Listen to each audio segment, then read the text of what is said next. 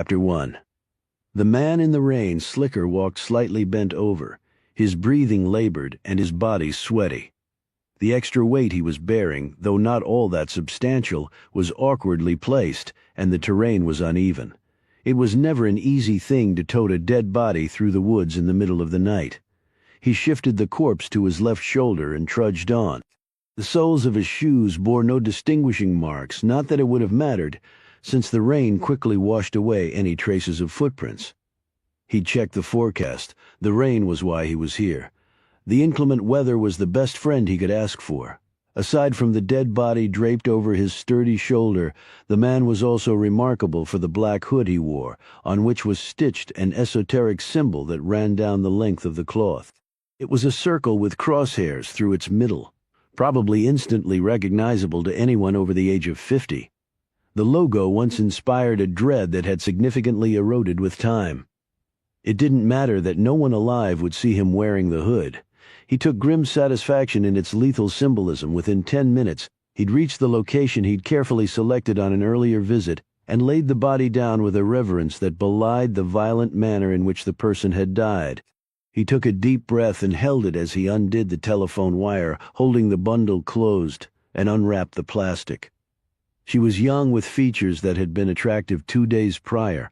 The woman was not much to look at now. The soft blonde hair fell away from the greenish-tinged skin, revealing closed eyes and bloated cheeks. Had the eyes been open, they might have still held the startled gaze of the deceased as she endured her own murder, an experience replicated roughly 30,000 times each year in America. He slid the plastic all the way free and laid the woman on her back.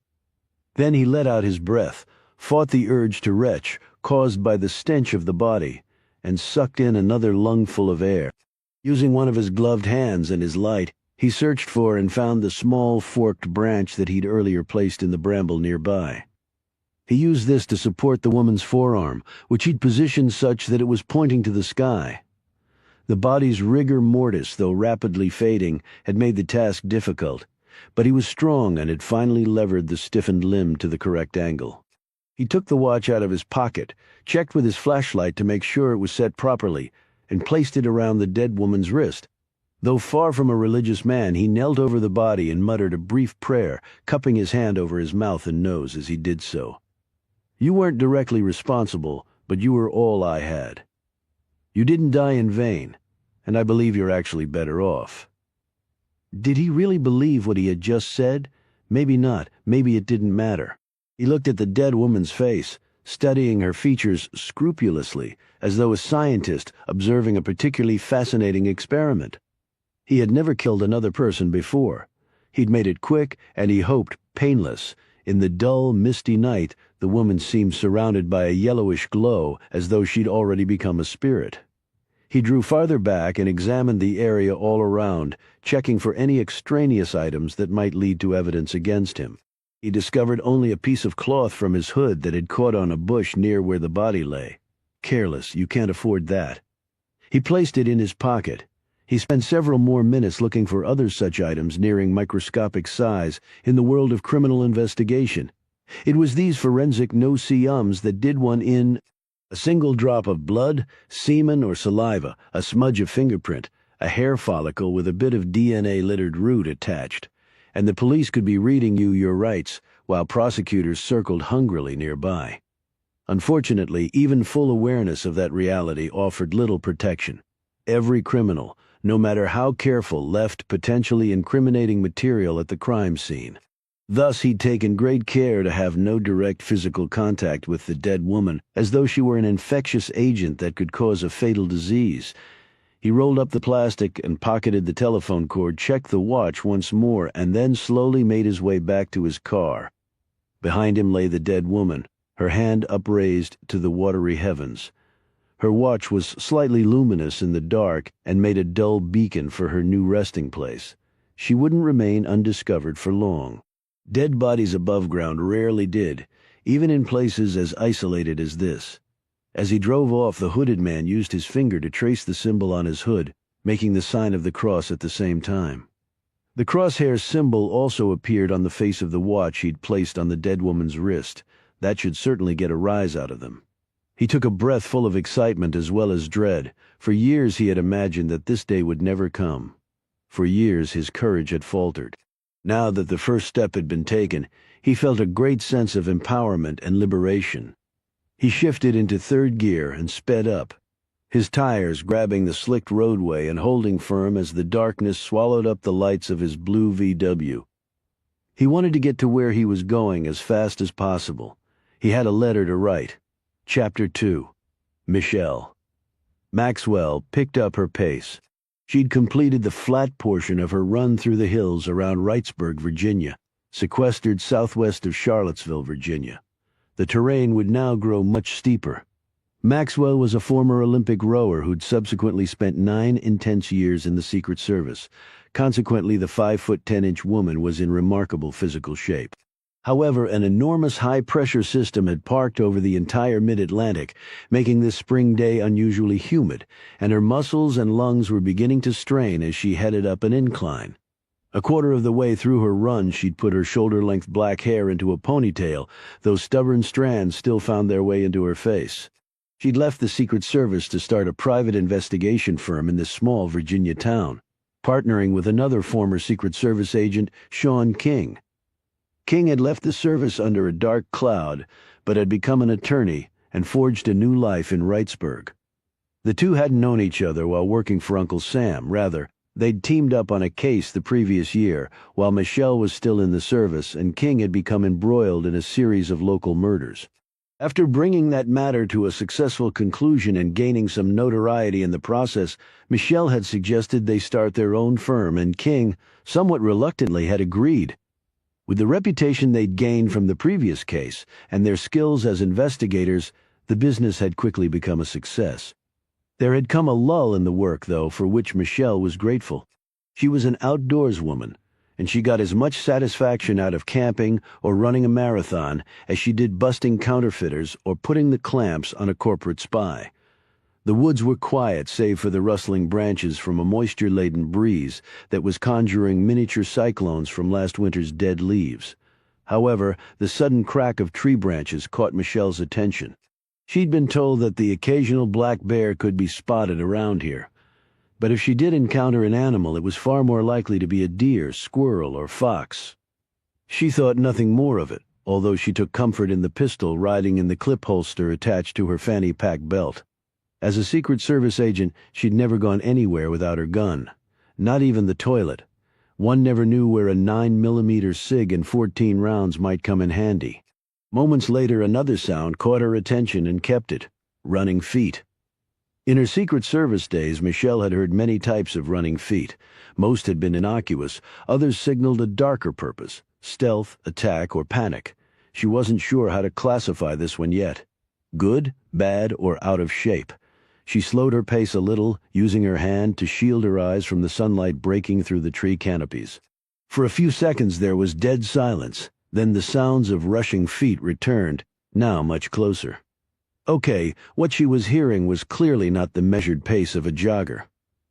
There was a level of fear in the rushed and unsteady-sounding footfalls. Off to her left now, it seemed, but she couldn't be sure.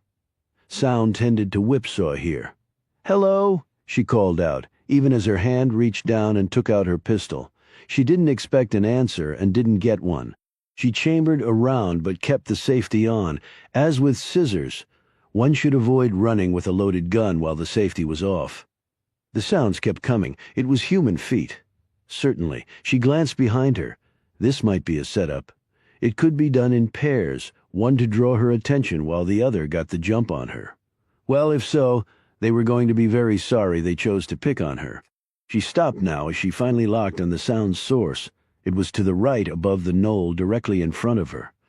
The breathing was accelerated, the rush of legs, the crashing of underbrush seemed frenetic. In another few seconds, whoever it was would have to clear the rim of dirt and rock. Michelle slipped off her gun's safety and took up position behind a wide oak tree. Hopefully it was only another jogger and the person wouldn't even be aware of her armed presence. Dirt and pebbles shot out over the edge of the knoll, heralding the arrival of the source of all the commotion. Michelle braced herself, both hands glued around her pistol grips, ready if necessary to put a bullet between someone's pupils. A young boy burst out from the top of the knoll, was suspended in space for an instant, and then with a scream tumbled down the slope. Before he hit bottom, another boy, a little older, came into view at the knoll's crest, but caught himself in time and merely slid down the slope on his butt, flopping next to his companion. Michel would have thought they were just horsing around, except for the look of utter terror etched on both their faces. The younger one was sobbing, his face streaked with dirt and tears. The older boy pulled him up by the scruff of his shirt, and they took off running, both their faces crimson with accelerated blood flow. Michel holstered her gun, stepped out from behind the tree, and held up her hand. "Boys, stop!" The pair screamed and shot around on either side of her in a blur. She spun around, grabbed for one, but missed. She called after them. "What's wrong? I want to help you." For an instant she contemplated sprinting after them, but despite her Olympian background, it wasn't certain she could catch two young boys whose feet were apparently jet-fueled by sheer fright. She turned back around and looked toward the top of the knoll. What could have scared them that badly?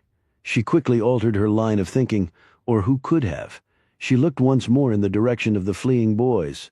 Then she turned back and cautiously made her way up in the direction the kids had come from. Okay, this is getting a little dicey. She thought about using her cell phone to call for help, but decided to check things out first. She didn't want to call the cops in, only to discover the boys had been spooked by a bear. At the top of the knoll, she easily found the path the two had used. She slipped through the narrow trail erratically carved by their frantic flight.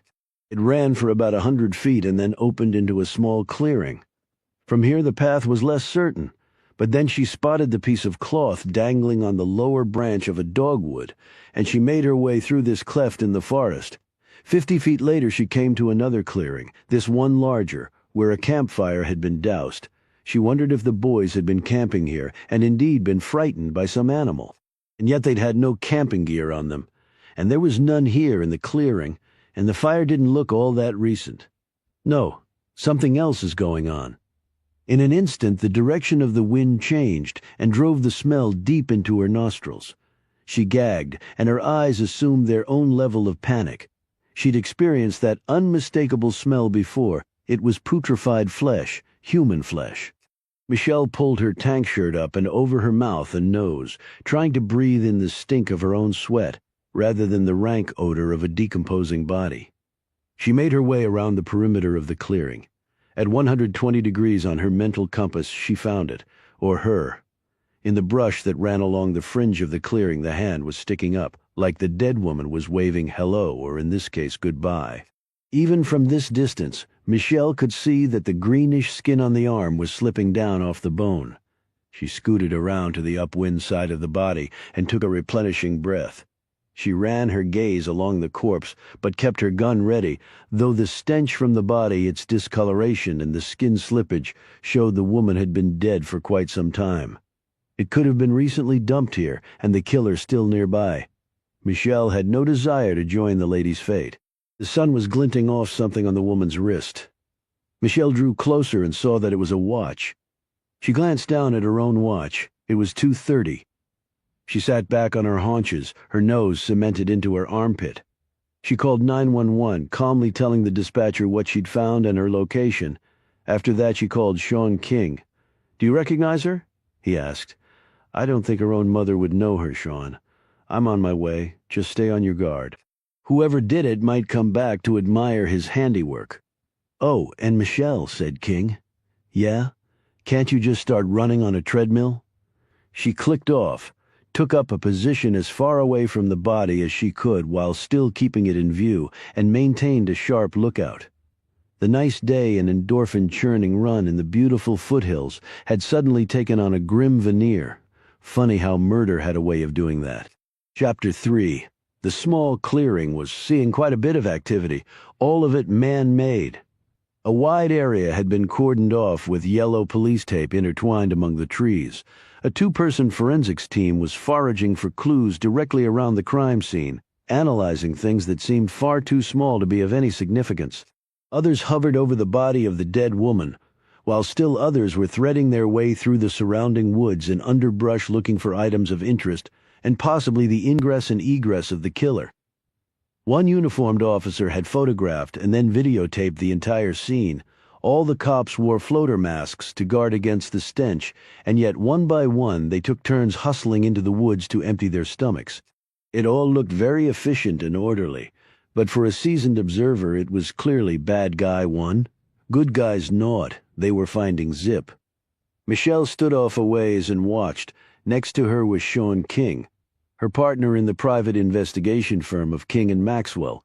King was in his 40s, 3 inches taller than the 5'10" Michelle, and had short dark hair graying at the temples. He was trim and broad-shouldered, but had gimpy knees and a shoulder that a bullet had ripped into years ago during an arrest that had gone awry while he was working a forgery investigation as a Secret Service agent.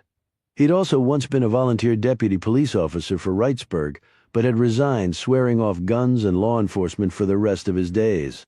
Sean King had suffered through several tragedies in his life. A disgraceful end to his Secret Service career after a candidate he'd been guarding was assassinated right in front of him. A failed marriage, an acrimonious divorce, and most recently a plot to frame him for a series of local murders that had dredged up the painful details of his last days as a federal agent. These events had left King a very cautious man, unwilling to trust anyone, at least until Michelle Maxwell hurtled into his life. Though their relationship had started off on very rocky ground, she was now the one person he knew he could absolutely rely on. Michelle Maxwell had started life at a dead run, streaking through college in 3 years, winning an Olympic silver medal in rowing and becoming a police officer in her native Tennessee before joining the Secret Service. Like King, her exit from the federal agency hadn't been pleasant. She'd lost a protectee to an ingenious kidnapping scheme. It was the first time in her life she had failed at anything, and that debacle had nearly destroyed her. While investigating the kidnapping case, she had met King. At first she'd taken an instant dislike to the man. Now, as his partner, she saw Sean King for what he was, the best pure investigative mind she had ever been associated with, and her closest friend. Yet the two could not have been more different. While Michelle craved adrenaline highs and pushing her body to the limit with intensive, lung and limb-shocking physical activities, King preferred spending his leisure time hunting for appropriate wines to add to his collection, dabbling and owning the works of local artists, reading good books as well as boating and fishing on the lake that his home backed to. He was an introspective man by nature. He liked to think things out thoroughly before taking action. Michelle tended to move at warp speed and let the pieces fall where they may. This partnership of supernova and steady glacier had somehow flourished. "Did they find the boys?" she asked King. He nodded. "I understand they were pretty traumatized." "Traumatized? They'll probably need therapy all the way through college." Michelle had already given a detailed statement to the local police, in the person of Chief Todd Williams. The chief's hair had become noticeably whiter after her and King's first adventure in Wrightsburg. Today his features held a resigned expression, as though murder and mayhem were now to be expected in his tiny hamlet. Michelle watched as a slender and attractive red-haired woman in her late 30s, carrying a black satchel and a rape kit, arrived on the scene, knelt down and started examining the body. "That's the deputy medical examiner assigned to this area," King explained. "Sylvia Diaz." "Diaz, she looks more like Maureen O'Hara. George Diaz was her husband. He was a very noted surgeon in the area.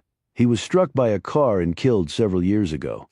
Sylvia used to be a professor of forensic pathology at UVA. Now she's a physician in private practice. And a deputy ME on the side. Busy woman? Any children?" "No, I guess her work is her life," said King. Michelle put her hand up to her nose as the direction of the wind changed yet again, flinging the stench of the body directly at them. "Some life," she said. "God, she isn't even wearing a mask, and I'm about to hurl from back here." 20 minutes later, Diaz rose, spoke with the police, popped off her examination gloves and started snapping pictures of the body and surrounding area. Finished with that, she stowed her camera and started to walk away when she noticed King. She smiled warmly and headed toward them. Michelle whispered, "And you forgot to tell me that you two dated?" King looked at her, surprised. "We went out a few times a while back. How'd you know that?" "After spending close-up time with a dead body." "You don't get a smile like that unless there was a prior relationship. Thanks for the astute observation. But be nice. Sylvia's really wonderful.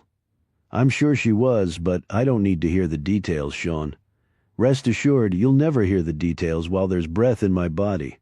I see you're being quite the Virginia gentleman. No, I just don't want to be critiqued. Chapter 4, Sylvia Dees gave King a hug. That lingered a bit past friend's status, Michelle felt. And then King introduced the two women. The deputy medical examiner looked at Michelle with what the latter perceived as an unfriendly gaze. I haven't seen you in a while, Sean, Sylvia said, turning back to him. We'd been swamped with investigative work, but things have finally slowed down. So, Michelle broke in, do you have a cause of death on our corpse yet? Sylvia looked at her with a surprised expression. That's not really something I can discuss with you. I was just wondering, said Michelle innocently, since I happen to be one of the first on the scene. I guess you won't know for sure until you do the post. You'll be doing the autopsy here, won't you? Asked King. Sylvia nodded. Yes, although suspicious deaths traditionally were sent over to Roanoke. Why no longer? Asked Michelle. There used to be 4 official facilities certified to conduct autopsies in the state: Fairfax, Richmond, Tidewater, and Roanoke. However, due to the generosity of John Poindexter, a very wealthy man who was also a past Speaker of the House in the State General Assembly, we now have a certified forensics substation right here. Strange donation, a morgue, said Michelle. Poindexter's daughter was killed here years ago. Wrightsburg falls on the jurisdictional line between the medical examiner's office in Richmond and the Western District office in Roanoke. Because of that, there was a fight over which office would perform the autopsy. Roanoke finally won out. But during the transfer of the body, the vehicle was involved in an accident, and vital evidence was lost or compromised. Consequently, the girl's killer was never caught, and as you can imagine, her father was not very happy. When Poindexter died, his will left the money to build a state-of-the-art facility. Sylvia glanced over her shoulder at the body. But even with a state-of-the-art facility, the cause of death on this one might be tricky. Any idea on how long she's been dead? Asked King. A lot depends on the individual environmental factors and degree of decomposition. With a body dead this long, the post-mortem may give us some idea of a time frame, but that's all. I see some of the fingers have been chewed off, said King. Animals clearly? Sylvia added thoughtfully, but still there should have been more signs of invasion. They're trying to get an ID on her now, King said. What do you make of the hand posed like that? Afraid that's for the official detectives, not me. I just tell them how the victim died and collect any evidence during the post that might be useful.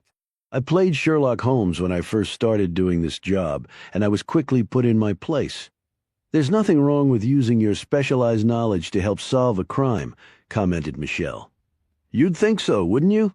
Sylvia paused and said, I can tell you that the arm was braced up by the stick and that it was done deliberately. Beyond that, I'm out of ideas.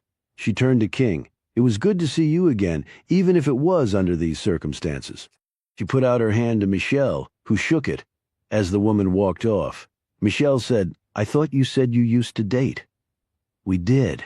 It's been over a year now. I'm not sure she got the message. I really appreciate the insight. Maybe you can read my palm next? You ready to go? Or do you want to finish your run? Thanks, but I've had enough stimulation for one day. As they passed close by the body, King stopped and stared at the hand that was still pointing to the sky. His face suddenly tense. What is it? Michelle asked, watching him closely. The watch, he said. She glanced at it, now seeing that it was set to 1 o'clock and didn't appear to be running. What about it, Michelle? It's a Zodiac watch. Zodiac? Something tells me we're going to see this person's work again, said King.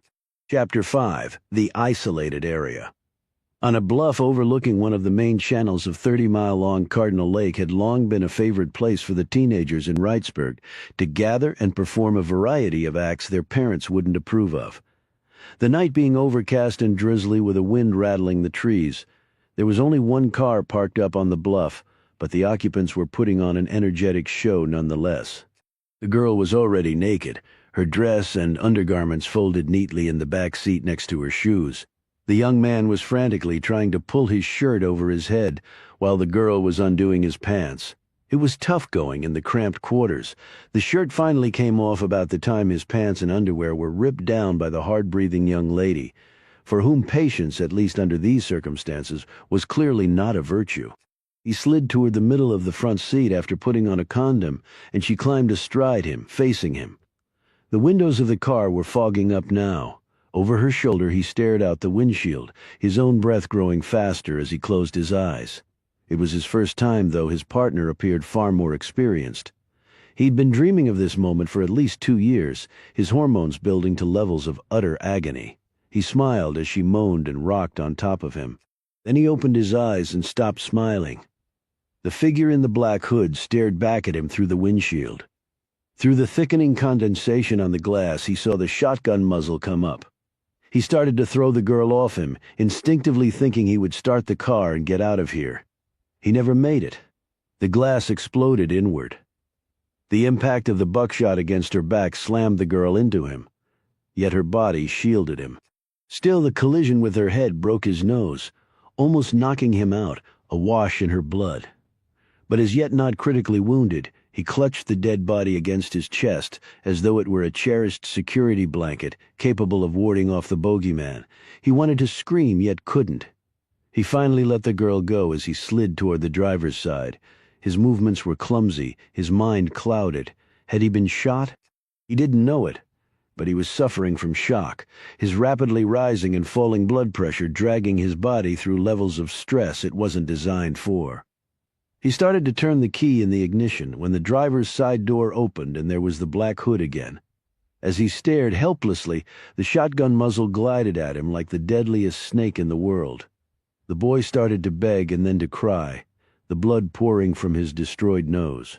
He inched back away from the gunman until he bumped against the girl's body. "Please," he wailed. "No, God, no!"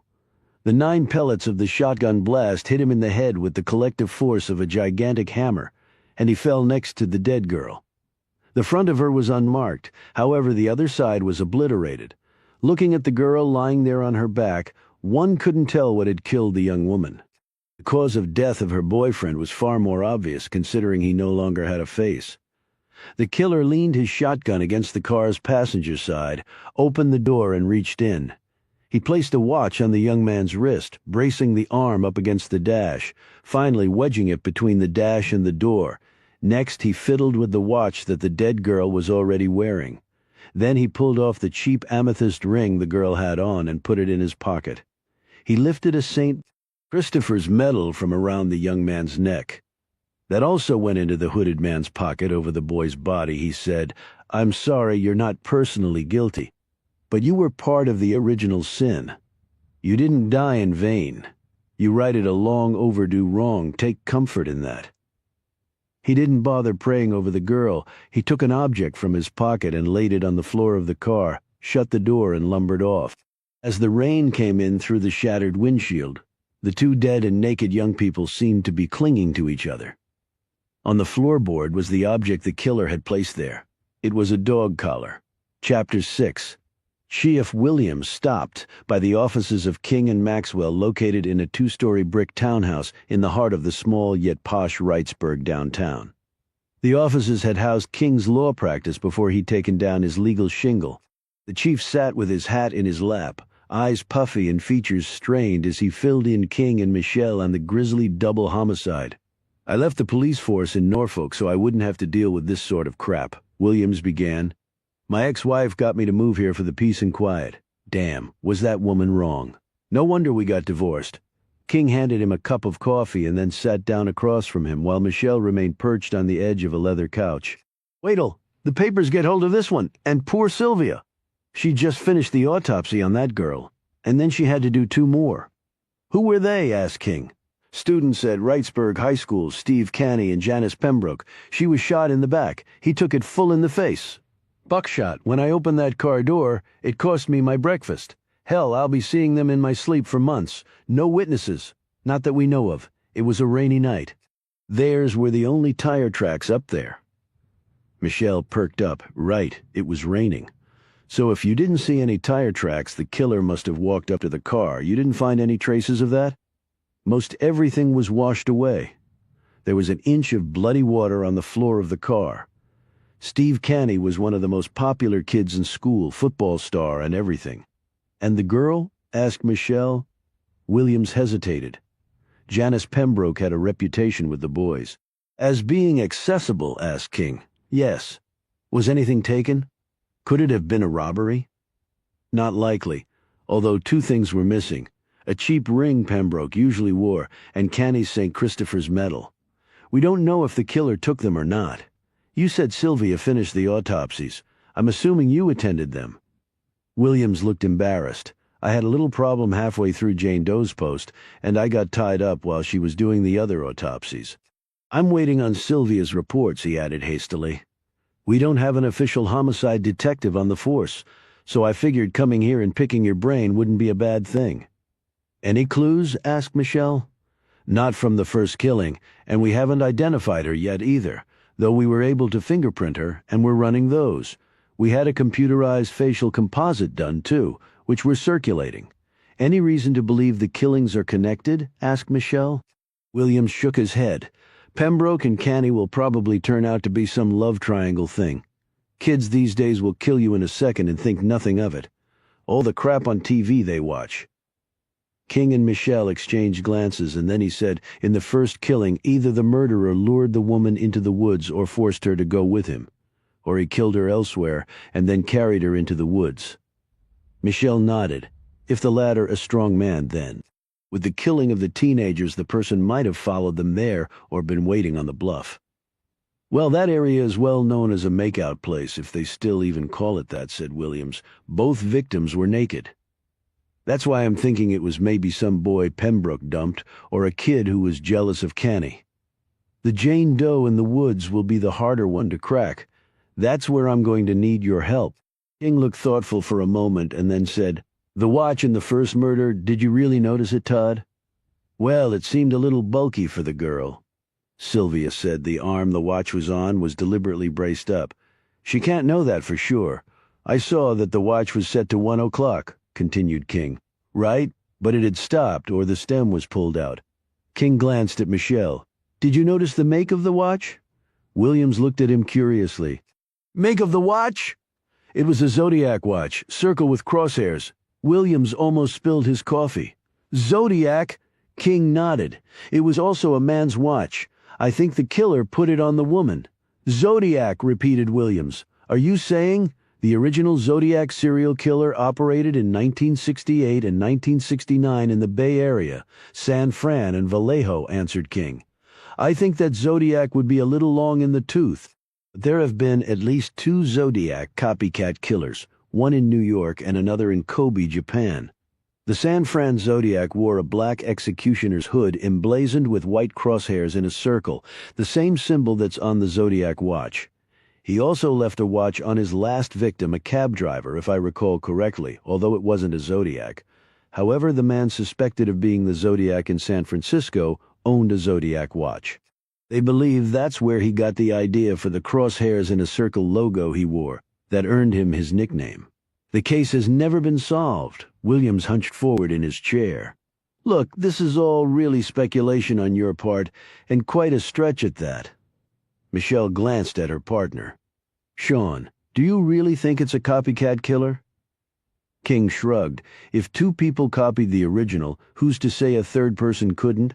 San Francisco Zodiac wrote to the newspapers in code, one that was finally broken. The coded letters revealed that the killer was motivated by a short story titled The Most Dangerous Game. It's a story about hunting humans. A game about hunting humans, Michelle said slowly. King asked, Did either of the bodies in the car have a watch on? Williams frowned. Wait a minute, Sean. Like I said, they're totally different killings. Shotguns and... Well, I still don't know how Jane Doe died, but it wasn't by buckshot, that's for damn sure. But what about the watches? Okay, both the kids had watches on. So what, is that a crime? And you didn't notice if they were Zodiacs? No, I didn't. But then I didn't notice it on the Jane Doe either. He paused and considered something. Although Canny's arm was sort of leaning against the dash. Sort of braced up, you mean? Maybe, Williams said warily. But he got hit with a shotgun blast. No telling how that would have blown him back. Were both watches running? No. What was the time on Pembroke's watch? 2 exactly. I think so. And Canny's watch. Williams pulled out his notebook and turned some pages until he found it. 3, he said nervously. Had the watch been hit by the buckshot? I'm not sure, replied Williams. I guess Sylvia can tell us that. The girls? Looks like a piece of glass from the windshield hit it. Yet her watch read 2 and Canny's 3, said Michelle. If the girl's watch stopped at 2 when she was killed by the shotgun blast, how could the boys have stopped at 3 without being struck by anything? Williams continued to be defensive. Come on, except for this watch business, which isn't all that convincing, I don't see any connection at all. Michelle shook her head stubbornly. First killing was number 1. Jennifer Pembroke's was number 2, and Steve Canny was victim number 3. That can't be coincidental. You really need to see if the watches on Steve Canny and Jennifer Pembroke were Zodiacs, King told Williams, with a sense of urgency in his voice. Williams used his cell phone to make some calls. When he finished, the police chief looked confused.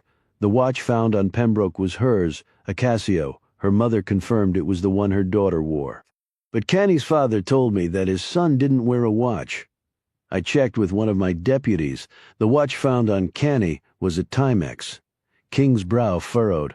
So no Zodiac watch, but Canny's was possibly planted by the killer, as it probably was in the first killing. As I recall, the San Fran Zodiac also committed a Lover's Lane killing. Most or all of his killings were also near bodies of water or places named after water. The Bluff Canny and Pembroke were killed on Overlook's Cardinal Lake, said Williams grudgingly. And Jane Doe wasn't that far from the lake, said Michelle. You just had to go over the crest of the hill she was on, and there's a cove right there. What I would do, Todd, said King, is start working the Zodiac watch connection. The killer had to get the watch from somewhere. Williams was looking down at his hands, his brow furrowed. What is it? Asked Michelle. We found a dog collar on the floorboard of Canny's car. We just assumed it belonged to Canny, but his father just told me that they don't own a dog. Could it have been Pembroke's? Asked King, but Williams shook his head. They all sat there puzzling this over when the office phone rang. King went to answer it and returned with a pleased expression. That was Harry Carrick, retired state Supreme Court Justice, now country lawyer.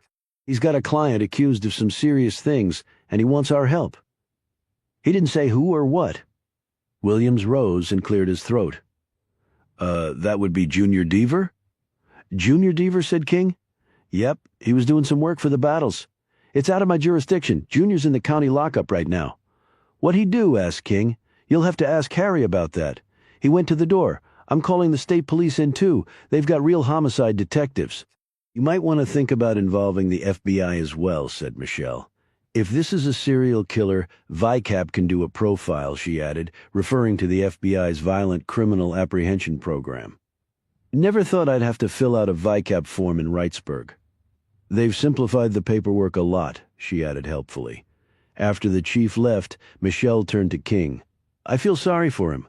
We'll do what we can to help. She sat back. So who your Junior Deaver in the Battles? Junior's a good old boy who's lived here all his life. On the wrong side of the tracks, you could say. The Battles are a different story. They're the wealthiest family by far around here. They're everything you'd expect to find in a good old Southern family. Meaning what exactly? Meaning they're, well, charming, quirky, slightly eccentric? You mean crazy, said Michelle. Well, every family's crazy, Michelle interrupted. Some just show it more than others. I think you'll find the Battles are right at the top of the list in that regard. Chapter 7. Harry Lee Carrick lived on a large estate on the eastern edge of Wrightsburg. As they drove over, King filled in Michelle on the jurist-turned-practicing attorney. He was a lawyer here years ago, and then went on the local circuit court, and then on to the state Supreme Court for the last 2 decades. In fact, he swore me into the Virginia State Bar. His family goes back about 300 years in the Commonwealth. You know those Lees. He's well over 70, but sharper than ever. After he left the bench, he came back here, settled down at the family estate.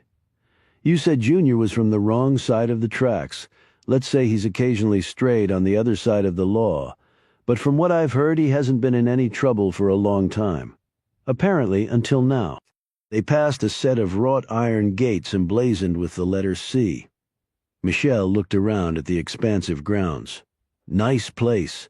Harry's done well for himself, and his family certainly had money. Married?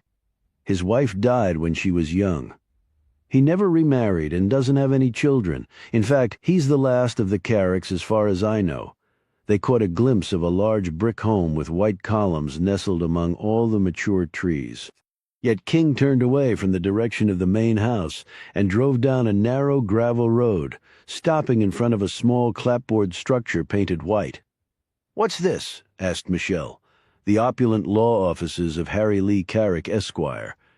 They knocked on the door, and a pleasant-sounding voice called out, "Come in!" The man rose from behind the large wooden desk, his hand outstretched.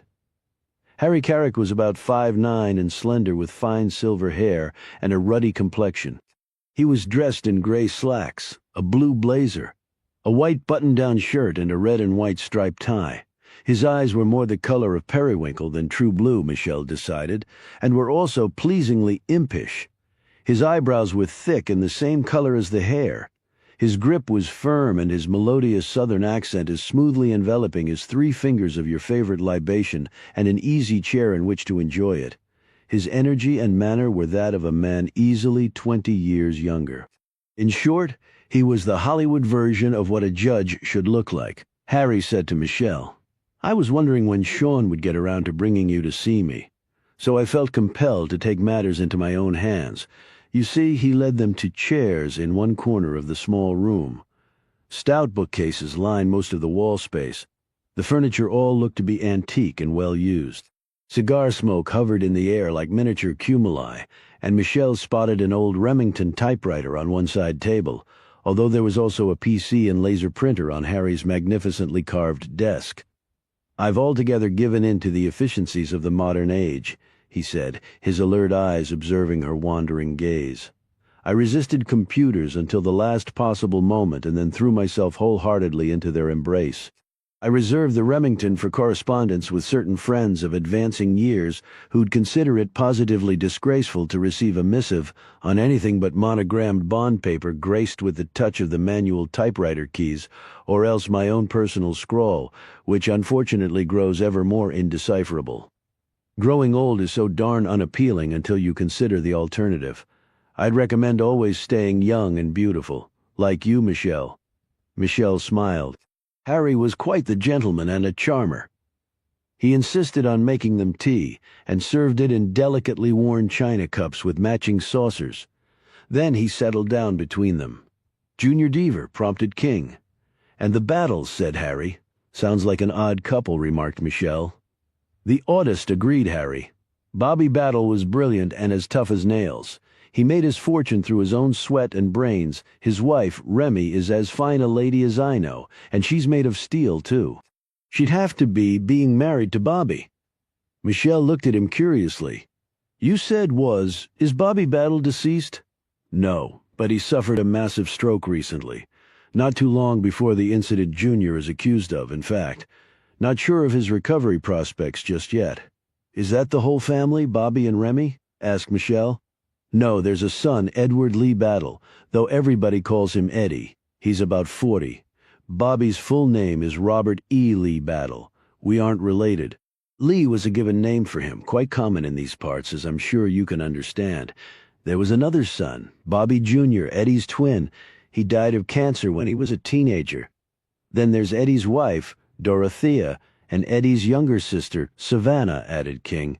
"She just finished up college? I understand. You said Eddie's about 40 and yet Savannah just graduated from college?" asked Michelle. Harry said, "Well, Savannah was somewhat of a surprise. Remy was over 40 when that little bundle of joy arrived. Ironically, Remy and Bobby were separated for some time before Savannah was born and looked headed toward divorce." "What was the problem?" asked King. "Remy caught him with another woman, a prostitute. It wasn't the first time Bobby had an appalling affinity for those types. That was all hushed up back then. I really thought that was going to be the last straw, but then they patched things up." "A baby will do that for you," said King. "Do they all live together?" asked Michelle. Harry shook his head. "Bobby, Remy, and Savannah live in the big house. Eddie and Dorothea live next door in what was the estate's carriage house, but which is now a separate piece of property. I've heard rumors that Savannah may move away. I imagine some of her trust fund is due upon her college graduation, said King, and probably none too soon for her, said Harry. I take it she doesn't get along with her parents, said Michelle. Let's put it this way. Bobby was very much an absent father, and she and Remy are both strong, independent women, meaning they don't agree on much. What do Eddie and Dorothea do? Asked Michelle. Harry answered. Eddie's a professional artist and avid Civil War reenactor. Dorothea has her own real estate firm and does quite well. Harry gave Michelle a mischievous grin. Folks in the battle's social circle change domestic partners at an alarming rate and thus are often in the market for new and ever more luxurious housing. While good to Dorothea's pocketbook, it must give the woman fits, remembering who's with whom on a day-to-day basis. Sounds a little like Peyton Place, said Michelle. Oh, we left Peyton Place in the dust years ago, said Harry, and now we come to Junior, added King. Harry put down his teacup and reached for a file on his desk. Junior was doing some construction work for the battles, specifically work in Remy's bedroom closet. He's good. He's even done some work for me here, and for lots of people in the area. And the crime he's accused of? Asked King. Burglary? There was a hidden cupboard in Remy's closet where she kept jewelry, cash, and other valuables. It was burglarized and the contents emptied, and there was also a secret cache in Bobby's closet that was broken into. About $200,000 worth, I understand, including, unfortunately, Remy's wedding ring, said Harry. As he gazed through the file, he added, And hell hath no fury like a woman shorn of her wedding ring. And they suspect Junior because he was doing work there? Asked Michelle. Well, a certain amount of evidence seems to pin him to the crime. Like what? Asked King. Harry ticked the points off on his fingers. The burglar accessed the house through a third-story window. The window was forced and a tool mark was left as well as a bit of metal from the tool that was matched to a crowbar owned by Junior. He also owns a ladder that would reach that window. In addition, they found shards of glass in the cuffs of a pair of his pants. They can't definitively match the glass found to the window at the battles, but it's similar. Both are tinted. You said? He forced the window, said King. Where'd the glass come from? Part of the window broke when it was forced. I suppose the theory is he got the shards when climbing through the opening. Next we have shoe prints found on the hardwood floor in Remy's bedroom. They match a pair of boots found at Junior's. There was some building material found on the floor of Remy's closet. Drywall powders, cement, wood dust, the sort of thing Junior would have had on his shoes, considering the line of work he's in. There was also some soil found there that has been matched to the ground outside of Junior's home. Similar evidence was also found in Bobby's bedroom and closet. So they maintained separate sleeping quarters? Asked Michelle. Harry raised a single thick eyebrow. Knowledge that I'm sure Remy would have preferred to keep private? Okay, that's all incriminating but still circumstantial, said King. Well, there's yet another piece of evidence, or I suppose I should say two pieces, a glove print and a fingerprint that match Junior's. A glove print, said Michelle. It was a leather glove, answered Harry, and those have definitive lines and such, just like a fingerprint, or so they tell me. But if he was wearing gloves, how did one of his prints show up? Asked King. Presumably it had a hole in one of the fingers, and Junior owned such a glove. King stared at Harry. What's Junior's story? Junior declares his innocence vigorously. He was working by himself until the early morning hours at a new house he's building for him and his family over in Albemarle County. He saw no one, and no one saw him. So there goes any alibi. When was the burglary discovered? Asked King. Remy found it around 5 in the morning after she got home from the hospital. She was in her bedroom around 8 the night before, and there were people in the house until around 11 or so. So the crime probably took place between, say, midnight and 4, clearly within the hours Junior says he was working alone on the house. And yet with all that, said Michelle, you think he's innocent, don't you? Harry met her gaze. I've represented people who were guilty before. That comes with the territory. As a judge, I've seen the culpable go free and the innocent occasionally locked up, and I've usually been powerless to do anything about it. Now, with Junior, my firm belief is that he didn't commit this crime for one simple reason. The poor fellow would no more know what to do with $200,000 worth of cash, bearer bonds, and jewels than I would trying to row my way to an Olympic silver medal in women's fours and coxswain. Michelle looked surprised because, while in college, she'd done that very thing. "Yes, my dear," said Harry apologetically. "I researched you. I hope you don't mind." He patted her hand and continued. "Junior's being an incompetent thief is clearly established. Case in point, years ago he stole some truck batteries from a local auto repair shop. Only he didn't bother to take them out of the bed of his truck when he went to that very same auto repair shop to have his truck worked on. That little blunder cost him 6 months in jail and demonstrates his lack of skill in the felony business." "Well, maybe he's gotten better over the years," said King. "He's doing the best he's ever done with his contracting business. His wife makes good money. They're building a new house in Albemarle. Why attempt a burglary at the Battles? Maybe with the new house they needed some extra cash. But if he didn't do it, someone is trying hard to implicate him." "Why?" said King. Harry was ready for that query. He was working there, so he'd be suspected. The person could have gotten his tools, shoes, pants, and gloves from the trailer home Junior and his family are living in now. It's in the middle of nowhere, and there's often no one there, he added. Although the fingerprint is the most troubling, it would take an experienced person to forge that. "What's his family like?" asked Michelle. 3 children, the oldest around 12. His wife is Lulu Oxley." "Lulu Oxley?" repeated Michelle. "She's the manager at a gentleman's club called the Aphrodisiac. Actually, she told me she now also owns a piece of the business." "You're kidding," said Michelle. "The Aphrodisiac. I've heard it's actually quite nice inside, you know, not just a sleazy bar with topless dancers." Harry added quickly, "Though I've never been there, of course." "That's right," said King. Michelle looked at him. "Please don't tell me you've been there." He hesitated, looked uncomfortable, and then said, "It was just one time. A bachelor's party for a friend." "Uh-huh," said Michelle. King sat forward. "Okay, maybe Junior didn't mastermind the thing, but what if someone else did? That person knew Junior had access to the Battles mansion and enlists him to do it. The physical evidence is pretty damning, Harry." Harry was not deterred. There is evidence against him, too much in fact. King didn't look convinced. "Okay, what do you want us to do?" "Talk to Junior, get his story, visit the Battles. All right. Suppose we check it all out and nothing pops. Then I'll talk to Junior. If he still maintains his innocence, I really have no choice but to move forward. However, if the Commonwealth offers a reasonable plea deal, well, I'll have to address it with Junior. He's been in jail before, he has no desire to return." He handed King a file with all the particulars. They shook on it, and Harry turned to Michelle and took her hand. "And I have to say that finally meeting this charming young woman was well worth any price you might charge." "You're going to make me blush, Harry. I'll take that as quite a compliment." As they left Harry and walked outside, Michelle said, "I love that man. Good. Because meeting him may be the only positive thing that comes out of this." His cell phone rang. A minute later he clicked off. That was Todd. "Let's go," he said. "Where to?" asked Michelle. "A real fun place called the Morgue." Chapter 8. The pale blue 1969 VW puttered down one of the feeder roads leading to downtown Wrightsburg. The man driving was dressed in jeans and a white button-down shirt with loafers on his feet.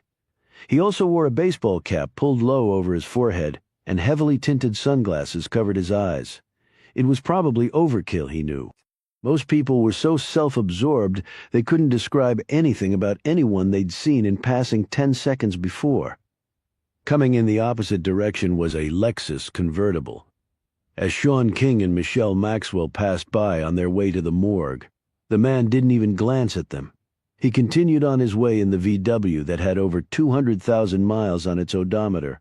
The Bug had come off the assembly line, a canary yellow. It had been painted many colors since it had first been stolen years ago, and had gone through at least 10 sets of license plates. Along the way, its VIN had been expertly altered. Like a cleansed gun, it was now virtually untraceable. He loved it. Serial murderer Theodore Ted Bundy had also favored VW Bugs in killing sprees that took him from coast to coast before he was executed. He often referred to the amount of cargo he could carry in the Bug with the back seat removed, cargo that had once been living, female and human. Bundy also applauded the Volkswagen's incredible gas mileage. He could slaughter and flee easily on one tank of fuel. The man made a right-hand turn and pulled into the parking lot of the upscale shopping mall frequented by many of the people who lived in tiny yet very affluent Wrightsburg. It was said that Bundy and other serial killers of his ilk spent 24 hours a day plotting their next murders. It must have seemed easy to men like that. Bundy reportedly had an IQ of over 120, while the man behind the wheel of the VW possessed one north of 160. He was a member of Mensa. He did the New York Times crossword puzzle every Sunday with ease. He could have made a small fortune on Jeopardy, answering the questions before host Alex even finished asking them. However, the truth was, you didn't need to be a genius to hunt up suitable victims. They were everywhere. And these days it was far easier than in Bundy's time for reasons that might not seem so obvious to most people, but which were abundantly clear to him. He watched the old couple totter out of the supermarket and ease into their Mercedes station wagon. He wrote down the license plate number. He would run it later on the internet and get their home address. They were doing their own shopping, so they probably had no live-in help or grown children nearby. The make of the car was relatively new, so they weren't surviving solely on Social Security. The man wore a cap with the logo of the local country club. That was another potential gold mine of information he might later tap. He sat back and waited patiently. More prospects were sure to come in this busy shopping center. He could consume all he wanted without ever once taking out his wallet. A few minutes later, an attractive woman in her 30s came out of a pharmacy carrying a large bag.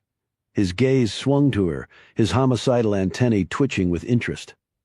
The woman stopped at the ATM next to the pharmacy, withdrew some cash, and then committed what should have been classified as a mortal sin for the new century. She tossed the receipt into the trash before climbing into a bright red Chrysler Sebring convertible. Her vanity plate read DEHJD. He quickly translated that to be her initials and the fact that she was a lawyer, the JD standing for Juris Doctor.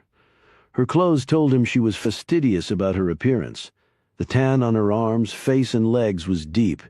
If she was a practicing lawyer, she probably had just come back from vacation or else had visited the tanning booth over the winter.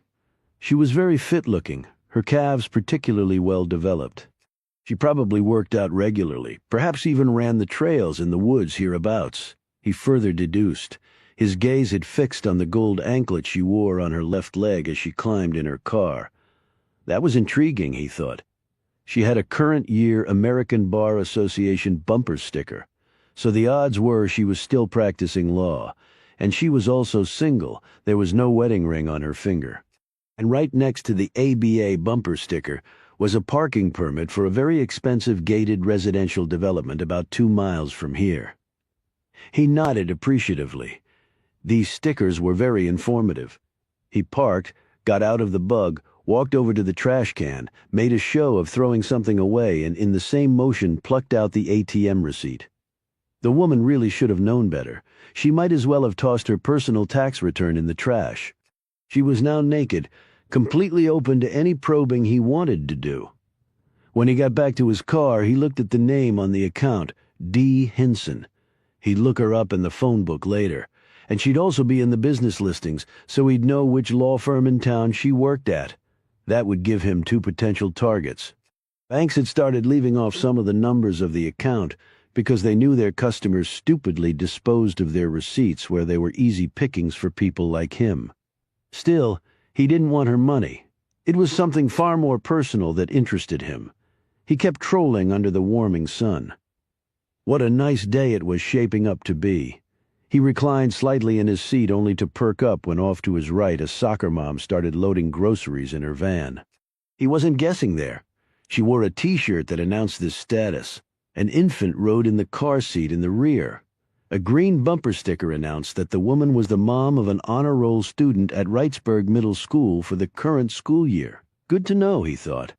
7th or 8th grader and an infant. He pulled into the space next to the van and waited. The woman took the cart back to the front of the store, leaving the baby completely unguarded. He got out of the Bug, leaned into the van's open driver's side window and smiled at the baby, who grinned back, chortling. The interior of the van was messy. Probably so was the woman's house. If they had an alarm system, they probably never turned it on. Probably forgot to lock all the doors and windows too. It was a wonder to him that the crime rate in the country wasn't far higher. What, with millions of idiots like her staggering blindly through life? An algebra book was in the back seat, the middle school child's, no doubt. Next to it was a children's picture book. So there was at least a third child. This deduction was confirmed by the presence of a pair of grass-stained tennis shoes in the rear floorboard. They looked to be those of a 5- or 6-year-old boy. He glanced in the passenger seat. There it was, a People magazine. He looked up. The woman had just slammed the cart back into the rack and had now paused to talk to someone coming out of the store. He reached in and drew the magazine toward him. Name and home address were on the mailing label. He already had her home phone number. She'd helpfully put it on the for sale sign on the window of her van. Another bingo. Her keys were in the ignition. He placed a piece of soft putty over the ones that looked like house keys, taking quick impressions. It made the breaking and entering part a lot easier when you didn't have to brake when you entered. A final home run. Her cell phone was in its holder. He looked up. She was still gabbing away. Had he been so inclined, he could have killed the kid, stolen all her groceries and torched the car, and the woman would never even know it until someone started screaming at the flames shooting into the sky. He glanced around. People were far too busy with their lives to notice him. He snatched the phone, hit the main screen button, and got her cell phone number. Then he accessed her phone book, took a digital camera the size of his middle finger from his pocket, and snapped pictures of screen after screen until he had all the names and phone numbers on her directory. He returned the phone, waved bye-bye to Baby, and slipped back into his car. He went over his list. He had her name, home address, and the fact that she had at least 3 kids and was married. The mailing block had been addressed to both Jean and Harold Robinson. He also had her home phone number, cell phone number, and the names and numbers of a host of others important to her, as well as impressions of her house keys. She and her lovely family belonged to me now. The woman came back to her van, climbed in, and drove off. He watched as she sped out of the parking lot, completely unaware that he'd become one of her intimates in the span of a few short minutes. He flicked a goodbye wave to the clueless soccer mom. "Maybe I'll be seeing you if you're extremely unlucky." He checked his watch. 3 potentials in less than 20 minutes. He breathed in the fresh air of the prosperous town of Wrightsburg, a town that had suffered a trio of brutal killings in quick succession. Well, they hadn't seen anything yet. Chapter 9. The Wrightsburg morgue was located on a quiet tree-lined street about 2 miles from the main downtown area. It was housed in part of a small 1-story building constructed of brick and glass and had builder-grade landscaping that had flourished with the recent wet weather. It could have housed any type of business. People passing by would never guess it was where dead bodies were brought to be cut open and worked on to determine what and or who had killed them. In the space right next to the morgue was a sign proclaiming that Dr. Sylvia Diaz, M.D., also had her medical office there. King's Lexus pulled into the parking lot, and he and Michelle got out. A moment later, a police cruiser drove in next to them, and Todd Williams hauled out his large body. He looked very unhappy as he tucked in his shirt tail and righted his pistol. "Let's get this over with," he grunted before storming ahead. "What's with him?" whispered Michelle. "I'll just take a flyer and guess he doesn't like looking at dead bodies." They asked for Sylvia Diaz at the front desk. The receptionist made a phone call, and a slender, bespectacled man appeared. In his late 20s or early 30s, the man sported a goatee and was dressed in scrubs. He introduced himself as Kyle Montgomery, Sylvia's assistant. "She's just finishing up," he said in a monotone voice, although his eyes widened at the sight of the statuesque Michelle. "She said to bring you back to her office." "How long have you worked here?" asked King. Kyle squinted at him suspiciously. "Why does that matter?" "I was just asking," he replied. "I'm a private guy," retorted Kyle. "I bet you went to UVA, didn't you?" asked Michelle. "What a great school," she added, smiling at him and drawing closer. King watched with an amused expression as his partner proceeded to use her feminine wiles to coax information out of Kyle. She very rarely did this, but King knew it could be very effective. Kyle probably had nothing important to divulge, but it was helpful to have information on all the persons involved in the investigation. Kyle quickly turned all his attention toward her. "Graduated pretty high up in my class," he said pompously. "I wanted to stay in the area, so I worked at UVA Hospital for a few years and then got my PA certification, but I got laid off from an oncology practice and the bills started mounting up. Then this job came open. Presto, I'm a morgue tech." "Thank you, God," he added sarcastically. "Michelle said it takes a very special person to do that sort of work." "Yeah, it does," Kyle said cockily. "But I'm also Dr. Diaz's physician's assistant in her medical practice next door. She's there now treating a couple of patients. She actually hired me for both positions. It's a little bit of a juggling act going back and forth, but at least the two offices are hooked together, and we don't have many deaths here that require autopsies." "Hey, but that might be changing, right? Lots of action all of a sudden. Wrightsburg is really growing up." "Yeah, baby." Kyle actually smiled at this Michelle. Williams and King exchanged disgusted glances as they followed him back. Sylvia's office was everything Michelle imagined it would be. Very neat and orderly, tastefully decorated, at least by morgue standards, with warm feminine touches here and there to help dispel the cold antiseptic atmosphere that dominated elsewhere in the building. On a coat rack near the door hung a woman's jacket, oversized bag and hat. On the floor next to the rack was a pair of dress shoes. "She's very particular." Michelle glanced over to see Kyle smiling at her. "The medical office is the same way, and Doc doesn't like to track stuff into the autopsy room, even though it's not like the most sterile place, pretty dirty in fact. We have a locker room where we put on scrubs and shields. But sometimes I think she'd rather change out here for fear of contaminating some piece of evidence. I say get a life." "Actually, it's nice to hear there are still dedicated people," said King stiffly. While Kyle hung by the doorway waiting for his boss, Michelle ran her gaze around the rest of the room. On the shelf behind Sylvia's desk were several photos of a man, either alone or with Sylvia. She picked one up and showed it to King with a questioning look. "That's George Diaz, her late husband," he explained. "She still has his pictures displayed at work. I guess she really loved the guy." "So, how come you're not still seeing each other? Were there issues?" she asked, in a playful tone. "You're my business partner, not my shrink," he shot back. A moment after Michelle put the photo back, Sylvia appeared in the doorway. "Thank you, Kyle," she said curtly. "Right," he said, and he and his superior smile marched off. "Does your assistant have a slight attitude, or is it just us?" asked King. Sylvia slipped off her lab coat and hung it on a hook on the door. Michelle took a moment to look the other woman over. A little under medium height, she was dressed in black slacks and a white linen shirt. She wore no jewelry, presumably because of her work.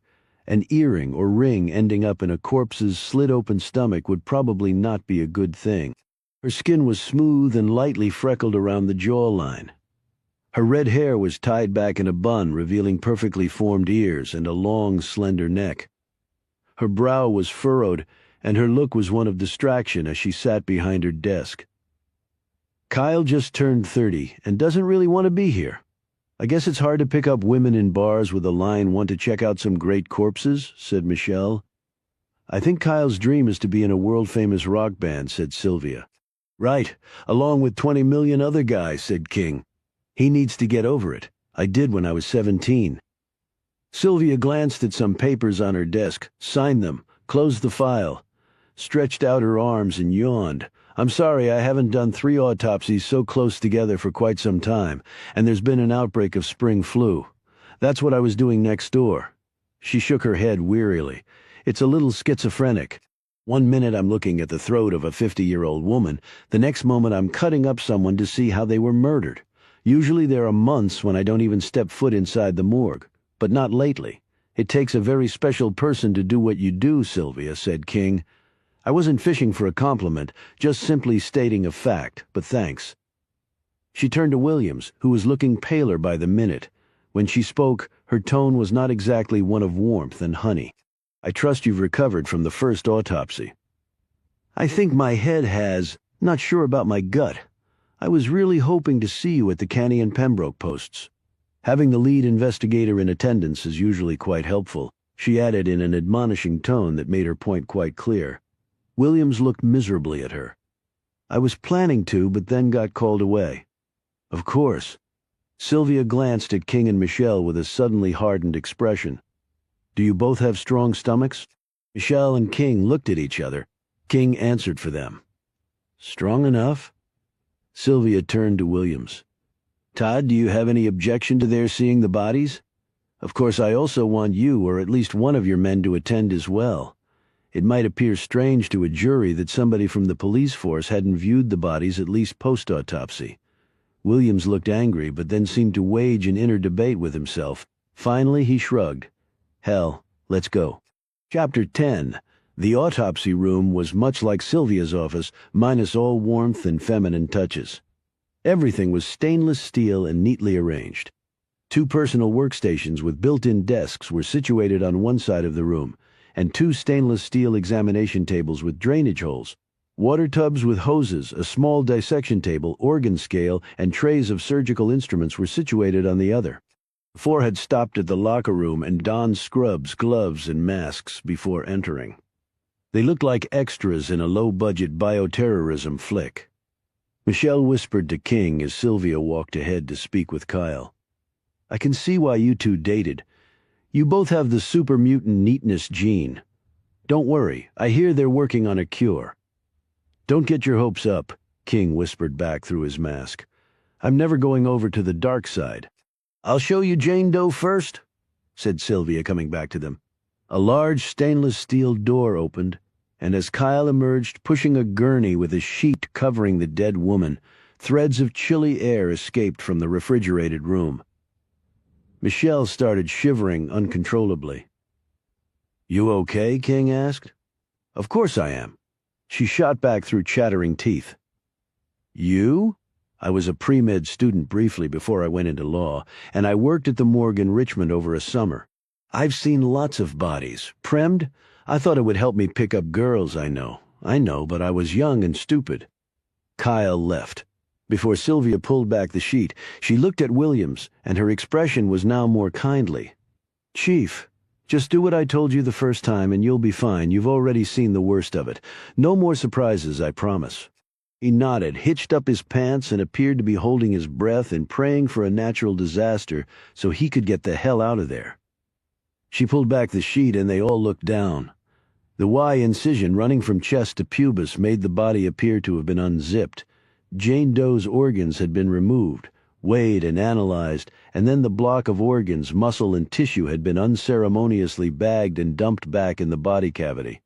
The incision that had opened the skull was not readily apparent from their viewing angle, though the face drooped like a doll whose supporting stitches had given way. The intermastoid incision is always an eye-opener, commented King dryly. I'm impressed, Sean, said Sylvia, staring at him. Williams looked like he wanted to strangle King, if he could only find the strength. The smell of the body was very intense in the small room. Michelle started to cover her mouth and nose even though they were masked. Sylvia quickly stopped her. This room is very dirty, Michelle. Germs everywhere, so don't touch your face with your hands. And trying to stop the smell that way only makes it worse. With malodors like this, your senses will go dead in about 2 minutes. Just keep breathing. She glanced at Williams, who, to his credit, was taking large, rapid breaths and had one hand pushed against his belly, as though trying to keep the contents in there right where they were. At the crime scene, your deputies kept running away to get fresh air and then coming back. The only thing they were doing was giving their sense of smell an opportunity to return. I know, said Williams between wheezes, puked all over their damn uniforms. We blew our whole laundry budget for the month. The police chief turned slightly green, yet bravely stood his ground. Michelle felt herself taking quick, jerky breaths, as Sylvia had said. Her sense of smell was beginning to vanish. She looked down at the body once more. I don't see any obvious wounds. Was it strangulation? She asked. Sylvia shook her head. I checked that first. I used a laser on the neck to look for ligature marks after none appeared evident under normal light. I thought there might be some hemorrhage into the muscles of the neck, but I didn't find any. And the hyoid bone and the thyroid and cricoid cartilages weren't fractured. They sometimes are in strangulation cases. She looked down at Jane Doe. We did the sexual assault workup. It came back negative. Whoever killed her didn't rape or sexually violate her because of the usual order of an autopsy.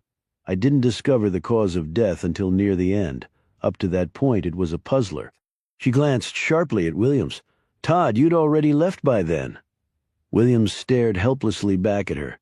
Damn it, Doc, I'm trying here, okay? Cut me some slack. Don't keep us in suspense, Sylvia. How did she die? Exclaimed King. And in stupid people language, if you can manage it. Sylvia picked up a long metal rod and levered open Jane Doe's mouth. A .22 caliber revolver was placed in her mouth and fired. The angle of the shot was about 75 degrees. The slug ended up lodged in her midbrain. I noticed some strange residue on her teeth. It wasn't from the discharge of the gun. That would have been a dead giveaway. The killer must have swabbed the teeth and mouth with a cleaning fluid to eliminate the evidence. The wound inside her mouth was sealed from the hot gases emitted when the gun was fired, basically cauterizing it.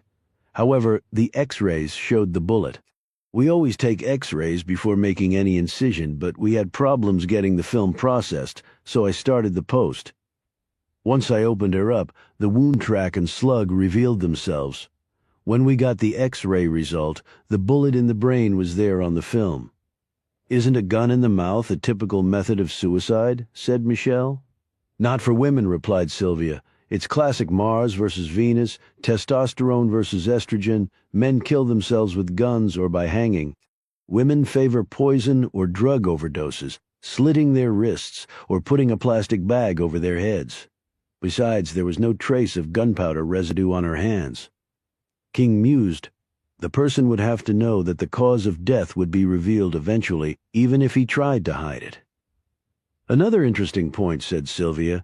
The woman was not killed in the woods. She was killed elsewhere, inside some structure, and her body was later transported to the woods.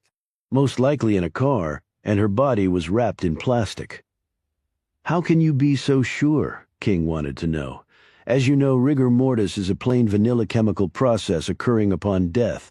It starts in the small muscles of the jaw and neck and bleeds downward to the larger muscle groups, the trunk and the extremities, and is usually complete within 6 to 12 hours. I say usually because there are various exceptions to that rule. Body types and environmental conditions can impact the timing. An obese person may not experience rigor at death, and while cold inhibits rigor's onset, heat accelerates it. The rigidity remains anywhere from 30 hours to 3 days and then disappears in the same order it appeared. Okay, what does that tell us? Asked Michelle. A lot. Jane Doe was a young woman, well-developed and nourished but not overweight. Rigor on her would have fallen within the normal parameters, absent extraordinary environmental forces. The ambient temperatures the night before she was found had dipped into the high 40s, which would have inhibited somewhat the rigor's progression. Well, rigor on Jane Doe was fully resolved and her body flaccid when I examined her at the crime scene.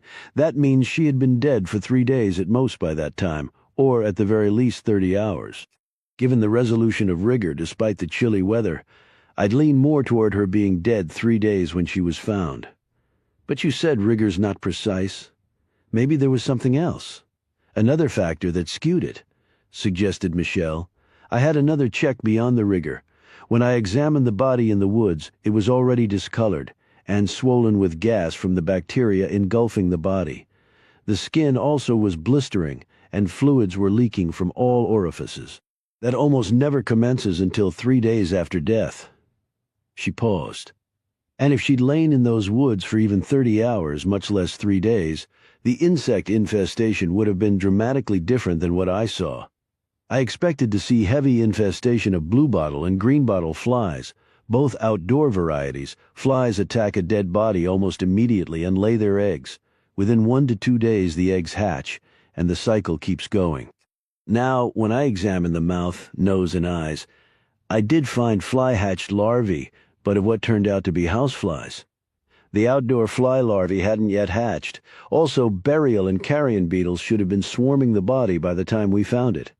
Nothing stops insects from doing their thing, and on top of that, after 3 days in those woods, wild animals should have attacked the body and removed large parts of the extremities. All that was missing were fingers.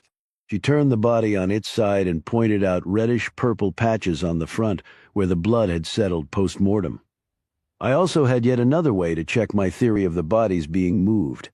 The position of the lividity really told me all I needed to know. As you can see, lividity gives the appearance of bruising with its darkish hues. However, here you can also see that the discoloration is on the front of the torso and the thighs and lower legs. The white streaks you see on the abdomen, lower chest and parts of the legs are where the body was lying against something hard, and the resulting pressure inhibited the process. She shifted the body so they could see the back of it. You can see that there is no such discoloration on the back or the backs of the legs. Conclusion: she was killed and then was laid face down, and the blood-settling process commenced. Lividity usually first occurs around 1 hour after death and is complete within 3 to 4 hours. If the body is moved within another 3 to 4 hours, the original discoloration may partially disappear and new ones form as the blood shifts again. However, fresh lividity patterns are not produced by position changes 12 hours after death because blood drainage becomes fixed at that time. She gently laid the corpse back down. My opinion is that she was killed indoors or perhaps in a car by the shot to the head. I believe her body remained indoors for at least 24 to 48 hours and then was taken to the place where it was discovered. She couldn't have been in the woods longer than 10 to 12 hours. And the transport by car and the plastic? Asked King. What was he going to do? Carry her in his arms down the road, said Sylvia. And neither I nor the police found any fibers on her clothing, the sorts of trace you would expect to see from the carpeting in a car or a car's trunk, and I didn't find any on the body. Plastic doesn't leave much, if any, residue, Michelle said. I found the body at around 2:30 in the afternoon. The boys would have seen it maybe minutes before that. Counting back, said King. That means the body would have been dumped there, using your 12-hour outside number, no earlier than 2:30 in the morning. Williams had stood in the background all this time, but now he stepped forward. Nice work, Sylvia. Wrightsburg is lucky to have you, he said. She smiled thinly at his praise. A post-mortem doesn't tell who committed the crime unless the killer left behind things like semen, saliva, or urine that we can test. The post just tells us how and what. Sylvia glanced at her notes and continued. As I said, there was no evidence of rape, no injury to the rectum or vagina, and she'd never had a baby. I'd put her age at about mid-20s and her health as physically sound. In life, she was a well-built woman about 5 feet 5 inches tall. She'd had breast implants and collagen injections in her lips, and she also had had her appendix removed. We'll know more when the toxicology screens come back in a couple of weeks. Sylvia pointed at Jane Doe's slit-open stomach. Todd, she was pierced on her belly button, perhaps for a belly ring, but there was none on the body. That might help you in identifying her. Thanks, I'll check it out. The only helpful identifying mark I found was this. She picked up a magnifying glass, lifted the sheet off the lower part of the body and held up one of the legs, positioning the glass at a spot toward the inside thigh, very near the woman's crotch. It's a little difficult to make out with the extensive discoloration of the body, but it's a tattoo of a cat. Michelle looked at the tattoo of the feline and the proximity of it to the woman's genitals and stood straight up. I really don't want to think about that connection. Damn, said Williams, reddening. I know not very ladylike, is it? Said Sylvia. She looked up as Kyle entered the room. There's another police guy out front, wants to talk to the chief here, Doc. Police guy? Her tone was a little strident. Try police officer. Right? This police officer wants to see the chief. Can you ask him to come back here? A malicious smile passed across the young man's features. That's the first thing I did, Doc. The police officer declined without explanation. Come to think, though, he looked a little green when I suggested it. I'll go out front, said Williams, and he hurried off with Kyle right behind. 5 minutes later, Williams returned with a nervous-looking uniformed patrolman in his wake, who was introduced by Williams as Officer Dan Clancy. Williams looked stricken. We might have an ID on the girl from the picture we circulated, he said, his voice trembling slightly as they all stared at him. Looks like she worked briefly at the Aphrodisiac. Exclaimed King. Williams nodded. As an exotic dancer. Her stage name was Tawny Blaze. Not real imaginative, I know. Her real name was Rhonda Tyler. He glanced at the paper in his hand. Tyler worked there for a while but left when her contract was up. Will the person who recognized the picture come down and attempt to make a positive ID? Asked Sylvia. Although with the state the body's in, I'm not sure that's possible, but if Williams cut in, that won't be necessary, Sylvia. Why not? She demanded. We were told she has a distinguishing mark. Williams looked embarrassed. It hit Michelle in an instant. A tattoo of a cat next to her. Williams's mouth gaped even as he nodded. Who was the person who provided the information? Asked King. The manager of the aphrodisiac Lulu Oxley. Now King's mouth gaped. Lulu Oxley? Junior Devers, Lulu Oxley? How many Lulu Oxleys do you know, Sean? Asked Williams. I know her too, said Sylvia. Well, we used to have the same gynecologist, Williams said. That's not all. We got a message from the Wrightsburg Gazette. They received a letter. What sort of letter? Asked Michelle nervously. A coded one, replied a very pale Todd Williams, with the mark of the zodiac on the envelope. Chapter 11. King accompanied.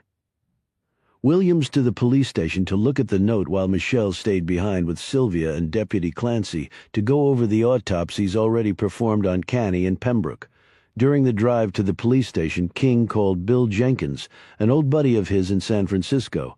When he made his request, his friend was understandably surprised. What do you need that for? Jenkins asked. King glanced at Williams and then said, It's for a criminal justice class I'm teaching over at the community college. Oh, okay, Jenkins said. After all the excitement you and your partner caused last year, I thought you were messed up in something like that again. No, Wrightsburg is back to just being a quiet, sleepy southern town. If you decide you ever want to rejoin the big time, give me a call. How soon can you have that for me? You're in luck. We have a special running this week on classic serial killers. 30 minutes. Just give me a number to fax to and a major credit card, he said, chuckling. King got the police station fax number from Williams and gave it to his friend. How can you get it so fast? King asked. Jenkins, the timing of your call is impeccable. We conducted a long overdue office cleaning and just last week pulled that file for archiving. Copies of the school teacher's notes are in there. I was just going over them the other night. In fact, for old time's sake. That's what I'll send you the key he came up with to decipher the coded letters. King thanked him and clicked off when they reached the police station. Williams strode in with King following. Out of his professional depth or not, the chief was back on his home turf, and he was going to act like it. He bellowed for the deputy who'd called him about the coded letter and also grabbed a bottle of Advil from his secretary. King and the deputy gathered in Williams's office, where the chief plopped behind his desk and swallowed 3 Advil, using only his saliva. Before he took the piece of paper and envelope from the deputy, he said, Please tell me these have been checked for prints. They had, the deputy told him. Although Virgil Dials, the owner of the Gazette, initially thought it was a joke when he got it in the mail. We wouldn't have known anything about it, but a friend of mine who's a reporter over there phoned and told me. I went right over and got it, but it's all Greek to me. So what did Virgil do? Pass it around the damn office, shouted Williams. Something like that, replied the deputy nervously. Probably more than a few people touched it. I told my friend at the paper to keep quiet, but I think she might have told some people that she thought this was serious.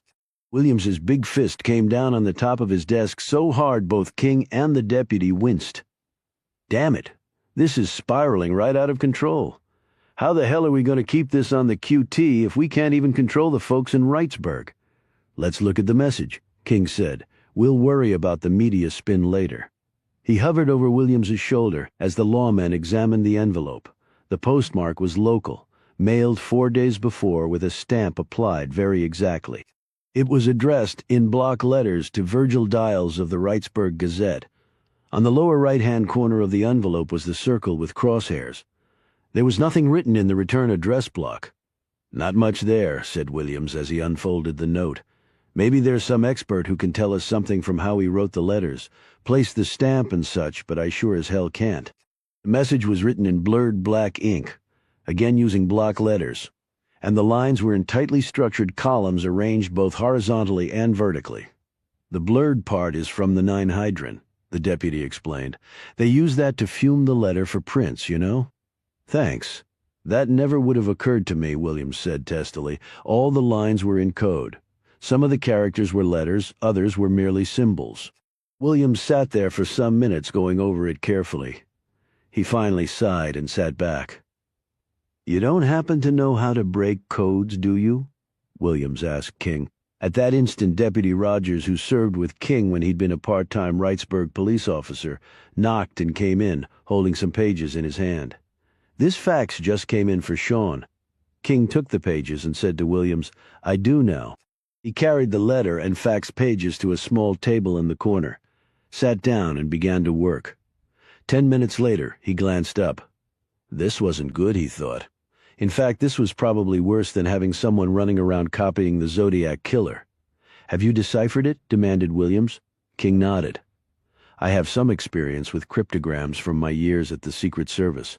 But I recalled that a high school teacher from Salinas originally broke the code to the San Francisco Zodiac's letters. I have a friend on the force there who's very familiar with the case. I thought he might have access to the teacher's notes. That's what he faxed to me, the key to the code. That made it pretty easy." "So what does it say?" asked Williams, swallowing nervously. King checked his notes. "It contains misspellings and grammatical and syntax errors, deliberate ones, I think. So did the original Zodiac." Deputy Rogers looked at Williams. "Zodiac? What the hell's that?" "A serial killer in California," explained Williams. "He was slaughtering people long before you were even born. He was never caught." A look of panic appeared in Deputy Rogers's baby blues. King began to read. "By now you find the girl, she's all cut up, but that ain't me. Cut her up looking for clues. Ain't none, trust me. The watch don't lie. She was numero uno, but more numbers to come." "Lots of 'em. One more thing. I ain't repeat, ain't the Zodiac or his second or third or fourth coming. I am me. It ain't going to be that easy, don't you know? By the time I'm done, you wish it'd be just Zodiac, so this isn't the end of it," said Williams slowly. "Actually, I'm afraid it's just beginning," answered King. Chapter 12. Deputy Clancy was tall and well-built and trying hard not to look anxious as he stared between Sylvia and Michelle. "Are you going to be okay?" asked Sylvia as she watched him closely. "I don't need you passing out on me." "I'm fine, Doc," he replied gamely. Sylvia said, "Have you seen an autopsied body before?" "Of course," he answered curtly. "These are shotgun wounds to the head." Sylvia looked at Michelle, too, as she said this. Michelle took a deep breath. "I'm ready." "Part of the job," said Clancy, trying to project confidence. "In fact, next month Chief Williams is sending me to the Forensic Crime Scene School. That's a great program. You'll learn a lot. Don't let what you're about to see dissuade you from going." Sylvia walked over to a set of stainless steel doors. "This is what we unofficially call the Grizzly Room. It's for bodies that have undergone extreme trauma, burns, explosives, underwater for long periods of time, and shotgun wounds to the head," she added with emphasis. She hit a button on the wall and the doors opened. She moved inside and came back out a few moments later, pushing a gurney with a body on it. She rolled the gurney to her workstation area and clicked on the overhead exam light. Clancy coughed and put a hand up to his face mask. Sylvia quickly gave him the same lecture on sense of smell deadening. He removed his hand grudgingly but seemed to be a little unsteady on his feet. Sylvia nudged a chair over near him. Michelle noticed the movement. Clancy didn't. The two women exchanged a silent communication. "This is Stephen Canny." When she uncovered the body, Michelle's hand shot out and pushed the chair behind the deputy in time to catch him as he slumped backward, gagged and then passed out. They rolled him in the chair to a far corner of the room where Sylvia cracked open a tube of ammonia and stuck it under his nostrils. He came to, jerked up and shook his head, looking awful. "If you're going to be sick, there's a restroom right there," she said, pointing. The young man turned red. "I'm sorry, Doc, real sorry. Deputy Clancy, there's nothing to be sorry about. It's a horrific sight, and the first time I saw something like that, my reaction was the same as yours." He looked surprised. "It was." "Yes," she assured him. "It was. I have a written report that I can give you. If you want to leave, you can. If you want to rejoin us when you feel better, that's fine too. If you just want to sit here, that's okay as well." Deputy Clancy decided on the latter. although as soon as they turned away, he slumped down on the desk, his face in his hands. Sylvia and Michelle went back over to Steve Canny's corpse. "Did you really pass out your first time?" asked Michelle quietly. "Of course not. But why make him feel even worse? The men almost always pass out, and the bigger the man, the faster." Sylvia pointed out various areas of Canny's wounds with a long stainless steel rod. As you can see, the supratentorial of the brain was pretty much eviscerated, not unexpected with a shotgun wound. She put down the rod and her face clouded over. Canny's father came in to see his son. I advised him not to, that the wounds were very bad, but he insisted. That's the toughest part of this business. He was able to give a presumptive ID from a birthmark and a scar on his knee from an old football injury. We obtained a positive ID from dental records and fingerprints. Sylvia took a deep breath. My heart went out to him, although he took it pretty stoically. I've never had children, but I can imagine what it would be like having to walk into a place like this, and her voice trailed off. Michelle let the silence hold for a few moments and then said, "And Canny's mother? She died several years ago. I guess that was a blessing of sorts." Sylvia returned to her examination. Determining the firing range on shotgun wounds is tricky. The most reliable way is to fire the same ammo from the exact same gun with the same choke setting. We don't have that luxury here, but you'll note that the entrance wound has no scalloping of the margin and no satellite lesions, so the distance between muzzle and victim was contact to less than 2 feet.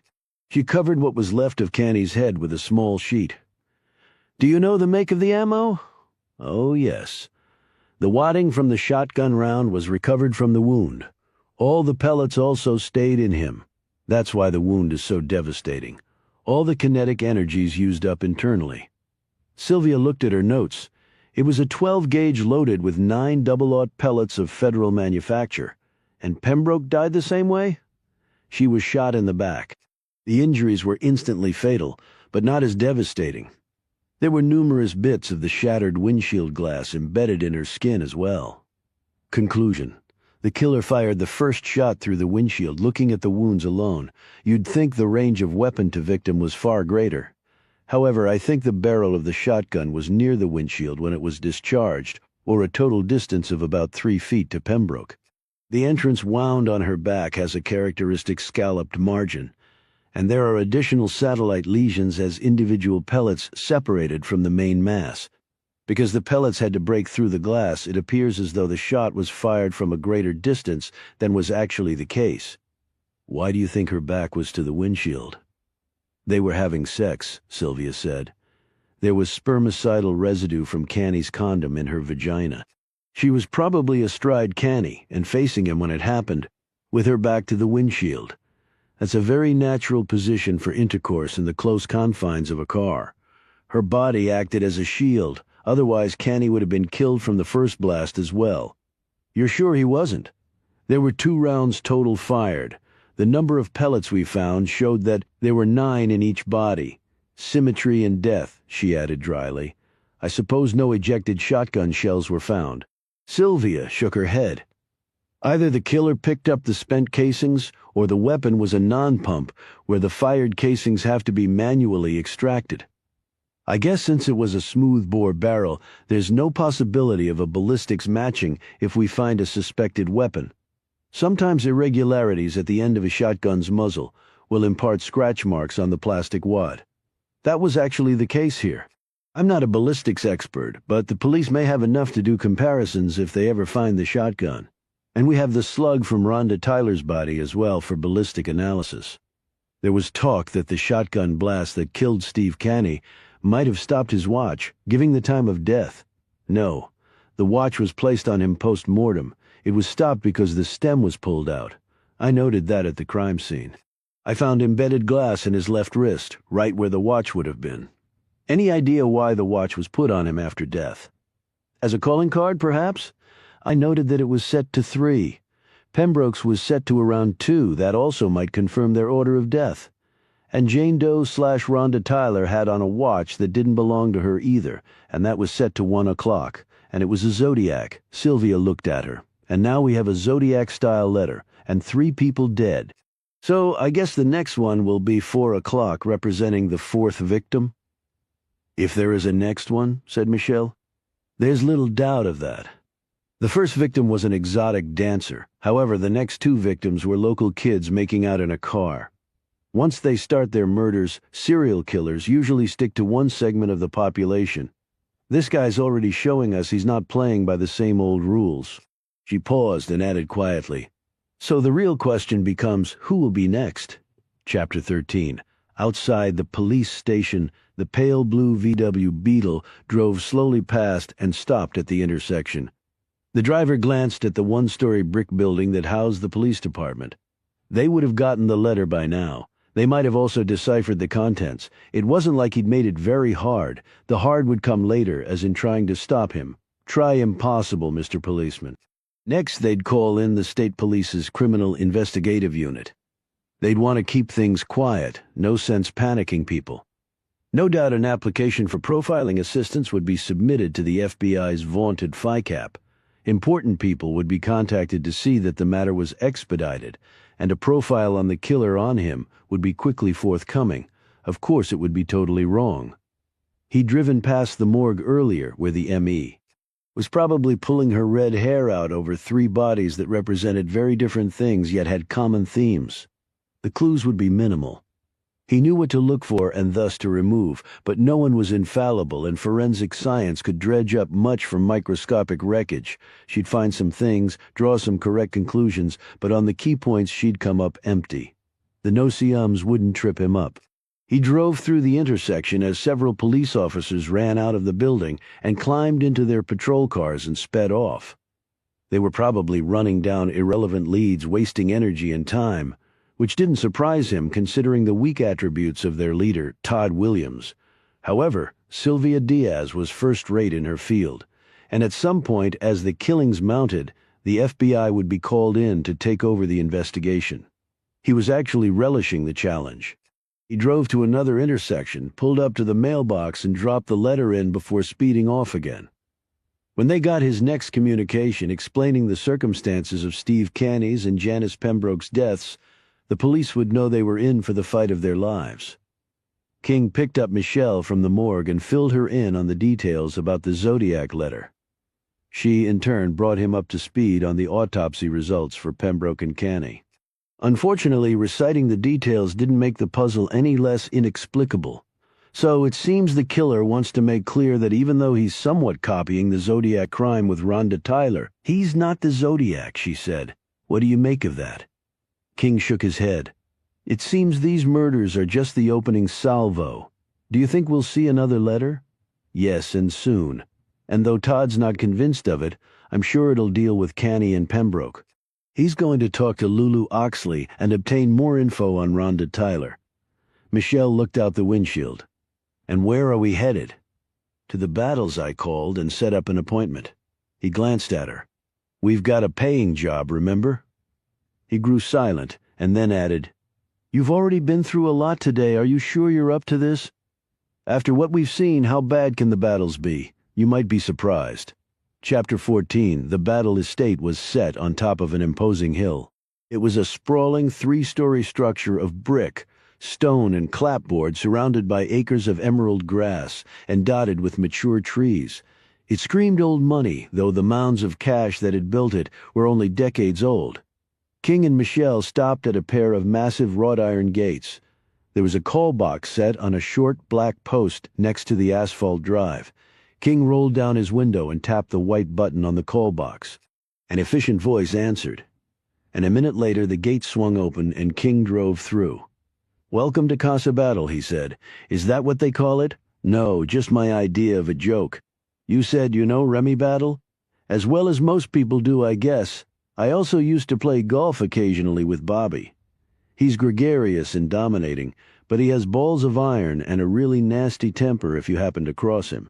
Now, Remy's the sort who only lets you see bits and pieces and strictly on her terms, and if you cross her, you'll need a urologist and a pack of miracles to put you back together. Where'd she get a name like Remy? It's short for Remington. The story I heard was that was her father's favorite brand of shotgun. Everyone who knows her thinks the woman was aptly named. Who knew so many interesting people lived in such a small town? Michelle looked ahead at the imposing home. Wow, what a fabulous place on the outside. Yes, I'll let you be the judge of the interior. When they knocked on the front door, it was opened almost immediately by a large, well-muscled, middle-aged man dressed in a yellow cardigan sweater, white shirt, muted tie, and black slacks. He introduced himself as Mason. Mrs. Battle was finishing up a few things and would meet them on the rear terrace shortly, he informed them. As Mason led them through the house, Michelle looked around at an interior that was breathtaking. That the things she was seeing were costly there was no doubt. Yet what was also present was a sense of understatement that for some reason surprised her. "The interior is beautiful, Sean," she whispered. "I wasn't talking about that interior," he mumbled back. "I meant the ones who are breathing." They arrived on the rear terrace to find a table laid out with both hot and cold tea and some finger foods and snacks. Mason poured the beverages of their choice and then left, closing the French doors quietly behind him. The temperature was in the 70s with a warming sun and the air a little muggy from the recent rains. Michelle sipped her iced tea. "So is Mason a kind of butler?" "Yes, been with them forever. He's actually more than a butler to them. A confidant, then. Perhaps good for our purposes." "Probably too loyal for that option," King answered. "But then again, you never really know where loyalties lie until you ask. Preferably with something to give in return." They heard a splash of water, and both went to the iron railing that partially enclosed the terrace and looked out over the exquisite rear grounds. The sprawling outdoor entertainment area visible here included a stone pool house, a spa that could easily accommodate a dozen adults, a roofed-in dining area, and a massive oval-shaped pool outlined in brick and flagstone. "I always wondered how the really rich lived," said Michelle. "They lived just like you and me, except a whole lot better." Emerging from the clear blue and obviously heated waters of the pool was a young woman in a very revealing string bikini. She had long blonde hair, was about 5'7", and her curves and bosom were solidly in the range of eye-catching. There were defined muscles in her legs, arms and shoulders, and a belly ring in the navel of her flat stomach. As she bent over to pick up a towel, they could also see a large tattoo on the back of one of her partially exposed butt cheeks. "What's that tattooed on her butt?" asked Michelle. "Her name," answered King. "Savannah." King watched the young woman towel off. "It's amazing what they can write on skin. And in cursive, too. You can see that from here?" Michelle asked with raised eyebrows. "No, I've seen it before." He quickly amended this answer. "At a pool party I attended. Uh-huh. Her name on her butt. What, so the guys don't forget?" "I'm trying very hard not to think of the reason." Savannah looked up, saw them, and waved. She wrapped a short see-through robe around her, slipped on some flip-flops, and headed up the brick steps toward them. When she reached them, she gave King a hug that seemed designed to drill her large bosom right into his chest. Up close, her facial features were not quite as flawless as her body. Her nose, chin, and jaw were a bit too sharply outlined and irregular, but that was nitpicking, Michelle decided. Savannah Battle was a very beautiful woman. Savannah looked King up and down admiringly. "I swear, Sean King, you just get better looking every time I see you. Now how's that fair? We women just keep getting older." This came out in a southern drawl that Michelle thought was highly affected. "Well, you certainly don't have to worry about that," said Michelle, extending her hand. "I'm Michelle Maxwell." "Oh, aren't you sweet?" said Savannah in a tone that wasn't sweet at all. "Congratulations on your graduation," said King. "William and Mary, right? Daddy always wanted me to go to college, and I did, though I can't say I loved it." She sat down and slowly dried off her shapely legs in what Michelle interpreted as a seductive gesture aimed at King. Then she dug into the tiny sandwiches. "What'd you major in?" asked Michelle, thinking that the young woman must have gotten her degree in either cheerleading or throwing parties, or perhaps both. Chemical engineering was her surprising if mumbled reply. Apparently no one had taught the girl not to talk with her mouth full. "Daddy made his fortune as an engineer, and I guess I took after him." "We were sorry to hear about Bobby," said King quietly. "He's tough. He'll pull through," she said confidently. "I heard you might be heading out on your own," said King.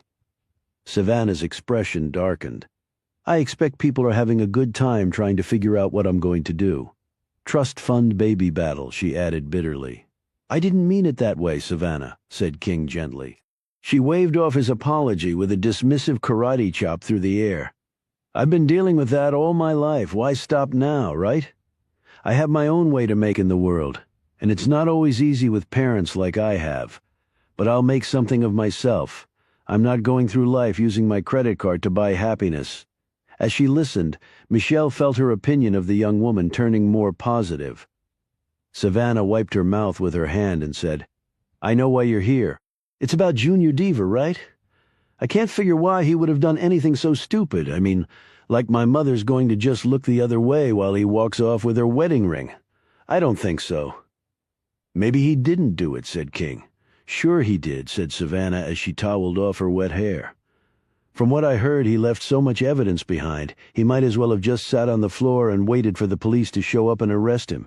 She shoved another piece of sandwich into her mouth and crammed in a handful of potato chips as a chaser. Stop eating like some damn pig, Savannah, the voice said sharply. And while you're doing that, try and halfway sit like a lady if your imagination can possibly grasp such a concept. Savannah, who'd been slouching in her chair with her legs spread wide like a hooker on the prowl, instantly straightened up and cemented her thighs together, stretching the robe over her knees. Remington Battle strode onto the terrace with as much presence as a Broadway legend convinced of her ability to effortlessly dominate an audience. She was dressed impeccably in a dazzling white pleated skirt that fell several inches below the knee. On her feet were stylish, if conservative, low-heeled pumps. A patterned blouse of cool blue was partially covered by a white sweater that was draped around her shoulders. She was taller than her daughter by several inches, around Michelle's height, and her touched-up auburn hair and makeup were expertly done. Her features were strong, indeed almost visually overpowering. Michelle guessed that Remy in her youth had probably been even more beautiful than her daughter. Now in her 60s, she was still a very handsome woman. Yet with all that, it was the eyes that caught and held you, part eagle, part buzzard, and intimidating as hell. Remy shook hands with King and then was introduced to Michelle. The latter felt the woman run a severe gaze over her and suspected that Remy Battle found much to find fault with in her very casual clothes, non-existent makeup, and windswept hair. She didn't have long to ruminate on that, though, as Remy turned her attention to her daughter once more. In my day, we didn't greet guests without any clothes on, she said icily. I was swimming mama. I don't usually go swimming in my debutante gown. Savannah shot back, but her fingers flew to her mouth and she chewed nervously on a nail. Remy gave the young woman such a penetrating stare that Savannah finally grabbed another sandwich and a fistful of chips. Rose muttered something under her breath that to Michelle sounded pretty close to old bitch and stalked off, her wet flip-flops smacking against the brick in a series of exclamation points. Then Remy Battle sat down and turned her full attention to King and Michelle. They each drew a deep breath as her gaze bored into them. To Michelle, it was quite an introduction to Casa Battle. Now she understood exactly what King had meant about judging the interior. Chapter 15. I have to apologize for Savannah, said Remy. I love her, but some days I can't believe we're actually related by blood or anything else for that matter. It's okay, Mrs. Battle. She's just a kid, said Michelle. They all do crazy stuff, Remy snapped. She's not a child. She's 22. She's a graduate of one of the finest schools on the East Coast, rings in her belly and tattoos on her butt. I didn't send that girl to college so she could lose her damn mind. Michelle looked at King for help.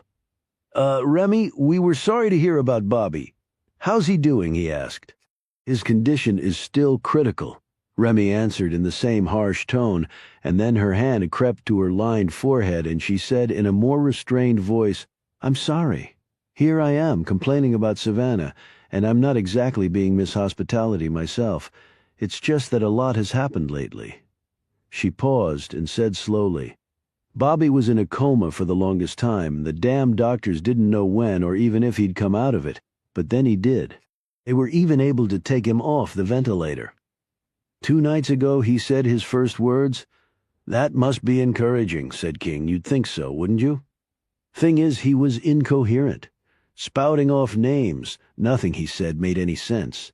Hell, they don't know for sure if he slipped back into the coma or not. I guess that's hard for the doctors to determine. With what they charge, I expect them to walk on water and have a direct line to God, she replied bitterly. Is there anything we can do? Right now, a prayer or two couldn't hurt. Mason came out carrying a tray of coffee. He poured a cup for Remy and offered some to Michelle and King. Both declined before retreating once more. There's nothing like a soothing cup of coffee in the afternoon. Remy took a long sip and then settled back in her chair. Harry Carrick's a damn fine lawyer, and Junior's lucky to have him. She paused, took another drink of her coffee, and added, But Junior did it? I know it as though I'd seen him do it myself. King pounced. But that's the point, Remy. You didn't see him. No one did. She waved this comment off in a way that reminded Michelle of Savannah's earlier chopping gesture. The evidence is overwhelming. Right, too overwhelming. He could have been framed. Remy looked at King as though he were speaking a language not of this earth. Who in their right mind would want to frame someone like Junior Deaver? Whoever really broke into your home and stole all that property, replied King.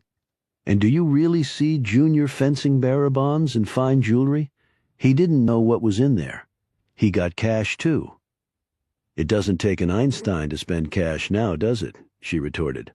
All we want to do is look around and talk to a few people, and even though we're working for Harry and Junior, I'm presuming you want the guilty party caught.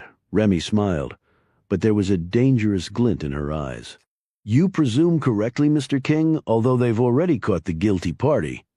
She suddenly roared, firing the words off like a .50 caliber gone haywire. And if that big dumb son of a bitch would tell me where the hell my wedding ring is, I might persuade the Commonwealth's attorney to drop the charges. Why don't you go back and tell Harry that? And then maybe we can put an end to this horse shit. Michelle noted that the woman's southern drawl was far more pronounced when she was angry, and, unlike her daughter, there was absolutely nothing affected about it. Michelle set her iced tea down because she'd almost dropped it after Remy's eruption. She silently thanked God that Remington Battle wasn't her mother.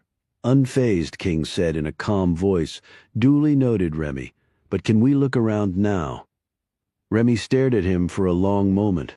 Her lips twitched as she apparently tried to master her anger. For an instant, Michelle actually thought the woman was going to hurl her cup of soothing coffee at King's head. Maybe you should switch to decaf, Michelle thought. Finally, Remy rose from her chair and motioned for them to follow. Hell, I'll show you myself. Chapter 16, Remy Battle led King and Michelle inside and up the main staircase to the third floor. The house seemed to have been added onto over time, observed Michelle, with new wings extending out from the older central block. Remy apparently read her thoughts because she said, This house has been a work in progress for decades. Many of our friends have several beautiful estates around the world, but this is the only one Bobby and I ever wanted. It's something of a mishmash at times, and some hallways just stop at a wall, but she corrected herself instantly, we love it. They arrived at a door that Remy opened and ushered them through. It was a large and nicely furnished room, painted in comfortable colors with a row of windows. One of those windows looked new. Remy pointed to it. That's where he got in. The police said he used a crowbar. They finally gave me the okay to have everything fixed. King stared down at a cracked picture frame that was on one of the nightstands. The glass had been pulled out. He picked it up. What happened to this? Remy scowled. That picture was on a table over by the window. It was broken when Junior came through there. I haven't had it repaired yet. King and Michelle looked at the drawing of a young boy inside the broken frame. The drawing was ripped right down the middle. Who is it? Asked King. It's a drawing of Bobby Jr. I'll never forgive Junior for destroying it. King put the picture down. I understand there was some sort of hidden drawer in your closet. Remy nodded and motioned for them to follow. Her closet had elaborate mahogany built-ins throughout, and clothes, bags, shoes, hats, and other accessories were arranged in precise order. King looked at the meticulous display with unabashed admiration. He kept his own possessions in perfect order, a fact well known to Michelle. His expression of unmitigated delight clearly registered with her, for while Remy wasn't looking, Michelle tapped King on the arm, gave an orgasmic shudder, and then pantomimed, having an after-sex cigarette. "Where was the hidden drawer, if you don't mind my asking?" said King after he finished scowling at his partner. Remy pulled one drawer out slightly and then tapped on the front of a flat piece of wood right below it. This popped open, revealing a small space about 18 inches across and 2 feet deep. "A false front," explained Remy. "Looks like a piece of filler wood, but pulling out the drawer above primes a lever in the false front. Then tapping on the right upper corner of the false front triggers that lever, and it opens."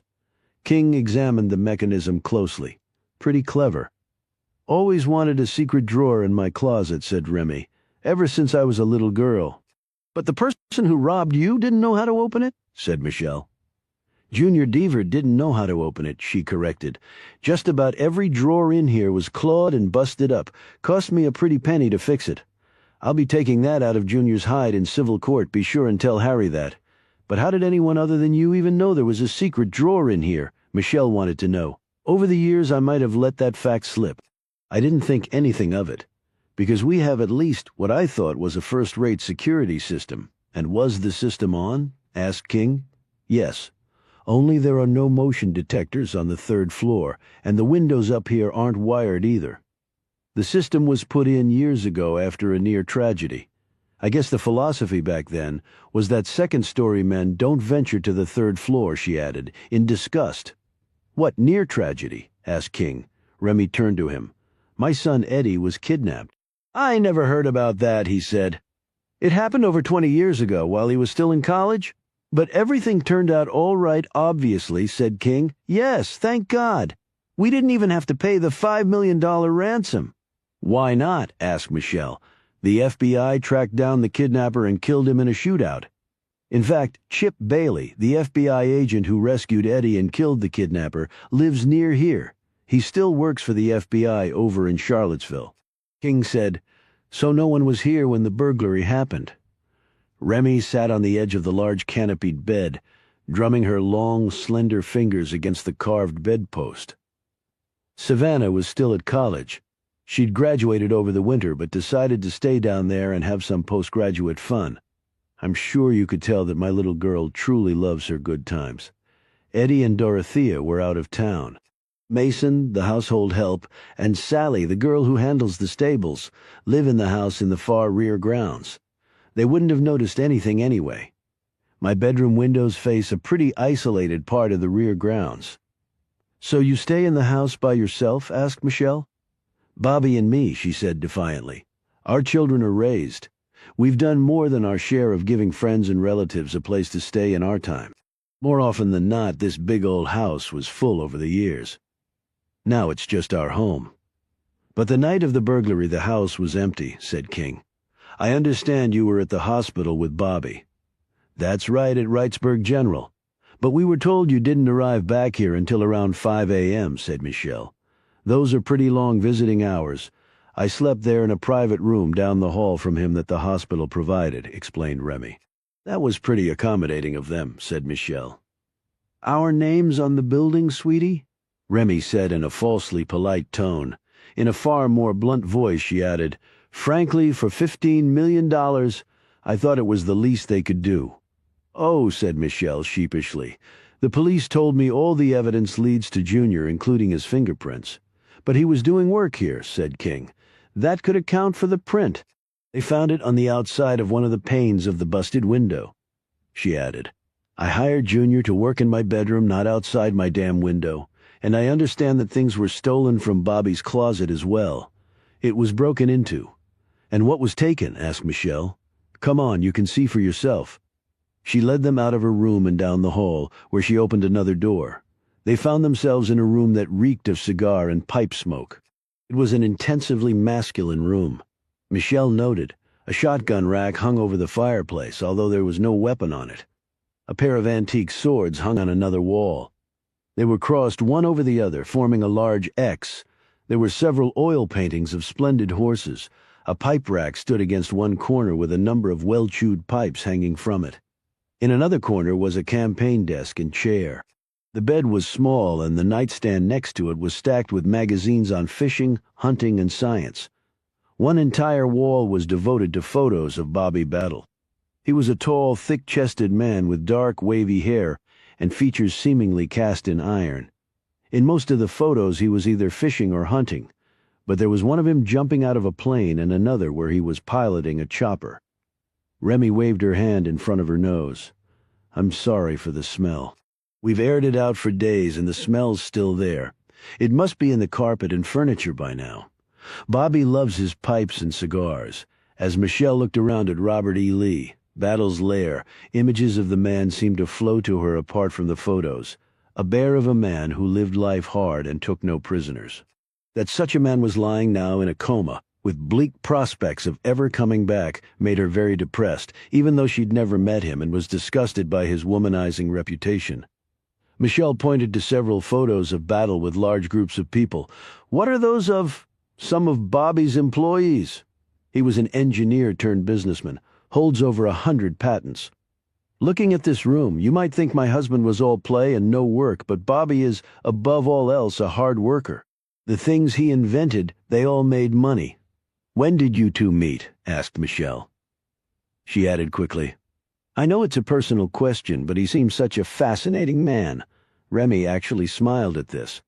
"He walked into my daddy's clothing store in Birmingham, Alabama, 45 years ago, and announced that he'd seen me at several events, and I was the prettiest thing he'd ever laid eyes on, and he was going to marry me. And he just wanted my daddy to know, although he said he wasn't seeking permission, which was and in many ways still is the custom down there. He said the only person he had to convince of his intentions was me. Well, he did. I was only 18 then and hadn't seen anything of life, but I was no pushover, yet he eventually won me." "Quite the whirlwind," said King. "He was 10 years older than me. When we got married, he hadn't made much money, but he had the brains, too, and the drive. He was special, and yet he wanted me." This last part was said with surprising humility. "Well, it's not like you weren't quite a catch," said King sincerely. "I suppose I was one of the very few to stand up to him. Oh, we had our peaks and our valleys like most folks," she added quietly. Remy opened a door and motioned them in. Bobby's closet. The space was far smaller than his wife's closet, but was still elaborately built out. Remy pushed back some pants hanging on rods and pointed to the side of one of the cabinets where a panel of wood had been broken out. "There's a secret cupboard there, about the same size as the one in my room. One of the drawers in this large cabinet doesn't go all the way back. You see, it's pretty clever, because from the front it's almost impossible to judge how deep the drawers are, and you can't see the little keyhole on the side unless you're looking for it. I've been in here a million times and I never noticed it." King shot her a glance. "So you didn't know Bobby had a secret drawer?" Remy looked like a woman who'd realized far too late that she'd said far too much. "No, I didn't," she said. "What was stolen?" "What does it matter?" she snapped. "I know what was stolen out of mine, Remy?" "You mean you don't know what Bobby kept in there?" asked King. She didn't answer for a long moment. When she did, her tone was far more subdued. "No, I don't." Chapter 17. "Okay," said Michelle. Once they'd left the house, a psychiatrist could write an entire textbook on just Savannah and Remy's relationship. "Her not knowing what was in Bobby's secret drawer is bugging the hell out of the woman," said King, as he glanced back at the mansion, and while her closet was all broken up, Bobby's wasn't. "That's significant." "Right. The person knew where Bobby's secret cache was, but didn't have the key to open it. Before leaving the house, they'd spoken with Mason and the other household help. Their answers were incredibly consistent. They'd all been in the house in the rear grounds and had seen and heard nothing when the burglary occurred. King and Michelle got in the car, but instead of leaving, King steered his Lexus down the asphalt road leading to the rear of the property. "Where are we going?" she asked. "I met Sally Wainwright, the woman who handles the stables, at a horse event last year. Let's see if she saw and heard nothing that night, too." Sally was in her mid-20s, cute, petite, but wiry, with long brown hair that she kept in a ponytail. She was mucking a stall when King and Michelle drove up. She wiped the sweat from her face with a cloth and came over to the car. "You probably don't remember me," began King. "I spent the day with you at the charity dressage event in Charlottesville last year." Sally smiled broadly. "Of course I remember you, Sean." She glanced at Michelle. "You and Ms. Maxwell here are pretty famous now." "Or infamous," replied King. He looked around at the stables and horses. So do many of the battles still ride, he asked. Dorothea never has. Eddie does quite a bit. He's into Civil War reenactments and has to saddle up sometimes in those. Are you into that? Asked Michelle. Sally laughed. I'm from Arizona. I couldn't care less about the Civil War. I see Savannah's home. She used to ride in competition, didn't she? Asked King.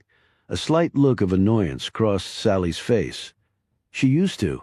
King waited expectantly to see if Sally would put a defining exclamation point on that comment. She's a great rider. Not so handy with mucking, grooming, and dealing with people who didn't grow up with silver spoons in their mouths. Sally suddenly looked scared as though she'd spoken out of turn. Not to worry, Sally, said King supportively. I know just what you mean. He paused and added, Does Mrs. Battle ride? I've been here 5 years and she hasn't saddled up once in that time. Sally leaned on her muckrake. I saw you drive in earlier. You just visiting? King told her why they were there, and Sally's brow clouded as she anxiously glanced in the direction of the main house. I don't know anything about that, she said. So you were in your house with Mason and the rest the whole time, I suppose. Right, she said. I go to sleep early. Have to get up at the crack of dawn. I'm sure. Well, if anything occurs to you, let me know. He handed her one of his business cards. She didn't even look at it. I don't know anything, Sean. I really don't. Okay, you ever see Junior Deaver around here? Sally hesitated, and then said, Couple times when he was working here. You ever speak to him, maybe once? She said evasively. Well, you have a good day, Sally. They drove off. King looked in the rearview mirror at a very nervous Sally. She's not telling us something, said Michelle. That's right, answered King. Where to now? King pointed to a large house on the other side of the board-on-board fencing. 2 more battles to go, and then we can call it a day, he said. Chapter 18. So this is a carriage house, said Michelle as she climbed out of King's car and stared at the approximately 5,000-square-foot red brick structure. I always imagined them to be bigger, she added sarcastically. I guess it depends on the size of your carriage. King glanced at the late-model silver Volvo station wagon parked in the motor court. That's Eddie's car? Let me guess, you're clairvoyant. No, but I see a Confederate soldier's uniform and a painting easel in the back. Eddie Battle answered the door and ushered them in. He was a big man, at least 6'2", and packing over 220 very muscular pounds. He had unruly, thick, dark hair and striking blue eyes, and his features were strong and weathered by the elements. The hair came from his father. His mouth and eyes came straight from his mother, Michelle observed. However, there was nothing of her sternness and cold reserve about him. Indeed, his boyish manner was ingratiating. He reminded her of a handsome, albeit older, California surfer dude. He shook their hands and sat them down in the living room. His heavily muscled and thickly veined forearms were spotted with paint, and he was wearing what appeared to be cavalry boots with his faded jeans tucked inside them. His white work shirt had several holes in it and numerous paint stains. He was also unshaven. He seemed the antithesis of a rich man's son. He chuckled when he noted Michelle staring at his footwear. I was killed last week during an ill-advised charge against a fortified Union position in Maryland. I wanted to die with my boots on, and I can't seem to muster the energy to take them off. Poor Dorothea is growing very annoyed with me, I'm afraid. Michelle smiled, and King said, You're probably wondering why we're here. Nope. My mother called a few minutes ago. She filled me in. I'm afraid I can't tell you much. We were gone when the burglary happened. Dorothea was at a realtors' convention in Richmond, and I fought in a fierce 2-day reenactment in Appomattox, and then drove straight over to Tennessee to catch the early morning light over the Smoky Mountains. I was painting a landscape, he explained. Sounds pretty exhausting, said Michelle. Not really. I get to ride around on horses and play pretend soldier and cover myself in paint. I'm a little boy who never had to grow up. I think it pains my parents to see what's become of me. But I'm a good artist, though. I'll never be a great one, and on weekends I play soldier. I'm privileged and lucky, and I know that. And because of that, I try to be modest and self-deprecating about it. He smiled again and showed teeth so perfect in shape and color that Michelle concluded they were all capped. You're certainly frank about yourself, she said. Look, I'm the son of fabulously wealthy parents, and I've never really had to work for a living. I don't put on airs, and what I do as well as I can. However, I know that's not why you're here. So go ahead with your questions. Had you ever seen Junior Deaver around here? Asked King. Sure, he did a lot of work for my parents. Junior's also done work for me and Dorothea, and we never had a bit of trouble with him. That's why I can't understand the burglary. He was making good money off the family, but maybe not good enough. I understand there's a lot of evidence tying Junior to the crime. Maybe too much, answered King. Eddie looked at him thoughtfully. I see what you mean. I guess I haven't given the matter a lot of attention. We've been pretty preoccupied with family issues lately. Right. We were sorry to hear about your father. It's funny, I always thought he'd outlive all of us. Mind you, he still might.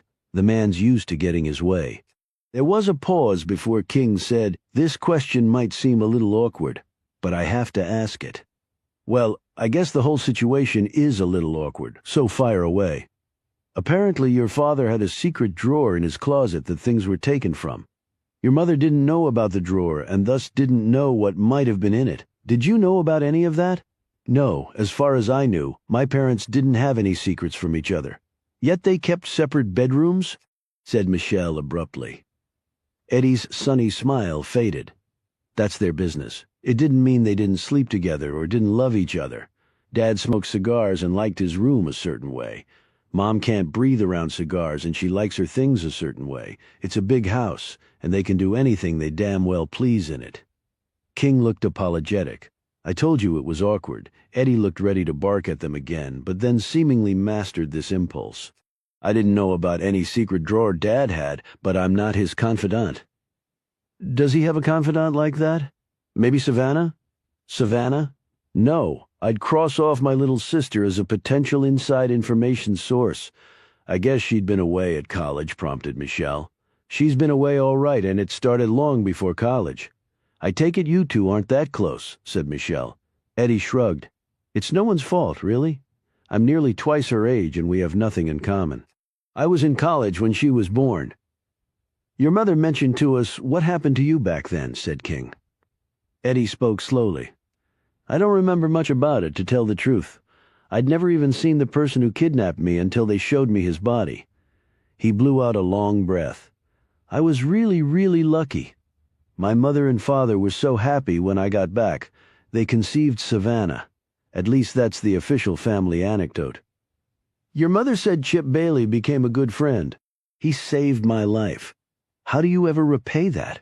King glanced at Michelle. I know what you mean. They heard a car driving up and it screeched to a stop near the front door. That would be Dorothea. She doesn't like to waste time getting places, said Eddie.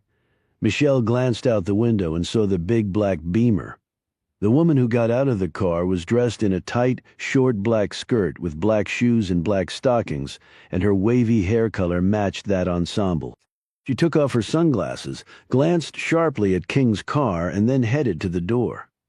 Dorothea strode into the room in a pail of jet black, imitation of Remy Battle, it seemed to Michelle, and then she wondered if the younger woman had consciously patterned herself after her mother-in-law in that regard. Fashionably thin with curvy hips, a round firm bottom and slender sexy legs, the woman possessed a disproportionately large bosom that had doubtless seen professional work. Her mouth was a little too wide for her face, and the lipstick a little too red for her pale complexion. The eyes were a dull green but shrewd-looking. Greetings and introductions were made all around, and then Dorothea drew out a cigarette and lit it, while Eddie explained why King and Michelle were there. She said, I'm afraid I can't help you, Sean. Dorothea kept her focus on him and seemed to make a point of ignoring Michelle. I was out of town when it happened. Right? Either everyone was gone or no one who was here seemed to notice anything, said Michelle, baiting the woman on purpose. The dull green eyes shifted slowly toward her. I'm sorry if the family and its hired help didn't work their collective schedules around Junior Deaver's felonious pursuits, she said in an icy and condescending tone. If she closed her eyes, Michelle would have sworn it was Remy Battle speaking. Before Michelle could return fire, Dorothea looked back at King. I think you're hunting the wrong fox here. Just trying to make sure an innocent man isn't sent to prison again. I think you're wasting your time, she shot back. King rose. Well, I certainly won't waste any more of yours, he said pleasantly. As they left, Michelle and King heard raised voices behind them. Michelle looked at her partner. I bet Battle Holiday get-togethers are just a hoot. I hope I never find out for sure. So now we call it a day, asked Michelle. No, I lied. Next up is Lulu Oxley, replied King. Chapter 19. King and Michelle pulled up in front of a double-wide trailer set on a permanent cinder block foundation at the end of a gravel drive. Electrical and phone lines running to the trailer were the only signs of a connection to the outside world. Scraggly pines and stunted wild mountain laurel formed a weary backdrop to the very modest home of Junior Deaver and Lulu Oxley. An ancient, rusted Ford LTD with a cracked vinyl top, an ashtray full of butts and an empty quart of Beefeater on the front seat, and sporting dirty West Virginia plates sat in front of the trailer like a cheap sentinel. As they climbed out of the Lexus, however, Michelle noted that flower boxes lined the windows of the trailer and more pots covered with brilliant spring blooms sat on the wooden steps leading up to the front door. The trailer itself looked old, but the exterior was clean and in good repair. King glanced at the sky. What are you looking for? Tornadoes. The only time I got caught in one, I was in a trailer in Kansas. There wasn't a single blade of grass disturbed in the whole area. But that twister picked that trailer up and deposited it somewhere in Missouri. Luckily, I got out before the ride started. The guy I had gone to question about a counterfeiting ring chose to stick it out. They found him in a cornfield 10 miles away. King didn't head to the front door. Instead, he went around to the side of the trailer, directly behind the double-wide, about 40 feet back, and enclosed on 3 sides by leafy trees, was a large wooden shed. It had no door, and inside they could see walls lined with tools and a large air generator on the floor. As they approached the structure, an unkempt dog, ribs showing, lumbered out of the shed, saw them and commenced barking and baring its yellowed teeth. Luckily, the animal appeared to be chained to a deeply set stake. Okay, enough snooping around, King declared. As he and Michelle mounted the steps to the trailer, a heavy-set woman appeared behind the screened front door. The woman's hair was big and black with silver streaks. Her dress resembled a purple sandwich board glued over her immense, square-cut frame, and her face was composed of doughy cheeks, 3 chins, small lips, and closely set eyes. The skin was pale and virtually unwrinkled. Except for the hair color, it would have been difficult to guess her exact age. "Ms. Oxley?" said King with his hand out in greeting. She didn't take it. Who the hell wants to know? I'm Sean King, and this is Michelle Maxwell. We've been hired by Harry Carrick to handle an investigation on behalf of your husband. That be quite a feat considering my husband's been dead for years, was her surprising reply. You must be wanting my daughter, Lulu. I'm Priscilla. I'm sorry, Priscilla, said King, glancing at Michelle. She's gone to get him. Get Junior, I mean. She took a sip of something in a Disney World coffee mug she was holding. I thought he was in jail, said Michelle. The woman's gaze swiveled to her. He was. That's what bail's for, Shug. I come up from West Virginia to help out with the kids till Junior gets himself out of this mess. If he can, she shook her large head, stealing from rich people. Ain't nothing dumber but dumb is what Junior's been his whole life. Do you know when they'll be back? Asked King. They were picking up the kids from school, so ain't gonna be too long from now. Priscilla looked at them in distrust. So exactly what are you doing here? We've been retained by Junior's attorney to dig up evidence proving his innocence, explained King. Well, you got yourself a long road ahead, so you think he's guilty? Said Michelle, leaning against the banister. Priscilla looked at her in unconcealed disgust. He's done shit like this before. King spoke up. Well, maybe Junior didn't do this? Yeah, and maybe I'm a size 6 and got me my own TV show. If they're going to be back soon, can we come in and wait? Priscilla raised the pistol that she held in her other hand. It had been hidden from their view behind an outcropping of fleshy hip. Lulu don't like me letting people in, and I don't have no way of knowing if you are who you say. She pointed the gun at King.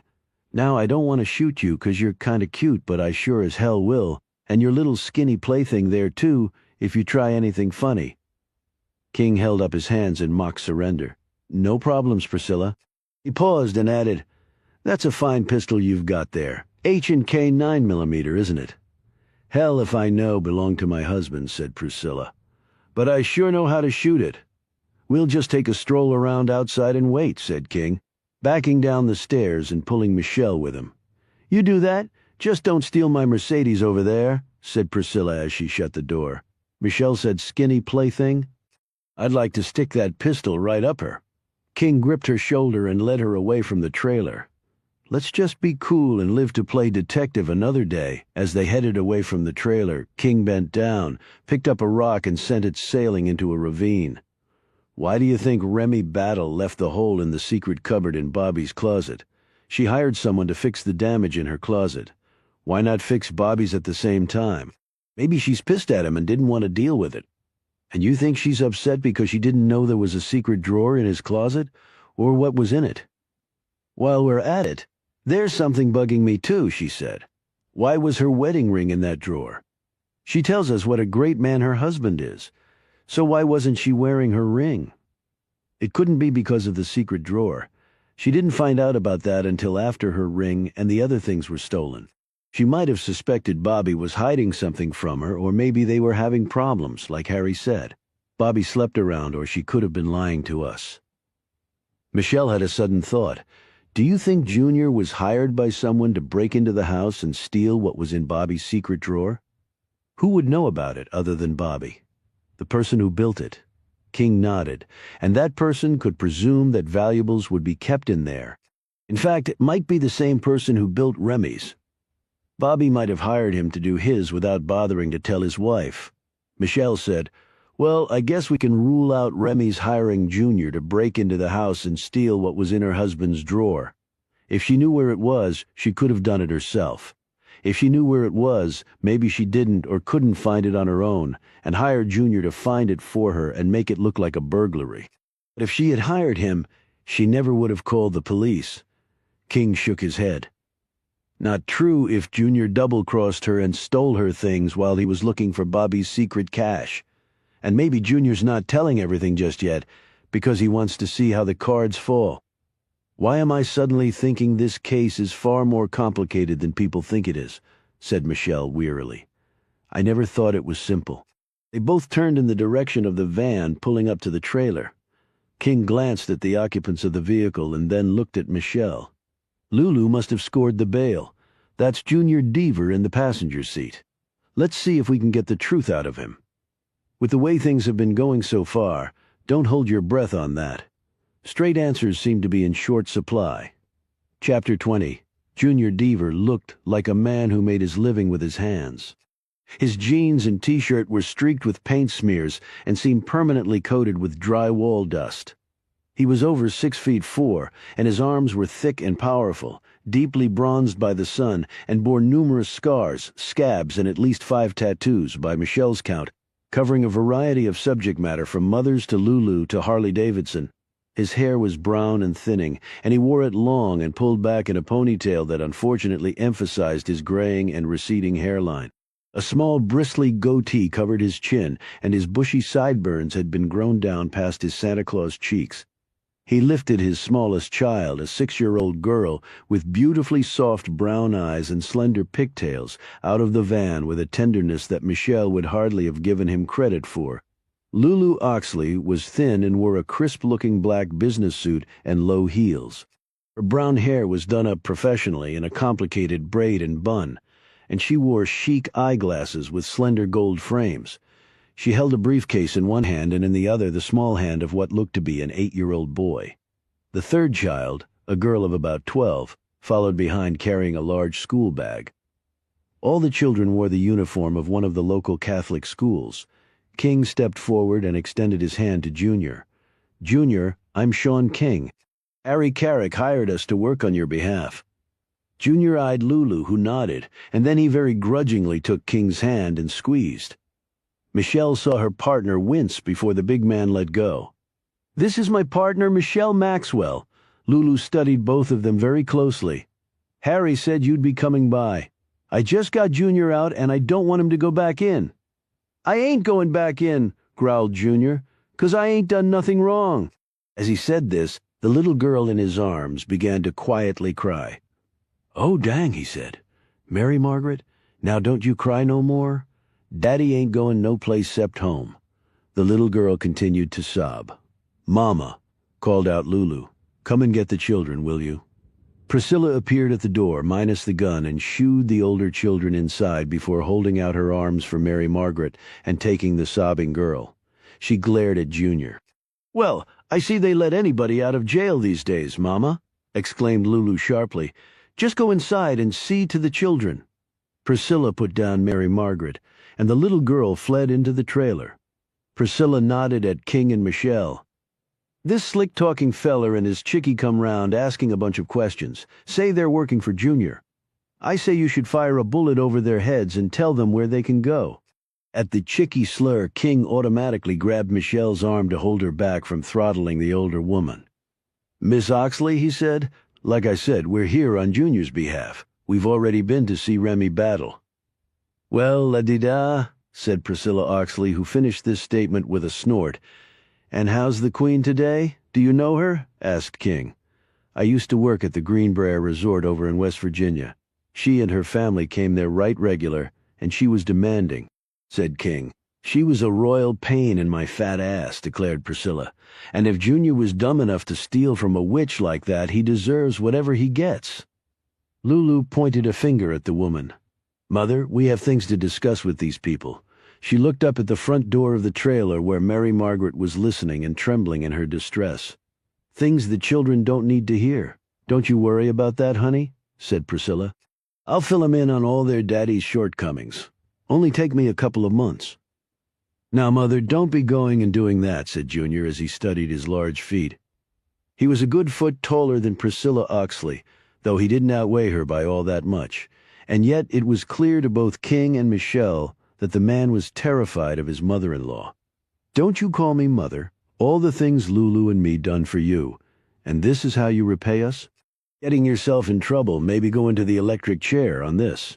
Mary Margaret's sobs turned into ear-splitting wails, and Lulu erupted into action. "Excuse me," she said politely but firmly to King and Michelle.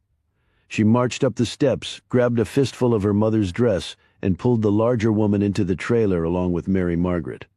From behind the closed door they could hear muffled cries and angry voices, and then all became quiet. A few seconds after that, Lulu re-emerged and closed the door behind her. "Mama sometimes goes on when she's been drinking." "Sorry about that," she said. "She doesn't like me much," said Junior unnecessarily.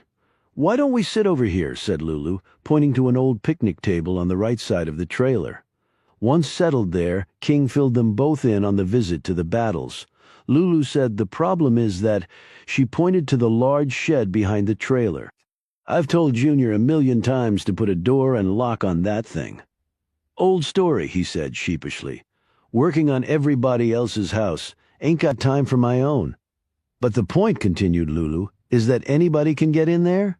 "Not with old Luther back there," Junior said, nodding at the dog that had emerged once more from the shed and was barking happily at the sight of his owners. "Luther," said Lulu incredulously. "Sure, he'll bark, but he won't bite, and he'll roll over like a baby when somebody brings him food." She turned to King and Michelle. "He has buddies coming over all the time to borrow tools. When we're not here, they leave little notes and let us know when they're going to be bringing the things back, and sometimes they never do, and Luther sure as hell never stopped one of them." "They'll leave a 6-pack as a thank you," offered Junior quickly. "They're good old boys." "They're old boys all right, just don't know how good they are," said Lulu hotly. "One of them might have set you up." "Now, baby, ain't none of them going to do that to me," King cut in. "But all we have to show is reasonable doubt. If the jury thinks there's an alternative out there, well, that's good for you." "That's right, Junior," said his wife. "But they're my friends. I ain't going to get them in trouble. I know they ain't done nothing to hurt me." "Hell, there ain't no way they could have broke into the Battles place.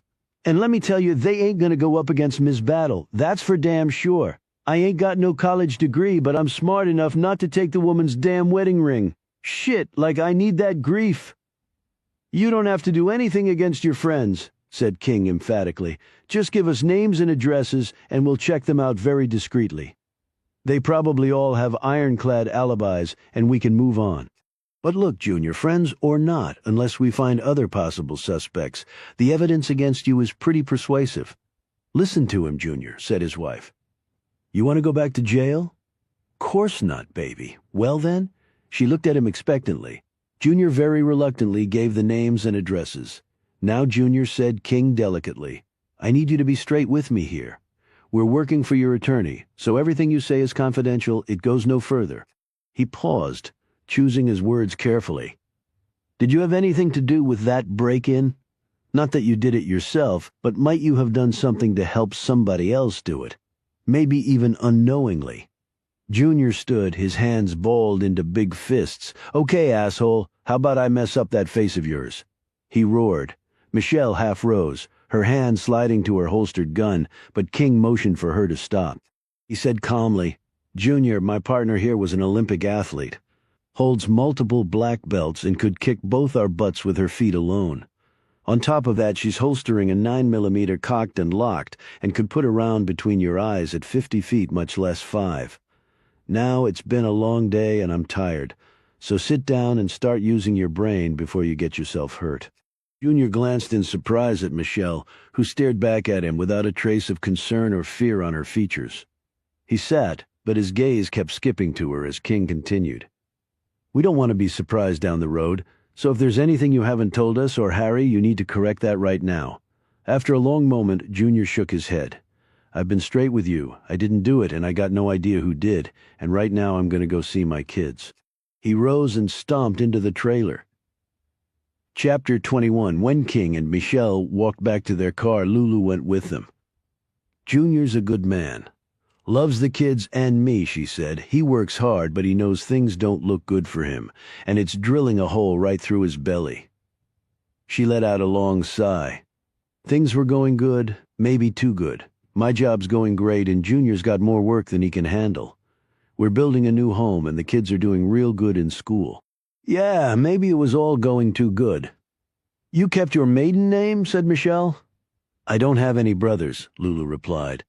"My sisters took their husbands' names. I just wanted to keep the Oxleys around, at least so long as I'm alive." "You work at the Aphrodisiac, don't you?" asked King. She looked a little startled. "That's right. How'd you know?" She suddenly smiled. "Don't tell me you've been there." King smiled back. "Once, years ago. When I first went to work there, it was more a whorehouse than anything else. It was called the Love Shack back then, you know, after the B-52s song. But I saw a lot more potential than that. Over the years, we've turned it into a nice club. Okay, we still have the dancers and stuff, but that's only in one section, the original part of the place. Junior did a lot of the new construction work. You should see some of the millwork in there now. Wood columns, nice moldings, classy drapes and wallpaper. We got a real nice restaurant with linen and china, a billiards room, and a place to play cards, a movie theater, and a first-class bar with a special ventilated place so the men can smoke cigars. And we just started a club for local business people, you know, a place to come and network. We got internet access, a business center. Revenue up 86% over last year. And last year was the best year we'd had in the last 10. And I've been pushing to change the name to something a little more." "Tasteful?" said Michelle. "Yeah," said Lulu. "I own a piece of the place, so that's me and Junior's retirement. I want it to be as profitable as possible. I got the costs in line, manageable debt levels, and strong cash flow with little direct competition. And our target demographic is golden, male high-income earners who don't care how much they spend. You should see our EBITDA level compared to what it was." "You sound like quite the businesswoman," said Michelle. "Didn't start out that way. I didn't even finish high school. My daddy had an aneurysm when I was only 16. Dropped out to help nurse him. Guess I wasn't much of a nurse. He died anyway. But then I married Junior, went back and got my GED, and took business courses at the community college. I started working at the Love Shack part-time as a waitress." She added quickly, "I don't have the necessary physical equipment to be one of the dancers. Worked my way up, learned the business, and there you are, and one of your dancers was just killed," said King. Lulu stiffened. "How'd you know about that?" We're sort of informal consultants to Chief Williams, explained King. She was one of our former dancers, corrected Lulu. Did you know her? Asked Michelle. Not really. We got lots of dancers come through. Most don't stay all that long, nature of the business, and we play it by the rules. We don't allow anything but the dancing. We're not looking to lose our license to operate because some girl wants to make some cash on the side by spreading her legs. Did Rhonda Tyler want to do that? Is that why she left? Asked Michelle. I already told the police all this. Is there some reason I got to tell you too? No reason at all, said King. Good, 'cause I got enough on my mind without worrying why some gal got herself killed. I doubt she intended that to happen, said Michelle. Honey, said Lulu, I've been in this business long enough and seen enough that nothing, and I mean nothing, would surprise me anymore. I was thinking the same thing, said King. As they drove off, Lulu watched them and then went inside the trailer. Michelle eyed her movements in the side mirror. She says she didn't really know the woman, and yet she was able to ID her off an artist's composite sketch, and she knew about the crotch tattoo. Come on, I'd call that a little inconsistent. Could be, said King. And while Junior may be too dumb to know what to do with bearer bonds and jewelry, I think his wife is plenty sharp enough to sell that stuff and make some decent returns. If that turns out to be correct, our client is guilty. Michelle shrugged. Those are the breaks sometimes. What next? We track down who installed those secret drawers in the Battle's closets. We check out the alibis of Junior's friends, and we fill in Harry on what we've done so far. And we wait for the next murder to happen, added Michelle, sighing. Chapter 22. Diane Hinson left her downtown law firm, as she nearly always did. At 7 in the evening, she climbed into her late-model Chrysler Sebring and drove off. She picked up some carry-out dinner at a local restaurant, drove to her gated community, waved to the elderly guard inside who carried no weapon and could have been easily overpowered by a couple of husky 12-year-olds, and proceeded to her townhouse situated at the end of a pipe-stem street. Things had been going well for Hinson this year. A newly minted partner at Goodrich, Browder and Knight, Wrightsburg's second-largest law firm. She'd finally met a man she thought might be the one, a 6'3" accountant 4 years her junior, who liked to whitewater raft and could beat her occasionally on the tennis court. She felt that any day he might pop the question, and her answer would be an immediate yes. She'd also brought a new client into the firm with billings, well into the 6 figures that would add significantly to her personal income. She was thinking of moving into a single-family house. To do so with a ring on her finger and a husband to grow old with would be a dream come true for the 33-year-old lawyer. She parked her car in her garage and went inside. She placed her dinner in the microwave, changed into her running clothes and headed out. 3 miles and a little over 20 minutes later, she arrived back a little sweaty but barely short of breath.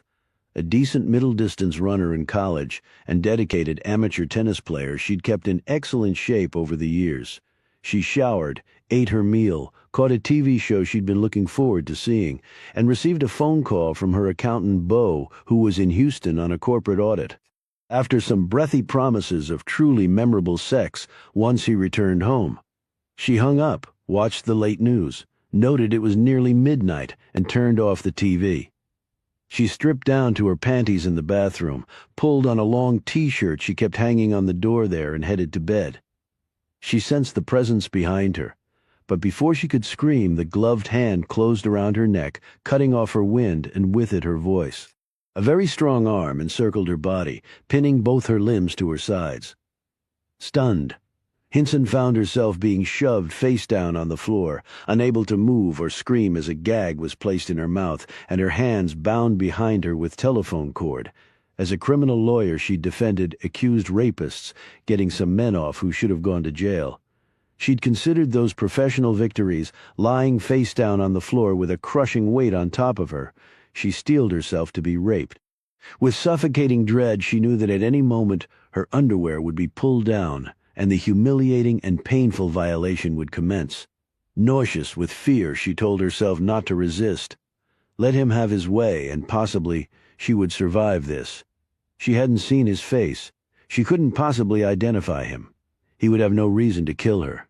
Please, she tried to say through the gag, don't hurt me. Her plea went unheeded. The knife plunged into her back, grazed the left side of her heart, was pulled free and plunged in again, tearing a 2-inch gash in her left lung and slicing into her aorta on the way out. By the time it was over, a dozen wounds mottled her back. However, Diane Hinson was dead by the fourth. The man in the black hood bent over her, careful not to step in the pool of blood forming on the carpet, and turned Hinson over on her back. He lifted her t-shirt, took a Sharpie pen from his pocket, and drew a symbol on her flat belly. He made the same symbol on the wall behind her bed. He drew it large since he didn't want anyone to miss it. The police could be such imbeciles. He went back to the body and carefully unhooked the woman's anklet, the one he'd admired in the shopping mall parking lot, and placed it in his pocket. He left the knife by the dead woman's side. It couldn't lead back to him. He'd pulled it from her kitchen drawer when he'd entered the house earlier.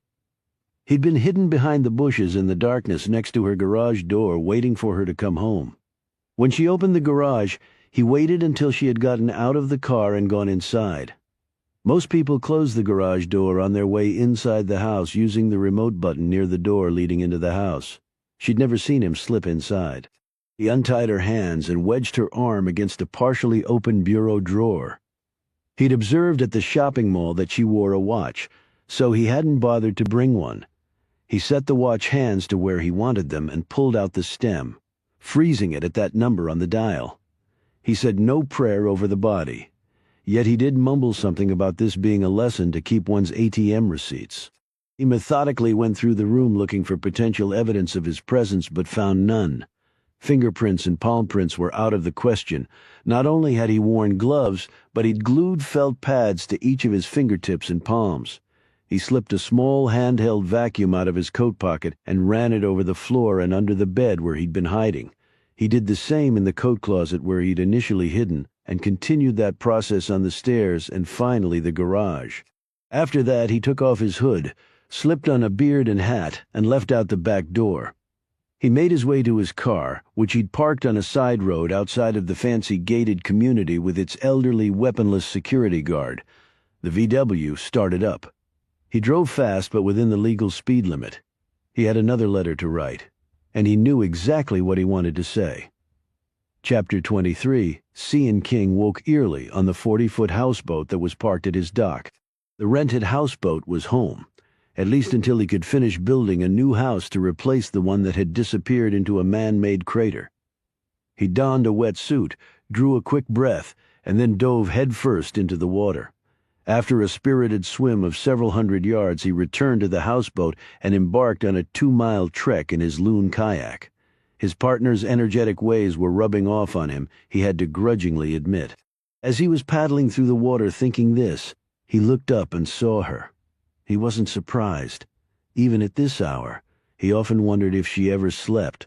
Could it be that his partner was really a vampire who happened to have no problem with sunlight? Michelle was in her skull, rowing with a skill, strength, and intensity that King could only dream about. She was moving so fast that anyone unacquainted with the woman would have assumed her craft was under motor power. He called out to her, his words carrying far over the calm waters. "Time for coffee, or are you heading for the Atlantic this morning?" She smiled, waved, and headed over. They drew their crafts up to his dock and secured them. On the houseboat, King fixed coffee while Michelle took out an energy bar from her fanny pack and started to devour it. She looked around the well-organized interior. "You know this boat's almost bigger than my cottage," she observed between bites. "And it's far neater, I know," he said, pouring out juice and coffee. It had been 2 days since their interview with Lulu and Junior. They'd reported back to Harry Carrick, who seemed pleased with their progress, but had in turn informed them that the grand jury had, not surprisingly, indicted his client. They'd tracked down the man who had installed the secret drawers in the Battle's closets. He was elderly, retired, and seemed to have no earthly reason to break into his former client's home. That had seemed a dead end until King asked him when Robert Battle had asked for his secret drawer to be installed. The old man had looked a little uncomfortable at that. "Don't like keeping secrets from folks," he had said. "Mrs. Battle is a fine lady, none finer in my mind. So Mr. Battle didn't want her to know about it," prompted Michelle, when the old man seemed disinclined to continue. "Sneaking in and out when she wasn't there, didn't like it." "No, sir," he said. avoiding directly answering her question. "Any idea why Mr. Battle wanted that drawer installed?" asked King. "Didn't ask because it wasn't my place to." He said stubbornly, "Around what time period was that?" Michelle inquired. The man took a minute to consider this. "Must have been about 5 or so years ago. Put Mrs. Battle's drawer in a few years before that." King mused for a moment and then said, "And Mr. Battle knew about his wife's hidden drawer?" "Don't know if he did or not." "Here he's near death's door." "You never know with a man like that," replied King. They'd checked out the alibis of all of Junior's friends. The men were either in a bar drinking at the time or sleeping with their wives, girlfriends or mistresses. The ladies could have been lying, of course, but it might be hard to break their testimony without a lot of digging. And in each case, King had sensed they were telling the truth anyway. None of Junior's friends seemed remotely capable of carrying off such a burglary and setting up Junior so cleverly in the process. Their expertise seemed limited to driving nails, drinking beer, and bedding women. "Are you going to live on this houseboat the whole time while you're rebuilding?" asked Michelle. "I don't have much choice. My cottage has an extra bedroom." "Thanks, but I don't think my neatness gene could survive. I've gotten better." "Better. The last time I was there, you had everything from water skis to shotguns piled on a card table in your dining room, a stack of dirty laundry in the kitchen sink, and unwashed dishes on a chair in the living room. You served dinner on paper plates on a wakeboard resting on 2 chairs, a first for me, I assure you." "Well," she said in a hurt tone, "I thought you'd appreciate that I cooked for you. Do you know how many cans I had to open? I'm sure it was a true ordeal." He was about to say something else when his cell phone rang. It was Todd Williams. The conversation was brief, but when King clicked off, he looked badly shaken. "Another murder?" asked Michelle as she set down her coffee and looked at him. "Yes. Who was it?" "Somebody I happen to know," he said. Chapter 24. The brutal murder of Diane Hinson had not set very well in her posh, gated, and supposedly safe community. When Michelle and King arrived there, a small yet vocal crowd of angry folks had surrounded several beleaguered men in suits representing the management of the upscale compound. Also in the middle of this siege was an elderly security guard who appeared so distraught he looked ready to cry. Police cars and other emergency vehicles lined the Pipestem Road to Hinson's home, and a yellow police tape barrier stretched across the small strip of grass in front of the home.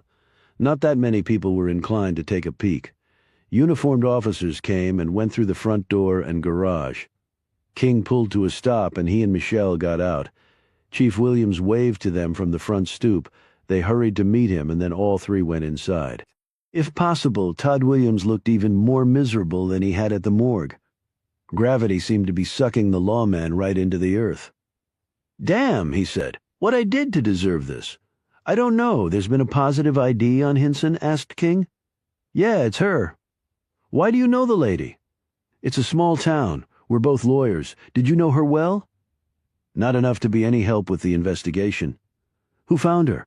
"She was supposed to be at work early this morning, preparing for a deposition or something. When she didn't show, people from her firm called her house and cell phones. There was no answer. They sent someone over. Her car was in the garage, but no one answered the door. They got worried and called the police."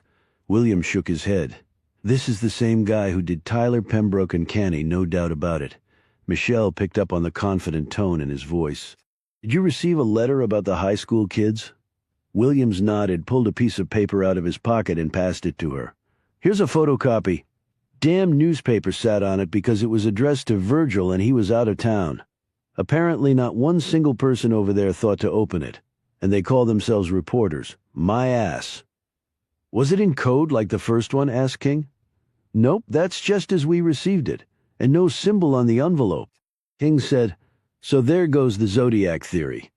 He looked at Michelle. "What does it say?" Michelle scanned the letter and began reading. "Okay, one more down with others to follow. I told you the first time I wasn't the Z-Man, but you're probably thinking that kid bit the dust under the Z's hand. Think again. I left the dog collar behind because the dog didn't make me do it. I don't even have a dog. I wanted to do it all by myself, and no, I'm not him either. Until next time, and it won't be long, not SOS." She looked up at King with a puzzled expression. "Dog collar? And the dog made me do it?" "You're showing your age or lack thereof, Michelle," replied King. And the dog made me do it. That son of Sam, David Berkowitz, the New York City killer in the 1970s. He was dubbed the Lover's Lane Killer because some of his victims were young dating couples killed in their cars. Lover's Lane, like Canny and Pembroke, said Michelle. Williams nodded. Berkowitz said his neighbor was some sort of demon who communicated his orders to kill through his pet dog. Crock of shit, of course, King said, but our guy knows exactly what he's doing. He said so. Michelle broke in. But I'm not getting this. Why commit murders in similar styles to past killers as a copycat would and then write letters making it clear you're not them? I mean, imitation is the sincerest form of flattery, right? Who knows, said Williams. But he killed those two kids.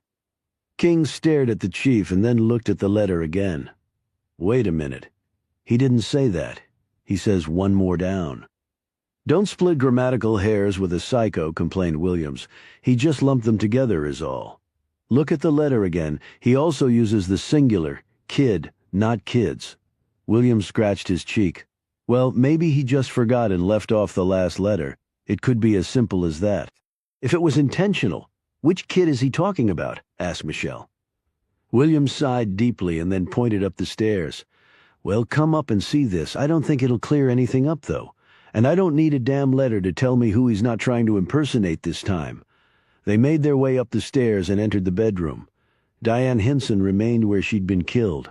There was a blur of activity in the room as forensic techs, police officers, men and FBI windbreakers and Virginia State Police homicide investigators attended to the business of preserving the crime scene and absorbing every valuable morsel from it. If their hollow looks were any indication, however, helpful clues were apparently very hard to come by. King observed Sylvia Diaz in one corner in deep conversation with a beefy man in an ill-fitting suit. She looked up, gave him a weary smile, and then turned away. When King's gaze caught on the symbol on the wall, he jerked back. It was a 5-pointed star, but drawn upside down. Yep, same thing I did. He turned to see Williams staring at him. The police chief bent down and lifted Hinson's shirt. And it's here, too. They all studied the drawing on the woman's belly. Michelle had seen the symbol on the wall as well. It's an upside-down pentagram, she said. She drew in a sharp breath and looked at King and Williams. That one I know. Richard Ramirez, right? The Night Stalker, said King, nodding, who, unless I'm mistaken, currently resides on death row almost 3,000 miles from here. He drew an upside-down pentagram on some of his victims, and also on walls of at least one of his victims' bedrooms, just like here. Williams turned Hinson to the side, and they all looked at the multiple bloody stab wounds covering her back. Sylvia says it looks like she was held face down, stabbed in the back, and then presumably turned over, and her hand wedged against the bureau drawer. The lawman laid her back down without any indication that he might soon forfeit his breakfast. Williams's resistance to nightmarish sights seemed to be growing stronger. Any clues? Asked Michelle. The killer used a knife from her kitchen to stab her and telephone cord from one of her phones to bind her. There are marks on her wrists that show that. But he took off the restraints to prop up her arm. There are lots of prints in here, but I'd be real surprised if the bastard wasn't wearing gloves. And we're sure it's a man. No sign of a struggle. She was overpowered pretty quickly, and even if a woman did that maybe with a gun in hand, it'd be a little risky to tie her up. Hinson might have been able to get the upper hand. She was in great physical shape. King looked puzzled. And no one saw or heard anything? These are attached residential units. Somebody had to have seen or heard something. We're looking into that, of course, but it's too early to tell. We do know that the unit to the right of Hinson's was for sale and empty. When was she killed? Asked Michelle. You'll have to ask Sylvia that, if that FBI fellow will let her go. King glanced over once more in Sylvia's direction. Is he with VICAP? To tell you the God's honest truth, I'm not sure.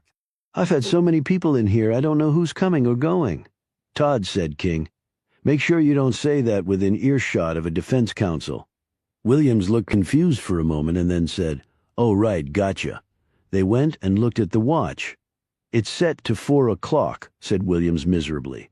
King bent down and took a closer look. No, it's not. What? Exclaimed Williams. It's set to 1 minute past 4. Williams knelt beside him. Come on, Sean. I think under the circumstances that's close enough. This guy's been pretty precise up to now, Todd. Williams looked skeptical. He just killed a woman and wanted to get out as fast as possible. He's probably operating in the dark. Unlike with the other crime scenes, he's smack in the middle of lots of potential witnesses. In his rush, he probably just didn't notice he was barely 1 minute off. Maybe, said King with equal skepticism. But a killer who's careful enough not to leave any usable trace behind doesn't strike me as the sort to write kid when he really meant kids, or set a watch to 4:01 when he meant 4. Well, if he did mean to make it 1 minute past, why? Asked Michelle. King had no answer for that. He looked down at the dead woman for a long moment as Williams went off to check something else in the room. Michelle put a hand on his shoulder. I'm sorry, Sean, I forgot you knew her. She was a good person and a fine lawyer, and she sure as hell didn't deserve this, not that anyone does. As they walked past Sylvia on their way out, she stopped them. The man in the suit had joined another group hovering over the body. He was a little shorter than King, but thicker and very strongly built. His shoulders seemed to be splitting out of his suit. He had thinning brownish-gray hair, cauliflower ears, and a boxer's flattened nose resting between two intense brown eyes. Sylvia said, Well, number 4 and counting. The Night Stalker. Who would have thought? She shook her head. Who's the guy you were talking to? King asked. FBI agent. Chip Bailey from Charlottesville. Chip Bailey? King said slowly. Do you know him? Asked Sylvia. No, but I think I'd like to. I can arrange something later, of course. People are pretty busy right now. That's fine. He paused and then added, Did you note the time on the watch? Sylvia nodded. 1 minute past 4. Like Pembroke's what? What? King and Michelle said together. Pembroke's watch was set to 1 minute past 2. Didn't I tell you that? No, said Michelle. And neither did Todd. He seems to think it was close enough to discount any significance. What do you think? King asked her. I think it's important. I just don't know why. Anything else jump out at you? Asked King. I did a rectal temp on Hinson. After I checked for evidence of sexual assault, of course, that turned out negative. She's been dead 8 to 9 hours. There are 12 stab wounds, though. Michelle picked up on the tone in Sylvia's voice. That equals overkill. Yes, it also equals rage, said Sylvia.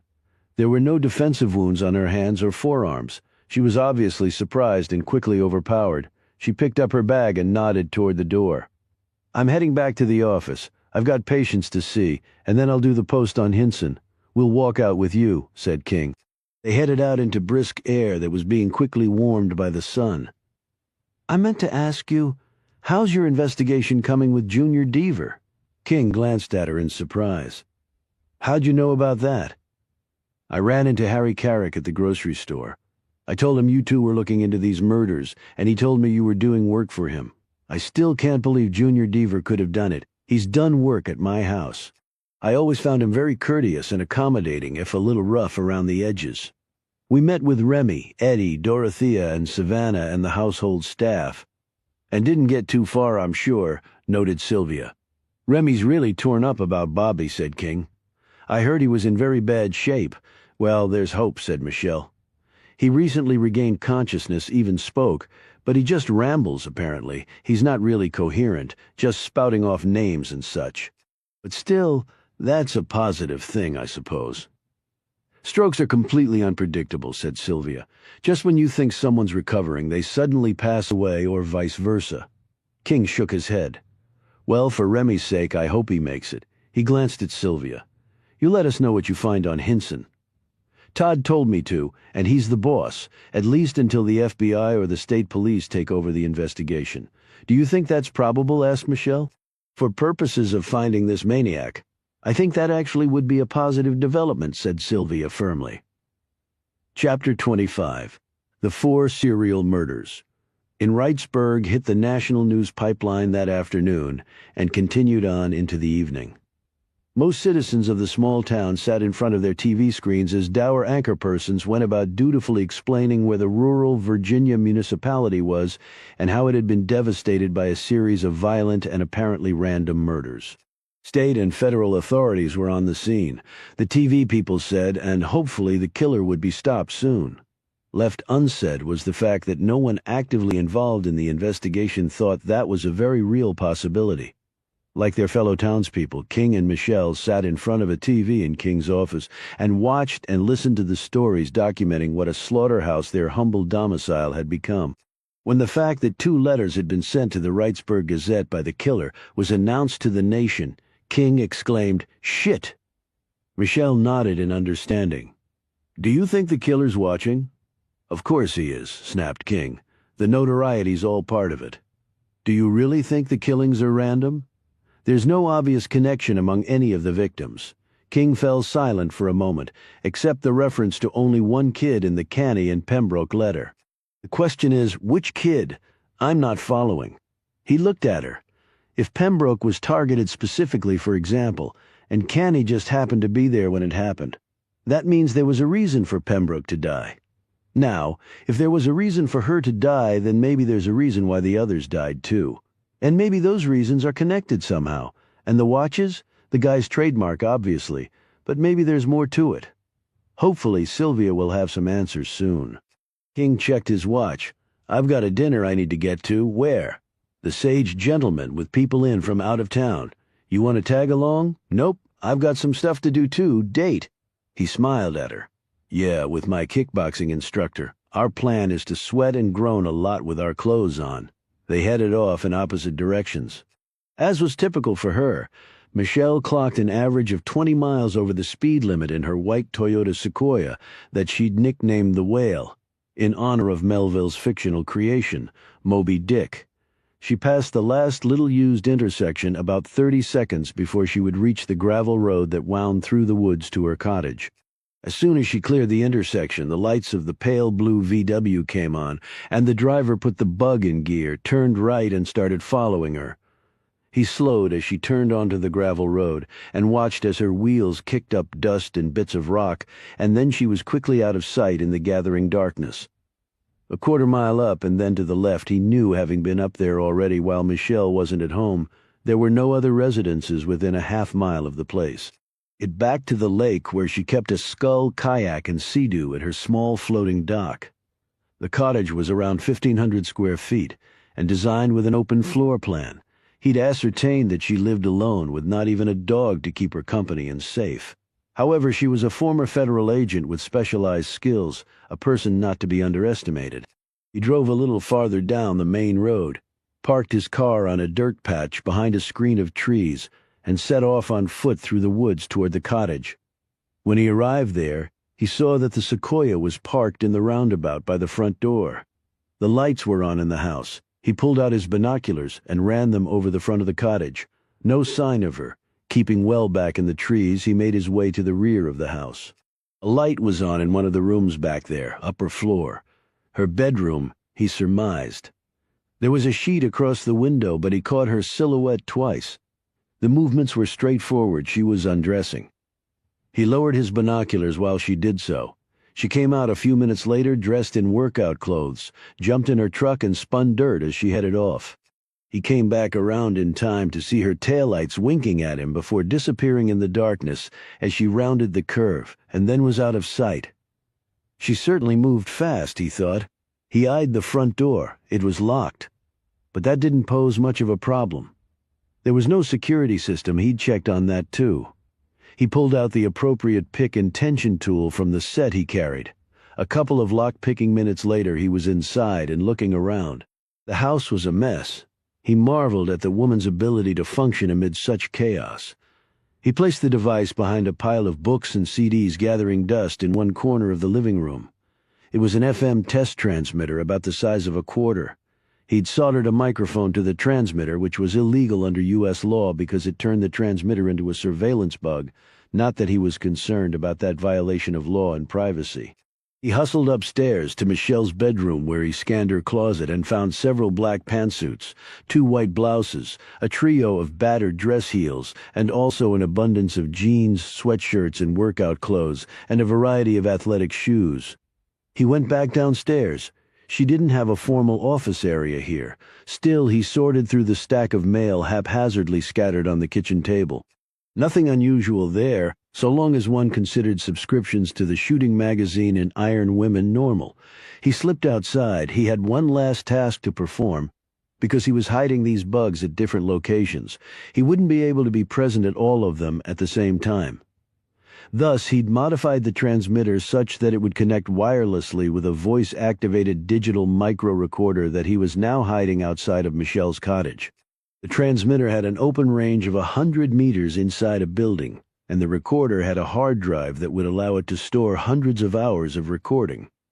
He went back inside the house, spoke, and then hurried back out to check the micro-recorder. His snatch of conversation had been captured on it. Satisfied, he drove off. He'd already bugged King's houseboat as well as the private investigator's office and phones. He had quickly discovered that Chief Williams was using King and Maxwell in the investigation. He realized how very helpful that could be to him. So now at least two of the people trying to find him would unwittingly provide him with advance information. As King had predicted, he had been listening to the news.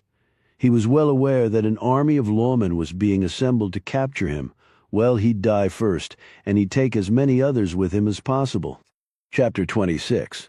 Later that night, Kyle Montgomery, Sylvia's assistant and rock star wannabe, parked his Jeep in front of the morgue and got out. He was dressed in a dark hood coat with UVA printed across it, rumpled dungaree pants and hiking boots without socks. He noted that Sylvia's navy blue Audi convertible was also parked in front. He checked his watch, almost 10 o'clock. Pretty late for her to be here, but there was the latest victim to dissect the lawyer woman, he recalled. His boss had not requested his help on that one. A decision for which he was very appreciative. However, her presence here tonight made what he'd come to do a little dicey because he didn't know which facility she was in. Probably the morgue. Yet if she was in the medical office, he could always make up an excuse if she discovered him. He swiped his security card in the slot by the front door, heard the lock click open, and went inside Sylvia's medical office. Only the low-level emergency lights were on. He threaded his way through the familiar surroundings, pausing only when he passed Sylvia's office. The light was on, but there was no one in there. He slipped into the pharmacy area of the office, used his key to open one of the cabinets, and withdrew a number of bottles. He took one pill from each, taking care to segregate them into baggies which he'd earlier labeled with a black magic marker. He'd hack into the practice's computer system later and fudge the inventory numbers to mask his theft. Kyle only took a few pills each time, so it was easy to cover his tracks. He was about to leave when he remembered he'd left his wallet in his locker at the morgue earlier that day. He put the pills away in his backpack and quietly unlocked the door that separated the two offices. If he ran into her, he could just tell the truth that he'd left his wallet. He passed Sylvia's office at the morgue. It was unoccupied. He went on to the scrub area. The autopsy room was at the very back of the facility. That's where Sylvia would be attending to her silent companion. He wasn't going anywhere near there. He listened intently for a few seconds, straining to hear the sounds of the striker's saw water running or sterilized instruments clattering on metal, but there was only silence. That was a little unnerving, although much of what happened during an autopsy involved such quiet. The dead were not going to complain about all the poking and prodding after all. There was a sound now, distinctly, he thought, from the rear of the place. His boss might be on the move. He quickly grabbed his wallet and withdrew into the shadows. He was suddenly fearful that if she happened upon him here, she might start asking uncomfortable questions. She could be that way, direct and blunt. What if she asked him to open his bag? He pushed farther back into the recess of the wall, his pulse knocking in his ears. He silently cursed his lack of nerve. Minutes passed. He finally found the courage to come back into the scant light. 30 seconds later, he was out of the building and driving down the road. The stolen prescription drugs safely in his bag when he reached the place. The parking lot was full. He wedged his Jeep between a pair of fat SUVs and went inside. The aphrodisiac was full of life and activity, with virtually every table and stool at the bars taken. Kyle showed his ID to a sleepy-looking bouncer at the entrance to the room where the dancers were, and spent a few minutes admiring the ladies. The shapely, barely clothed women were performing acts so lewd against the metal dancing poles that it would have caused their poor mothers to die of humiliation, after they had strangled their shameless daughters. That is, Kyle loved every minute of it. He checked his watch and then made his way up the stairs to the second floor and down a hallway toward a thick red curtain that hung across the passageway. Beyond the red curtain was a maze of small rooms. He went to the first door, rapped out an agreed-upon signal, and immediately received permission to enter. He closed the door behind him and stood nervously, unwilling to advance far into the darkened space. This was not the first time he'd done this, but each time held its own share of risk and uncertainty. "Do you have them?" the woman asked, in a voice so low he could barely hear it. Kyle nodded. "Right here. All the stuff you like." He dug his hand in his coat pocket and pulled out the baggies. He held them up like a small boy proudly displaying a dead bird to his mother. As always, the woman was clothed in a long flowing dress with a scarf wound around her head. Her eyes were hidden behind dark glasses, even though the room was poorly lit. She obviously didn't want to be recognized. Kyle had often wondered who she was, but had never worked up the courage to ask. The voice seemed familiar, but he couldn't definitively place it. There'd been a note left in his Jeep one evening saying that if he'd like to make some extra money, he could call the number written on the paper. Well, who didn't want to score some extra cash? He answered affirmatively and was told that the small pharmacy Sylvia kept in her office could be a very lucrative source of income for him. Potent painkillers and other potentially mind-altering drugs were the items on the purchaser's wish list. With no scruples impeding him, Kyle had agreed to look into it, had done some homework to see the best way to access this potential gold mine, and had concluded that it was doable. Terms were agreed to, the deliveries commenced, and Kyle had significantly increased his income. The long dress did not totally obscure the comely figure of the woman facing him. The private surroundings, the bed in one corner of the room, and the fact that they were in a strip club always made Kyle's blood race. In a recurring fantasy, he'd stride into the room far bigger and more masculine than he actually was. He'd hold out the pills like he was doing now, but when she went to take them, he'd grab her, lift her up, laughing at her puny resistance, and throw her roughly on the bed. Then he'd fall on top of her and have his way far into the night. His sexual savagery would rise with the anguished pitch of her screams until she finally shrieked in his ear that she wanted it. She wanted him. She wanted Big Kyle so badly. Even now he felt a rise in his pants as this wistful scenario played itself out once more in his head. He wondered if he would ever actually have the nerve to execute upon it. He doubted it. He was far too much of a chicken shit. She laid the cash down on the table and took the baggies, then motioned with her hand for him to leave.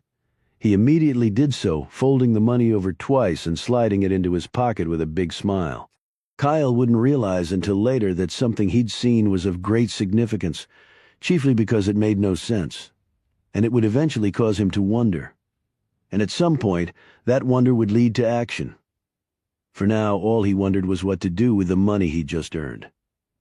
Kyle Montgomery wasn't much of a saver. He was far more of a spendthrift. Instant gratification was very much a way of life for him. A new guitar, perhaps? Or a new TV and CD-DVD combo for his small apartment. By the time he'd made it back to his Jeep and driven off, the new guitar had won out. He'd order it tomorrow. Back in the room, the woman locked the door, unwound her scarf, and took off her glasses. She slipped off her shoes and then removed her dress, revealing a silk camisole underneath. She examined the labels on the baggies, took out one of the pills, crushed it, and downed the powder with a glass of water followed by a chaser of straight Bombay Sapphire. She put on some music, lay back on the bed, crossed her arms over her chest, and allowed the power of the medication to send her to another place, one where she might, at least for a few brief moments, be happy. Until tomorrow, that is, when the reality of her life would come shrieking back. She trembled, jerked, moaned, and then lay still. The sweat was shooting through every pore in her body as she hit the highest high and then plunged to the lowest low. In one of the heat-charged spasms, she tore off her sweat-drenched camisole and dropped to the floor in only her panties, her breath coming in huge bursts, her breasts slapping together as she rolled back and forth in a convulsion of manufactured ecstasy, Her nerves fired and misfired under the delicious stress of her potent concoction, but she was happy, at least until tomorrow. Chapter 27. King finished his dinner with friends around 9:30 and decided to call Michelle to see if she was interested in a nightcap at the Sage Gentleman to discuss the case some more. She was there in about 10 minutes when his partner arrived. King watched in amusement as many male heads in the bar turned at the sight of the tall, striking brunette striding confidently through the bar wearing jeans, a turtleneck sweater, boots, and a Secret Service windbreaker. The fantasies they must have been playing with, he thought. If they only knew she was armed and dangerous and independent as hell. How was the dinner, she asked. Predictably boring. How about the kickboxing? I need a new instructor. What happened to the one you have? He's just not challenging enough. As they looked around for a table in the bar area, Michelle spotted a familiar face in the far corner. Isn't that Eddie Battle? At that instant, Eddie looked up, saw them, and waved them over. They sat down at his table, the remnants of a meal still there. Dorothea not cooking tonight? Asked King with a smile. That would be correct, in fact. That would be right for most of our marriage. I actually do most of the cooking, he added, with a boyish grin. A man of many talents, said Michelle. He was dressed in corduroy pants and a black sweater with brown elbow patches. Michelle looked down at his feet and saw loafers. I see you finally got the cavalry boots off. Not without effort. Your feet really swell up in those things. When's your next reenactment? Asked King. This weekend? At least the weather's been cooperative. Those wool uniforms are really scratchy, and if it's really hot, it's a killer, although I'm thinking about retiring from it. My back's about gone from all the horseback riding. Sold any paintings lately? Asked Michelle. 2, both to a collector in Pennsylvania who happens to be a reenactor. Only he fights for the Union, but I won't hold that against him. Cash is cash after all. I'd like to see your work sometime, said King. Michelle said the same thing. Well, I have it all in the studio behind the house. Give me a call whenever. I'll be glad to give you a tour. He waved to the waiter. You two look thirsty, and as my mother would say, it's bad manners and a damn shame to drink alone. As they waited for their cocktails, Eddie said, So have you solved the case and gotten Junior Deaver off the hook? He paused and added, Although I guess you can't tell me. We're sort of on opposite sides. It's not an easy nut to crack, said King. We'll see. Their drinks came. King tasted his whiskey sour and then said, So how's your mother doing? Eddie looked at his watch. She's at the hospital, although it's around 10, so they'll be kicking her out of Dad's room soon. She'll probably sleep there, though. She usually does. What's your dad's prognosis? Actually, that's taken a turn for the better. They think he's past the worst of it. That's great news, said Michelle. Eddie swallowed some of his drink. He's got to make it. He's just got to. He looked at each of them. I don't know if Mom could survive his dying, and while death awaits us all, I just don't see him riding off into the sunset right now. He looked down, embarrassed. Sorry, too many gins, and I start sounding pretty cliché-ish. Probably a reason why drinking alone with your problems is never a good idea. Speaking of drinking alone, where's Dorothea? Asked Michelle. At some function, said Eddie wearily. He hastily added, A realtor has to do all that crap, but you can't argue with her success. True, Dorothea has been very successful, said King quietly. Eddie raised his glass to Dorothea, the world's greatest real estate agent. Michelle and King looked at each other uncomfortably. Eddie lowered his drink. Look, she has her thing and I have mine. There's a certain balance to that. Do you have any children? Asked Michelle. Dorothea never wanted kids, so that pretty much settled that. Eddie shrugged. Who knows? Maybe I didn't want them either. I probably would have been a lousy dad. Michelle said. You could have taught your kids to paint, ride horses. Maybe they would have gotten into reenactments too. And you still could have kids, added King. To do that, I'd have to get another wife, said Eddie with a resigned smile. And I'm not sure I have the energy. Besides, battles aren't supposed to divorce. It's unseemly. Hell, if Dorothea didn't kill me, my mother probably would. Well, it's your life, commented Michelle. He looked at her strangely. You'd think so, wouldn't you? He finished his drink and said, So I heard on the news that they've called in the big guns to help, including your old friend Chip Bailey. I wouldn't be here if it wasn't for him. I'm sure your parents were really grateful to him." "Oh yeah. My father offered him a position as head of security in one of his companies. Big bucks." "I didn't know that," said King, "but he obviously didn't take it." "No, I guess he liked being a cop." Eddie tapped his spoon against his fork. "I remember when I was a kid and this area was nothing but hills and woods. It was great. We never worried about anything happening." "And now?" asked Michelle. "And now people are getting killed in their homes, left in the woods, shotgunned in their cars. If I ever did have a family, I don't think I'd do it here." "Well, I guess you could live anywhere," said King. "I'm not sure my mother would be very happy about that." "Again, it's your life, Eddie, right?" said Michelle. This time, Eddie Battle didn't bother to answer her. Chapter 28. While Kyle Montgomery was committing his felony, and Eddie, King, and Michelle were in the bar. Bobby Battle lay in his hospital bed under a mass of IV lines. Remy Battle sat next to him, her right hand clasped inside her husband's still pale one.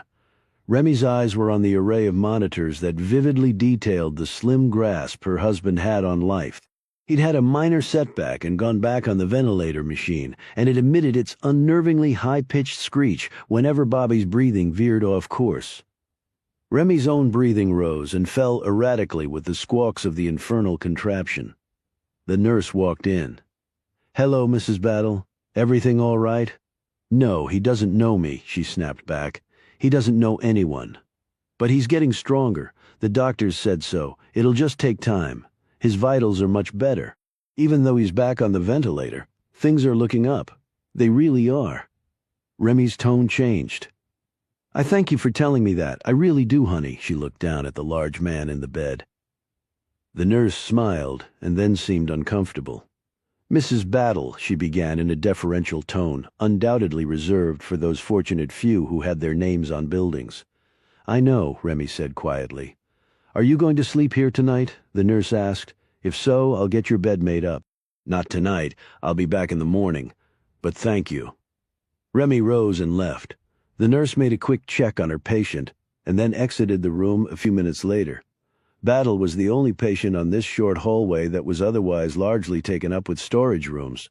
The rest of the unit's 10 beds emptied out onto a central area across from the nurse's station. Remy Battle had demanded this particular room for her husband because it allowed for more privacy. There was also a rear entrance at the end of this hall that enabled her, with a special access code, to come and go without having to pass by a large number of rooms, nurses and prying glances. The room that she sometimes slept in was down this hall from her husband. It was a few minutes after 10, and this part of the hospital, isolated from the rest, was undergoing the nightly shift change of personnel. The nurse attending Battle would spend the next 45 minutes in the staff room with her replacement, going over the current status of the patients under her supervision, as well as pertinent medication and physician instructions. Each patient room in this unit was monitored by camera, with the live feed going to the unit's central nurses' station. The TV monitors at the nurses' station were supposed to be watched constantly, although during shift change this procedure was not observed for about 20 minutes as the nurses, overworked and stretched to their limits, struggled to cram an hour's worth of work into a third of that time. However, the machinery helping keep the patients alive in each of the rooms had warning devices that would immediately alert the staff to any drastic changes in condition. Shortly after Remy had left, a person came in the same rear entrance that Remy had passed through minutes earlier, dressed in scrubs and white hospital coat, with a protective mask covering the lower part of the face, and looking very much a part of the hospital world. This individual passed by the door of Bobby Battle's room, glanced inside, and saw that it was empty except for the patient. A quick peek around the corner showed that the nurse's station was unattended. The intruder entered Battle's room and closed the door. Wasting no time, the person slightly moved the camera bolted to the wall across from the bed such that the live feed wouldn't show the area to the left of the bed.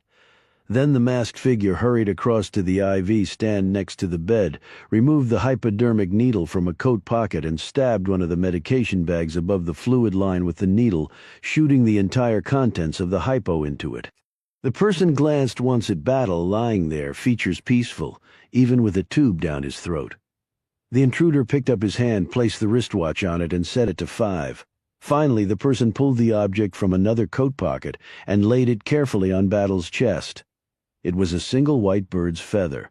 Moments later, the person had shot out the rear entrance, clambered down the stairs, slipped out into the parking lot, and climbed in a car. The vehicle sped from the hospital. The driver had a letter to write and mail. Barely 10 minutes after the car had driven off, a warning bell sounded on one of the machines in Bobby Battle's room, followed by another. Within seconds, all were screaming their collective and ominous warnings. The nurses rushed en masse to the room. A minute later, a code blue was broadcast over the PA, and a highly experienced medical crash team dashed into the room. It was all for naught at 10:23 p.m. Robert E. Lee Battle was pronounced dead. Chapter 29. At first, it was assumed that Battle had simply succumbed to the after effects of his stroke. The white feather left on his chest by his killer had fallen to the floor unnoticed as the medical team attempted to resuscitate him. When the feather was later discovered by a hospital technician, he placed it on the table next to the dead man's bed, perhaps assuming it might have come from a pillow. The watch the killer had placed on Battle's wrist was covered under IV lines and also obscured by Battle's ID and medication wristbands. An anguished and angry Remy Battle came and went and didn't take note of the watch or the feather. It wasn't until a nurse called into question the feather that people began to wonder. It hadn't come from a hospital pillow since they didn't contain feathers. In addition, the swift and unanticipated change in Battle's condition was puzzling and certainly not above scrutiny. However, it wasn't until around 3 in the morning, when they were about to move Battle's body to the hospital morgue, that the watch was finally observed on the dead man's wrist, prompting a much closer examination of the body and subsequently the IV bags. That's when the attending physician saw the puncture in the bag where the hypodermic had plunged through. "Dear God," was all he could manage to say. Todd Williams was roused from his bed, and on the way in he called King, who in turn called Michelle. All three arrived at the hospital at about the same time. They were surprised to see Chip Bailey there. Williams quickly introduced King and Michelle to the FBI agent. "I was staying at a local motel, had my police scanner on," Bailey explained. "Damn, Todd, you must have your whole force here at the hospital." "This is Bobby Battle," Williams shot back, a leading citizen of the area. King silently finished the man's unspoken thought. "And now you're going to receive the full wrath of the widow." The hospital personnel escorted them to Battle's room. The dead man was lying there with the IV lines still in him and the ventilator tube down his throat. Although all the life support machines and monitors had been turned off, their squawks and digital readouts no longer needed. Michelle found herself constantly looking over at Battle, someone she'd heard much about but had never met. For some reason, and not simply the manner of his death, he seemed as fascinating dead as he had been in life. The head nurse and attending physician gave a brief overview of what they'd discovered regarding the feather watch and the hole in the IV bag. "This is all highly unusual," said the doctor in the understatement of the year. "We were pretty sure it didn't happen every night," King said. Williams examined the watch. "Not a zodiac," he said quietly to Michelle and King, "but it's set to exactly 5 and the stem is pulled out." When Chip Bailey was shown the bird feather by Todd Williams, the agent's reaction was palpable, but he said nothing until the doctor and nurse had left the room. "Mary Martin Speck," he told them when they were alone. "A nurse, she was nicknamed Florence Nightingale. The lady killed 23 patients in 6 states over a 10-year period.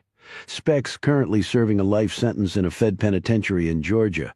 Her calling card was a white bird's feather. She claimed she was doing the Lord's work. So we can expect another letter," said King.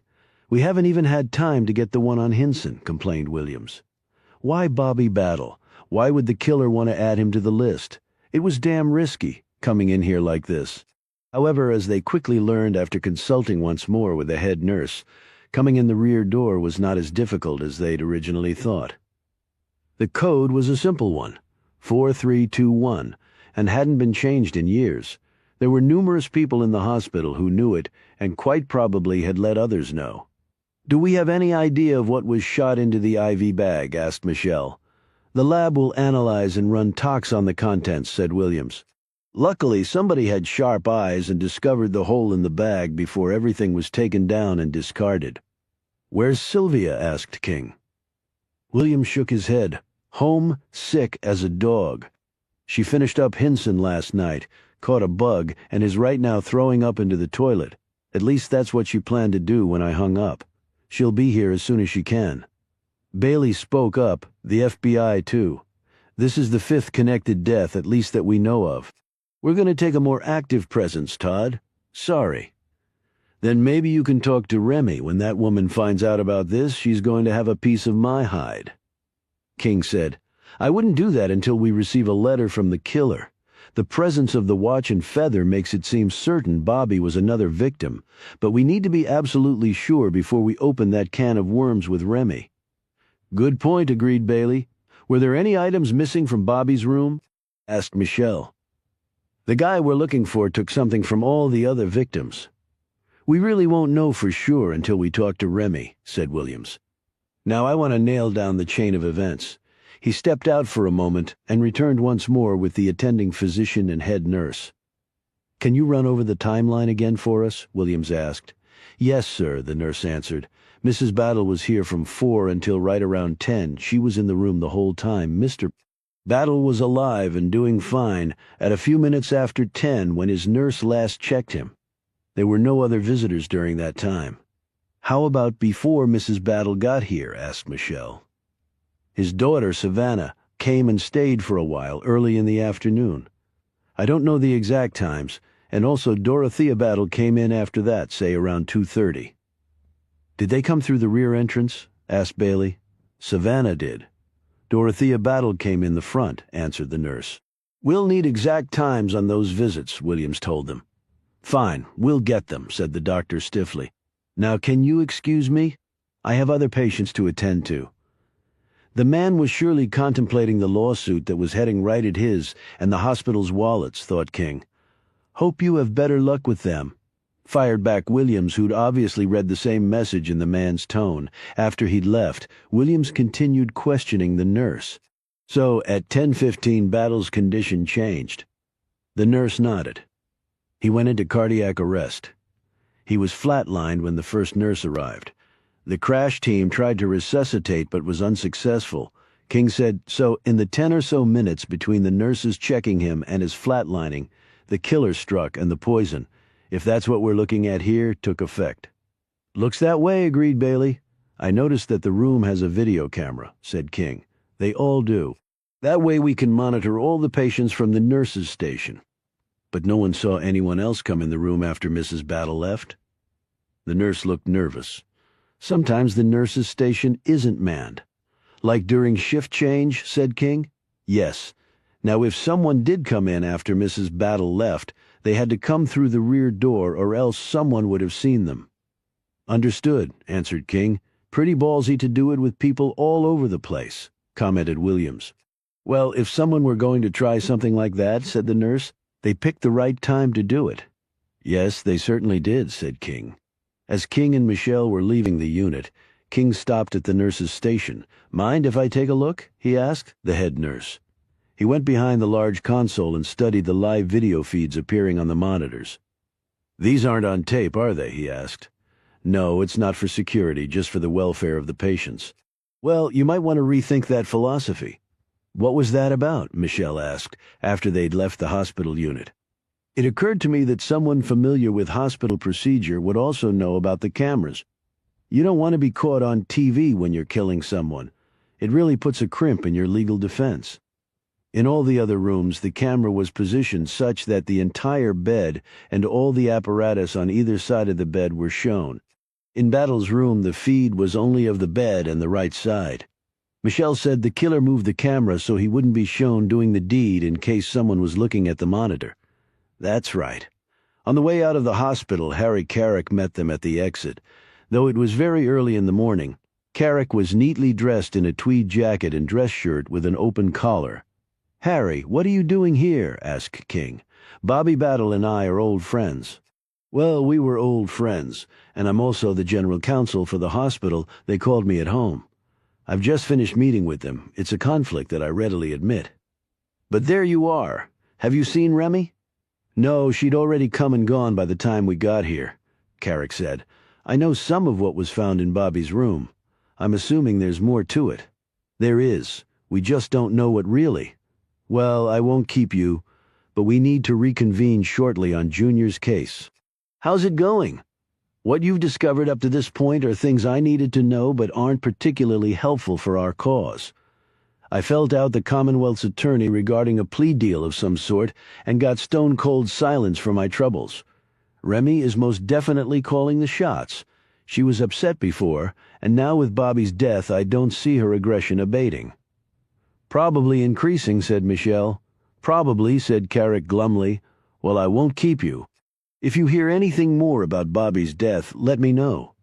He turned and left them. They watched as he climbed into a perfectly restored British MG convertible and sped off into the reddish glow of the ascending sun. Michelle turned to King. I really feel for Harry. He's friends with the Battles, and yet he's representing Junior Deaver and the hospital where Bobby died. King nodded. I definitely see a lawsuit coming Wrightsburg General's way. Pretty ironic suing a place that has your name on the outside of the building. I don't think that would deter Remy Battle in the least. I wasn't thinking it would, he stretched and yawned. I'm debating whether to go to the office or back to the boat to sleep. I'm going to go for a run, said Michelle. Why don't you come with me? Endorphins are good for the brain. Running. You just did kickboxing, he exclaimed. That was yesterday, Sean. God took a day off, you know. If he was a woman, he wouldn't have. Okay, you convinced me. She looked pleased. You're going to run with me? No, I'm going back to the boat to rest. If it was good enough for God, it's good enough for me. Chapter 30. The post office was under strict instructions to immediately forward any suspicious letters addressed to the Gazette to the police. The Hinson letter came the day after Bobby Battle had been murdered. It was simply worded, one lawyer less. Who cares? I trust you know who I'm not this time. See you soon. Meanwhile, Sylvia Diaz had risen from her sickbed and finally performed the autopsy on Robert Battle. At the moment she was sitting with King and Michelle in her office, Chief Williams and Chip Bailey had both attended the Battle autopsy, she told them. I think Todd is now thoroughly comfortable with postmortems, unfortunately simply from sheer numbers, commented Sylvia. So what killed Bobby? Asked King. I won't know for certain until the toxicology screens come back in a week or so, but it looks like someone shot a large quantity of potassium chloride into his nutrition IV bag.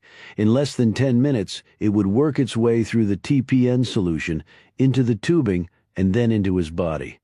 As soon as that happened, his heart would go into ventricular fibrillation. In his already weakened condition, the end would have been quick, at least, and painless. All that suggests some medical knowledge, said King. Sylvia considered this for a moment. It's true that potassium chloride isn't often used to kill someone. However, if the person did have medical expertise, he was a little sloppy. What do you mean? Battle had the standard array of IV lines, the blood thinner heparin, a saline sugar solution, a TPN or nutrition solution bag, an antibiotic to combat the pulmonary infection he caught from being on the ventilator for so long, and the drug dopamine to control his blood pressure. Okay, so what does that tell us? Asked King. Well, if the person had shot the potassium chloride directly into the tubing instead of into the TPN bag, the same fatal result would have occurred, but it would have been undetectable. You have to understand that the TPN solution already has potassium chloride in it, and thus so did Battle's system. I was able to determine that someone had placed additional potassium chloride into the bag only by comparing the levels present there to a normal TPN bag mixture. There was over triple the standard amount, easily enough to kill him. So you're saying if the potassium chloride had gone into the tubing directly and not the bag, you never would have noticed it? Yes. The residue in the tubing would be insufficient to raise suspicion. In fact, it would have only been suspicious if there hadn't been residue of potassium chloride. And as I said, Battle already had potassium chloride in his body. It's naturally absorbed, which is why an autopsy alone wouldn't have resulted in an overdose confirmation. So it was like the person had some medical knowledge, but wasn't an expert, said King. Or else, said Michelle, he wanted it to be discovered that Battle had been murdered, as if the watch and the feather weren't enough. It almost wasn't enough, King reminded her. The feather had fallen to the floor and the watch was covered under the IV lines and hospital tags. That doesn't make sense, though, said Sylvia. I mean, isn't the first rule in murdering someone to try and make it like the perfect murder? And if so, how more perfect can you get than by making it look like no murder was even committed? Michelle and King both shook their heads, unable to come up with a theory that would account for the killer's behavior. Sylvia sighed. Not that it matters, but Battle showed evidence of arteriosclerosis. There was also some unusual wrinkling on the surface of the aorta. He also had a small tumor on his right lung, perhaps the beginnings of lung cancer. Not surprising for a smoker of his age. "What about Diane Hinson's cause of death?" asked King. He quickly added, although it seemed pretty obvious, she died from massive internal bleeding from the multiple stab wounds. They severed her aorta and punctured her heart chamber and left lung. It would have been over in minutes for her, too. She added, though not nearly as painless as Battle's death. Was she raped or sexually assaulted? Asked King. No evidence of that at autopsy, but lab results are still pending. I heard about the Florence Nightingale connection, by the way. I guess we'll get a letter to that effect. The Hinson letter indicated we'd see him soon, and we did, said Michelle. At least he's a man of his word. King added, first an exotic dancer, then high school kids, then a lawyer, and now Bobby Battle. It's as though the killer is taking a greater risk with each one, commented Sylvia. To go from an exotic dancer he might have picked up in a bar and then shot and left in the woods to poisoning an immensely rich businessman lying in a coma in a hospital bed. Doesn't make a whole lot of sense, said King. Not to sound callous, but how's the guy picking his victims? One-night stands or the social register? Like I said before, this guy's operating outside the box, said Sylvia, rubbing at her bloodshot eyes. King looked at her closely. You look like hell, he said with a disarming smile. You should be in bed. Thanks for noticing. I'll try to get to that any week now. Where's Kyle? Asked Michelle. Can't he pick up the slack? He's not a pathologist, he can't do the posts, and to answer your question, he called in sick. I wish that had been an option for me. I was hugging the toilet most of last night, and I have a full load of patients waiting. Thank God for antibiotics. What do you make of the killers choosing to emulate Mary Martin Speck? Asked Michelle. Meaning a woman instead of a man? Michelle nodded. Well, I'm not sure what to make of it, Sylvia said. A woman could have killed Battle. It obviously takes no physical strength to shoot a solution from a syringe into an IV bag. However, I'd stake my reputation on the murders of Rhonda Tyler and Diane Hinson being committed by a man. A woman couldn't have carried Tyler all that distance through the woods, and the knife wounds on Hinson were very deep. It was either a man or a woman so strong, I'd hate to run into her in a dark alley. So Michelle began slowly. It's possible we have two killers here, a man and a woman. Not necessarily, argued King. The only evidence to that effect is the reference Bailey made to Speck and the bird's feather. Until we get the letter, we won't know if the killer was mimicking Speck at all. The feather may symbolize something else, something unique to the killer. That's true, conceded Michelle. Sylvia nodded in agreement.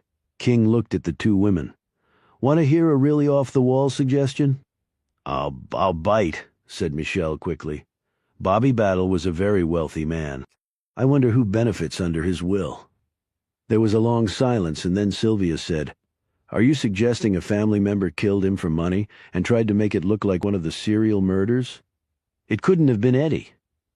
He was with us at the Sage Gentleman until after 11 o'clock, said Michelle. That's right, said King, but Dorothea and Savannah were at the hospital earlier. They couldn't have put the poison in then, because he would have been dead long before Remy showed up. But suppose one of them stashed the potassium chloride in the room during their earlier visit that day, then snuck back in when she saw Remy leave, did the deed and ran like hell. Eddie said Dorothea was at some function. Michelle reminded him. We'll need to verify that. Well, many a murder has financial gain as the motive, said Sylvia. You might be onto something, Sean. While I'm at it, here's another one to think about. Remy was in the room with Battle for hours.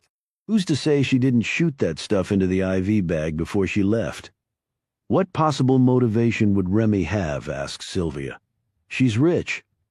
What if Bobby had taken up his old womanizing ways, and Remy had simply had enough? There might not be enough money in the world to counter that. That's a different story, of course. Do you have evidence supporting that? King thought about Battle's secret drawer and Remy's not wearing her wedding ring, but decided not to mention that to Sylvia. I'm not saying we have anything to support it. I'm just throwing out what-ifs. And maybe even more than money, a woman scorned is one of the oldest motivations for murder there is. So she exits with a built-in alibi and leaves the feather and watch as misdirection. The serial killer's M.O. has been all over the news, so she'd know those types of details.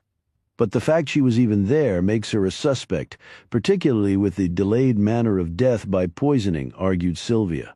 You could make a case that if she were going to do something like that, she'd have slipped in another time, done it and left before anyone saw her. As it stands now, she really has no alibi at all. Well, said Michelle, if I were the person who killed Battle and tried to pin it on our neighborhood serial killer, I'd be looking over my shoulder big time. What do you mean, said Sylvia. If I were the real killer, I'd be pretty upset about that. I'm still not following, said Sylvia. Look at it this way. The serial killings have been meticulously planned and executed. We have follow-up letters from the killer taunting the police. Clearly this guy is a control freak and has some grand plan in mind. Now if another person killed Bobby Battle and tried to pin the blame on the serial killer, our control freak may see it as tainting his masterpiece. He'll want to take out his revenge on the person who killed Battle. So, in effect, we may have one killer going after another, said King. Exactly, said Michelle, Chapter 31. Deputizing you both, said Chief Williams as he sat eyeballing King and Michelle at their office the next day. They stared back at him, clearly stunned. Excuse me, said King. I was one of your deputies once. I have no desire to re-up Todd. I'm not giving you the option. I need you. They outlawed indentured servitude a long time ago, King shot back. What's going on, Todd? Asked Michelle. I'm getting squeezed out by the feds, that's what. But you wanted their help, exclaimed King. But I also didn't want to be shoved off the case right here in my own town. I don't want folks to think I can't do the job. I'm willing to work with the feds, of course, even let them jointly run the investigation with me, but I'll be damned if I'm going to let them push me out of investigating my very own crime spree. King shook his head in bewilderment. Todd, I think you've been attending too many autopsies.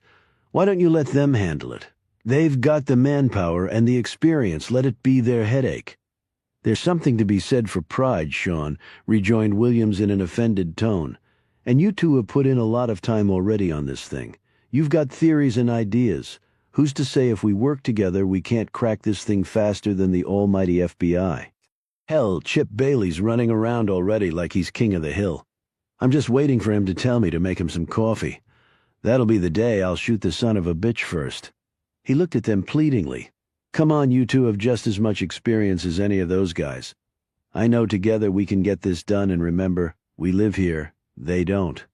We need to make Wrightsburg safe to live in again. It's our home. Everybody's counting on us. Michelle and King exchanged glances. Michelle spoke first. Well, it is a challenging proposition. So's hang gliding. That doesn't mean you should do it, King shot back. Come on, Sean, this case is intriguing you. You can't deny that, she pointed out. You'll be thinking about it whether you're working on it or not. At least if we're deputized, we can investigate with some official status.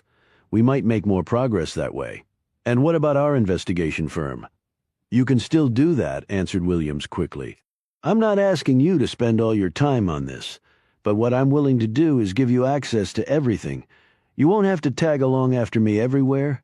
You can go and talk to people and snoop around all by yourself under my badge. I've got the power. I can deputize anybody I damn well want to. And Bailey won't have a problem with that? Said King skeptically. Come on, Todd, you know better. So what if he gets his back up? He can't argue with your credentials. But you just leave him to me. I'll go to the mat on this one, even if I have to call the governor. I don't know, said King. This could turn out to be one big turf war nightmare, and I went through enough of those with the service. Michelle punched him playfully in the arm. Come on, what could it really hurt? We could get killed by this psycho, I bet that would hurt. Michelle looked at Williams and winked. I'm in. The police chief glanced nervously at King. Sean. A long moment passed. All right, he finally muttered. Good, Williams said in a relieved tone. He took a pair of silver badges out of his pocket, recited 2 sentences of official legalese, swearing them in, and handed them the badges. "Okay, you're officially deputies. Now, look at this." He pulled out a piece of paper and handed it across to them. They read it simultaneously. The letter from Bobby's killer. The Mary Martin Speck wannabe. "Only not," said Michelle as she glanced up. King read the letter aloud. "Another one down. That makes 5. It was a big one this time, but more to come. And no, I'm not Mary, no Florence Nightingale here. The feather was just that, a feather for the featherweights that all of you are. See you soon, not MMS." He looked up with a thoughtful expression. "Was there a zodiac symbol on the envelope? This letter came in?" "No, it was clean like the Canny Pembroke letter and the Hinson letter. We've already checked it for prints and other traces. Nothing. This letter says that Battle was victim number 5, said King. "Well, he is number 5, Sean," replied Williams, "but the Pembroke Canny letter only mentioned the death of 1 kid, taken literally. That would make Battle only victim number 4. That's an inconsistency that's inexplicable right now." Williams slapped his thigh with his hand. "See, that's why I want you 2 on board. You see things, deduce things." "We may be entirely wrong in our deductions," countered King. "Or you may be exactly right," rejoined Williams. "Another thing you need to know, Hinson wore an anklet, a gold one. It wasn't on the body, and it didn't turn up anywhere in her house," King said. "Pembroke's ring, Canny's St. Christopher's medal, possibly Tyler's belly ring, and now Hinson's anklet. Maybe he wants them as souvenirs," said Michelle. "Trophies from his kills. Maybe, was there anything missing from Bobby Battle?" "Nothing that we know of." Williams studied King closely. "So what's your next move?" King pondered this for a bit. Finally, he said, "It's time we determined once and for all if there's any connection between the killings." "But Sean, we know they were killed by the same person," said Williams. "No, we don't know that," said King sharply. "But that's not what I meant anyway. I mean, we have to find out if there's some common thread among the victims, if somehow they're connected to each other. But in serial killings they aren't," protested Williams. "This one might be the exception to that rule," said King. "And while we're doing that, we're going to have to go back into the lion's den." "Lion's den," said Michelle. "What's that mean?" "We need to go see the battles again," replied King. "I think I'd rather face down Priscilla Oxley," said Michelle. "And let me tell you, if that woman calls me chickie or plaything again, it won't be pretty." After Williams had left, Michelle asked King, "So what do you really expect to find out at the battles?" "With luck, an answer to your question of why Remy wasn't wearing her ring. Also the truth as to what was in Bobby's secret drawer. But all that's connected to the burglary, not the killings, right? Except Battle could have been killed because of what was in that drawer. Even if he was murdered by someone else, we need to find that someone." "Okay, but if one of the Battles did poison him when we go to interview them, we're going to be talking to a murderer at some point, and the sooner we find out who, the better. So if one of them did do it, who's your money on? Eddie was with us, so is it the Iron Wife, the slutty daughter, or the viper-tongued daughter-in-law? I'll withhold judgment for now. But if Battle's death was simply a copycat murder with a separate motive, that still doesn't lead us to the person who's killed 4 other people and counting. So you think there'll be more victims? Who knows?" He slapped her on the shoulder. "Just be careful out there. You know, I can look out for myself, Sean. That's not what I meant. I want you around to protect me." Chapter 32. Bobby Battle's murder was front-page news throughout the area. The headlines were made much more sensational by the fact that his death was attributed to the serial killer. What had been kept from the press and public were the thefts from each of the victims and the precise contents of the letters. The citizens of Wrightsburg were locking their doors, cleaning their guns, setting their house alarms, and scrutinizing their fellow citizens. The look in their eyes was clear. If someone like Bobby Battle could be killed in the middle of a busy hospital, no one was safe. In that assumption, they were actually correct. The cave was set far back into the rolling hills east of Wrightsburg and on the way to Charlottesville. Its entrance was covered by fallen pines and sheets of thick ivy and other forest clutter, and there was no discernible trail leading to it. The hole in the rock was large enough to house several clans of black bear which it had in the past. However, now there was only one occupant, and it walked on two legs, although it was no less a predator. He sat brooding at a rough-hewn table in the center of the cave. It had been outfitted with enough supplies to make it livable for extended periods of time. The only illumination was from a battery-powered lantern. The man held up the hood that he'd worn when he had killed 4 people. He fingered the material lightly. An executioner. That's what he was, pure and simple. Yet executioners only carried out a sentence justly imposed. He looked down at the newspaper. Staring back at him was a grainy photo of Robert Battle taken years ago. The headline read, "Millionaire businessman and philanthropist, Robert E. Lee Battle slain in hospital, serial killer suspected." Serial killer.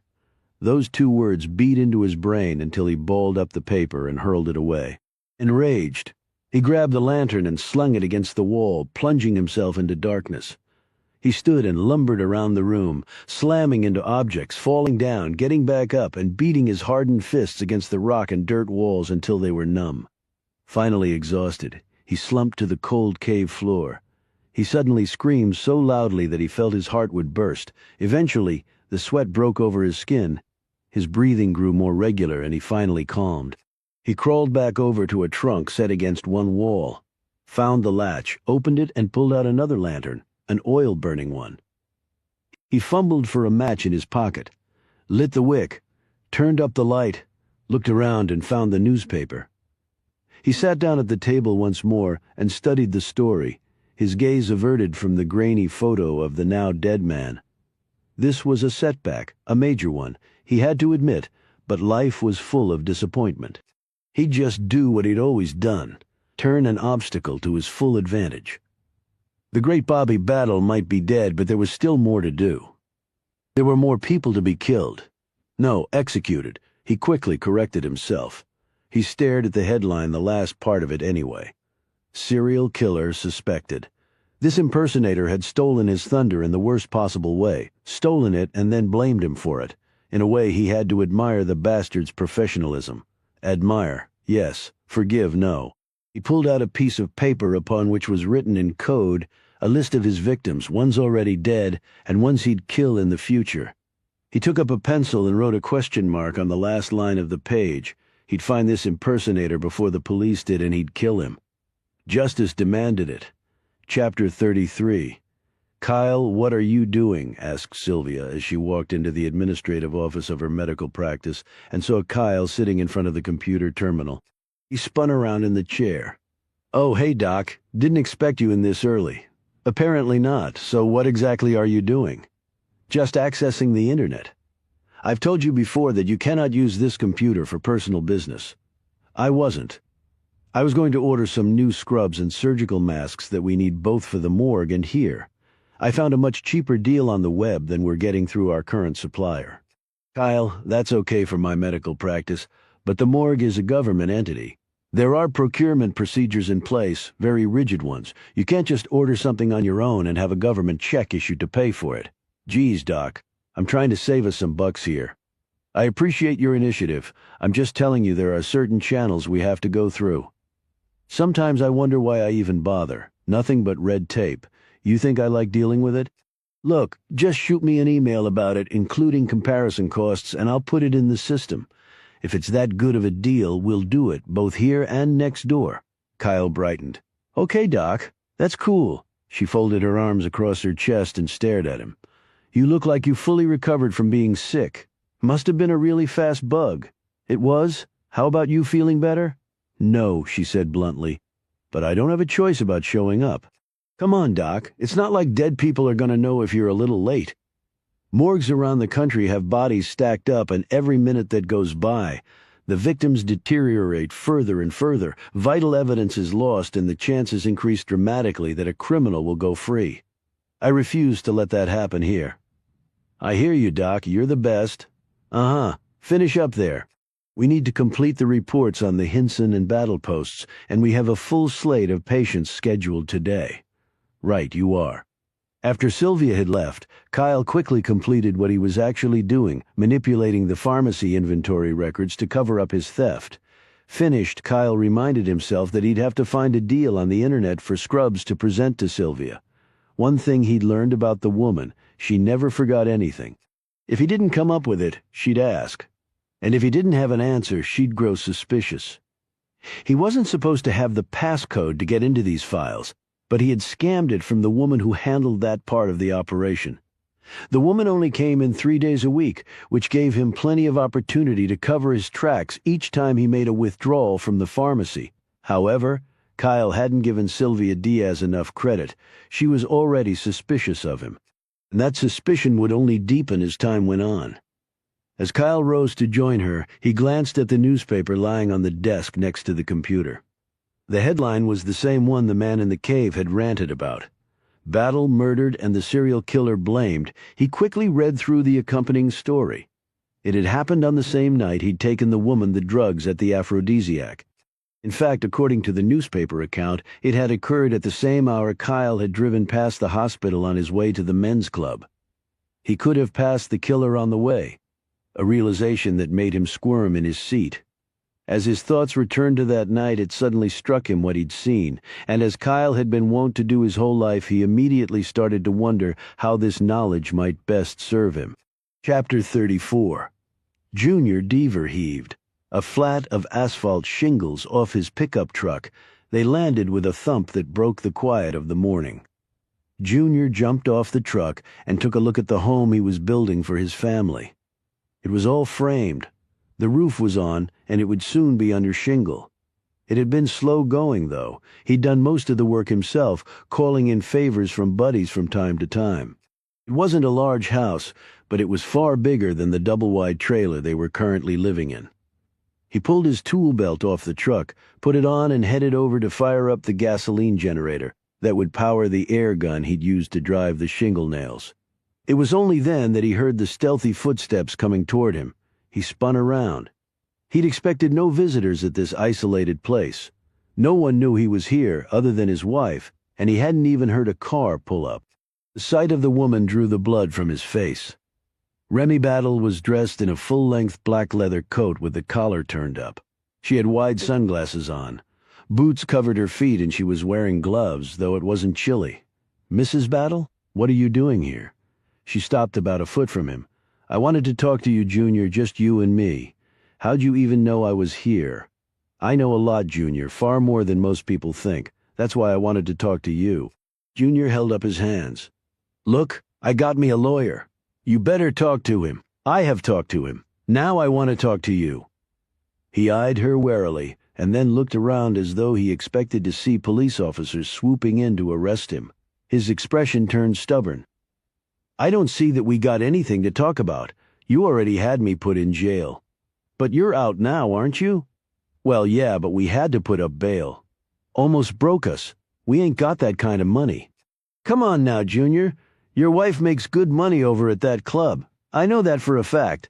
My husband frequented the place. She probably earned a small fortune just off him. I don't know nothing about that." She ignored this. "My dead husband, I heard." Junior mumbled in reply. "He was murdered, you know," she said in an oddly flat tone. "Heard that, too. You get out of jail and then he ends up dead." He looked at her wide-eyed. "Look, you ain't gonna pin that on me, lady." "Oh, I'm sure you have an alibi." "You bet I do." "Good for you, but that's not why I'm here." She drew even closer and took off her glasses. Her eyes were red and puffy. "So why are you here?" he asked. "I want it back, Junior. I want it back now. Damn it, Mrs. Battle. I didn't take your wedding ring." She suddenly shouted, "I couldn't give a shit about the damn ring.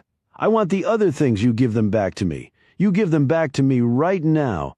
Junior slapped his thigh in frustration. "How many times do I have to say this? I don't have that stuff because I didn't break into your house. I'll pay you whatever you want," she persisted, ignoring his denial. She looked at the half-built house.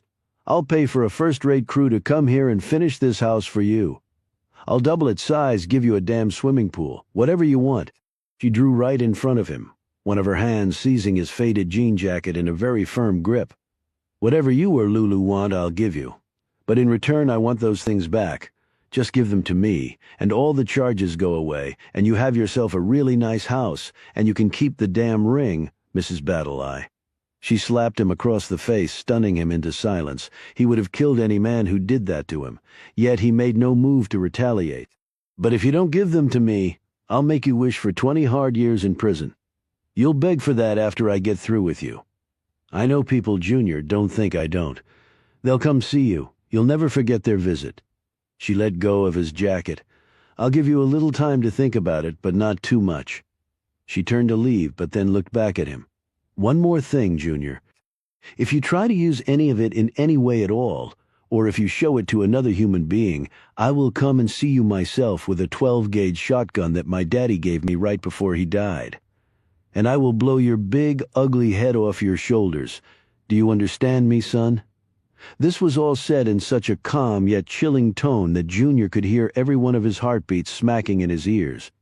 Remy Battle didn't seem to think an answer to her question was necessary. She put her glasses back on, turned and left as quietly as she'd come. Junior just stood there, his big belly heaving, and watched her go. He'd been in many a bar fight in his life against some very large men intent on doing him bodily harm. He'd even been cut up a few times. He'd been scared during those incidents. However, that was nothing compared with the terror he was feeling right now, for he had no doubt the crazy woman meant every word she'd just said. Chapter 35. Later that week. Chip Bailey of the FBI called an early morning meeting of all law enforcement personnel engaged in the search for the murderer or murderers of 5 people. It was held at the Wrightsburg Police Headquarters, which King, who was in attendance along with Michelle, Todd Williams, and assorted Virginia State Police and FBI folks, thought made a cheap-shot statement as to who was now running the show. The FBI, after all, was the 800-pound gorilla. His resulting bad temper exhibited itself rather quickly. "We have a profile," said Bailey, as his assistant handed out folders to those situated around the table. "Let me guess," said King. "Caucasian male in his 20s to 30s, at least a high school education and possibly even some college IQ. Above average, but has trouble holding a job. Firstborn to working-class parents, childhood trauma, dominant mother, possibly illegitimate, who showed interest in law enforcement, and is a loner control freak who also expressed early enthusiasm for sadomasochistic pornography, voyeurism, and torturing of small animals." "Did you already get a copy of the report?" growled Bailey. "No. But most of them say that or something pretty damn close. That's because serial killers share those sorts of traits. That's been clearly established over time." Bailey fired back. "In fact, everything in this profile has been substantiated over time. Unfortunately, we've had lots of experience. Over 3/4 of the serial killers in the world are in this country, with well over 1,000 murders, to their collective credit since 1977, and 2/3 of the victims were women. The only interesting thing about this guy is, he seems to be a mix of organized and disorganized in his approach. Restraints used in one case but not in the others. One victim transported, the others not. One body hidden in the woods, the others left where they fell, weapon absent in one case but not in the others. This is based on hard data, Sean. Most of them probably do fit that profile, but not all. Some don't fit neatly in any box." "And you think this is one of those times?" asked Williams. "Think about it. None of the victims have been sexually assaulted or mutilated. In serial killings, that's almost always a component. And let's look at the targets. Most serial killers aren't exactly brave. They grab for the low-hanging fruit. Children, runaways, prostitutes, young homosexual males, and the mentally afflicted." Bailey shot back. "One of the victims was an exotic dancer, and maybe a prostitute at some point, and 2 others were high school kids, and another was lying in a coma in a hospital bed. That's pretty easy pickings if you ask me. We don't know if Rhonda Tyler was a prostitute, and even if she was she killed because she was a prostitute or for some other reason? And Canny and Pembroke weren't runaways. And do you really think a Ted Bundy-type killer is going to sneak into a hospital room and shoot stuff into an elderly stroke victim's IV bag?" He paused to let this all sink in and then added, "And Bobby Battle was a very wealthy man. There might be other people who wanted him dead." "Meaning 2 killers out there?" said Bailey skeptically. "Meaning we don't know, but we can't ignore that possibility," shot back King. Bailey was undeterred. "I've had a little more experience doing this than you, Sean. And until something else turns up that causes me to change my mind, this is the profile we're using, and we're going under the assumption that we only have one killer at work." He eyed King closely. "I understand that you two have been deputized," he nodded at Michelle. "I want you to know that I have no problem with that. In fact, in my book, having two more seasoned professionals on the case is a good thing." "But," said King to himself. "But," said Bailey, "we have established protocols for how we do things. We need to coordinate and keep each other informed. We all need to be on the same page." Williams said through clenched teeth. "And of course the Bureau will be the central clearinghouse for everything." "That's right. If any promising leads come up, I want to know about them pronto. Then we can evaluate who's best suited to run them down." King and Michelle exchanged brief glances. They seemed to be reading each other's mind. That way Bailey and the Bureau can call all the shots, make the arrest, and get all the credit. "Speaking of leads," said King, "do you have any?" Bailey leaned back in his chair. "It's a little early to tell, but now that we've got the manpower out there, something will pop." "Anything turn up on the Zodiac watch?" asked Michelle. "Dead end," said Bailey. "There was no other trace of any significance at the crime scenes or on the bodies. We canvassed Diane Hinson's neighborhood. No one saw anything. We've talked to the families and schoolmates of Canny and Pembroke. There's no jealous rival out there with a guilty conscience." "And Rhonda Tyler?" asked King. "What's her backstory?" Bailey leafed through his notes. "Contrary to what you might think, the FBI does know how to assemble the facts, Sean," he said. "She was born in Dublin, Ohio, dropped out of high school, and hit the road to L.A. to become an actress." "Right. After that dream popped, she developed a drug habit, headed east, did a little time in jail for a couple of misdemeanors, and headed south. She'd been an exotic dancer for about 4 years in a string of clubs from Virginia to Florida. Her contract at the Aphrodisiac was up about 2 weeks before she was killed." "Where was she staying when she disappeared?" asked Michelle. "Not sure. The club has some rooms that the girls use when they're performing there. They're on the house and they come with 3 squares a day, so they're pretty popular with the strippers. Excuse me, exotic dancers. I spoke with Lulu Oxley, the manager. She said that Tyler had stayed in one of those rooms for a while when she first came there, but then found another place." "While she was still working at the club?" asked King. "Right. Why?" "Well, these dancers can't make all that much money, so free room and board must be pretty hard to give up." "Did she have any friends or family in the area she might have been staying with?" "No, but we're trying to find out where she was staying during that time." "That really needs to be followed up on, Chip," said King. "If she found herself a sugar daddy close to when she was murdered, we need to know who he is. It could very well be the guy who put a pistol in her mouth and left her for the wolves." "Funny, we had the same thought," said Bailey, unable to hold back a sneer. "Did you talk to the Battles yet?" asked Williams. "I was going over there today," said the FBI man. "Care to join me? Why don't you take Sean and Michelle along instead?" "Fine," Bailey said, frowning after covering other points of the investigation. The meeting was adjourned while Bailey gave additional orders to his men. Williams buttonholed King and Michelle. "Okay, I was right. The feds call the shots and take the glory." "Maybe not, Todd," said Michelle. "I can't say they're being unreasonable. And it's more important that this psycho be caught regardless of who does it." "True. Still, it'd be a lot better if the people who nabbed him were us." "We'll go to the Battles and see what we can find out," said King. "But don't expect miracles, Todd. This guy knows what he's doing." "The killer or Bailey," he said irritably. They drove over to the Battles in separate cars, King and Michelle and the Whale and Bailey in his big sedan provided by the Bureau. "The FBI always had better cars than the Secret Service," said King, eyeing Bailey's vehicle. "Yeah, but we have better boats. That's because we snatched them from DEA, which confiscated them from South American drug lords. Hey, you do what you have to?" She glanced at him. "By the way, what bee got into your bonnet at the meeting?"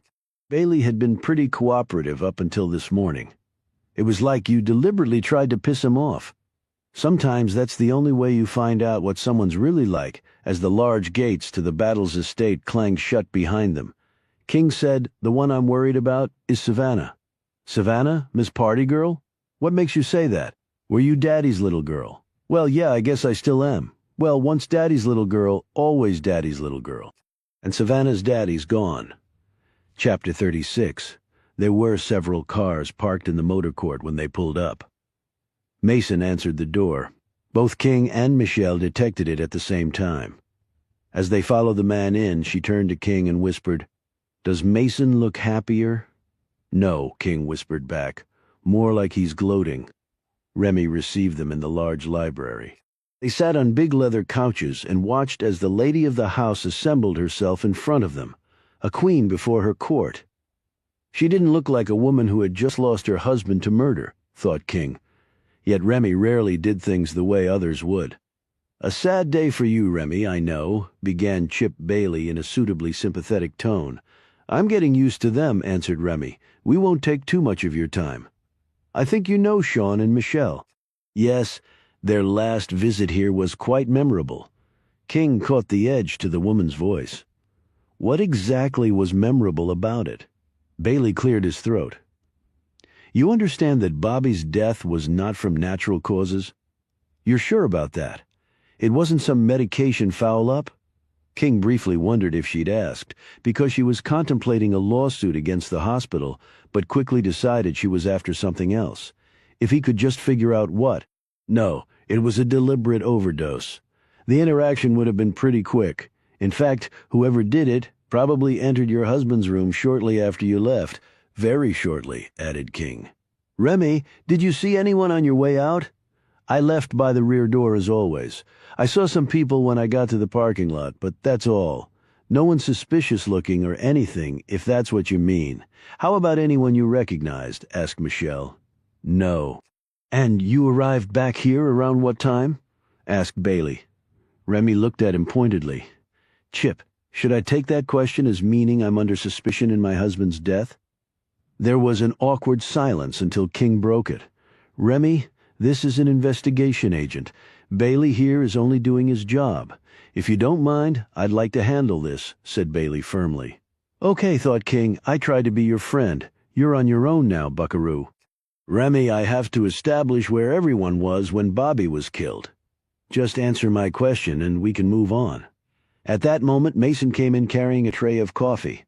King noted that he'd already poured one for Remy and now handed the cup to her. Remy said, "Thank you so much, Mason." Mason smiled, did a half bow to the lady, and departed. Remy said, "I left the hospital around 10 and drove home." "Okay," said Bailey as he noted this down. "What time did you get here?" "Around 11 or so." "But the hospital's no more than 30 minutes from your house," King pointed out. "I took a back road. I needed air. I drove slow, needed time to think." "Can anyone verify when you got home?" asked Bailey. Remy seemed to bristle a bit, but said, "Mason was still up and opened the door for me." She took a long sip of coffee. "Before I could even get my clothes off and get into bed, the phone rang and my husband was dead." She paused for a moment, seemingly studying the depths of her drink. "I called Eddie, but he wasn't home." "He was actually with us at the Sage Gentleman until a little after 11, said King. "He was having dinner there, and we joined him for a drink." Remy's left eyebrow hiked at this information. "Where was Dorothea at some function in Richmond?" Eddie said. Remy snorted. "Function? She sure as hell goes to lots of those." She paused and said in a calmer tone, "I went right back to the hospital and saw my dead husband." She looked at all of them one by one, as though daring them to challenge one word of what she was saying. "That ended the longest day of my life." "Was there anything missing from Bobby's personal effects in the hospital?" "No. I'm particular about that. Even made the hospital put together an inventory list." Bailey cleared his throat. "Remy, this is going to be a difficult question to answer, but I want you to try." Remy seemed to stiffen. "What is it?" she said imperiously. Bailey shot King a sideways glance before he spoke. "The other murders that seem connected to Bobby's death may not be. It's just possible that someone else killed him." She put her cup down, sat forward, and placed her hands on her knees. "What exactly is your question?" "Just this. Do you know anyone who'd want to hurt Bobby?" She looked disappointed and sat back. "Every man has his enemies. A rich, successful man has more than most. Do you have anyone in particular in mind?" "No, I don't." "Remy, we're just trying to get to the truth." "So am I," she retorted. King said, "With enemies, are you referring to business or personal?" The woman's gaze swiveled to him now. I'm sure I couldn't say. Now, if you'll excuse me, I have funeral arrangements to attend to now that I've finally gotten back my husband's body from that place, she said, undoubtedly referring to the undignified invasion of her husband's remains at the morgue. Remy, we have more questions, said Bailey. And you know where to find me when you want to ask them, she said. Okay, we'll need to talk to Savannah. Is she around? Remy had half risen and now stopped. Why do you want to talk to her? She was at the hospital on the day Bobby died. So what? So that makes her someone I need to speak to, said Bailey very firmly. You know, Remy, I saved your son's life. I thought by that you'd realize I know what I'm doing. King was waiting for her to erupt at this statement, but all she said was, it might take a while. My daughter has never been an early riser. She left the room. King couldn't help himself from asking, so you're not discounting the two-killer angle, Chip. In a murder investigation, I don't discount anything. The fact that nothing was missing from Battle's room doesn't jibe with the other killings. He looked at King and Michelle. So what do you two think? I think the woman has her own agenda and is trying to get as much information out of us as we're trying to get out of her, answered Michelle promptly. And I think she won this round handily, said King with his gaze on Bailey. Chapter 37. On the morning that the interrogation of the Battles was taking place, Kyle Montgomery sat in his apartment and fingered the new acoustical guitar he'd purchased with his drug profits. He strummed a few chords and sang a few words, his normal procedure when thinking intently. He finally put the guitar aside, slipped gloves on, and pulled out a pencil and piece of paper and sat at his kitchen table. He thought about what to write, and then how to write it. After several more minutes of contemplation, he began to etch out large block letters. He made it halfway through, balled up the paper, and threw it away. He did that twice more before settling on the final wording, chewing down a pencil in the process. He sat back and read over it 3 times. It would no doubt get the person's attention. However, his dilemma was he didn't know if he actually possessed any blackmail information. Yet the beauty of it was that if the person were guilty, the wording of the letter would surely do its work. And his next message would carry with it a request for money, to be delivered in a very safe way that he'd think of in the meantime. He wondered how much it would be worth, and then ultimately decided he couldn't determine that yet. He looked at his new guitar. 1 hour's work had brought that to him. 1 hour, when he slaved during the day for pennies. Well, maybe not too much longer. He put the letter in an envelope, addressed it, and then walked down to the corner mailbox and dropped it in. When the metal door of the postal box clanged shut, Kyle wondered for one terrifying second if he'd just made a huge blunder. However, that dread quickly left him. It was replaced by an even stronger emotion, greed.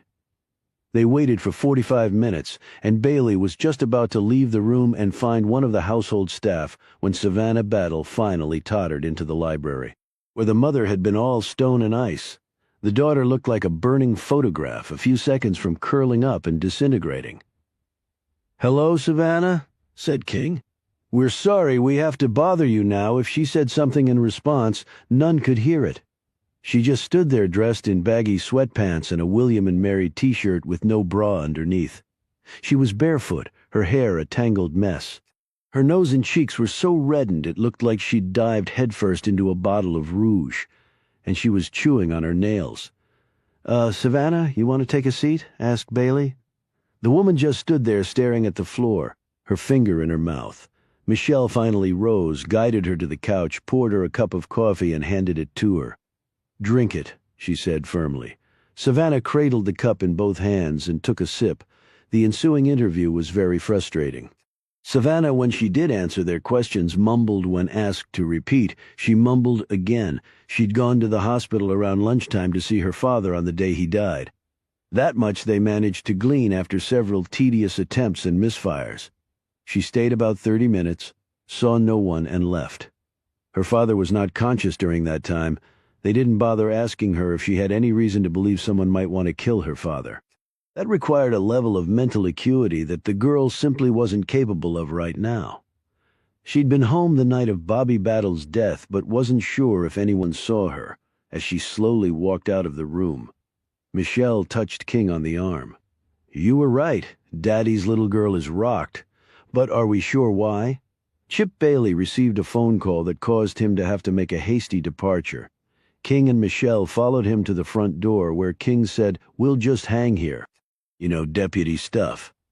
Bailey didn't look too pleased, but he had no grounds to argue the point. "You're enjoying baiting him, aren't you?" said Michelle after the man had left. "I look for the small pleasures of life wherever I can find them." King and Michelle returned to the library, where Mason was clearing the tray. "Here, let me help you." King reached over and pushed the coffee cups together, spilling the remains from one in the process. "Sorry," said King. He dabbed up the spill with a napkin. "Thanks, Sean," said Mason as he picked up the tray. They followed him into the enormous kitchen that was outfitted with professional-grade appliances and every gizmo a cook would need to transform food into art. King whistled. "I wondered how the Battles could dish up all that wonderful cuisine at those functions I attended." Mason smiled. First class, Mrs. Battle wouldn't have it any other way. King perched on the edge of a table. "It's a good thing you were still up when Remy came home that night. What with everything she's had to go through and all. It's been hard for the whole family," said Mason. "I bet it has. So she got here around 11? Just that." "I remember looking at my watch when I heard her drive up." Michelle noted this down while King continued. "Were you still in the house when she got the phone call that Bobby had died?" He nodded. "I was just finishing up some things and about to head out when she came running down the stairs. She was frantic, half-dressed, words coming out all jumbled. Took me a full minute to calm her down to where I could even understand her. She said she called Eddie to come get her, only he wasn't home. I wanted to drive her to the hospital, but she told me to stay here in case anyone called. She left about 10 minutes later. When she got back, she looked like a ghost, no light in her eyes at all." Mason looked down, apparently embarrassed at his choice of words. "Anyway, then it turns out he was murdered. Now, Mrs. Battle's a strong person. She can take a shot with the best of them. But 2 shots, and that close together, that's another story." "She seemed very composed this morning," commented Michelle. "She's resilient," he said, bristling, "and she has to be strong for everyone else." "Yes, Savannah seemed a little out of it. I guess she and her father were really very close," said Michelle. Mason offered no comment. "Although she hasn't been home that much over the last few years." "Hardly at all," said Mason. "Whether that's a good or bad thing, I'm sure I couldn't say you already have, Mason," thought King. "Apparently Savannah was home that night. I'm surprised that she didn't go to the hospital with Remy. I don't know if she was home or not. If she was, I didn't see her." "Can I speak frankly, Mason?" said King. The man turned to him, looking a little surprised. "I guess so. Bobby's death might not be connected to the other killings." "Okay," said Mason slowly. "So if he was killed by someone else, we have to start looking at motivations."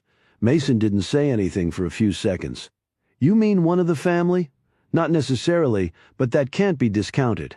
He eyed the man keenly. "You've been with them a long time. It's easy to see you're far more than the hired help." "I've been with them through the good and the bad," Mason said. "Tell us about the bad," said King. "Look, if you're trying to get me to say something that'll hurt Mrs. Battle," King interrupted. "All I'm trying to do is get to the truth, Mason. She would never have done anything like that," he said sharply. "She loved Mr. Battle, and yet her wedding ring wasn't on her finger." Mason started for a moment and then said, "I believe it needed repairs.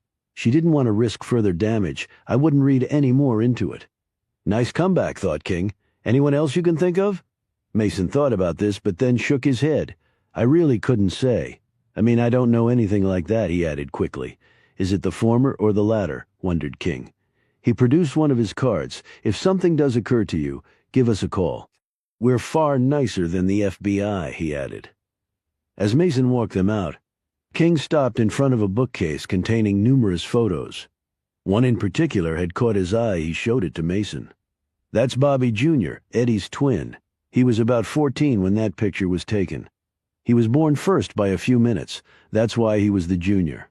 "You can't have been with the Battles that long," said Michelle. "No. They'd bought this property and were building the house, and they had the boys, and they needed some help. I answered an ad, and I've been here ever since. Other staff have come and gone, but I've always been here." His voice trailed off. He snapped back and looked at King and Michelle staring at him. They've treated me really well. I could retire if I wanted. Any plans to do that? Asked Michelle. I can't exactly abandon Mrs. Battle now, can I? I'm sure your presence here means a lot to her, said King. Michelle looked at the young man's unnatural features in the photo. What was wrong with Bobby Jr.? He was severely mentally retarded. He was in bad shape when I started working for them. Then he got cancer and died soon after his 18th birthday. He was Eddie's twin, but Eddie's fine, said King. Isn't that unusual? Well, that's what happened. They were fraternal twins. How did Eddie get along with his brother? Did everything for him? Couldn't have been nicer. I think Eddie knew it was only by the grace of God that it wasn't him. And Bobby Sr.? Mr. Battle was really busy back then, traveling all over. He wasn't even here when Bobby Jr. died, he added quickly. I have no doubt he loved the boy, though. It must have been pretty traumatic for Remy when Eddie was kidnapped. If it hadn't been for Agent Bailey, she might have lost both her sons. Lucky he's on the case again, said King. They left the house, but when Michelle started to walk over to the car, King took her arm.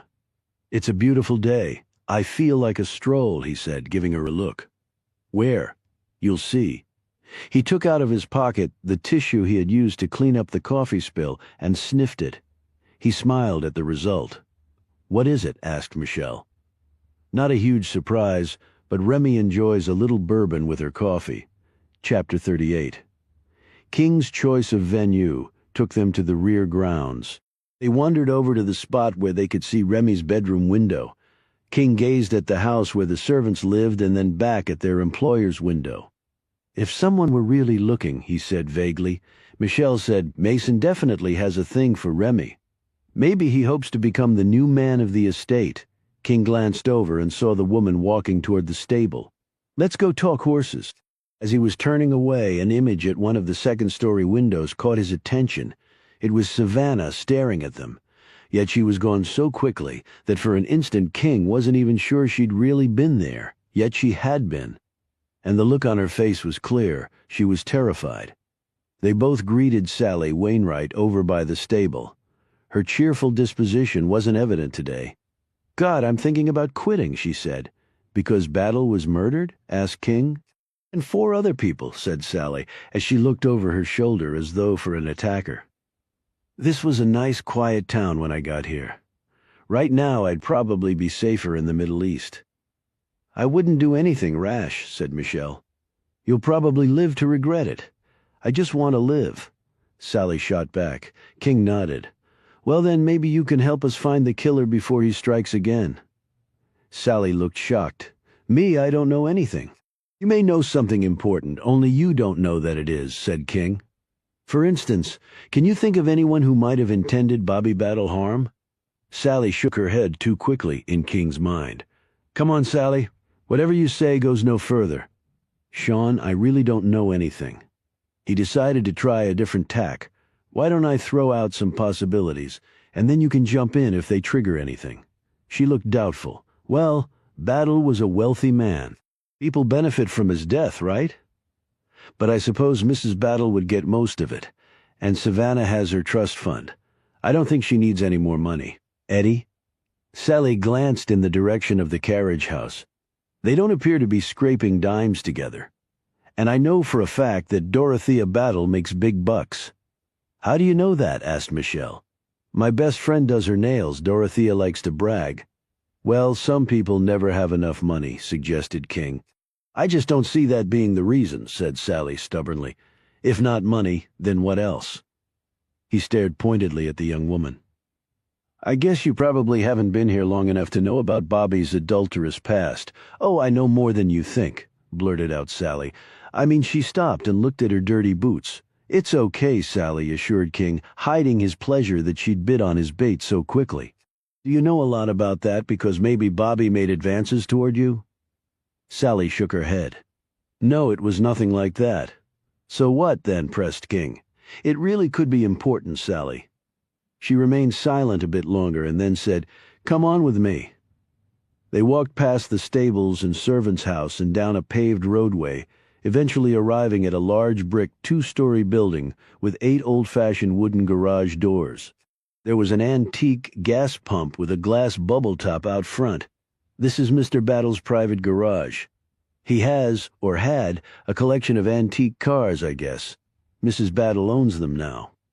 She pulled out a key and they entered. The floor was covered in a black and white checkerboard pattern. The shelves held dusty trophies from antique car shows. In front of 7 of the doors, sitting perfectly aligned with one another, were vintage cars ranging from a Stutz Bearcat to an imposing vehicle with cloth top and a round grille that the placard on the stand in front proclaimed to be a 1906 six-cylinder Franklin. "I'd heard that Bobby collected old cars, but I didn't know his collection was this extensive," said King, as he looked around.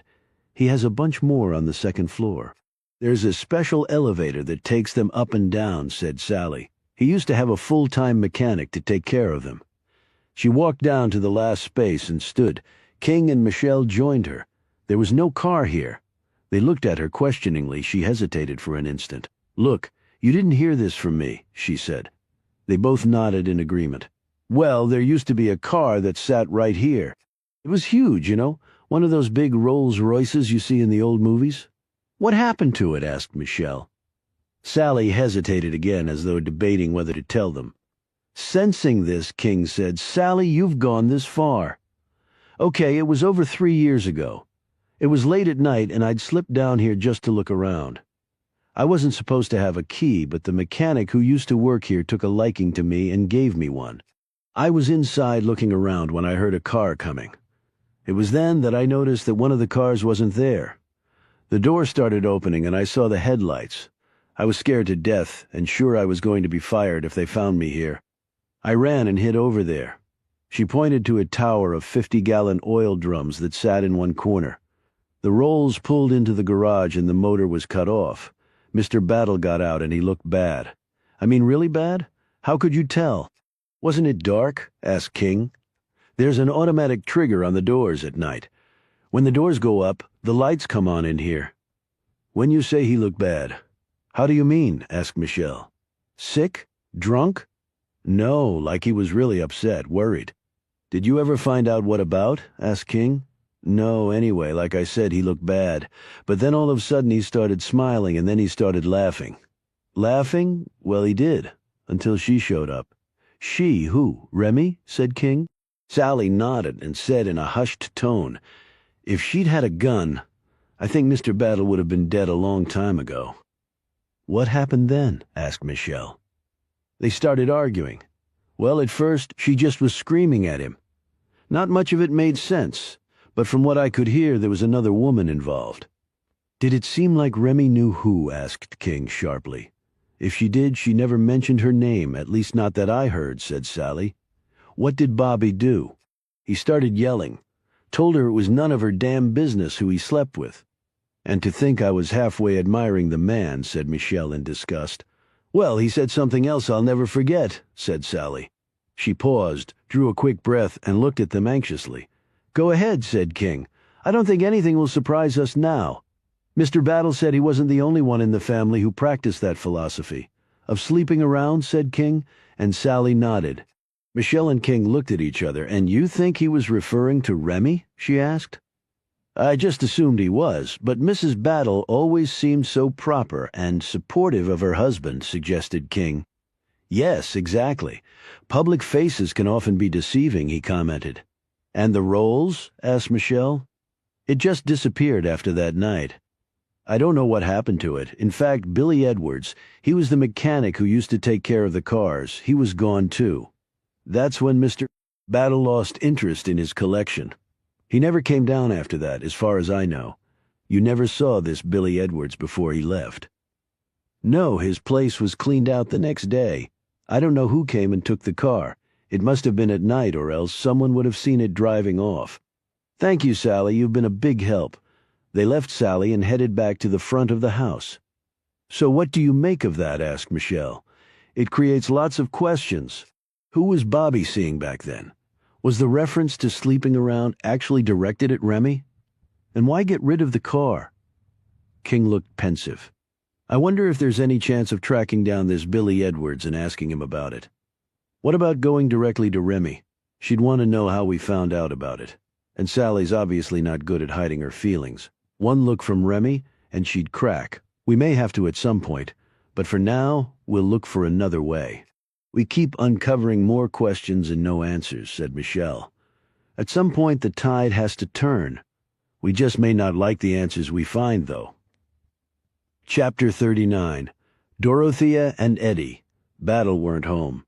So King and Michelle drove to the Aphrodisiac that afternoon to speak with Lulu Oxley about the murdered exotic dancer, Rhonda Tyler.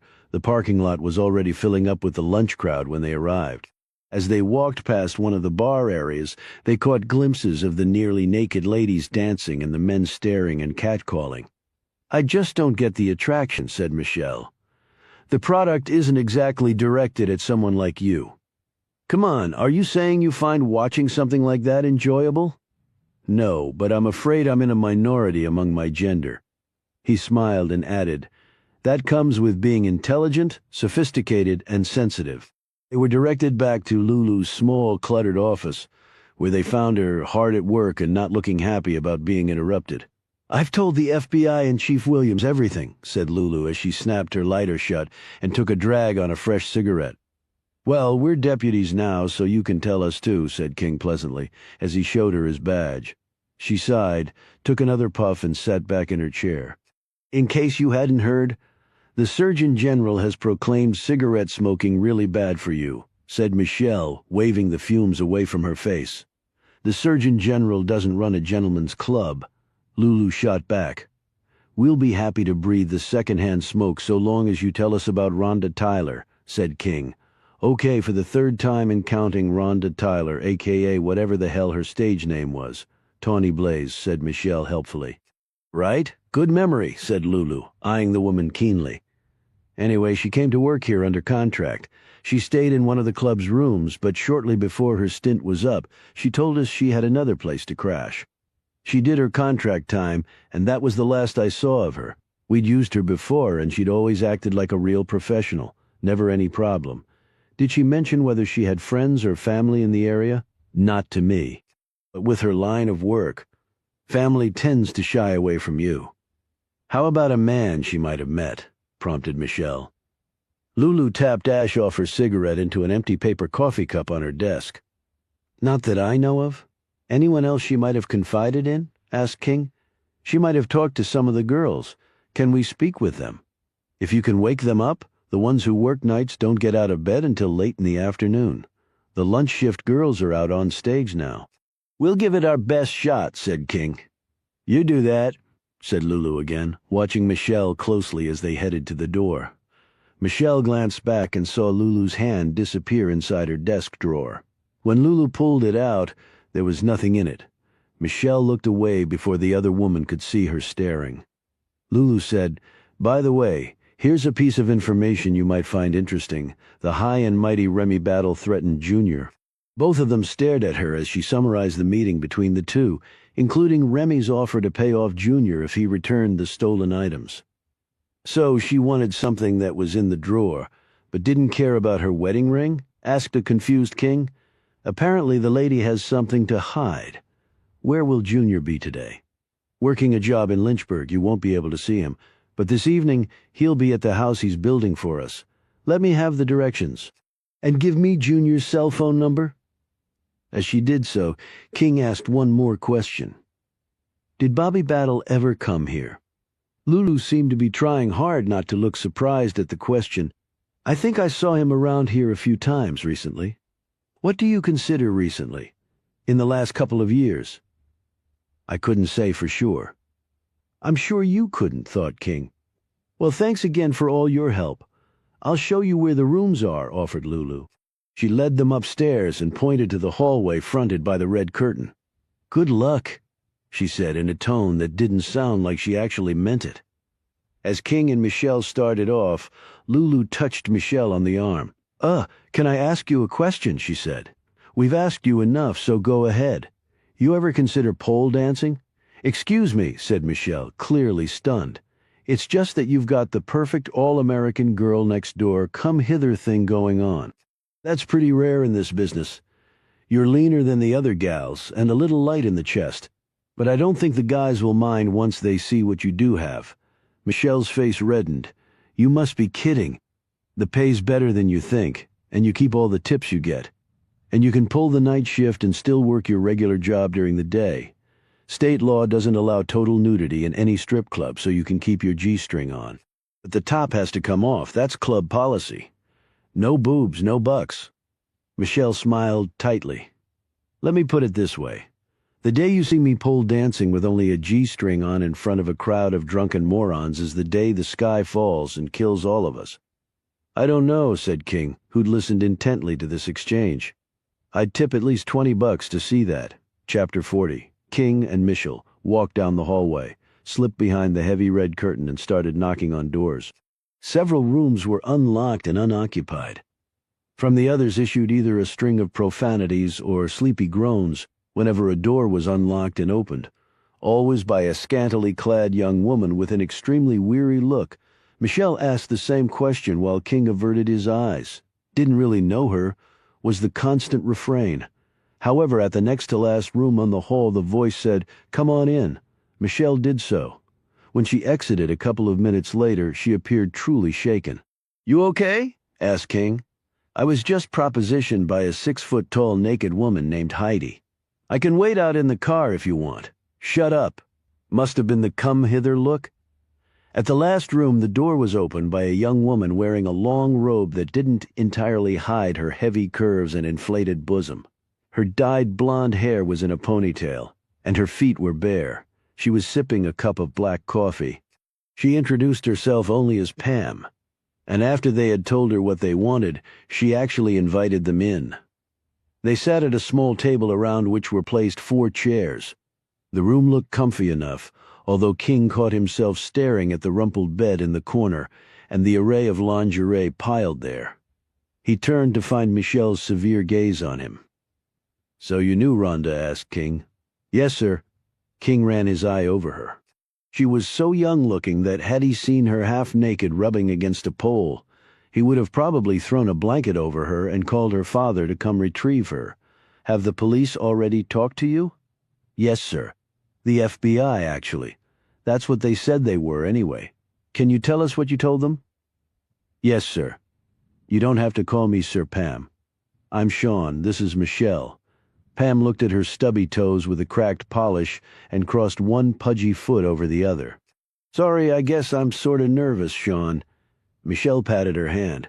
"There's nothing to be nervous about. I mean, with Rhonda getting killed and all, I guess it could have been any one of us, though Rhonda took chances I never would." "What sort of chances?" asked King.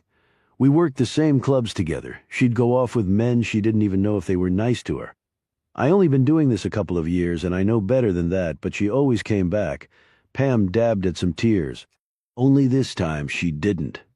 "Do you have any idea whom she went off with this time?" asked Michelle. "No, like I told them others sometimes. She tells me before she goes, other times not. This time she didn't." She took a sip of her coffee and wiped her thick lips with the back of a shaky hand. King noted that her red nail polish was chipped. "When was the last time you saw her?" "Couple of weeks before they found her. Our contracts were up here, but I signed on for another month. I like it here. The pay's good and the folks here treat us nice. Not that many places give you a room and meals and all. And no customers back here to bother you?" "I take it," said King. "No, sir, none of that," she said. "They're real particular about that." "Did you ever see her with anyone, a man you didn't know? Did she mention anyone she was seeing?" "No, nothing like that, sorry." He handed her one of his cards. "If you remember anything else, give us a call." Both lost in thought, King and Michelle walked outside to her truck. King was eyeing the full parking lot.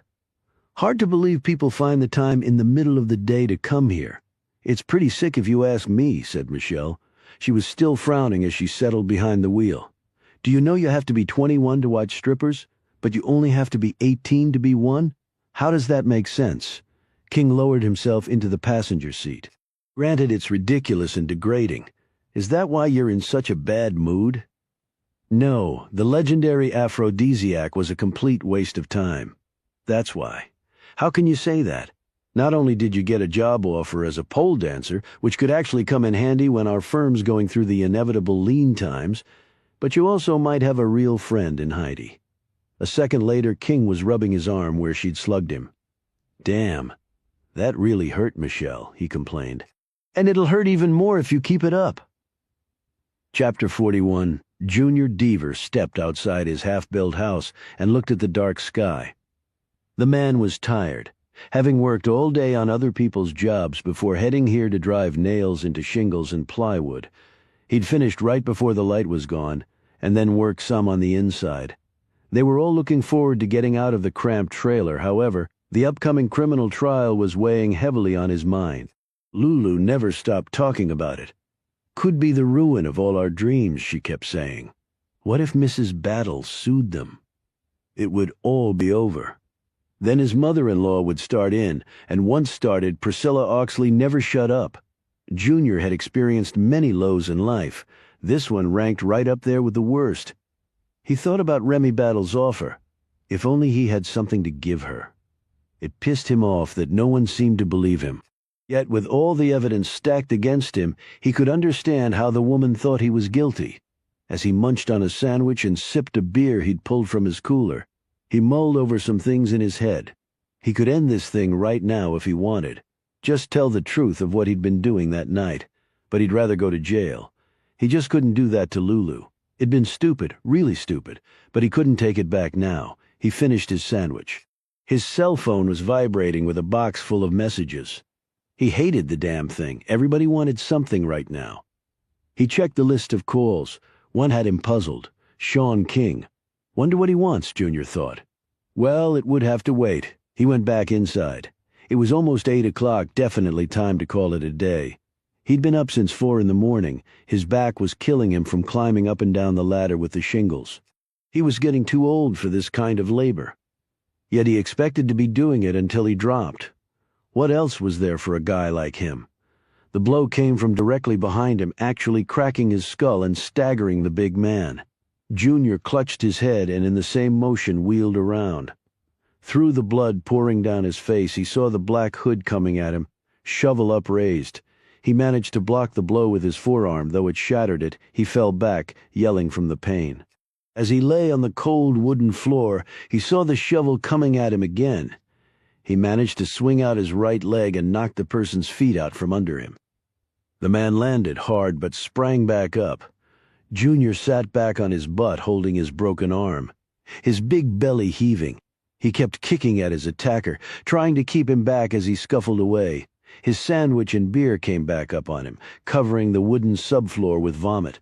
He managed to half raise himself, but another blow caught him across the back, and he went down again. Junior Deaver was over 6'4" and weighed about 270 pounds. If he could just get in one shot on his smaller opponent, he knew things could change quickly. He'd kill the son of a bitch. Considering how badly he was already injured, Junior figured he had only one chance at this. Having been in his share of bar fights, he had some experience to draw on. He plotted to sucker his attacker in. He knelt down, his head almost touching the floor as though helpless. When he saw the shovel rise, he shot forward and hit his attacker directly in the gut, carrying them both across the room, where they crashed through a wall of studs. They both hit the floor and sprawled away from each other. Junior tried to hold on to the smaller man, but the pains in his arm and shoulder were too intense, and blood was leaching through the fissure in his skull, putting pressure on his brain and causing his motor skills to rapidly deteriorate. Junior struggled to reach his feet, but the other man was quicker. He rolled away, picked up a piece of one of the broken studs, and repeatedly beat Junior over the head with it, his blows becoming harder and more savage. The 2x4 splintered, popping out bent nails, and finally split in half. Junior moaned, went down, rolled over, and didn't get back up. His belly heaving, blood flowing from multiple head wounds. He just lay there, his eyes closed. The man in the hood approached cautiously, wary of another trick. He first cursed Junior and then himself for having so underestimated his target. He was sure a direct blow from a shovel to the back of the head would have felled the man. He calmed, cleared his head, told himself he had to finish the job, so get on with it. His own stomach heaving, his throat cottony, and a swell of lactic acid in his muscles making him dizzy. He knelt next to Junior and slipped the rounded piece of wood and length of rope out of his coat. He placed the tourniquet over Junior's head, settled it around his thick neck and slowly started to tighten until he could hear Junior gurgling for air. He kept turning it steadily, keeping constant pressure. A few minutes later, the big belly heaved once more and then stopped. The man let go of the wood and sat back on his haunches. He felt his shoulder where the impact with Junior and the studs had done him injury. He could live with that. Far more problematic was that the fight had put potential evidence in play. Using Junior's generator light, he methodically examined himself. He was covered in the man's blood, retch, and mucus. Fortunately, he was wearing his hood, gloves, and long sleeves, because even one pulled-out hair with DNA root attached from his head or arms could prove a forensic nightmare for him. He scoured the area and then the dead man for anything that would give him away to the likes of Sylvia Diaz. He spent much time probing under Junior's fingernails for any telltale human debris that might have ended up there. Finally comfortable that he hadn't left significant traces of himself lying around, he pulled the clown mask from his other coat pocket and placed it next to the body. It had crumpled upon Junior's impact with him. But even so, the police could hardly miss the intended meaning. He checked Junior's pulse to ensure there was none, then sat there for 5 more minutes and checked it again. Subtle changes in the body upon death were well known to him, and satisfyingly, they were all taking place here. The man was gone. He reached over and gingerly raised Junior's left hand. He pulled out the watch stem and set it precisely to 5 o'clock, the same reading the imposter had set Bobby Battle's watch to. This would send a clear message to the police and to the imposter. He wanted them both to be informed. Instead of propping up the arm, he laid the hand back down and then pulled a black marker out from Junior's tool belt and drew an arrow on the plywood floor pointing directly to the watch. Lastly, he removed Junior's big belt buckle with a NASCAR logo and slipped it into his pocket. The sound startled him badly until he realized what it was. Junior's cell phone was buzzing. It had fallen off in the fight. He looked at the screen. The caller ID showed that home was calling. Well, they could call all they wanted. Junior was never going home again. He stood on shaky legs, looked down at the man with the tourniquet noose around his neck, and then at the clown mask next to him, and his mouth eased into a smile. Once more for justice, he said to himself. He didn't intend to pray over Junior's body. With a swipe of his foot, he turned off the battery-powered generator, and the area was plunged into darkness. The dead man disappeared as though by magic. The next sound he heard shook him to his core. It was the sound of an approaching car. He raced to the cutout of one of the front windows. Headlights were slicing through the darkness, coming right at him. Chapter 42, King and Mitchell climbed out of the Lexus and looked around. They'd switched vehicles at King's houseboat because one of Michelle's truck headlights was out. King pulled out a flashlight, but its thin beam did little damage against the darkness. His truck's here, said Michelle as she tapped the side of the battered pickup, crammed with tools and construction supplies in the bed. Junior, King cried out. It's Sean, King. We want to talk to you. Michelle cupped her hands around her mouth. Junior Deaver. They looked at each other. Maybe he's in the house? What? Working in the pitch dark, said King. In the basement maybe, and we can't see the light from here. Okay, so I guess we go in. You have another flashlight in your car? No, but maybe Junior has one in his truck. They looked and found one on the floorboard. Now twin beams moved through the dark. They entered the front door and looked around. Junior called out, King again. They swept the room with their lights. Over in one corner a big tarp was covering what looked to be a pile of drywall. All around were stacked wood and other building materials, tools, buckets, and bags of cement. A real mess. Hey, this looks just like your house, said King. Boy, you're in fine form today. Look, the basement steps are over here. Michelle called down the stairs. There was no answer. Do you think he's hurt himself? She said. King looked around. This is beginning to look a little weird, he said quietly. Why don't you? Michelle already had her gun out. They went cautiously down the stairs. In the far corner of the basement was a stack of cans. They looked behind this. Nothing. The HVAC system was in another corner of the basement. They shone their light on the mass of metal, but again saw nothing. Behind one of the large heating ducts in a space the light had missed, the man in the hood watched as they headed back upstairs. He slowly eased out of his hiding place. Upstairs, King and Michelle looked around more thoroughly. Michelle saw it first. "Oh no," she hissed. She grabbed King's hand and pulled him toward her. "Blood," she whispered in his ear, and then pointed her light at the floor. The crimson spatters were clearly visible. Their lights followed the trail to its source, the tarp. They crept forward, careful not to step in the spatters. King knelt, lifted up the tarp, and they saw it was Junior. King quickly felt for a pulse and found none. "Damn it, he's dead. He's shown his light around. Oh shit, what? He's got a noose tourniquet around his neck. Don't tell me." King pulled back the tarp some more and shone his light down the dead man's arm. "And his watch is set to 5, and there's a black arrow drawn on the floor pointing right to it." Michelle directed her light to Junior's features. "He hasn't been dead long, Sean." "I know, he's still warm." King froze. What was that? Michelle looked behind her, her light making arcs through the darkness. "What? I thought I heard footsteps." "I didn't hear anything."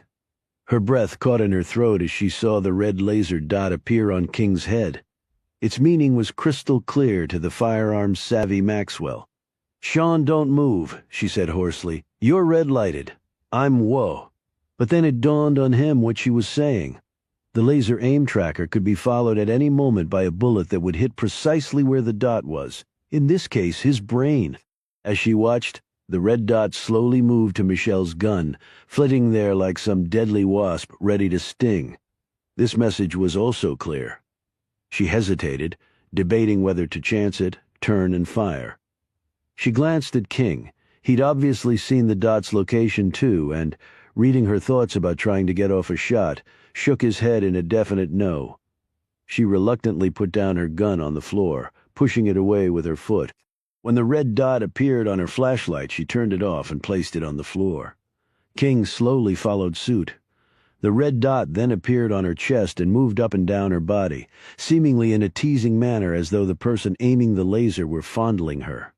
Michelle was growing more and more irritated and beginning to gauge how far she'd have to jump to grab her weapon. While she was calculating the odds of getting off a shot before the other guy did, she failed to notice that the red dot had disappeared. Finally, realizing it, she looked at King's image in the shadowy darkness. "Is he gone?" she said softly. "Don't know," King whispered back. "I don't hear anything." That changed moments later when they heard the gunshots. They both hit the floor, Michelle crawling desperately toward where she thought her gun was. 1 inch, 1 foot. Come on, come on. As her fingers closed around the metal, she stopped and listened. "Sean?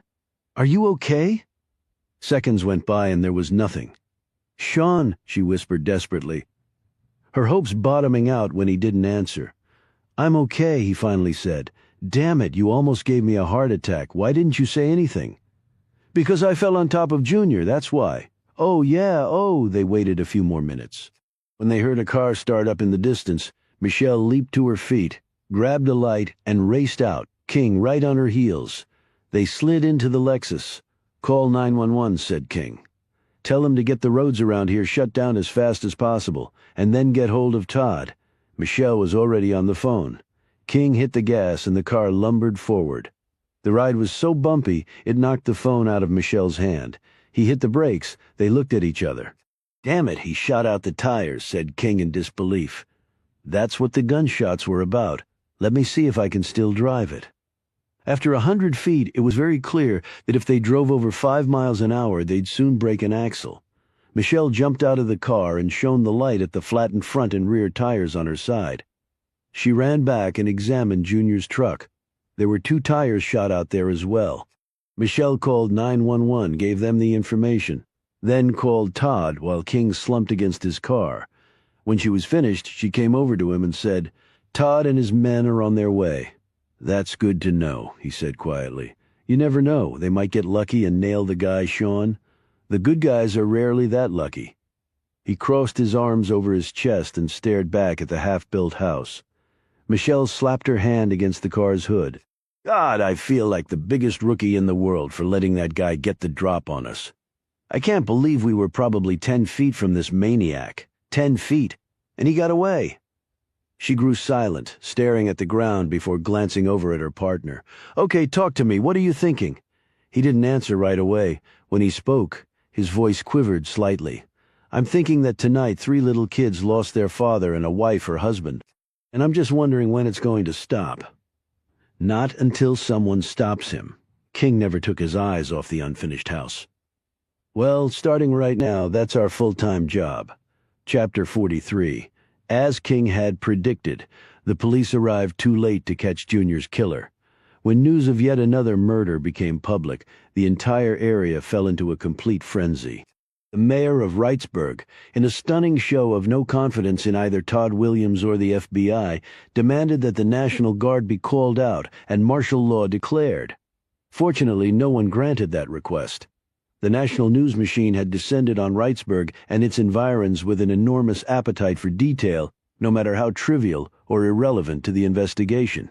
Large media trucks and their sky antennae and news jockeys with wireless mics in hand became as ubiquitous as the sprouting spring buds. The only people happy about this situation were the local restaurateurs, innkeepers, and conspiracy buffs who could be heard spouting endless theories. Nearly everyone was grabbing for their 15 minutes of fame. Todd Williams was inundated by the journalistic deluge, as was Chip Bailey. Even King and Michelle failed to entirely escape the flood, watching in dismay as details of their previous high-profile investigative exploits were dredged up and made part of the current story. More law enforcement resources were called in, both federal and state, and King wondered if the additional manpower was helping or hurting the investigation. The latter seemed to be the case, as everyone jockeyed for position.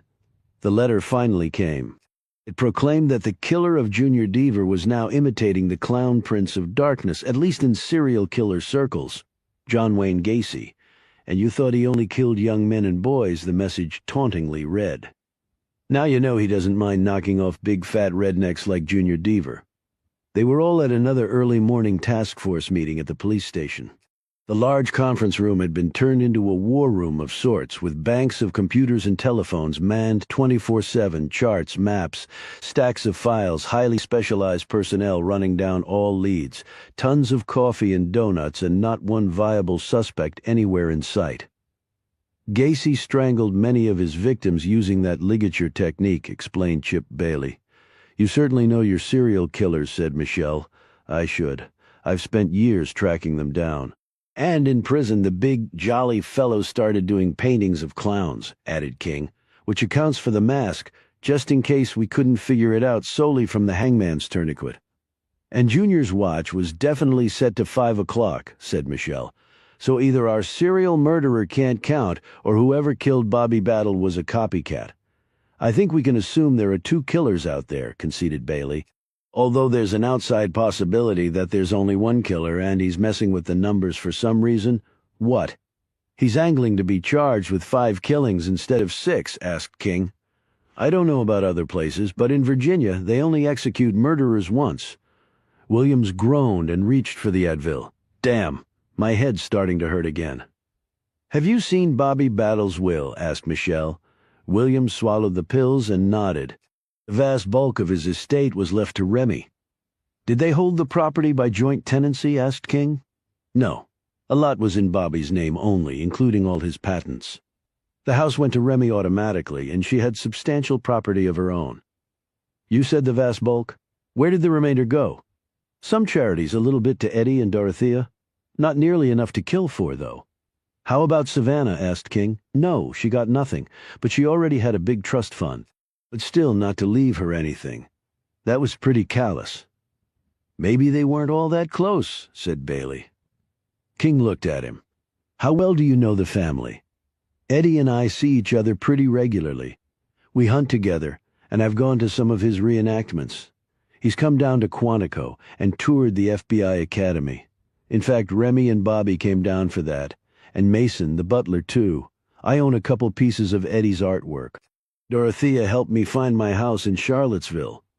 I spent an afternoon with them after his father was killed. It shook him. I can tell you that. I actually think he was more concerned about the effect it had on his mother." King nodded. "Well, he couldn't have killed his father. He was with us, and he was away fighting at reenactments when Rhonda Tyler and Canny and Pembroke were killed," said Bailey. "How about Dorothea? asked Michelle. We checked, she's clean too. At the time Bobby Battle died too, asked King. Well, she said she was driving to Richmond for a meeting the next morning. Alone? Yes, King said. So she really doesn't have an alibi either. Speaking of Dorothea, do you know her well? Like I said, she was my realtor. But I don't think she's crying herself to sleep because Bobby's dead. Happy marriage? Asked Michelle. Eddie loves her. I know that. I'm not sure how much that's reciprocated. Actually, between you and me, it wouldn't surprise me if she was catching some action on the side, and Savannah said she was home when her father died, was she? I asked the hired help about that, but they'd all gone to their house by that time except for Mason, and he doesn't remember seeing her, and she wasn't exactly hitting on all cylinders when we talked to her. I'm going to have to question her again. So she's still a suspect too. What about Bobby and Remy? Asked King. What about them? If I told you we had information they'd had a knockdown drag-out 3 or 4 years ago over Bobby's sleeping around, would that surprise you? No, he had that reputation. Some people thought he was over it, but old dogs rarely change their spots. Which might be an awfully good motive for killing her husband, said Michelle. Possibly, said Bailey. How about Remy? Asked Ting. What that she slept around? King nodded. No, never, said Bailey emphatically. Mason seems to really think a lot of Remy, King said. I have no doubt he does, but he's not in her league and never will be, if that's what you're implying. King stared at Bailey for a few seconds, then decided to change the subject. He looked over at Williams. Has Sylvia finished the post on Junior? Yep, answered Williams, who'd recovered enough from his misery to devour a chocolate donut and 2 cups of coffee. He died from ligature strangulation, although he'd been beaten over the head with a shovel and a piece of wood prior to that. Damn lot of blood. We know, said King dryly. Right, said the chief. Anyway, Sylvia thinks she might have some trace on the guy this time, and the tech team pulled up some fibers that didn't match anything Junior had on. And we also got a partial tire track nearby. Might be the car he got away in. Better check those fibers against my clothes, said King. I had some contact with Junior when the shooting started. Speaking of shooting, you got the bullets from the tires? Asked Michelle. They were .44 calibers, said Williams. Nothing special. Hope we get a gun to match it against at some point. The guy had a laser aimer. That's pretty specialized, said King. Junior's belt buckle was also missing, noted Williams. Another trophy, said Michelle. Looks like Junior fought hard, said Bailey. Lots of defensive wounds on his hands and forearm, and a wall of studs was taken out, probably during the struggle. The guys clearly started to make some mistakes, said Williams. You two happening along when you did really put a wrench into the works for him? I don't think we accomplished all that much, said Michelle, except let him get away. King studied the copy of the letter again.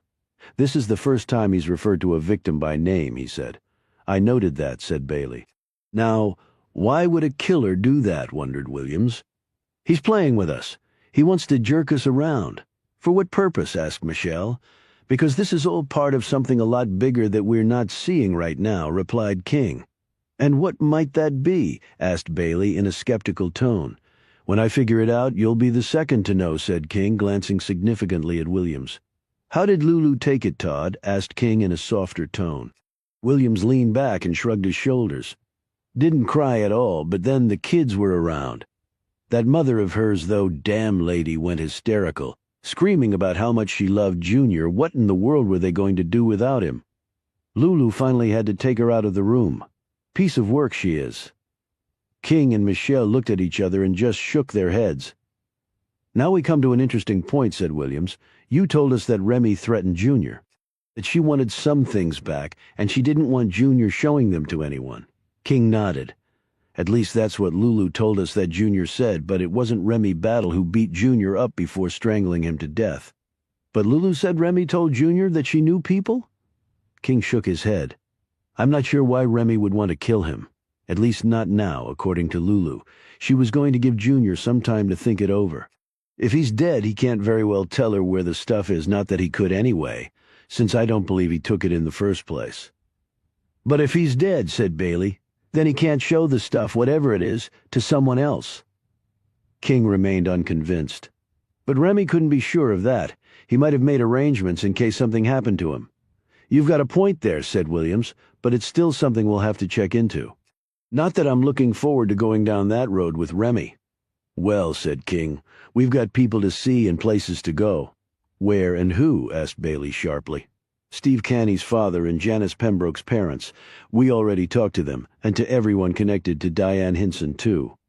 But you don't mind another set of eyes? Said Michelle. Go ahead, said Williams. You have full authority. Just report back to me if you find anything interesting, said Bailey. I'll count the minutes, muttered King. Chapter 44. King and Michelle drove to their office to do some work before heading out to see Pembroke's and Canny's parents.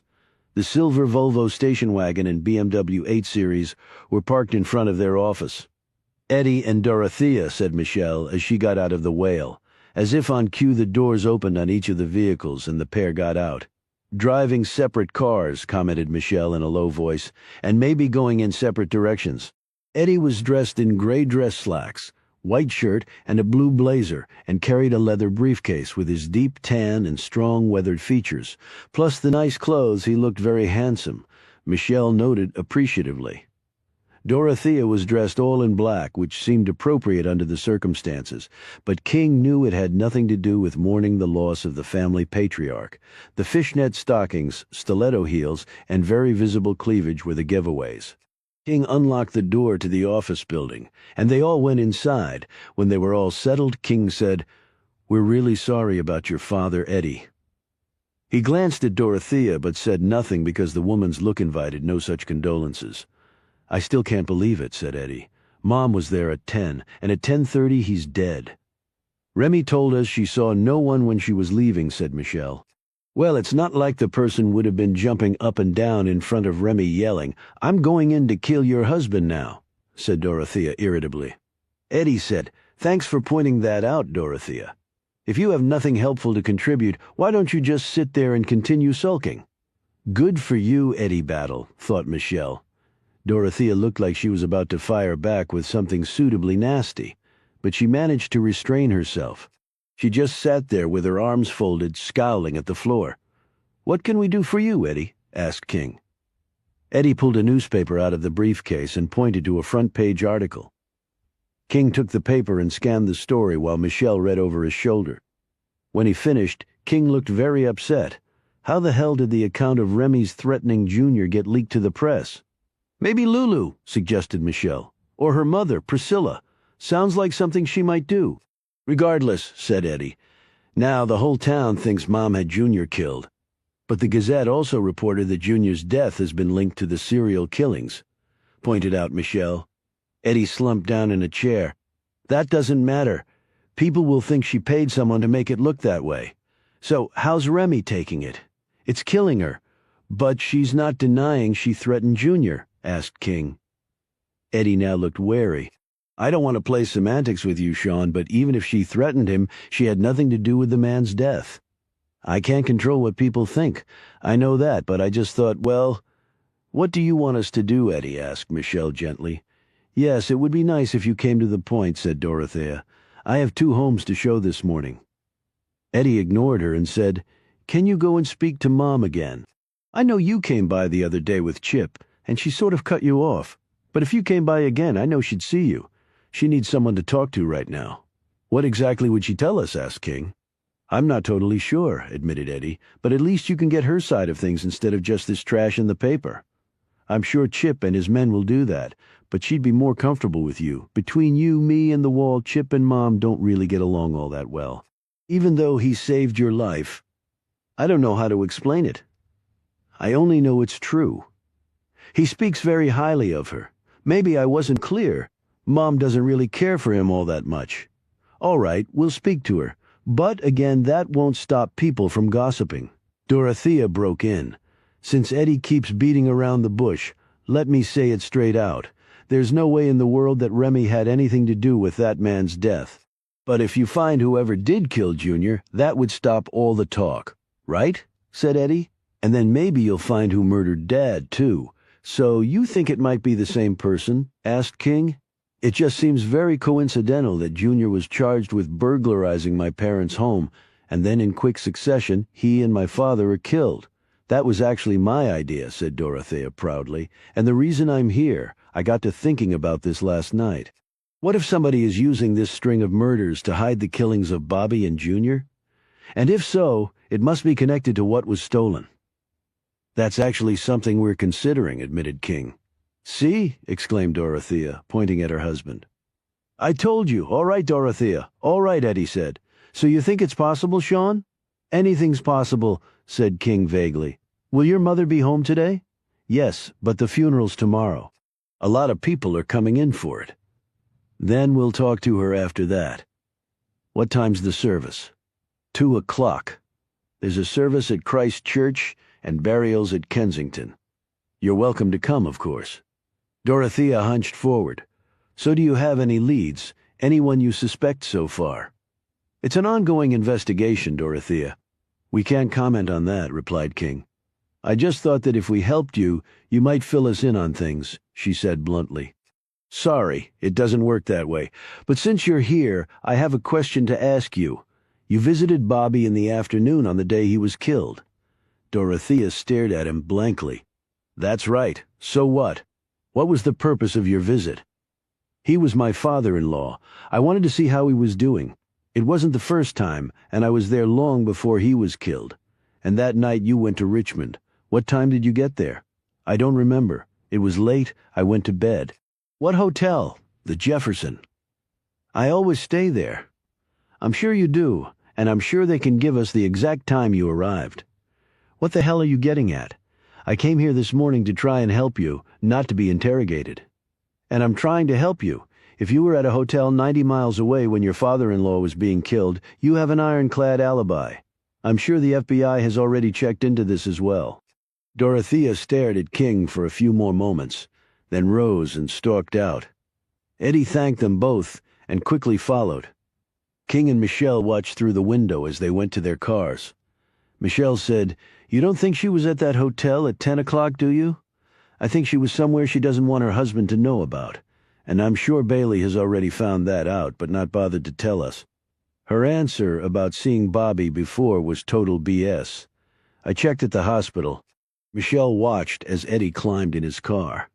I wonder how a nice guy like him ended up with a witch like her. King looked at her and smiled. Going sweet on Eddie Battle. Michelle's face flushed. Get serious, Sean. Do you have anything planned for tomorrow afternoon? Maybe a run. It's canceled. We're going to a funeral. Why? It's a little-known fact that killers very often go to their victims' funerals. Well, we didn't go to the other funerals. There haven't really been any others. Rhonda Tyler's parents apparently didn't want to be bothered, so she was buried in a potter's field near Lynchburg. I went to the burial. The only other people there were the gravediggers. I'm surprised no one from the aphrodisiac went. Like Pam, maybe. I think they just want to forget it even happened. Talk about hiding your head in the sand. And Steve Canny was cremated without a service. That's a little unusual for a big football star. His father didn't see it that way. How about Pembroke? Asked Michelle. Her parents were so embarrassed by what she was doing with Canny when she died, they buried her at an undisclosed location out of the area. Hinson? Her parents took her remains back to New York where she was born. So what do you make of Eddie and Dorothea's coming by? She asked. Eddie, I understand. His mother probably put him up to it. Her dutifully loyal son is a perfect tool for her. Dorothea's presence was far more interesting. She claimed it was to tell us her theory on the killer. I'm surprised she'd given it that much thought, actually. I think she came principally to fish for information. Maybe she's just bucking for a bigger piece of the estate. Not that she needs it. No, I think she might, replied King. What do you mean? She's the queen of local real estate. Dorothea's become involved in some questionable real estate ventures that went south very recently. You did some checking? I was getting tired of letting Chip Bailey have all the fun. And you haven't told him this? He's FBI, he can find out for himself, so Dorothea needs money, and she's trying to get in Remy's good graces in order to get it. That could be. He checked his watch. I've arranged interviews with Roger Canny and Pembroke's parents starting in about an hour. After we finish with them, you may want to go shopping. Shopping for what? He ran his gaze over her. Jeans and a Secret Service windbreaker just don't cut it for proper funeral attire.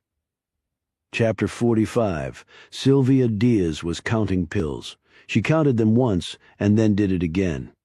She went through her prescriptions written for the last 3 weeks and compared that number with the inventory counts in the pharmacy for that time period. Lastly, she went on the computer and examined the inventory numbers there. The computer records matched the levels in the pharmacy, but they didn't reconcile with the written prescriptions. Sylvia trusted her written prescriptions. There were clearly drugs unaccounted for. She called her office manager in and spoke at length with her. They went through the records together. She next spoke with her nurse pharmacist, who filled prescriptions for patients at the office. After finishing that discussion, Sylvia was convinced she knew where the problem was. She debated what to do about it. She had no actual proof, only a fair amount of circumstantial evidence. She started to wonder when the theft or thefts might have occurred. There was one way to check. The outside door to both the morgue and her medical practice was on a keycard access system for after-hours entry and exit. An electronic log was kept that would tell her who'd entered the premises and when. She called the security company, gave the necessary information and passcode, and asked her question. Aside from herself, she was told that there was only one person who'd accessed the medical office after hours in the last month, Kyle Montgomery. In fact, Sylvia discovered that he'd made his last nighttime visit around 10 o'clock on the night Bobby Battle was murdered. Janice Pembroke's mother was older than King had expected. Janice was the baby, the youngest of 8, Mrs. Pembroke explained. She'd been 41 when Janice was born. She and her second husband, Janice's stepfather, lived in a dilapidated one-story red brick house in a rundown neighborhood. Janice had been the only child left home. Her stepfather was a short, pot-bellied and sour-faced man with an unlit cigarette over one ear and a bud in his hand at 9 in the morning. He apparently didn't go to work early, if at all. He smiled lasciviously at Michelle and didn't take his gaze off her after they had settled in the cluttered living room. Janice's mother was a tiny thing and exhausted-looking, understandable after raising 8 children and then losing one in such a horrific manner. She also had several deep bruises on her arms and face. "I fell down the stairs," she explained. When King and Michelle had asked, the woman spoke haltingly about her deceased daughter, frequently dabbing her eyes with a tissue. She didn't even know Janice was seeing Steve Canny, she told them. "Different sides of the tracks," said the stepfather gruffly, "and she slept around.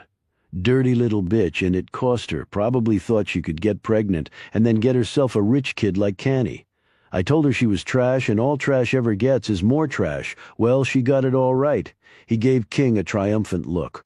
Surprisingly, Mom didn't rise to her dead daughter's defense, and King concluded that the injuries on her face and forearms were the reason Janice had had to their knowledge. No enemies, and they could think of no reason why anyone would want to kill her. It was the same story they'd told the police and the FBI after that. "And I hope this is the last damn time we have to go through it," said the stepfather. "If she went and got herself killed, it's her own damn fault. I ain't got time to sit around and tell you people the same stuff over and over." "Oh, are we keeping you from something important?" asked Michelle. "Like another beer, perhaps?" He lit his cigarette, took a puff, and grinned at her. "I like your style, lady." "By the way, where were you on the night she was killed?" asked Michelle, who was obviously working hard to keep from maiming the man. His grin disappeared. "What the hell's that supposed to mean?" "It means I want to know where you were when your stepdaughter was killed." "I already told the cops that." "Well, we're cops too, so you're just going to have to tell us again." "I was out with some buddies. These buddies have names and addresses." They did, and Michelle wrote it all down while the man looked on nervously. "I didn't have nothing to do with her getting killed," he said hotly as he followed them outside. "Then you have nothing to worry about," replied Michelle. "You're damn right I don't, baby." Michelle spun around. "The name's Deputy Maxwell, and in case you didn't know, beating up your wife is a felony," he snorted. "Don't know what the hell you're talking about." "I think she might disagree," said Michelle, nodding toward Mrs. Pembroke, who cowered inside, staring through the curtains. He laughed. "That dog won't hunt. I'm king of my castle. Why don't you come on by sometime, and I'll show you, sweet cheeks." Michelle's entire body tensed. Don't do it, Michelle, warned King, who was watching her. Just let it go. Screw you, Sean. She marched over to the stepfather and spoke in a low but very clear voice. Listen, you pathetic little moron. She doesn't have to press charges personally anymore. The state can do it for her. So when I come back here, and I will if she even has one tiny mark on her, just one, I'll arrest your sorry ass after I kick the shit out of you first. The cigarette fell out of the man's mouth. You can't do that. You're a cop. I'll just say you fell down the stairs. The man looked at King. She just threatened me, he cried. I didn't hear any threat, said King. So that's the way it's going to be, huh? Well, I ain't afraid of no skinny wench like you. There was a 5-foot-high wooden post in the front yard holding up an old-fashioned lantern. Michelle walked over to it and with one sidekick of her powerful right leg, broke the post right in half. After seeing that, the man's beer can joined his cigarette on the ground as he stared open-mouthed at this demonstration of destruction. I'll be seeing you, sweet cheeks, said Michelle, and she walked to the car. King bent down and picked up a piece of the shattered wood and said to the stricken man, Damn, can you imagine if that were somebody's spine? He handed him $40 for repairs and walked off. As they got in the car, King said, I think he actually wet his pants. I'll sleep better knowing he's not sleeping at all, he said in a hurt tone. Screw you, Sean. I'm sorry, I was upset, but you can't always turn the other cheek either. Actually, I was very proud of you, right? No threats on my part will make her situation any better. A guy like that, you never know what he might do. I probably should have just kept my mouth shut. But you're going to go and check on her, aren't you? You bet I am. Let me know when you're thinking of heading over. Why? So you can talk me out of it? No. So I can hold the bastard down while you beat the crap out of him. Chapter 46 had followed King and Michelle to the Pembrokes and was now trailing them as they headed across town to Roger Canny's home. He was not driving the blue VW today. An old pickup truck was his ride. A sweat-stained cowboy hat, shades, and a stick-on beard and mustache of his own design provided satisfactory cover. The pair of investigators was starting to become a real issue, and he wasn't sure what to do about them.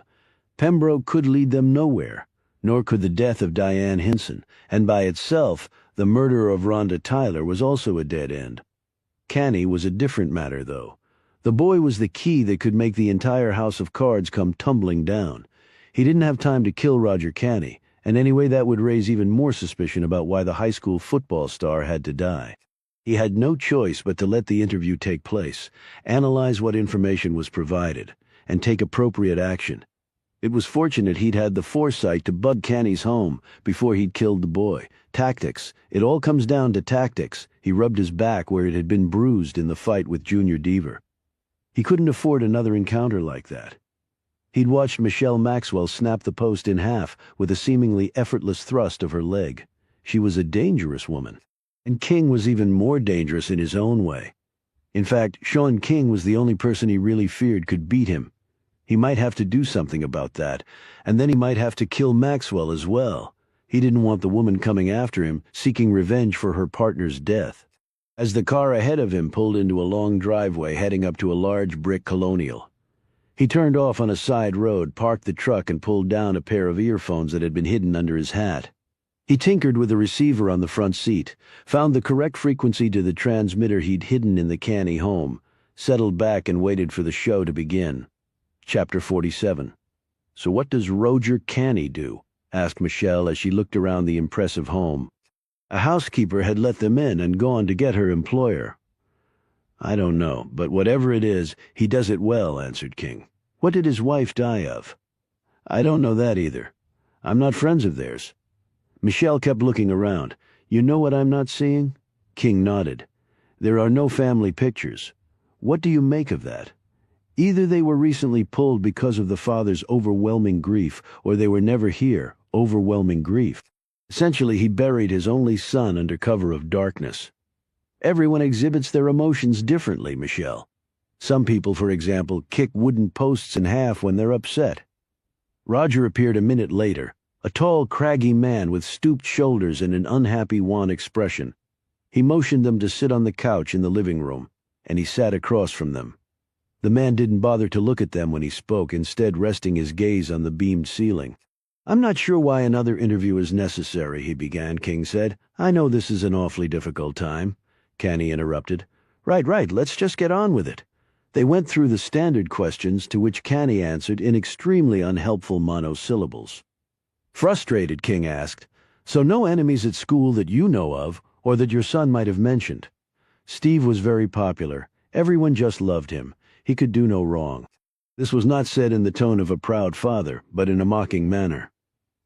King and Michelle exchanged puzzled glances. Had he ever mentioned that he was seeing Janice Pembroke? Asked Michelle. Steve didn't confide in me.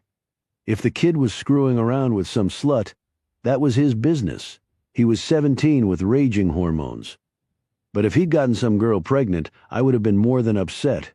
How long ago did your wife die? Asked Michelle. Canny's gaze dropped from the ceiling to her. Why is that relevant? Just curious. Well, confine your curiosity to the matter at hand. Okay, can you think of anything at all that Steve might have told you, or that you might have overheard him say, or even one of his friends mention that could shed some light on his murder? She asked. Look, I already told you that we weren't exactly chums. We lived in the same house, but that was about it. Is there a reason why you and your son weren't close? Asked King. We both had our reasons, and they're not pertinent to his death. I'm afraid we need to decide that for ourselves. So if you'd answer the question, I'm afraid I must decline, Canny said acidly. Well, that's up to you. Let's review what you've said. You and your son had what could reasonably be construed as an openly hostile relationship. You were perhaps upset that he was dating some slut, as you called her, and were concerned you'd have to pay for a child at some point. And then Steve and this slut end up shotgunned to death. Do you own a shotgun, sir? Canny stood, his pale face now flushed. What the hell are you implying? How dare you? You've twisted my words all around. King remained impassive. No, I'm simply making the argument any competent prosecutor would. What you've told us makes you a possible suspect in your son's death. I'm sure you were asked about your whereabouts when he was killed. I'd like you to tell us as well. I was home asleep. Alone? Yes. So you have no alibi, concluded King.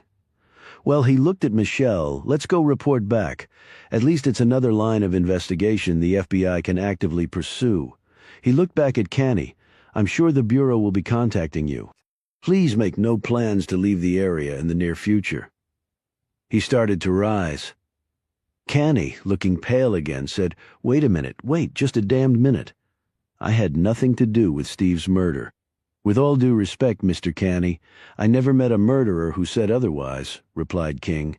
Canny stood there clenching and unclenching his hands while King watched him expectantly. Finally, Canny sat back down.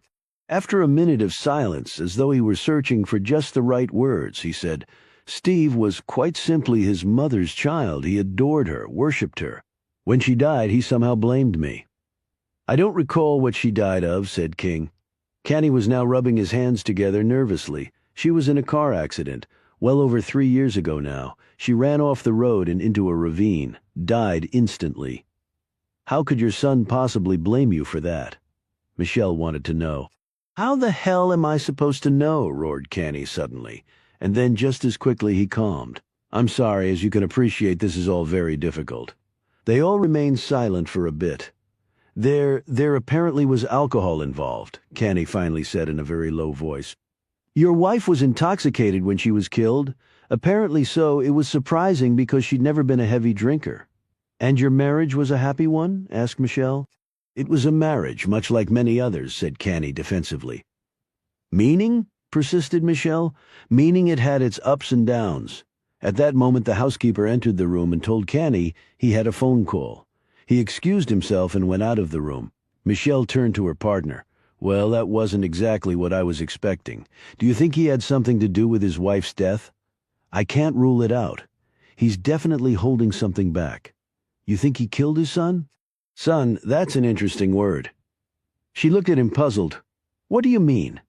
Only that Canny never referred to him as his son, just Steve.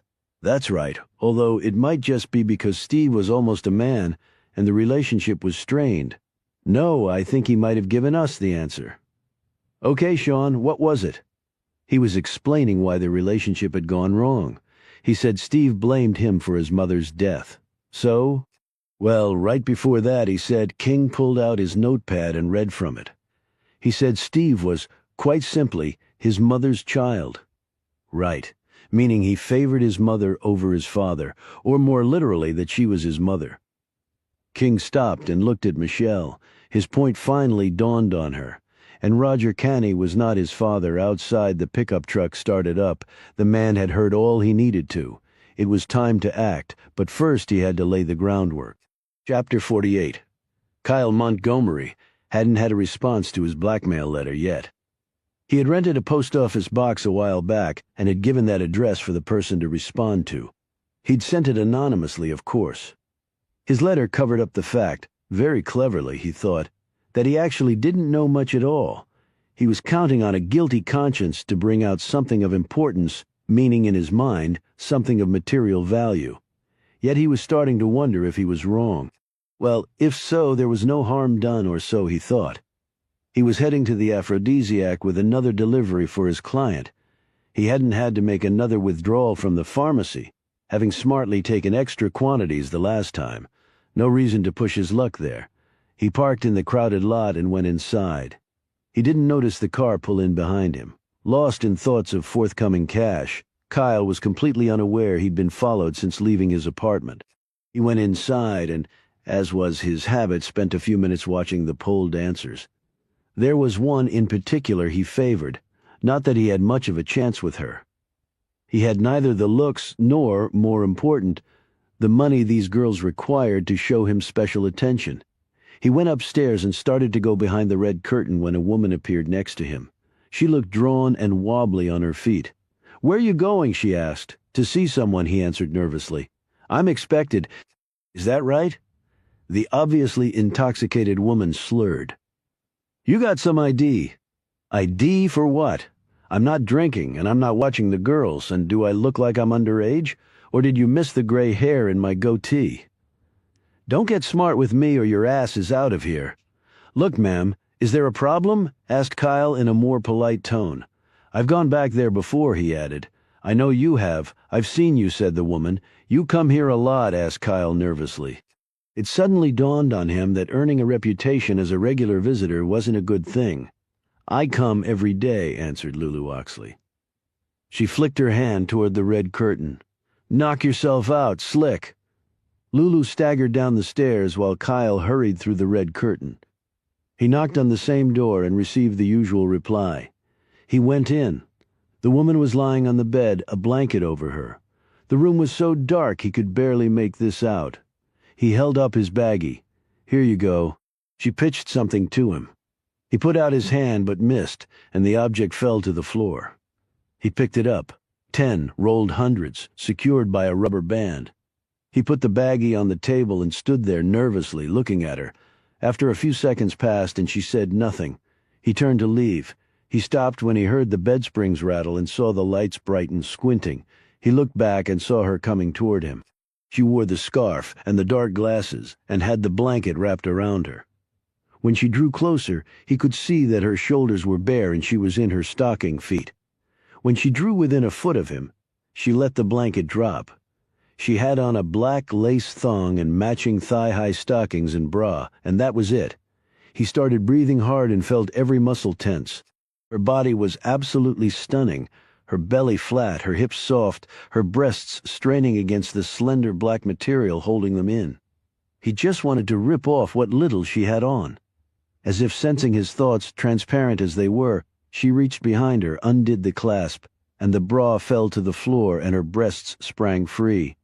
Kyle moaned and almost dropped to his knees. This was without doubt the greatest night of his life. She reached out as if to touch him, but then merely took the baggie, picked up the blanket, and covered herself again. Kyle moved forward. "No need to do that, baby," he said in as cool a fashion as he could muster. "It'll just get in the way." He'd never come close to having a woman like this. $1,000 and he gets laid for free, too. What could be better? He went to put his arms around her, but she shoved him back with a strength that surprised him. His face flushed when she started to laugh. She returned to the bed, let the blanket slip to the floor again, lay back on the bed and stretched like a cat. Then she turned over on all fours, reached over and put the baggie on the nightstand. She did it with a slow deliberateness that gave him a long and unobstructed view of her from behind. He was so aroused now it was actually painful. She rolled over on her back, put her feet up in the air, and took her time sliding each stocking down her leg, and then balled them up and tossed them at him. After that, she pointed at him and laughed again. Kyle felt his blood pressure shoot upward even as other parts of him deflated. "You little bitch!" His fantasy would finally be realized, and he was going to teach her a lesson at the same time.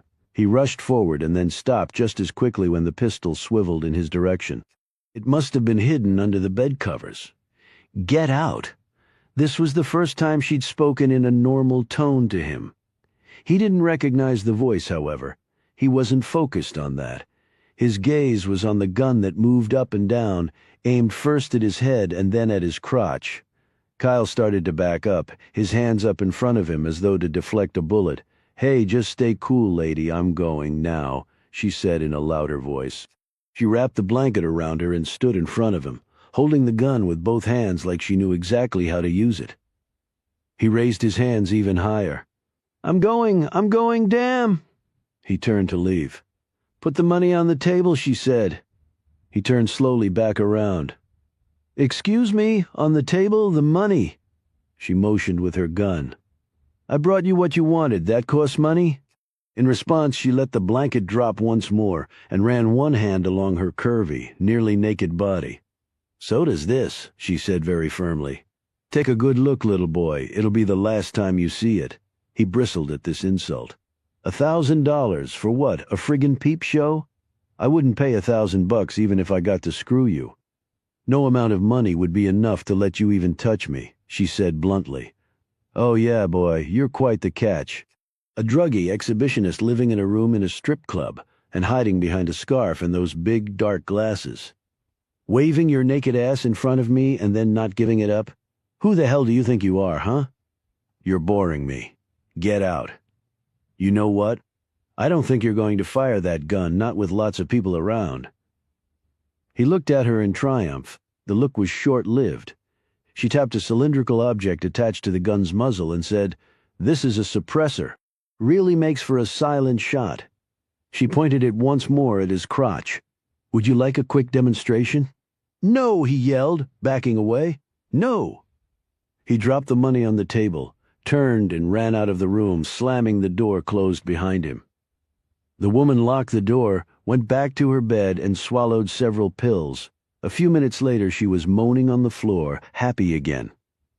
Outside the woman's door, Sylvia ducked out of the way right before Kyle came running past. She had heard everything. Rushing back outside, Sylvia was just in time to see Kyle spit gravel out of his Jeep's tires as he raced out of the parking lot.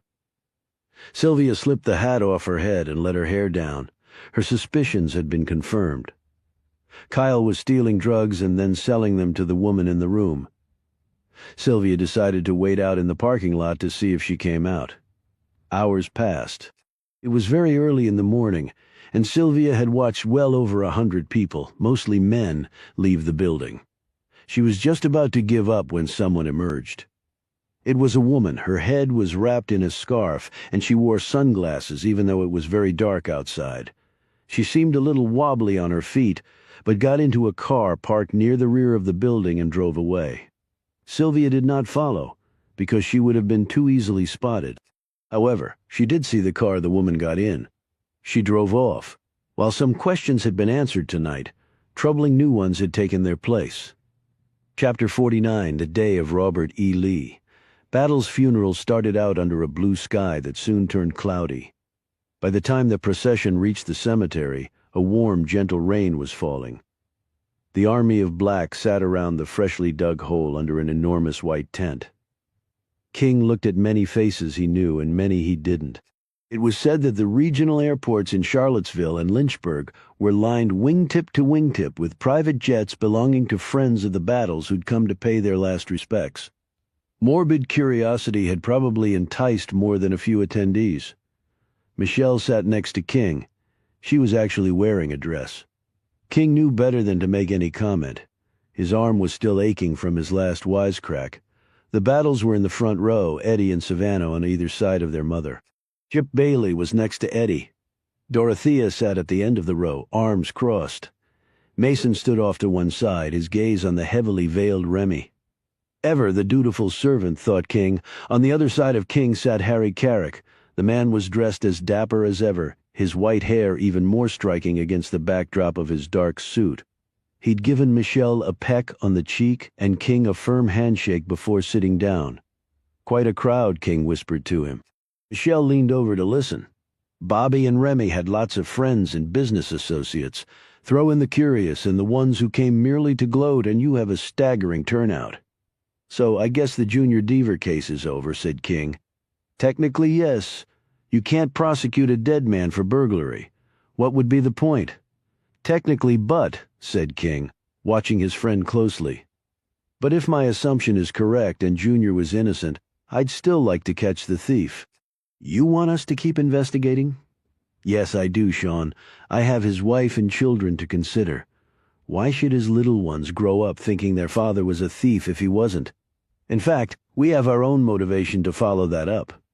I can see that, considering how Junior was killed. Exactly. What are you doing after the funeral? I've been invited to the battles, answered Harry. So have we. Maybe we can find a quiet corner and discuss tactics? I look forward to it. They all sat back and listened as the preacher commenced his talk about the dead man, the resurrection and life eternal. The rain continued to fall, making a somber afternoon even more depressing. As the lengthy homily finally ended, the preacher went forward to comfort the family. King's gaze moved beyond the group assembled by the grave and out in grids to the surrounding area.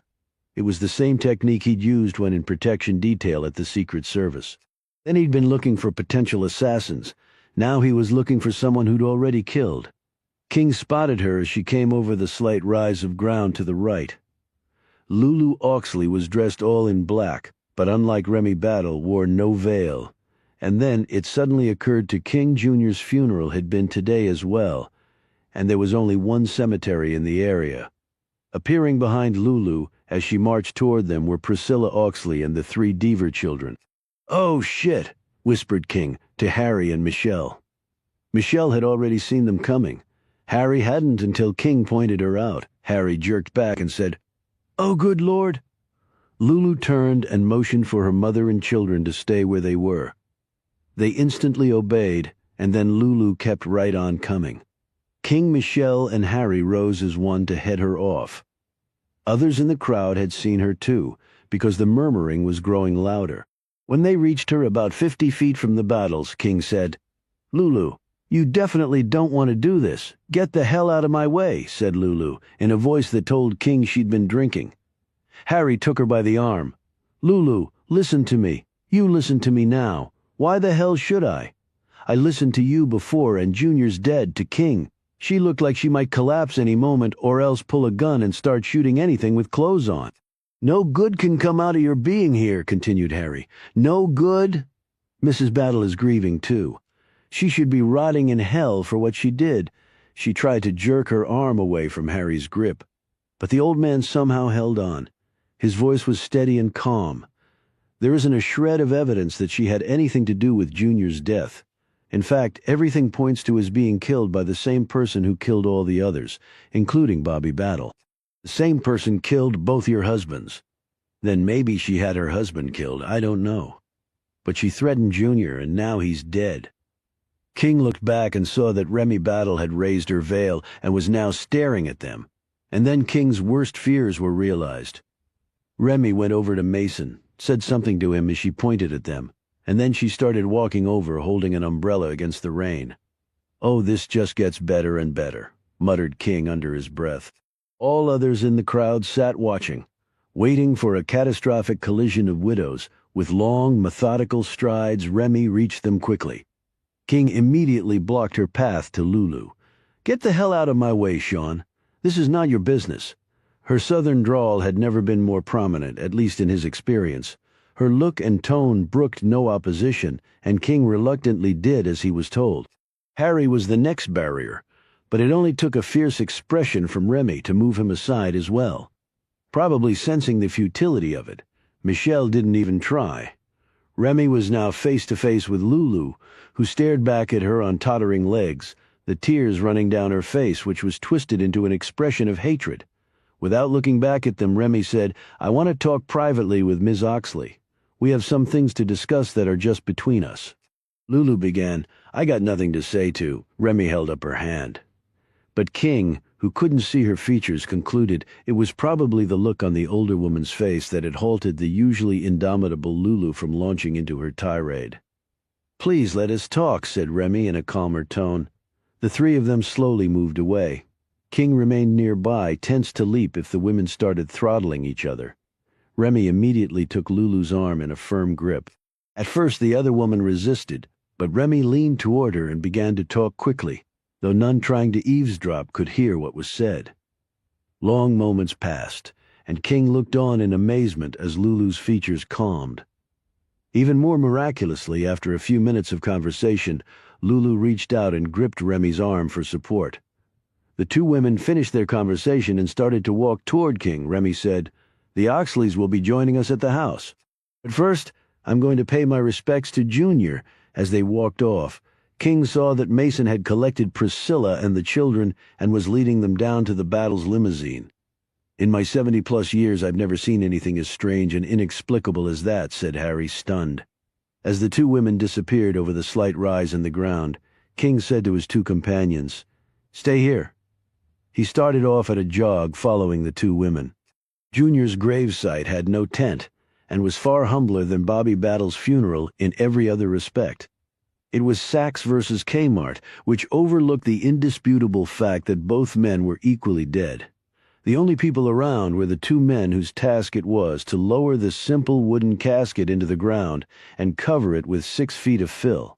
King watched from behind a large ornate sculpture of a mother and child that marked a nearby grave as Remy spoke to the workers, who nodded respectfully and stepped away.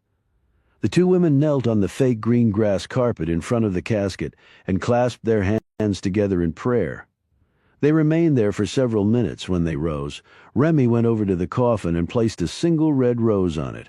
Lulu nodded at the men, who came forward once more as the women walked off, arm in arm. King drew farther back as they passed by his hiding place and watched as they disappeared over the rise.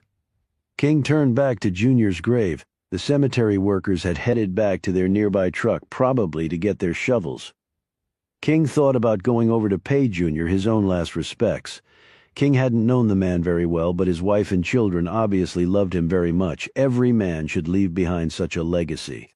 King hadn't seen too many tears at Bobby Battle's interment, costly though it had been. As he was about to head back, he stopped and ducked farther behind the statue. Someone had flitted out of a nearby patch of trees. This person walked quickly toward the grave, looking nervously all around. There seemed an abundance of guilt in the figure's furtive movements. King couldn't make out who it was or whether it was a man or a woman, since the person's outfit consisted of pants, a coat, and a cowboy hat pulled low. As the person knelt in front of the grave, King crept forward for a better look, and then the hat came off as the person's head bowed in prayer. It looked to be a woman, given the length of the piled-up hair.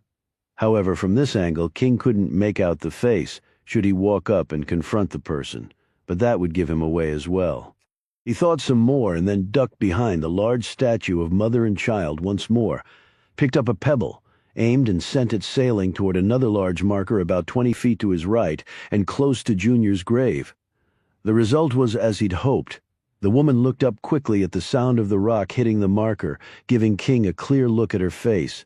She put her hat back on and ran for the cover of the trees. King had no reason to give chase. He knew who it was. Yet why would Sally Wainwright, the Battles horseperson, be praying in front of Junior Deaver's grave? Chapter 50. Casa Battle, though very large, was very full. Long linen-covered tables had been set up on the main floor with food and drink. After filling their plates and glasses, Harry had led King and Michelle to the second-floor study to talk things over. He explained, "I don't think we'll be interrupted here. It's far enough away from the food and, more important, the liquor. Death makes people especially thirsty, I've found." King looked at the antique writing desk against one wall. There were fancy writing instruments, heavy bond paper with the initials Reb on them, a leather ink blotter, and several old-fashioned inkwells. "Even more than me, Remy is a letter writer from the old school," said Harry, who was watching King. The lady doesn't believe in emails or even typewriters, and she expects missives in kind. I'm glad she has the time to communicate that way. I guess that comes with being really rich. I saw Remy and Lulu go off together when we got here, said King. Remy has a private chamber near her bedroom on the 3rd floor, answered Harry.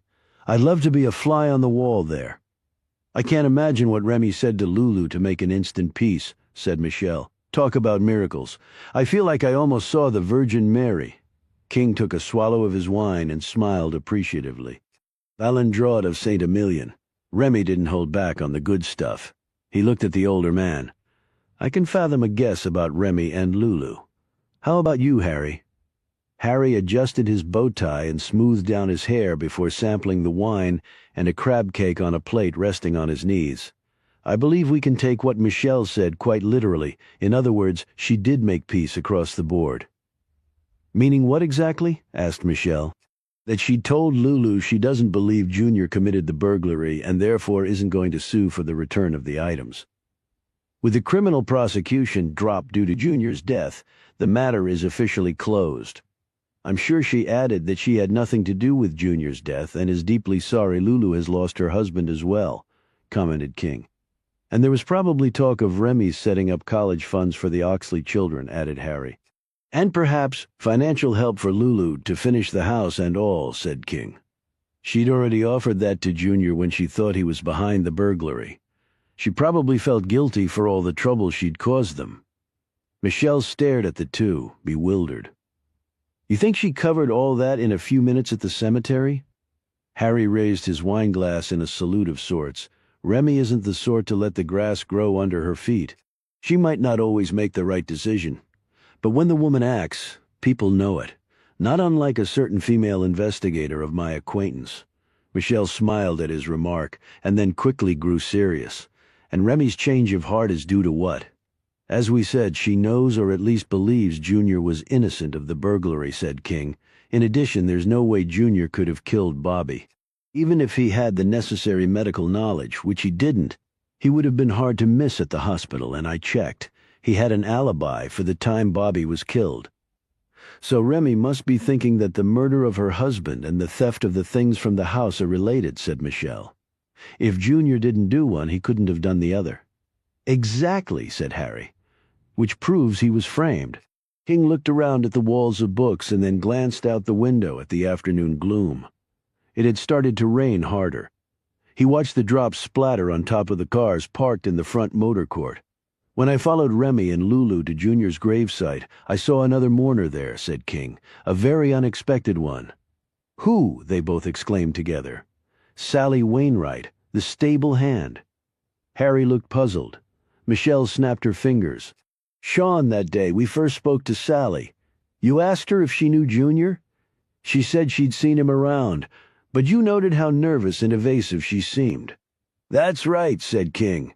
Paying last respects to a man you'd merely seen around? Mused Harry. I'm going to have another talk with Miss Sally, said King. Harry motioned them to sit down on the couch across from the fire while he stood in front of them. Now, it seems very clear that Junior's setup was done by someone with knowledge of criminal investigations. So our next course of action? Asked Michelle, deferring answering her question. Harry consulted an old-fashioned pocket watch hanging on a gold chain strung across his vest. That's a beautiful piece, Harry, said Michelle. It belonged to my great-grandfather. Having no son of my own, I'm keeping it safe from my eldest nephew. He fingered the heavy piece lovingly.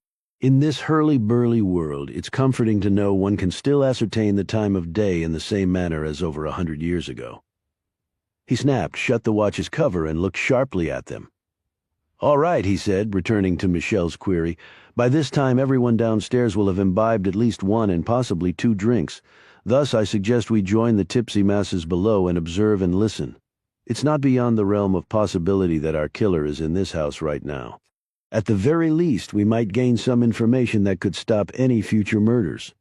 They adjourned their meeting and moved to the main level, Chapter 51. There were several odd pairings awaiting them downstairs.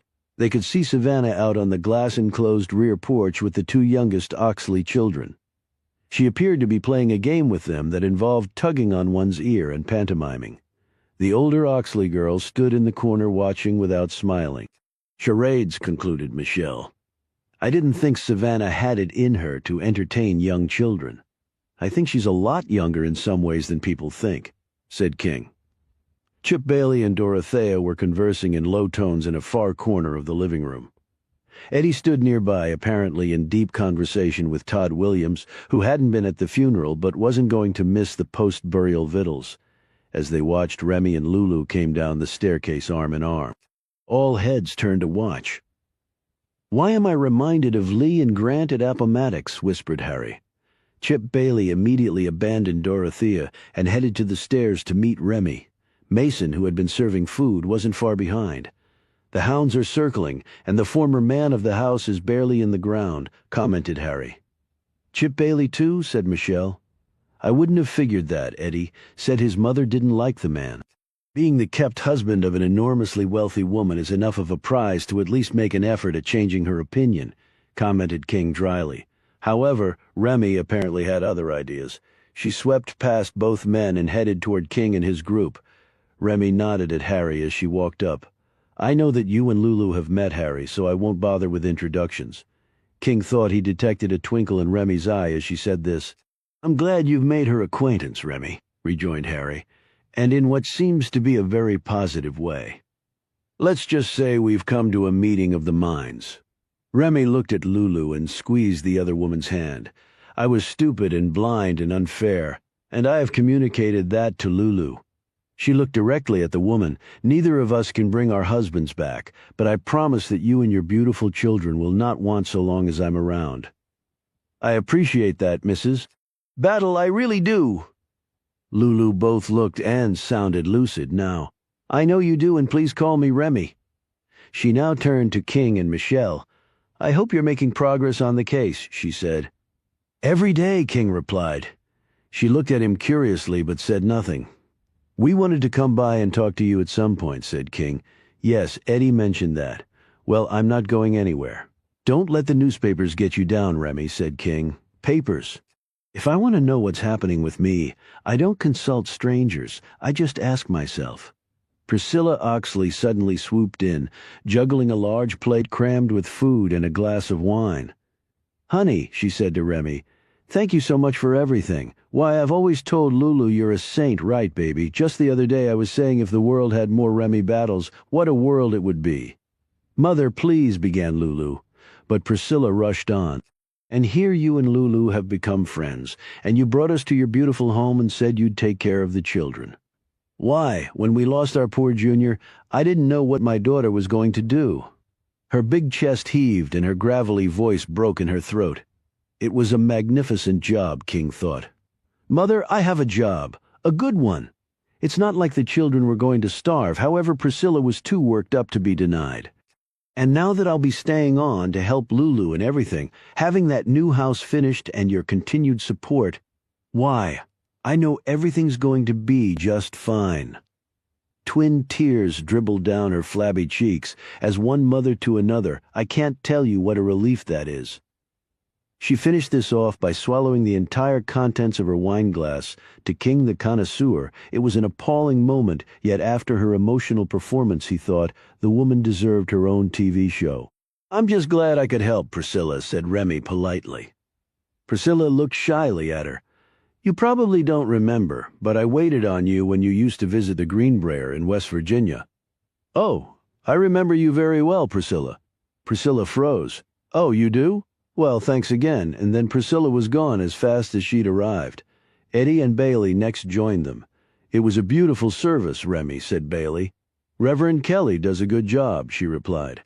"And he had a lot of good material." Bobby led quite an extraordinary life. "I'm going to see one of Eddie's reenactments Saturday," said Bailey. "Which one are you doing?" asked Michelle. "The Battle of Cedar Creek near Middleton," answered Eddie. "Phil Sheridan's Army of the Shenandoah against Jubal Early's Army of the Valley. It's usually held in October, but they moved it up this year." He looked down and then glanced at Michelle. He seemed to be about to say something but remained silent. Harry said, "Wasn't old Jubal the only Confederate general who never formally surrendered?" "That's right," said Eddie. He ended up practicing law over in Rocky Mount, Virginia. Well, at least he took up an honorable profession after the war, said Harry. I think Eddie and I are going to be spending a lot more time together, said Bailey. King thought the man could not have been more obvious. I'm looking forward to that, said Eddie, with what seemed genuine enthusiasm. You're a good liar, Eddie, King thought. Remy reached out and took her son's hand. How you doing? Just hoping for happier days, Mom. Maybe you and Dorothea should go away somewhere. Just get away. Yeah, maybe we'll do that, answered Eddie, with not a trace of interest. King noted that the Oxley children had come inside when they saw their mother. As Lulu joined them, King excused himself, went to the bar, got 2 glasses of wine, and headed to the rear porch to see Savannah while she was still alone. The young woman was sitting on the couch staring into the fire that blazed in the fireplace at one end of the room. Long day for you, Savannah, he said quietly. She started and looked up, smiling when she saw who it was. He handed her one of the glasses and sat next to her. A glass of Chateau Palmer can work miracles for the spirits. It's a fine French wine.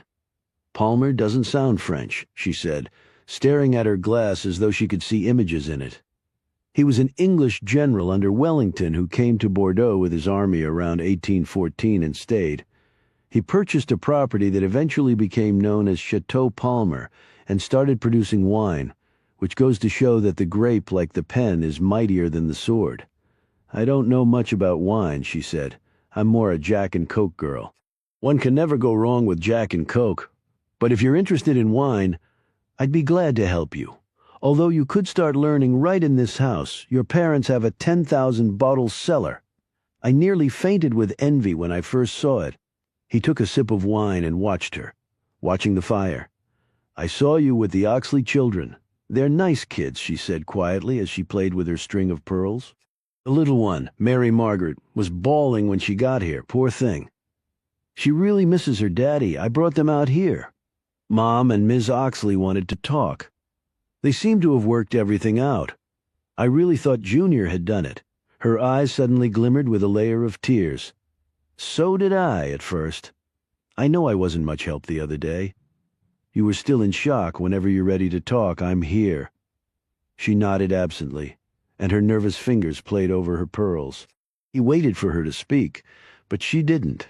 She simply stared into the fire. He finally rose. If you need anything at all, just give me a call. She glanced up and clutched at his hand. How come you're not married?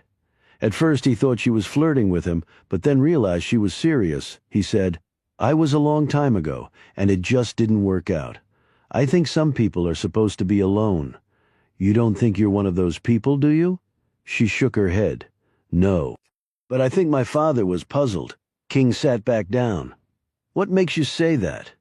Before she could answer, they heard Remy say, I'm sure there are people who'd like to see you, Savannah.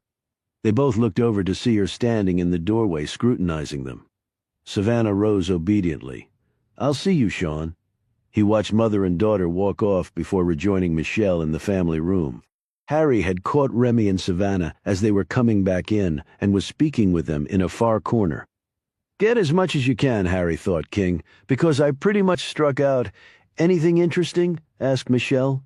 Savannah is one troubled woman. She knows something but can't get it out. Use your charm, Sean. She has the hots for you. Oh, you think so? Please, men are so blind when it comes to that. So, anything happen on your end? I've been invited to Eddie's next reenactment. I'm going with Chip. King crossed his arms and stared at her. Really? She stared back at him defensively. Yeah, really. Why? Women are so blind when it comes to that. Come on, he's married, Sean. Yes, he is. Chapter 52. Michelle drove with Chip Bailey to the outskirts of Middleton, Virginia. It was a crisp morning with nothing but blue skies overhead and a nice breeze to relieve the growing heat. Good day to fight, said Bailey. Is there really ever a good day to slaughter each other? Thought Michelle. The big man sipped on his coffee and munched on an egg sandwich from McDonald's. Michelle chewed on an energy bar and cradled her bottle of orange juice. She wore jeans, hiking boots, and her Secret Service windbreaker. Bailey had donned khakis, a sweater, and wraparound shades. You ever been to one of these? Asked Bailey. No. They're actually pretty cool. They have all these events, infantry drilling, hospital demonstrations, bands, dances, even fancy balls, afternoon teas, candlelight tours. The cavalry charges are really something. These guys are serious about this stuff. You'll see hundreds of them out there today, although during the actual war the armies had tens of thousands of soldiers, but they put on a good show anyway. How did Eddie get into that? Doesn't seem like something a sensitive artist would be drawn to. I think it was his father who was interested in it at first. He was very much into history, even helped finance some of the battle reenactments. Was Eddie very close to his father? I think he wanted to be. That's one reason he got into reenactments. At least that's my educated guess. But Bobby Battle was an inscrutable fellow, and he wasn't around all that much. I think he preferred sailing around the world in a hot air balloon or building a factory in Asia to raising his kids. I understand he offered you a job after you rescued Eddie. Bailey looked surprised that she knew this. He did, but I wasn't interested. Mind my asking? Why not? No big secret. I just liked being an FBI agent. I hadn't been with the agency all that long, and I wanted to make a career out of it. How'd you bust the case? Got a tip that I ran to its source. Eddie was in college back then, and I did some digging around. Found out this guy living at the same apartment complex was a convicted felon. Why didn't Eddie live at home? Didn't he go to UVA? No, he went to Virginia Tech over in Blacksburg, a few hours from here. Anyway, turns out this guy had found out who Eddie was, or more to the point who Eddie's parents were. Eddie came home late one night, and next thing he knew he was tied up in a shack in the middle of nowhere. How'd you learn about the shack? The guy had used it before for hunting. I'm not saying he was the sharpest tool in the shed, but he was dangerous. The Battles paid the money, but we were watching when the pickup was made. Wait a minute, I thought the Battles didn't pay the ransom. No, they did, but they got it back. Well, at least most of it. I'm not following with kidnappings. The dicey piece for the criminal is getting the payoff. Today you can do it with wire transfers and computer gimmicks and such, but it's still tricky. 20 years ago, it was far harder. But this guy thought he had it figured out. He had the drop arranged so it was at a shopping mall on a Saturday. People everywhere. He must have scoped out the place because he knew where this back exit was. As soon as he took the bag, he disappeared into a sea of people. How'd you pick him up then? We had 2 transmitters hidden on the bag. But we figured he'd think of that and toss the bag. So we had transmitters in some of the cash wrappers binding the money. We didn't think he'd throw out the money. He did, in fact, toss out the bag. But we were still able to follow him right to the shack. Wasn't that a risk, not arresting him on the spot? The bigger risk was never finding Eddie. This guy's past history showed him to be a loner. If Eddie was alive, and that was a big if, this guy was probably going back to either set him free or more likely kill him. And that's when the shootout happened? He must have spotted us and opened fire, and we returned it. We had a sniper with us, and the kidnapper took one in the head. You said you recovered most of the money? Bailey laughed. After he spotted us and opened fire, this idiot burned about 500 thou of the 5 million total in the pot-bellied stove that was in the shack. I guess he was thinking we weren't going to get him and the money. Lucky you didn't hit Eddie, said Michelle. He looked at her sternly. It's easy to play Monday morning quarterback. I'm not trying to second-guess what you did. I've been in situations like that, too. It's never easy. The important thing is Eddie lived. That's the way I've always seen it. Bailey pointed up ahead, and there he is in the flesh. They'd turned off the main highway and into a parking area filled with trucks, horse trailers, campers, and RVs along one side. Numerous tents were set up. Michelle waved at Eddie, who was busy getting his gear together. They got out of the car and joined him. So, what are you this time? Asked Bailey. Eddie grinned. I'm a man of many talents, so I've got multiple roles. First, I'm a major in the 52nd Virginia in an all-Virginia brigade under General John Pegram's division. After that, I saddle up as part of the 36th Virginia Cavalry Battalion, Johnson's brigade under General Lomax's division. I belong to lots of different units, actually. They're always looking for bodies. Hell, I've mustered up in Confederate armies in Tennessee, Kentucky, Alabama, and even Texas, done artillery, cavalry, infantry, even went up in an observation balloon once. Now, don't tell my mother, but I've suited up in Union blue on occasion, too. Sounds pretty involved, said Michelle. Oh, it's quite a show. There are primers for how to put one of these events together, complete with sample budgets, marketing plans, logistics, finding sponsors, that sort of thing. Michelle pointed to the line of tents. What are those? They call them sutlers, replied Eddie. During the actual Civil War, merchants would follow the armies and sell them things. Sutlers nowadays sell period-style items and goods to reenactors and the public. As for the reenactors, there are definitely different levels. They have the ones called thread counters, who make sure their uniforms are authentic down to fabric, having the same thread count as during the real war, hence the nickname Eddie Deadpanned. They're also referred to as the Stitch Nazis. Bailey and Michelle laughed. Then you have the other side of the spectrum, the Farbies. Those are the ones who dare to have polyester in their uniforms or use plastic dinnerware during a reenactment, when those things weren't even invented at the time of the real war. I call them Julie instead of Johnny Rebs. So which are you, Nazi or Julie? Asked Michelle. He grinned. I'm a tweener. Most of my stuff is authentic, but I occasionally bend to the comforts of life at times as well. He lowered his voice. Don't tell anyone, but my uniform has some rayon in it, and God forbid lycra. And if you press me on the point, I won't deny that there might be some plastic thingies on my person. Your secret is safe with me. I'm actually going to buy some stuff from the Sutlers today. Everybody's gearing up for the reenactment of the Battle of Gettysburg in Pennsylvania in July. Then we got the Spotsylvania, Virginia campaign coming up. The road to Atlanta and the Battle of Franklin are in the fall. But this battle today is a pretty big deal.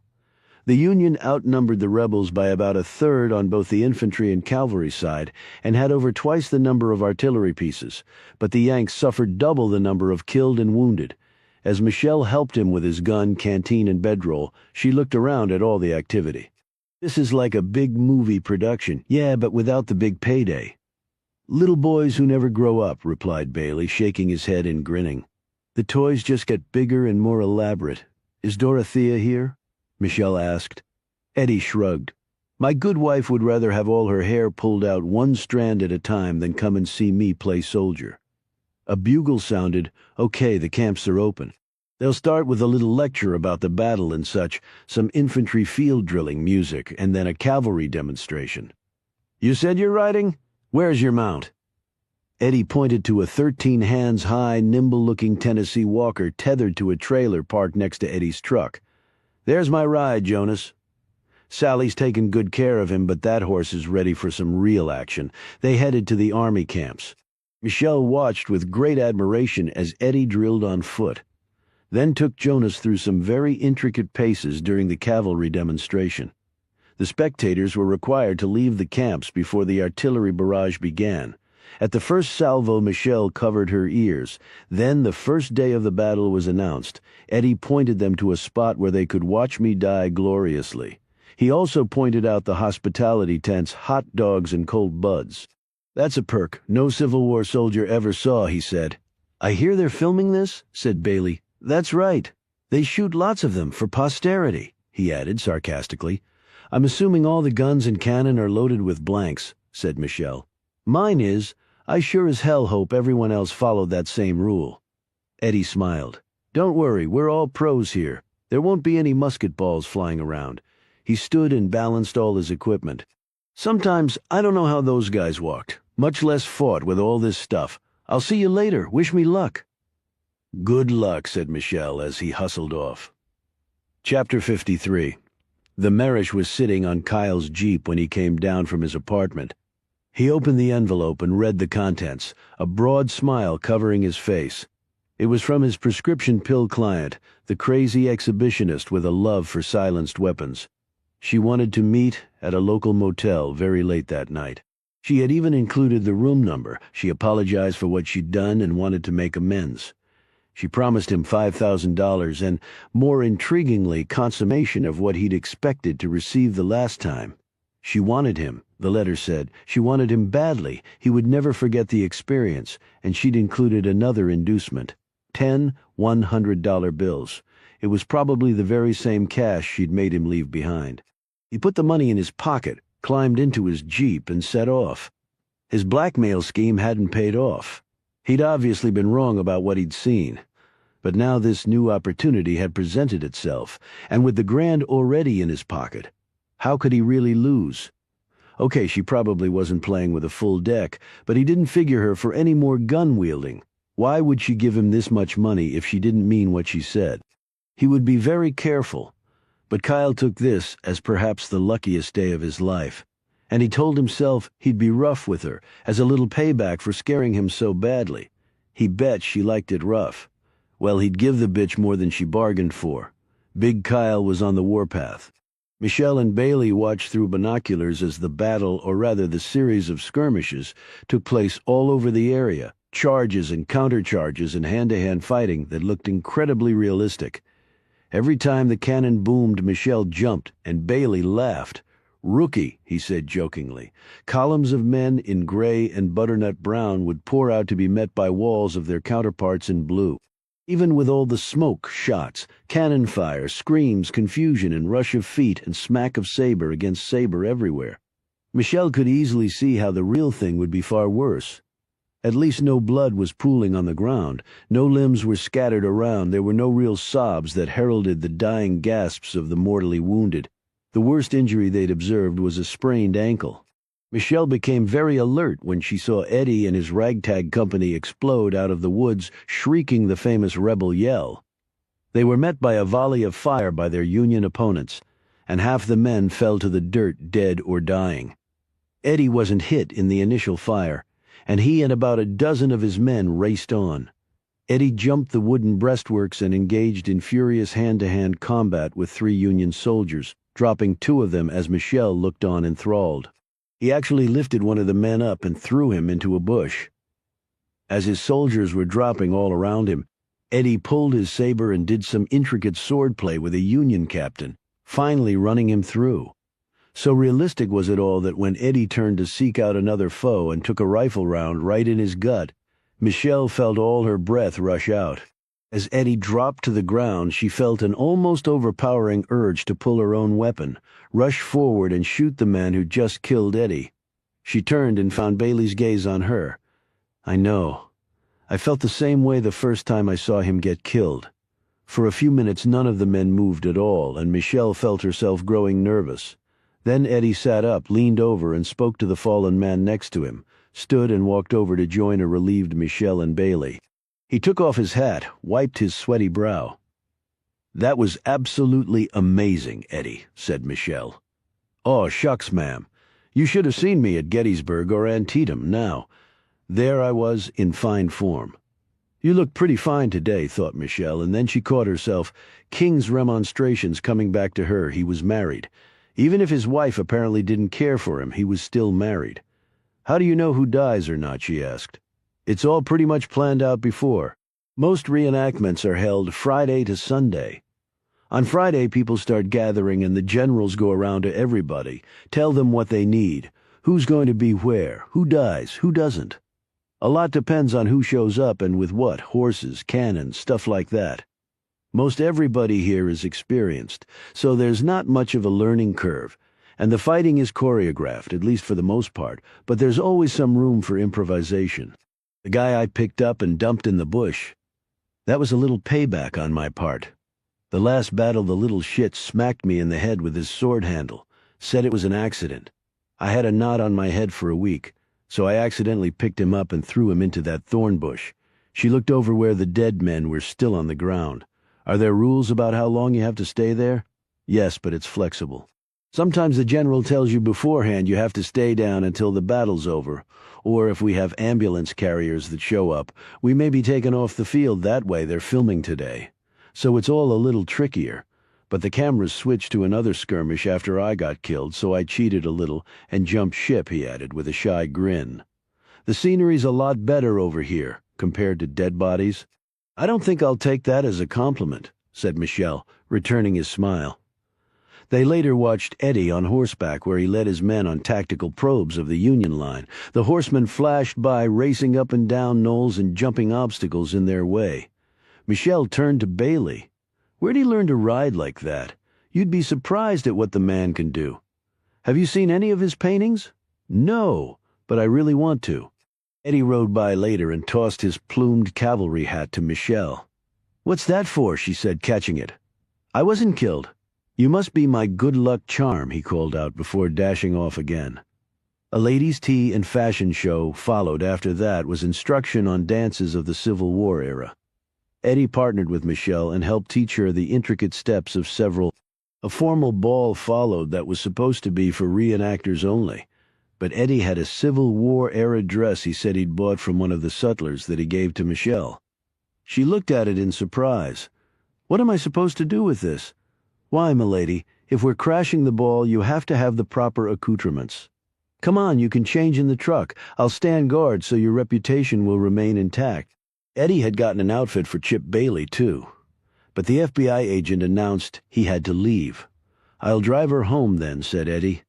"I can't stay for the second day of the battle anyway. I'm leaving tonight." Michelle looked a little uncomfortable with this, but Eddie said, "I promise I'll be the perfect gentleman. And remember, we have Jonas in the trailer as a chaperone." They spent the next 2 hours dancing and eating and drinking. Eddie finally sat down, his big chest heaving while Michelle looked barely out of breath.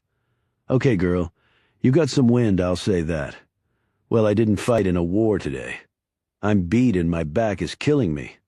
I've been riding horses and doing this fighting stuff way too long. You ready to call it a day?" "I am." Before they left, he took a Polaroid of her in her ball gown.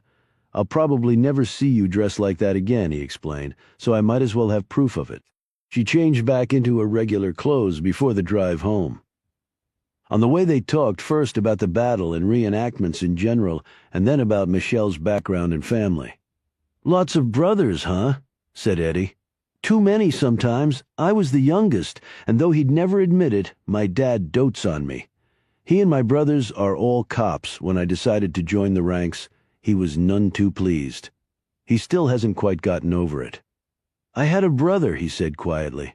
"His name was Bobby. We were twins." "I know, I heard. I'm sorry. He was a great kid, he really was. Sweet, do anything for you. He was just not all there. I loved him. I really did, and I miss him like hell. I'm sure it really devastated your whole family." "Yeah, I suppose it did," he said, "and I guess you and Savannah don't have much in common. She's a good kid, too, really bright, but she's sort of lost hell. I can't blame her. Look at me. I think you've done all right for yourself." He glanced over at her. "That's quite a compliment coming from you, an Olympian turned Secret Service agent, and now a hotshot detective. How do you like working with Sean?" "He's great. I couldn't ask for a better partner and mentor. He is one smart man, but let's face it, he's lucky to have you." Michelle looked out the window, obviously uncomfortable. "I'm not being fresh, Michelle. You two work well together? It's nice to be part of something like that. I guess I'm just envious." She looked over at him. "If you're unhappy, you can change that, Eddie. I am unhappy in some ways," he said, "but I don't think I have the courage to make a change. Not a real one. It's not just Dorothea. She goes her way and I go mine. Lots of marriages are set up just like that, and I can deal with it. But I've got my mother, too. Let's say I head out of here. What happens to her? She seems like a person well able to take care of herself. You might be surprised, especially now with everyone pointing fingers at her. Sean and I are going to meet with her and go through that, obviously. Whatever she said to Lulu worked. If Lulu believes she had nothing to do with Junior's death, other people will start to believe it too. It's not just Junior's death, it's my father. It's no secret that they had a rocky marriage at times, so some people suspect she killed him. I'm not sure that's something she can survive. Before we meet with Remy, you might want to see if she'll tell you what was in her closet that was stolen." He looked puzzled. "I thought it was just her ring and cash and stuff." "No, there was something else. Something she wanted back so badly that she offered Junior a lot of money for its return." Eddie gripped the wheel tighter. "What the hell could it be? I'm hoping you can find out if she'll tell anyone. I'm assuming she'll tell you. I'll try, Michelle. I'll give it my best shot." He drove her home and walked her up to the door. "When you come over to speak to Mom, drop by my place afterward, and I'll show you and Sean some of my paintings." Michelle's face lit up. "I'd like that, Eddie. I'd like that a lot. Well, thanks for a wonderful evening. I haven't had this much fun in a long time." He took a deep bow, and when he stood again, he handed her his plumed hat. "For you, milady?" he added. "Hell, I haven't had this much fun in the last 20 years. They stood there awkwardly, not looking at each other for a long moment. And then Eddie put out his hand, which she immediately shook. "Well, good night," he said. "Good night, Eddie."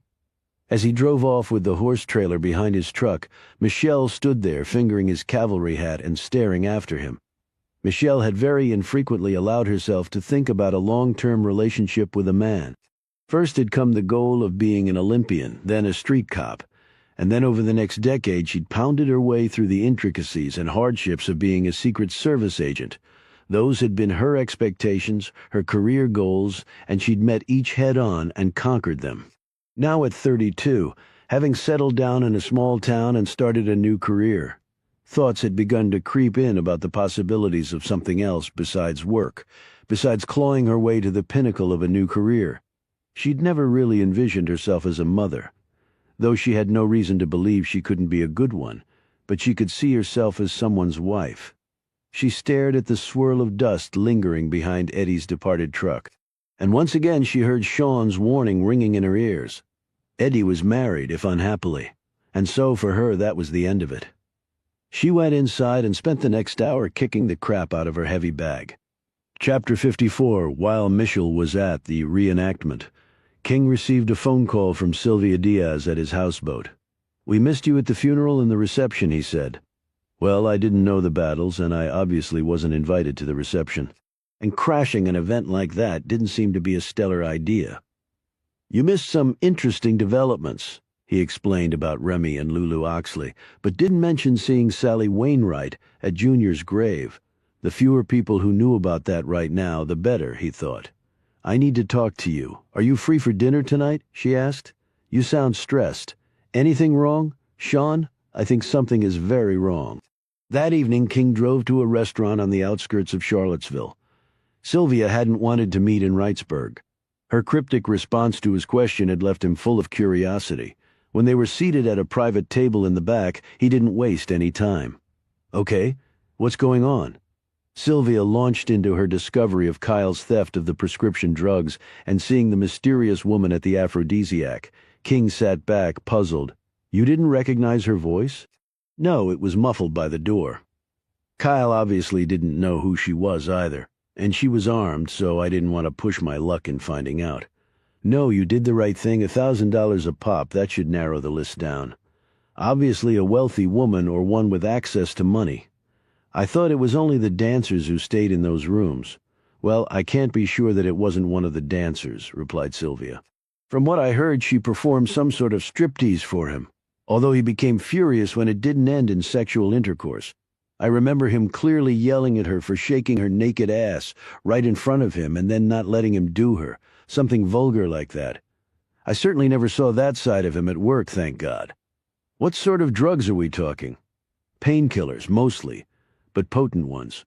Some that if you circumvent the time-release component or take too many can give you a very dramatic shock, sometimes life-threatening. And you saw her leave?"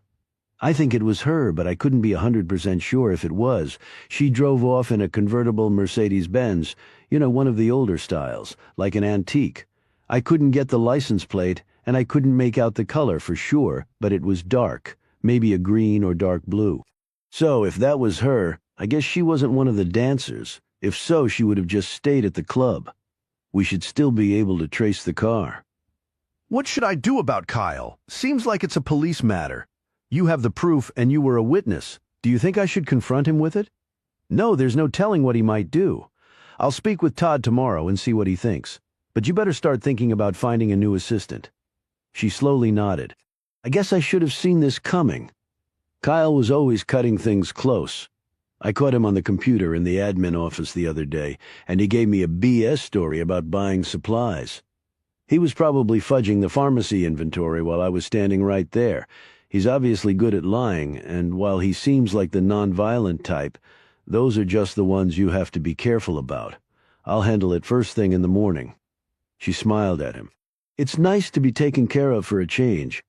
He returned the smile and looked around. "They have an excellent wine cellar here. Mind if I order something extraordinary? Like I said, it's nice to be taken care of. If memory serves me correctly, they have a 1982 Chateau Ducru Bouquet. Ducru Bocayu? My French is a little rusty. It means beautiful pebble, he said, staring at her eyes. Seems appropriate. The next 2 hours went very quickly, and the conversation moved away from Kyle to more personal issues. George and I used to come here every year for our anniversary, said Sylvia, as she stared out the window at the full moon hovering over them. Nice place to celebrate, commented King. I actually brought Michelle here when we started our agency. I was laid up in the hospital so drugged up I didn't even know he'd been killed until a couple of days later. What were you in the hospital for? Ruptured diverticulum of the colon.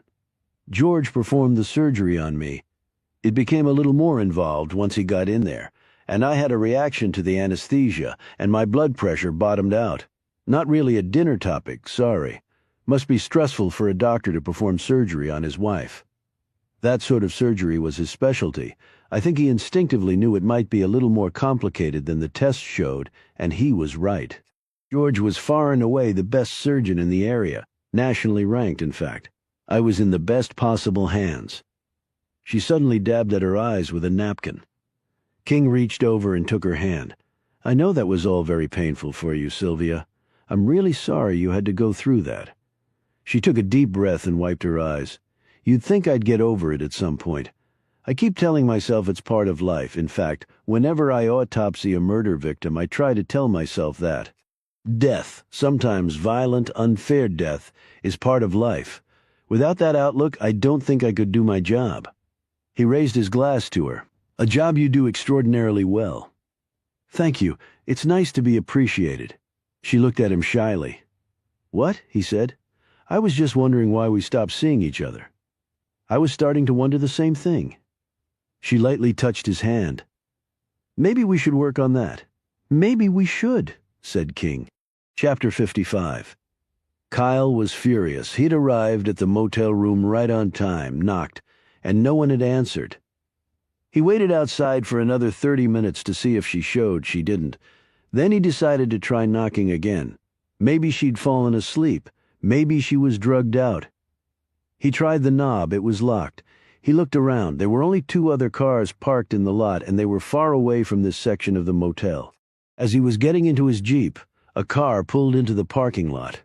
Kyle watched as a large, flabby man and a petite woman in a tiny skirt and wobbling unsteadily on 4-inch heels got out and went into one of the rooms without looking at him. Kyle shook his head. Well, at least one guy was getting some tonight. He drove off all the way back to his apartment. He thought of various ways to track down the woman and cruelly punish her for this latest slate. Most of all, he was upset about missing the $5,000 payday. He pulled into his parking lot, slammed the door on his Jeep, and hurried up the steps. It was after 1 o'clock in the morning, and he had nothing to show for the lost sleep, but he'd get even. He had what she wanted, more drugs. He would turn the tables on her. He'd go to the aphrodisiac. If she worked there, he'd find out who she was. And if not, he'd go to the room, confront her, feign retreat, and then wait for her to leave the club. He'd follow her home and find out her identity. With that information in hand, he'd put the squeeze on her. If she could afford $1,000 for $50 worth of drugs, she could afford to pay a little quiet money. By the time he opened the door to his apartment, he had most of the plan worked out.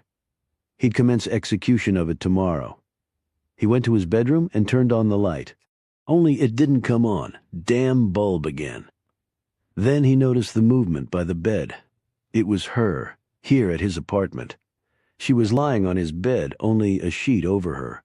Even in the darkness he could make out the scarf and the glasses she always wore. What the hell are you doing here? I waited at the motel for almost an hour. It didn't occur to him to ask how she knew where he lived. In answer, she sat up, let the sheet fall slightly off her shoulders, which were bare. This got his blood going, and all his anger quickly dissipated. Then she seductively pulled the sheet far up her thighs, which were also bare. Kyle felt himself growing aroused as she motioned for him to join her on the bed. No guns this time, okay? He managed to stammer. She nodded her head and then pointed to the bureau against the wall. Kyle went over and saw the money spread out there. When he looked back at her, she'd risen and was standing in front of him, the sheet barely covering her. She motioned with a flick of her hand for him to go over to the bed. He did so, smiling. She circled behind him. He turned to face her. his back to the bed. The sheet dropped. Her hand came up and Kyle froze. It looked like a gun that she was holding. When she fired, he put up his hands as though to ward off the bullet. The air-propelled twin darts, attached by 15 feet of wire to the taser gun, shot out and pierced his thin shirt. With one terrible jolt, 50,000 volts hit him dead in the chest, easily enough to drop a 300-pound NFL lineman, much less a scrawny morgue tech. The surge instantly overrode his central nervous system, and he fell backward onto the bed where he curled into a fetal position as his muscles contracted, even though he'd be incapacitated for some time. The woman rushed forward to the bed and pulled the darts free. She put the taser gun into her bag, which was lying on the floor, and slipped on a pair of gloves. She next pulled out a syringe. Kyle looked on fearfully as she turned over his paralyzed arm, pulled up his sleeve, put a rubber tourniquet around his forearm to pop up his veins, found a good one and plunged the syringe contents into it. She quickly undid the strap and placed it and the syringe on the nightstand next to the bed as Kyle lay twitching on the bed. She stared down at him. What she'd shot into him was already taking effect. He was starting to convulse more, but it wasn't enough. She took the pillow, held it over his face, and pressed down. 2 minutes later it was over. She removed the pillow and looked down at him again. She felt for a pulse and found none. Kyle was dead. Despite appearing to be naked, she was actually wearing panties and a bra. She pulled a sweatsuit from her bag, donned it quickly, grabbed the money, searched Kyle's pockets, and found the note she'd written to him. She stuffed the note and the bedsheet she'd wrapped around her into the bag. She made sure she'd left nothing behind other than the syringe and rubber tourniquet and left the building. As she sped away from the dead man's apartment, she took comfort in the fact that she now had one less problem to deal with. Chapter 56. King and Michel drove over to see Remy the next morning. King filled in Michel on his conversation with Sylvia. I spoke with Todd earlier this morning. He's going to pick Kyle up today. Any idea who the mystery woman is? I guess the easiest thing to do is go to the club and ask. If she's a regular there or works there, someone has to know about it. In turn, Michel filled in King on the reenactment. It was amazing. Hundreds of people with so much going on all the time. I mean, it was utter chaos, like watching a real battle. Eddie thinks they may show some of the film they took on the local PBS station, she said. I've actually been to a couple of those. A woman I used to date when I was in the service had a brother who was big into them. Had a whole museum of memorabilia and stuff from the Civil War. Muskets, uniforms, swords, even an amputation kit. Eddie did a great job. The man has amazing skills, and yet his self-esteem is rock bottom. Well, his father's a hard act to follow. Yeah, but it's not like he hasn't accomplished anything in his life. And as physical as he is, you should have seen him when he was talking about his twin brother. In fact, in some ways he may very well be the most exceptional battle of them all. King stared at her with a questioning expression. And you said he drove you home? Just the two of you? Will you stop with the insinuations? Nothing happened, and nothing is going to happen between us. That's good to hear, because the last thing we need is Dorothea or, God forbid, Remy Battle gunning for us. King shot back. Eddie met them at the front door of the mansion. I've spent the last hour trying to get her to tell me what was in that secret drawer, and getting absolutely nowhere, he reported. Well, if she won't tell you, I don't think we're going to crack her, said King. Maybe I softened her up some. She's on the rear terrace and expecting you. The coffee's hot. Mason just brought it out along with some ham biscuits. Eddie walked out to the terrace with them. Remy closed what looked like a diary that she was writing in. It was an old-fashioned kind with a clasp and lock across it. Remy placed the journal inside the pocket of her jacket. As King was greeting Remy, Eddie motioned Michel toward him and whispered, "When you're done here, come on by my studio. It's right behind the carriage house. I've got something to show you." He walked off, and Michel turned to see Remy's keen gaze on her. "I understand you watched Eddie playing soldier," she said slowly. Michel joined them at the table. King poured out coffees. "He's certainly good at it," remarked Michel. "I had no idea it was so involved. Eddie got into it because his father was interested in it. I don't think he really cares for it all that much." "Well, he certainly looked like he loved it to me." "Well, looks certainly can be deceiving, can't they?" The two women gazed at each other for an uncomfortably long time. King finally broke in. You're a miracle worker, Remy. Meaning what exactly? Meaning the conversion of Lulu from enemy to friend. Remy waved her hand dismissively. I was wrong, and I acknowledged it. Don't make it out to be some grand gesture of benevolence. So what made you conclude you were wrong? Asked Michelle as she reached for a biscuit and coffee. Remy raised her cup and took a drink before answering. I made Junior an offer he couldn't refuse, but he did refuse it, and then he got murdered. Doesn't take a rocket scientist to figure there's a lot more to it than I thought. But Junior might still have been involved. He might have been killed because of it, in fact, said King. Remy settled her stern gaze on him. Didn't you try your best to convince me he was innocent? Or am I thinking of another Sean King? Just playing devil's advocate. I forgot you're a lawyer. Reminds me why I can't stand the breed. I'm glad I took down my shingle then. I wouldn't want you for an enemy. No, you wouldn't, she said bluntly. I understand you're quite anxious to get back some property other than your jewelry and cash. Eddie's already been here trying, Sean, Remy said. And if I won't tell him, I sure as hell am not telling you. Is it that bad? Asked King in a very serious tone. So bad you'd risk more people being murdered? I have my reasons. I hope they're damn good ones, but I think you're not only being selfish but short-sighted. I'm unaccustomed to being spoken to that way, she snapped. I tend to lose my manners during a murder investigation. I trust I have my priorities right, he replied firmly. What was in my closet can have nothing to do with anybody getting killed. Your husband and Junior may have been killed by the same person. If so, the only connection I see between them is the burglary. It can't be. It can't, said Remy stubbornly. And you won't let us be the judge of that? No, I won't, she said steadfastly. All right, let's get back to why we're here. Eddie says that people are talking about you maybe having Bobby and Junior killed. He says it's ruining your life. Eddie talks too much. I thought I taught him that reserve and stoicism are two of the greatest attributes a person can have, but not greater than love, said Michelle. And he does love you. I know that, snapped Remy. If he's worried about you, there must be a reason, Michelle persisted. Eddie worries too much about the wrong things. Remy, we can't help you if you won't confide in us, said King.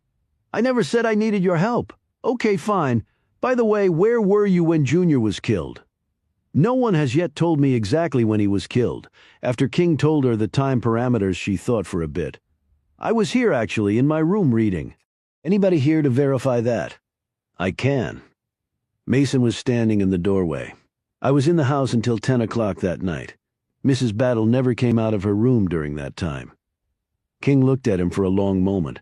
Thanks, Mason. He looked back at Remy as Mason walked off. It's nice to have such good, loyal help, isn't it? Last question, why was your wedding ring in the drawer and not on your finger? Remy didn't answer right away. King stared at her, waiting for a response. Finally, she said, a ring is a symbol of love and commitment. Yes, said King expectantly. You said that was your last question. I'm sure you can find your way out. Outside, Michelle said, Sean, you know it wasn't Remy who killed Junior? That's right. I saw Mason coming out onto the patio. I wanted him to tell us where he was at that time. That was pretty clever. Even cleverer because he said Remy never came out of her room. Meaning what? Meaning that Mason doesn't have an alibi for the time Junior was killed. You really think he's a possible suspect? Of course he is, Michelle. He's older, but still big and strong enough to have taken on Junior, and you notice that the killer never spoke to us. He only used his laser aimer to convey his instructions, because if he'd spoken, we would have recognized his voice. Exactly. And he lied about the reason Remy wasn't wearing her ring. Speaking of which, the stoic Mrs. Battle was pretty candid with her answer. No love, no commitment, no ring. Yet she stayed married to the man. Lots of marriages work that way, unfortunately. Well, at least she's free of him now. They reached King's car. I'm going to walk over to Eddie's studio, said Michelle. I'm going to find Sally and see if she'll be a little more cooperative than her employer. I'll join you at Eddie's after I'm done. What do you think Sally will tell you? I'm tired of getting stonewalled on this case, he said, biting out the words.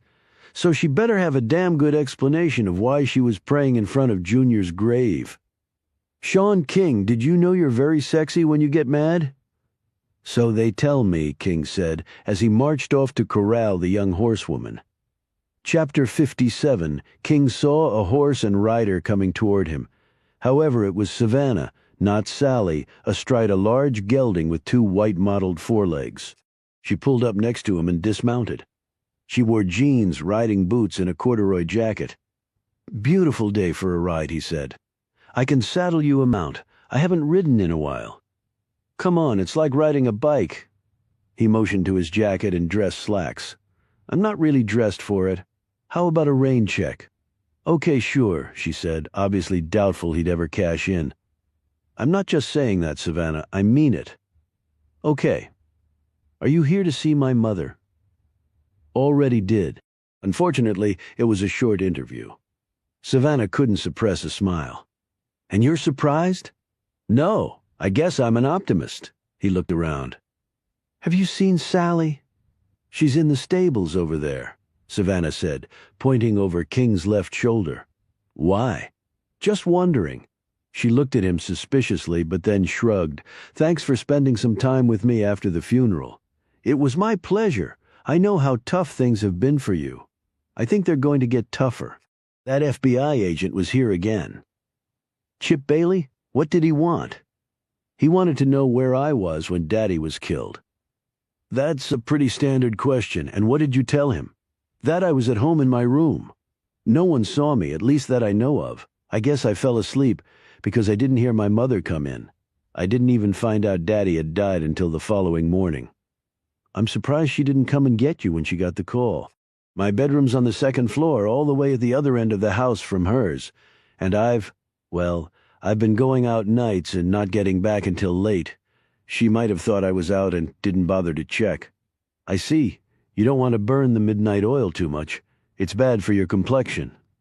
"I figure I might as well do it while I have the energy. I have a lot of years to be dull and boring. I don't think anyone would ever describe you in those terms." "Made any decisions for the future?" "I got a job offer from a big petrochemical company to be a field engineer. The assignment is overseas. I'm thinking about it." "Well, you'd be, without a doubt, the prettiest field engineer anyone's ever seen. You keep talking that way, I might start to think you have intentions.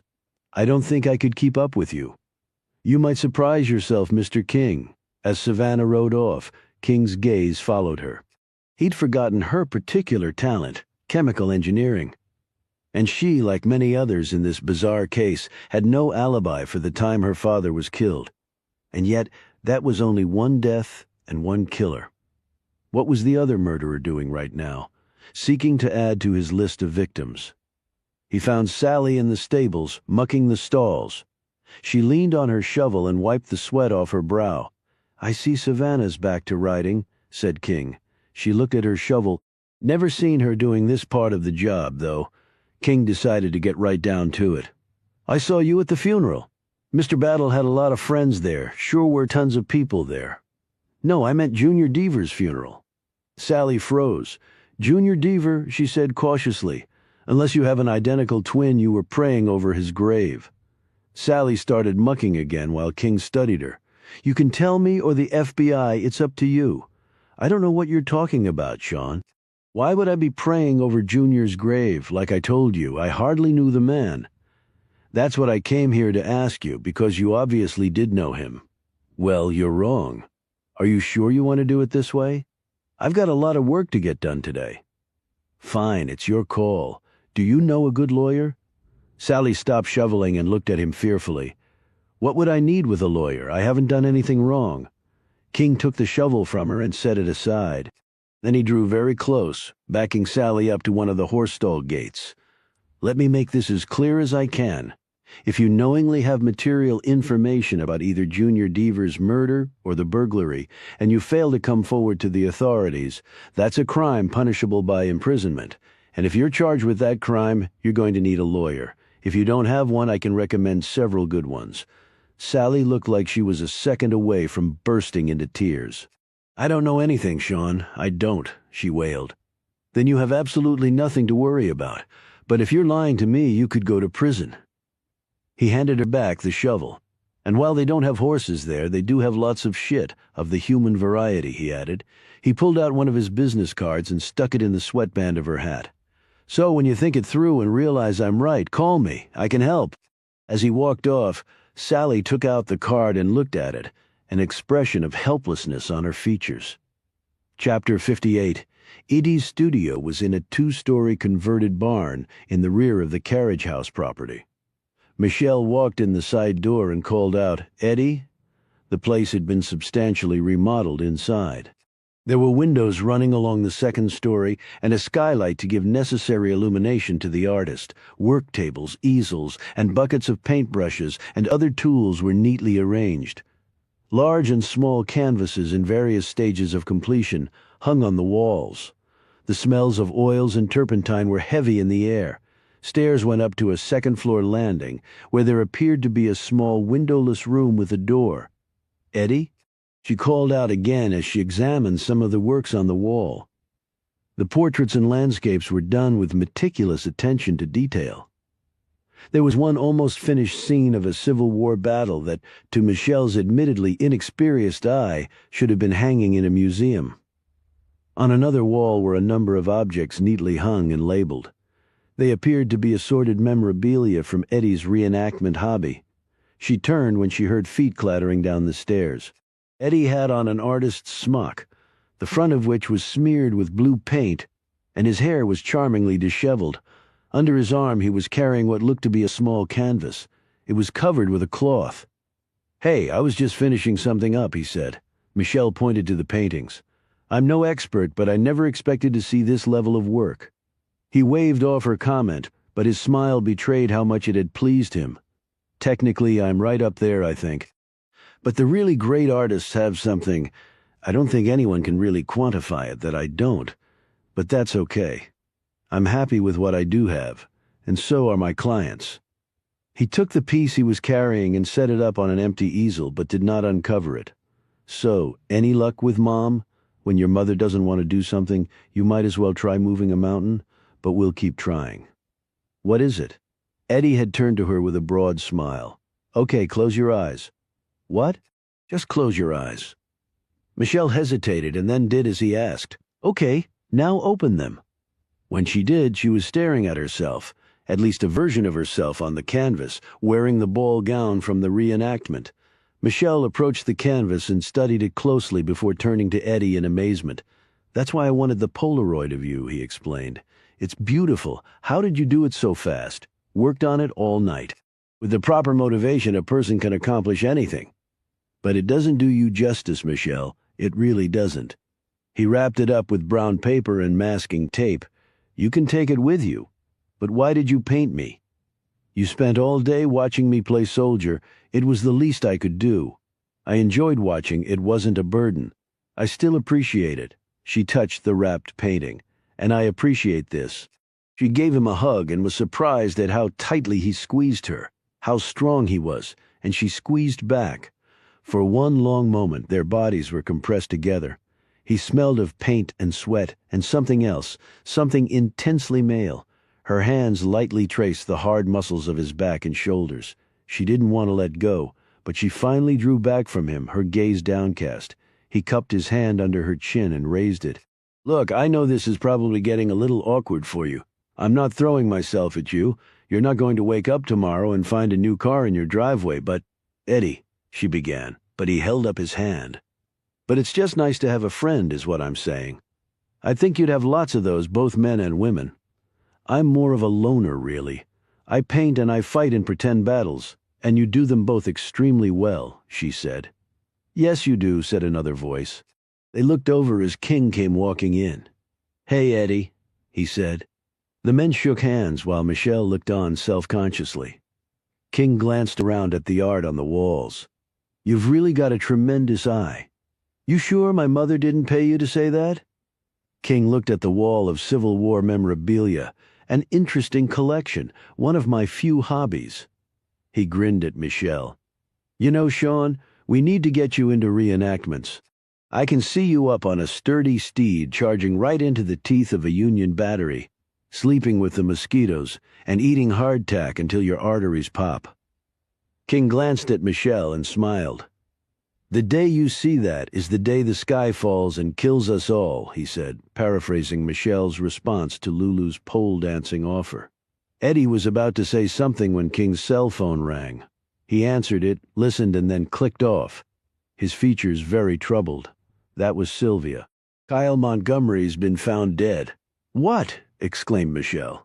"Who's Kyle Montgomery?" asked Eddie, bewildered. "Sylvia Diaz's assistant," answered Michelle. "Was he murdered?" "Sylvia's not sure. She said it looks right now like a drug overdose, but she's not convinced. She wants us to meet her at Kyle's apartment. Todd's there too." The two hustled out. Michelle called back over her shoulder, "Eddie, I'll give you a call, thanks." As they exited the building, Eddie looked at the wrapped portrait. "But you forgot your paint." They were already out of earshot. He shrugged in disappointment and carried the painting upstairs. Chapter 59. The forensics team had finished by the time they reached Kyle's apartment. He was still on the bed, his lifeless eyes fixed on the ceiling of the small, dank apartment. Sylvia was looking down at him when King touched her on the shoulder. She turned, and there were tears in her eyes. She dabbed at them with her hand and straightened up, assuming a more professional appearance. "It's okay, Sylvia," said King. "You two weren't best friends, but I know it still hurts." She blew her nose into a tissue and nodded at the text standing by. "You can take him." They placed Kyle in a body bag and carried it out.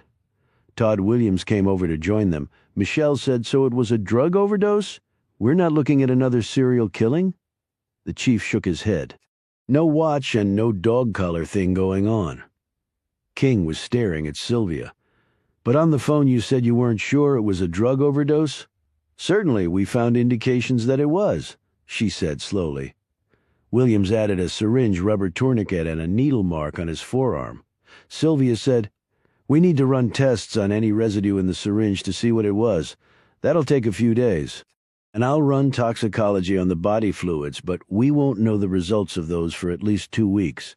You can't tell from the autopsy what was shot into him," asked Williams. "Yes and no.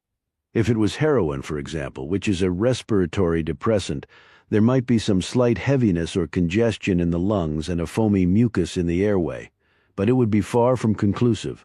The fact is, if he died of an overdose, the autopsy alone won't reveal what it was for certain. We have to rely on the toxicology results for that.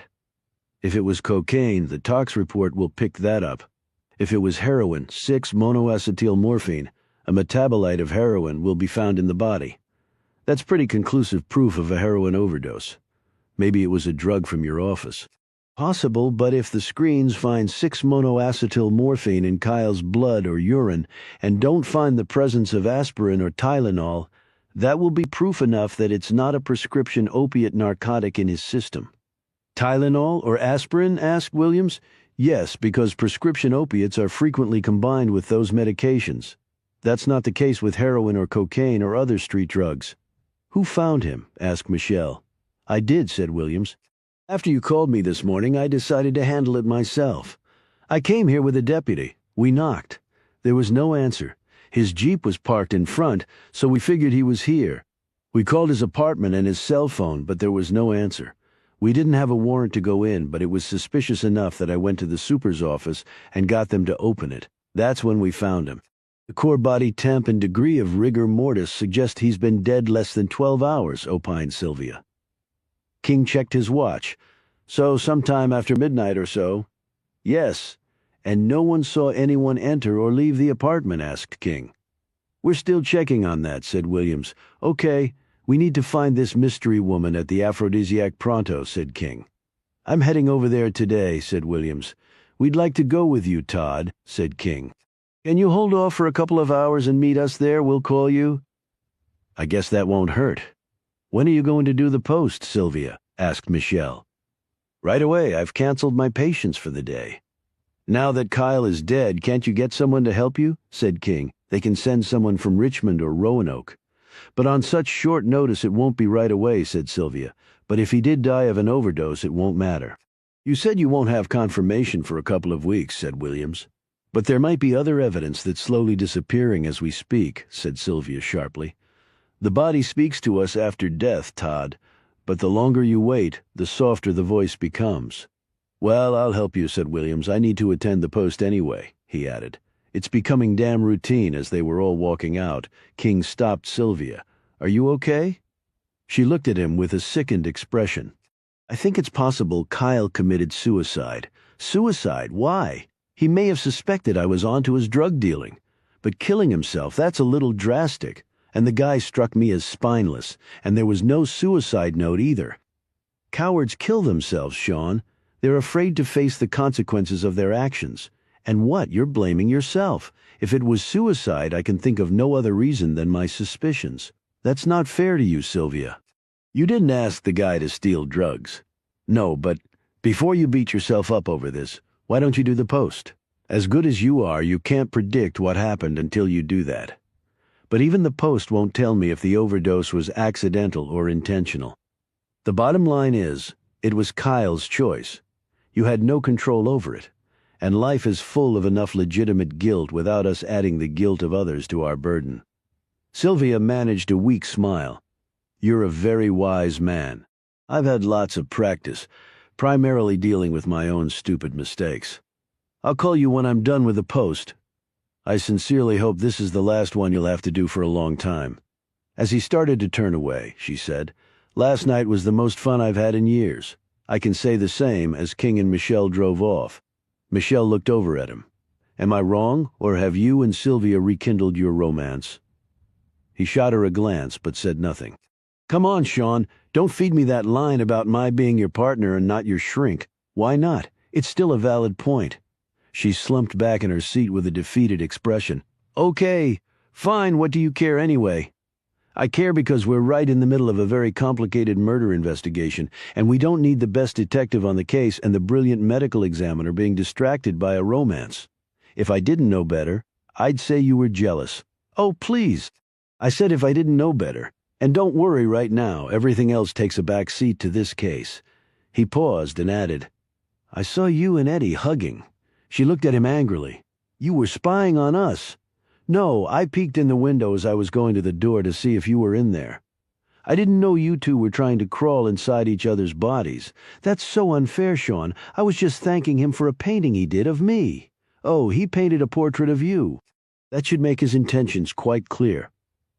He's unhappy. And it's not your job to fix that unhappiness, he retorted. So just let it go, Michelle. The last thing you need right now is for your judgment to be clouded. Michelle looked ready to argue but remained silent. King continued, He's an attractive, fun, and nice guy who's had more than his share of tragedy, and to top it off, he's caught in a miserable marriage. You wouldn't be the first woman in history to want to help a man like that. You sound like you've experienced stuff like that. The world is full of stuff like that, and none of us are immune to it. Okay, I get the message. So where to now?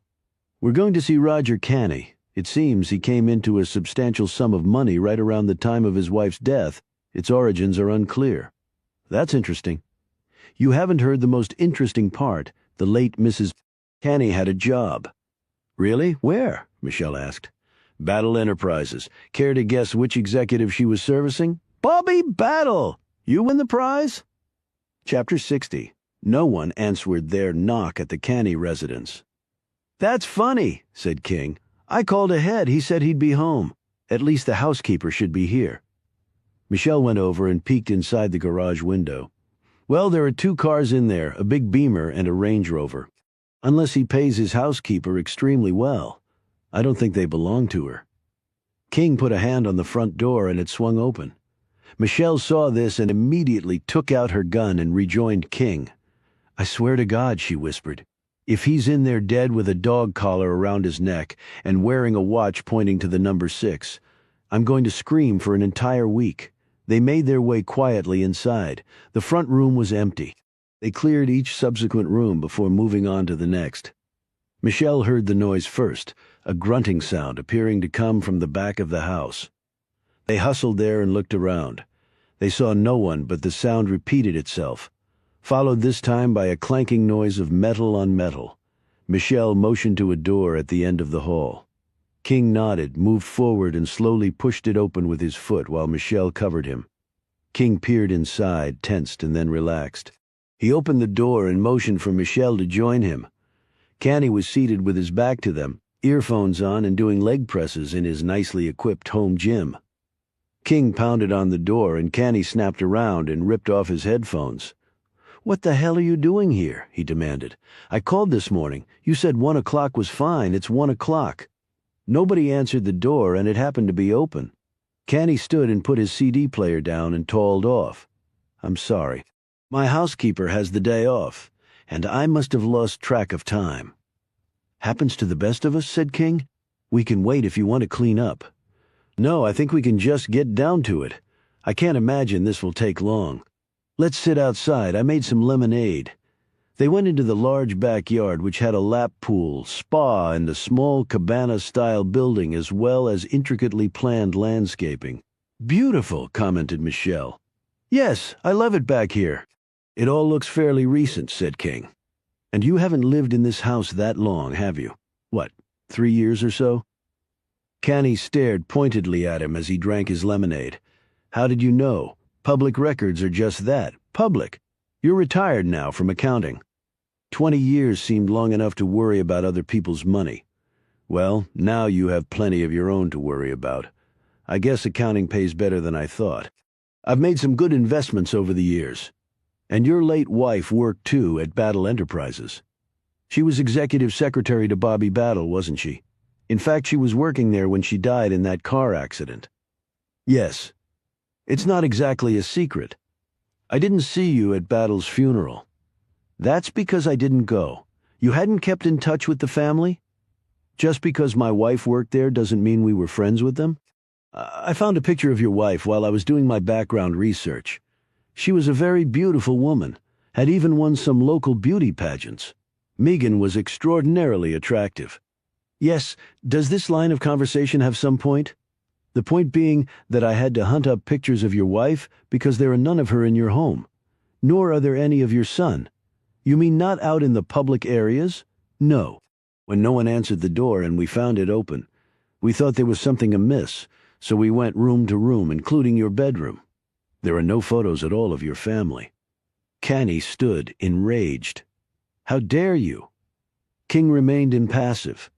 "Let me be blunt with you, Roge. You came into your money roughly 3 years ago, soon after your wife died, in fact. That's when you bought this place. Before then you were an ordinary bean counter making an ordinary income and doing okay because your wife was working too. Those sorts of people don't suddenly retire after they lose their spouse's income and buy $1 million property. She had life insurance. $50,000. I checked that too. What exactly are you implying? I'm not interested in implications. I'd much prefer the truth. This interview is over. I believe you know the way out since you've already searched my house?" King and Michelle rose. "Okay, we can do it the hard way. And you can do it with Giles Kinney, my lawyer. He'll tear you apart." King smiled. "Giles doesn't scare me. I kick his butt on the golf course at least once a week." Chapter 61. King and Michelle met Todd Williams and 2 of his deputies at the Aphrodisiac, and were soon in Lulu's office questioning her about the occupant of the room and Kyle's visits there. At first she denied knowing anything about it, but finally admitted that she'd recently seen Kyle at the club. "But I don't know who the lady is," she said. "She doesn't work here. I know that for a fact." "What? You're in the charity business now? Letting rooms out for free to rich drug users?" said Williams sarcastically. "I didn't know anything like that was going on. She paid for the room in cash. I just thought she needed a place to stay. Was she here every night?" "I didn't keep track, really. Unless you're going into one of the performance areas to see the girls or the bars, you don't have to show ID. We have restaurants and lounges here too, and a business center. Anyone can come in and go to one of those places. We are open to the public," she added hotly. King shook his head. "Come on, Lulu. Are you saying that when the woman first came here, you never spoke to her? How the hell did you know what she even wanted?" "She left cash and a note that said she wanted that room and that room only." "And you did what? You just gave it to her without question?" "It's just a room, Sean, and cash is cash. It's not like she was running some criminal business in there. She only came at night. During the day, we had the room cleaned like all the others. There was never anything there."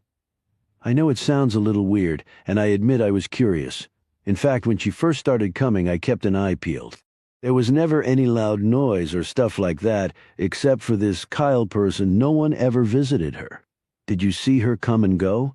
Sometimes, but she always wore a scarf, long coat, and glasses, and that didn't make you suspicious. Didn't you ever try to find out who she was? Wait and watch her leave? Trace her somehow? Of course I was suspicious, but I'm not one to pry into other people's business either. Live and let live is my motto. If she wanted a private room and didn't want anyone to know who she was, at least she was willing to pay well for the privilege. And so there you are. I'm not into scaring off customers, she added defiantly. Well, Kyle Montgomery is dead, possibly murdered, so that puts a different spin on things, said Williams. Lulu looked at him nervously. I don't know anything about that. He sure wasn't killed here, so I don't see what this place has to do with it. Well, let me enlighten you then, said the police chief. We have a witness who says a very heated altercation took place here between Kyle and this woman. We know he was bringing her prescription drugs that he'd stolen from the doctor's office where he worked. I don't know anything about that, Williams continued. So they had an argument recently, and last night Kyle dies. Well, I didn't kill him, and I don't know who the lady is. Did she come here last night? Not that I know of. At least I didn't see her. When was the last time you did see her? Lulu thought. I can't be sure. I've had other things on my mind, including a husband to bury, she said, bristling. We're going to need to question anyone here who might have seen her. Some of those people aren't due into work until later. Then right now I want to see the room, and I want to question whoever is here who might have seen her. Lulu looked at him nervously. Right now? Is there a problem with that? No, it's just that some of the night shift dancers are still sleeping. Sleeping.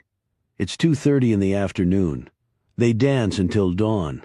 All right, let's start with the non-dancers. But in the meantime, you get those gals up and ready to talk to us. You understand, Lulu? I understand, she said quickly. As they were leaving, Michelle glanced back and saw Lulu's hand disappear inside a drawer of her desk, just as it had the other time she and King were here. Once they were outside, Michelle said, Todd, why don't you collect the people and start the questioning? Sean and I'll poke around a bit. Good idea. We'll compare notes later. What's up? Said King, after the police chief and his men had left them. Come on, quick. Michelle led him outside into the back of the building where she spotted a staircase leading from the second floor. They stayed concealed behind a dumpster and waited. Within a minute or so, their patience was rewarded. A number of men, some carrying coats over their arms, others with their shirts unbuttoned and untucked and hair sticking up, emerged from a second-floor door and made their way down the outside stairs, climbed into cars parked there and sped off. King and Michelle looked at each other. Appears the aphrodisiac is living up to its name. Nice catch, Michelle, said King. And prostitution is one way to enhance the old revenue stream, added Michelle. So what do we do about it? I think another talk with Lulu is in order. Husband dead and 3 kids. I know it's a crime, Sean, but I'm not real excited about helping to send her to prison.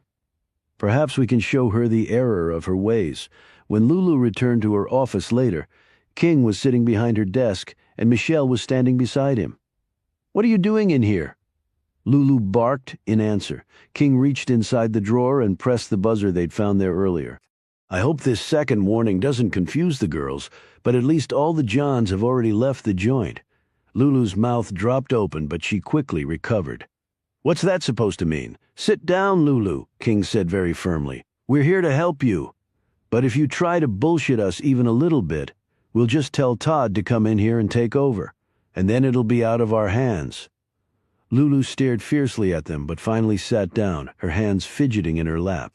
If you want to light up, feel free. We might be here a while. Lulu did so, sucking in the smoke and then purging it out her nostrils.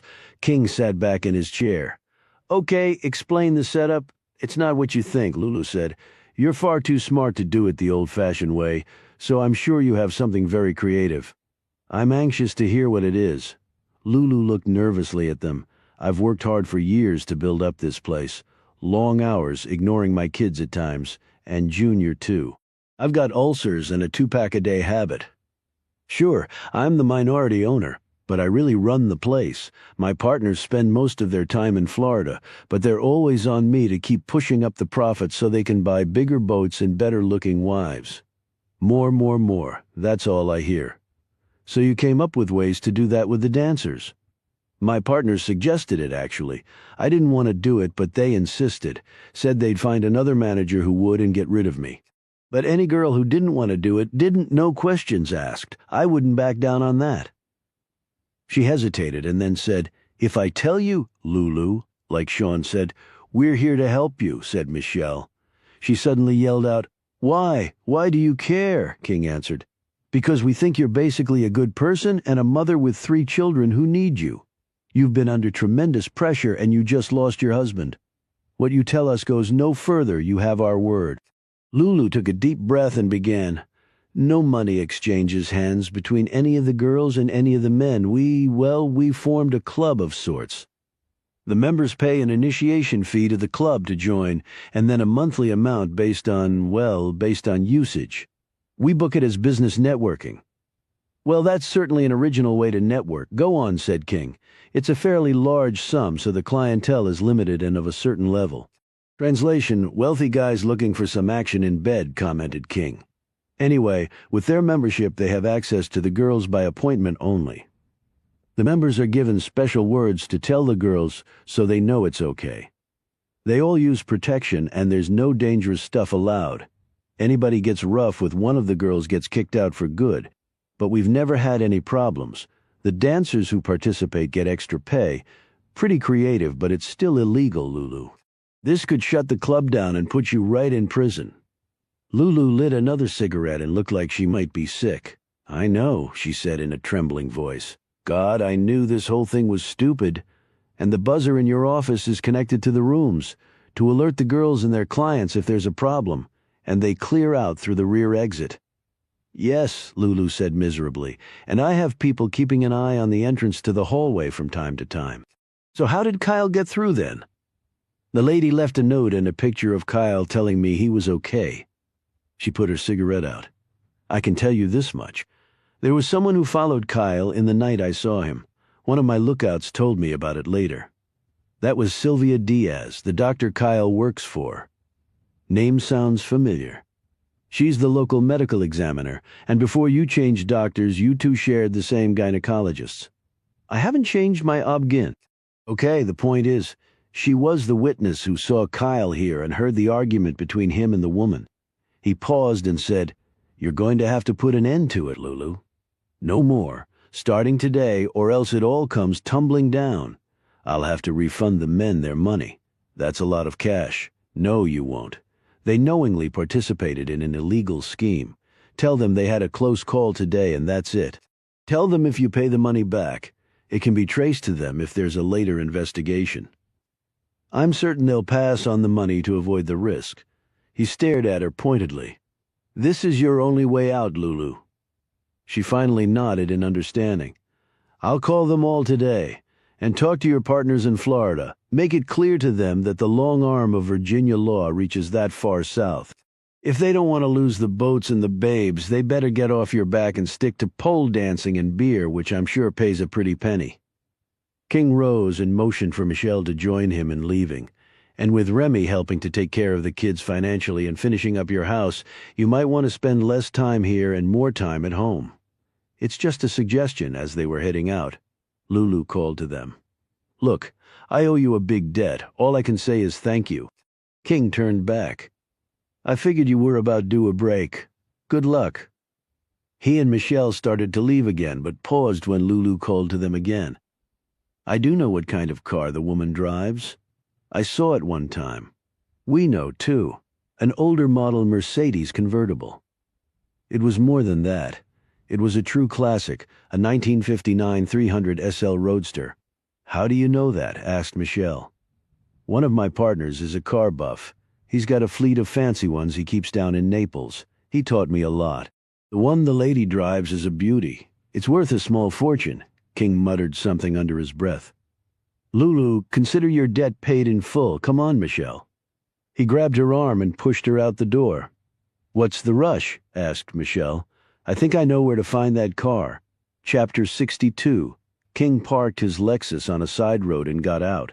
"We'll have to walk from here. I don't want anyone to see us if we can help it. Where are we going?" "Be patient. You'll see soon enough." They climbed over a rear gate and made their way down a gravel road. Through a break in a long row of one of the 12-foot hedges planted on either side, Michelle caught a glimpse of the house in the distance and commented, "We're at the Battles." As King moved away from the direction of the house, she said, "Sean, the house is that way. That's not where I'm heading." "Where then?" King pointed up ahead. To the car barn. They reached the large structure without being seen.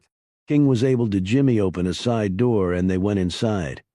He made his way along each of the cars on the first floor, looking under their protective cloth covers, finished with the first floor.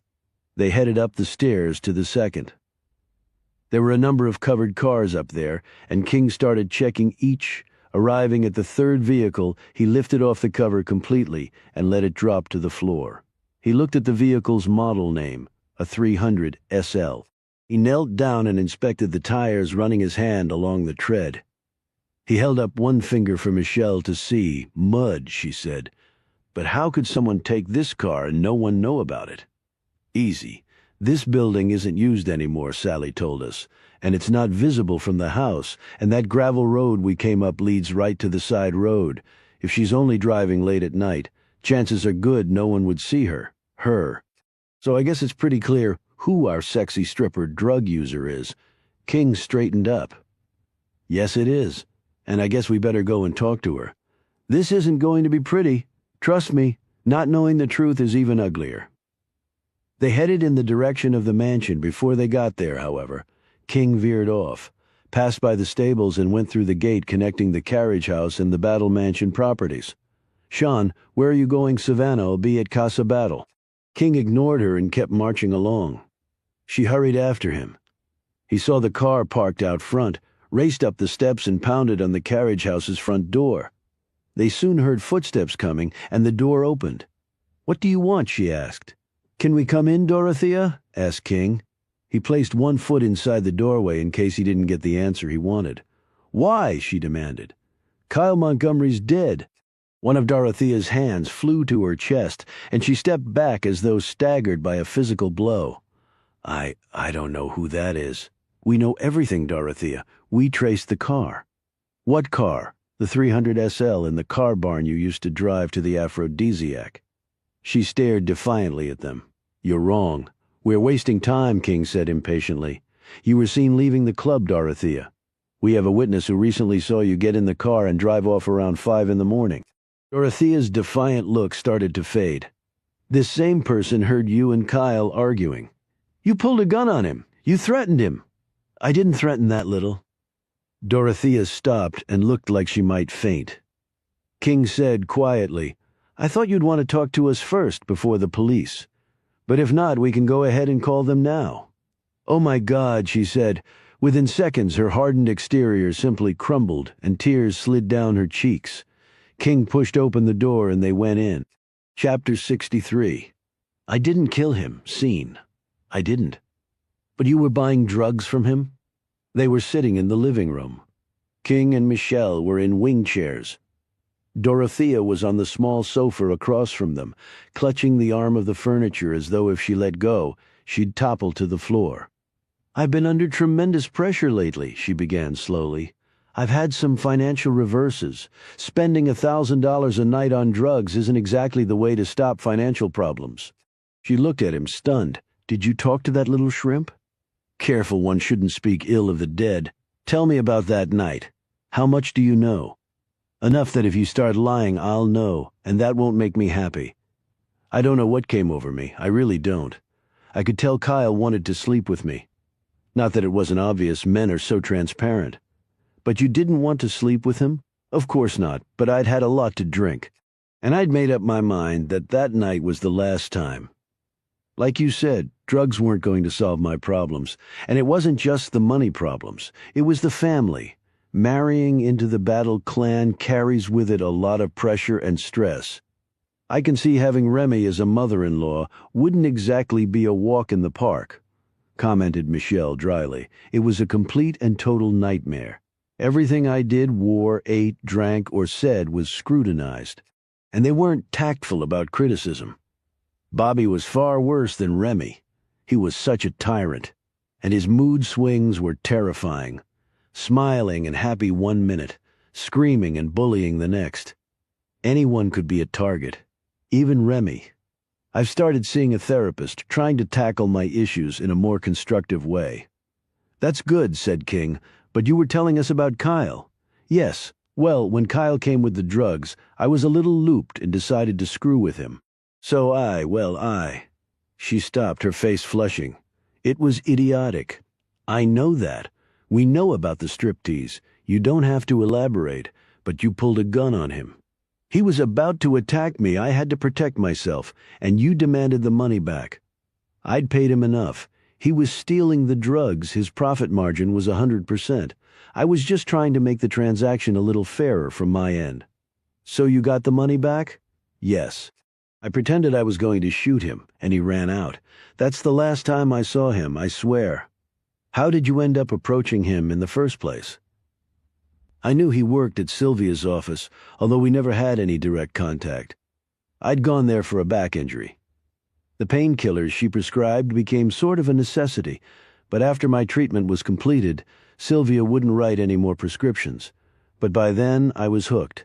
I knew Sylvia kept the drugs I wanted at her office. I could tell Kyle was a marginal person, ready, willing, and able to do anything for money. And I knew prescription drugs from a medical office were far safer than anything you could buy on the street. Besides, I had no wish to get hooked up with an actual drug dealer. I picked the Aphrodisiac as the rendezvous spot because I'd had lunches and meetings there and knew they had rooms and wouldn't ask any questions. And you don't think he knew who you were? He'd obviously seen you at Sylvia's office. I always wore glasses and a scarf, kept the lights low, and spoke very little. And if he had recognized me, I'm sure he would have tried to blackmail me. King was looking at her closely when she said this. She caught his look and paled. I know this seems really bad, Sean, Dorothea. It is really bad. Does Eddie know about any of this? No, please, you can't tell him. We don't have the world's greatest marriage, but I still care for him and this will kill him. I can't promise you anything, Dorothea. Now, I want to know where you were last night. I was here. Eddie can corroborate that? Asked Michelle. He came back early from the reenactment. How did you know that? Asked Dorothea. Michelle looked uncomfortable. I drove up with Chip Bailey to Middleton to see the battle. Chip had to leave early and Eddie drove me back. He said he wasn't going to stay for the second day of the reenactment. Dorothea stared at her suspiciously and then said, Well, he wasn't in the house last night. He was probably in his studio. He sleeps there sometimes. Michelle started to say something but then stopped. King said, So you don't have an alibi, by the way. I called the Jefferson Hotel in Richmond. You never checked in on the night Bobby was killed, like you said you did. The FBI will also have discovered that fact. Were you at the Aphrodisiac that night? Yes. Kyle brought me the drugs around 10 o'clock. Ironic, what is? He was your alibi for your father-in-law's murder, but now he's dead. So unless someone else at the club saw you, there goes your alibi for that murder too. Dorothea put her head in her hands and started sobbing. Finally, Michelle rose, went into the kitchen and came back with a wet cloth for her. Just take it easy, Dorothea, said King. Kyle's death hasn't been ruled a murder yet. It might just be a drug overdose or even a suicide. I can't imagine that man taking his own life. The little I saw of him, he was far too interested in furthering his own interests. Dorothea wiped her face with the cloth and then stared across at King. So where do we go from here? We can't keep your actions secret. Dorothea's lips started to tremble. I guess I couldn't expect you would. The extent of what has to be revealed is still to be determined, however. I didn't kill Kyle Montgomery or my father-in-law. Speaking of the latter, why did you go to the hospital that day? Does it really matter now? It could. She drew a long breath. Bobby promised me money, a larger part of his estate. His will needed to be changed to do that. He said he'd do it, but had never given me proof he had. So you went there to see if he'd verify he'd done it. I heard he was awake and talking. I didn't know if I'd have another chance. My financial problems would be solved if Bobby had changed his will like he said he would. No, you mean they'd be solved when he died and you actually got the money, corrected Michelle. Yes, Dorothea said quietly as she looked down. Anyway, when I got there, he wasn't coherent and was back on the ventilator. Did Eddie know about this change in the will prospect? No, Eddie thinks we're fine financially. Eddie doesn't worry about anything. I think you're wrong there, said Michelle. Why would Bobby change his will to favor you and Eddie over Remy? From what I've heard, he'd already provided for you, both. Dorothea smiled tightly. Can one ever have enough money? I know I can't. And Bobby had so damn much of it. He eyed her steadily. Bobby was a tough negotiator. So what was the quid pro quo, Dorothea? I'd rather not say, she finally replied. It's not something I'm exactly proud of. Actually, I think I can guess. The little striptease you did for Kyle probably paled in comparison. By the way, why did you drive one of Bobby's classic cars to the aphrodisiac? She looked at him with a triumphant smile. I figured he owed me at least that, and he never drove them anymore. Do you know why? He got tired of them, I guess. The great Bobby battle was renowned for that, getting tired of things and then forgetting about them. She stifled a sob. King stood and looked down at her with little sympathy. If Kyle's death is ruled a murder, the police will want to question you. I suppose it doesn't matter now. It can't get any worse.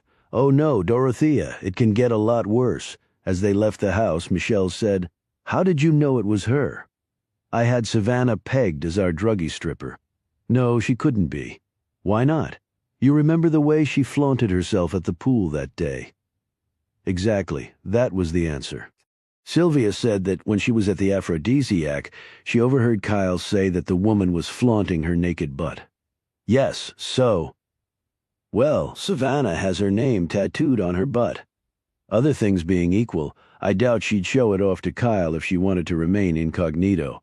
There's only one Savannah in Wrightsburg with a derriere like that. Chapter 64. Later that day they received word from Sylvia that she'd completed the autopsy of Kyle Montgomery. They arranged to meet at King's office. When she showed up, Todd Williams was with her. A minute later, Chip Bailey pulled into the parking lot. I called him, explained Williams. I figured we needed to keep him in the loop, even though Kyle's killing isn't connected to the serial murders. Are you sure it's not? Replied King. Williams looked at him sharply. Are you trying to drive me nuts? As they settled themselves in the conference room, Sylvia opened her folder. As I said, we won't know the exact cause of death until we get the toxicology screens back, she began. However, there were some unusual findings on the external exam that lead me to believe his death was suspicious, as in suicide by overdose, asked King. No, as in homicide. She paused and then began speaking quickly but firmly. Kyle was not a known drug user. We found no other drugs or drug paraphernalia in his apartment, and there were no other needle marks on any part of his body. But you did find a used syringe with something in it and a needle mark in the arm, commented Bailey. The something in the syringe has been confirmed as heroin. Okay, let's say Kyle wanted to kill himself. Heroin is a street drug, so you can never be certain of the dose you're actually injecting. And you also have to wonder where he obtained it. I obviously don't have any in my pharmacy, Williams said, but he'd know more than a layperson. And the sad truth is, there are sources of illegal drugs everywhere. But if you're going to kill yourself, you're looking to get it right the first time. Bottom line, heroin isn't a good choice for suicide. But more importantly, I found 2 small superficial puncture wounds in the center of Kyle's chest. I hadn't noticed them at the crime scene because of the poor lighting. What sort of punctures? Said Bailey. Like tiny needles set barely an inch apart. It's some sort of patterned injury. Like from a syringe? Asked Michelle. No. And you wouldn't use a syringe on your chest. Arms and legs are by far the best locations for injection purposes. Well, what do you think it is then? Asked King. I've seen a case like this before in Richmond after a riot. A man went into cardiac arrest and died after police incapacitated him with a taser gun. A taser would leave twin marks like I saw on Kyle where the electrified darts impacted the body. Bailey said, so somebody shoots him with the taser and then injects him with an overdose. That's why there was no sign of a struggle. I can't be absolutely certain about the taser, but there's more. I also found small petechiae and hemorrhages in his eyes and mouth. That's a sign of asphyxia, of being smothered, said Michelle. Exactly. The hemorrhages occur as one struggles for air. Now, there was no evidence of strangulation at autopsy, so I'm thinking he might have been suffocated with an object that would leave no such traces, like a pillow, and heroin is a respiratory depressant. His breathing would already have been very shallow, and that would have aided the person trying to kill him by suffocation. So, if he was murdered and the person tried to make it look like a suicide, who has the motive to kill him? Asked Bailey. Well, the woman he was selling drugs to at the aphrodisiac for one, said Williams. Bailey looked at him questioningly, and the police chief filled in his colleague. Bailey said, So she gets the money back. Why kill him? What if Kyle learned who she was and was trying to blackmail her? Suggested Sylvia. That would be a prime motive for murder, fear of exposure. So we need to find this woman, and fast, said Williams. Michelle and King exchanged glances. We know who she is, he said. They all looked at him in surprise. Well, who the hell is she? Asked Williams. Dorothea Battle? And she's got no alibi for the time Kyle was killed. Dorothea Battle? The police chief rose from his chair. Why the hell didn't you tell me this right away, Sean? We just found out ourselves. She admitted it to us. Williams pulled out his cell phone. Well, we'll pick her up pronto then. She's at her house. You mean you hope she is? If she's flown the coop, I'm holding you responsible. I don't think she killed Kyle, Todd. Williams ignored this and spoke into his phone, ordering the arrest of Dorothea Battle. When that was done, he looked at the private investigator. And what do you base that conclusion on? Gut instinct. Thanks. I'll keep that in mind. If Dorothea did kill this guy, we might have 3 killers out there. The serial killer, the person who killed Bobby Battle, and now whoever killed Montgomery, said Bailey. Or Dorothea could have killed Bobby, said Williams. He looked at King. Did she say anything about why she went to see Battle? Dorothea was hoping Bobby had changed his will to give her more money. She said she went to the hospital to make sure he'd done so. As it turned out, he hadn't. Remy got the money. So his death didn't benefit Dorothea at all. Michelle spoke up. She said he was incoherent. But what if when she visited him, he told her that he hadn't changed his will, and in anger she poisoned him? King said, I don't think Battle was capable of answering any questions. He was on the ventilator, which makes speech pretty much impossible. Bailey glanced at King. How's your theory looking regarding the victims being connected somehow? King shrugged, still working the angle. After the others had left, King picked up the phone and made a call. But he put the phone down a few moments later. Who were you trying to get in touch with? Asked Michelle. Harry Carrick. There was no answer. I'll try again later. Once Dorothea is picked up, the shit will really hit the fan. Harry's friends with Remy, so I'd like to give him some advance warning. He may want to go by and see her, and Dorothea is going to need a lawyer. I wonder if I should find Eddie and tell him. Better he hears from someone else. Bailey will probably want to do the honors. How come you didn't tell Bailey about Canny's connection to Battle? I don't know if there is a real connection yet. I'd like to be sure. But you have your suspicions? Yes, I do, strong ones. Care to share them? My hunch is that Steve Canny was Bobby Battle's child by Mrs. Canny, and that Roger Canny made the old man pay after his wife died. That would explain his sudden wealth and the fact that he has no pictures of his adulterous spouse and the son who wasn't his. I'm surprised he waited until she died in the car accident before he started blackmailing Battle, she said. King stared at his partner. Car accident? He said slowly. Yes, she was drinking and crashed her car, don't you remember? I remember very well, thank you. She noted the faraway look in her partner's eyes. You're on to something? Care to share? He glanced at her. What if Canny's wife didn't die in a car accident? But she did. They found her in her car at the bottom of a ravine. I told you I checked with Todd on that, right? She died in a car crash, but that doesn't necessarily make it an accident, does it? Chapter 65. King eventually got in touch with Harry and told him what had happened. I'll head straight to the Battles, he said. Why don't you and Michelle meet me there? It was dinner time when they all collected at the mansion. Remy met the 3 at the door. Mason is out right now, she explained. You've heard? Asked King. Yes, I hardly think she'll pull herself out of this one. King looked at the older woman with surprise.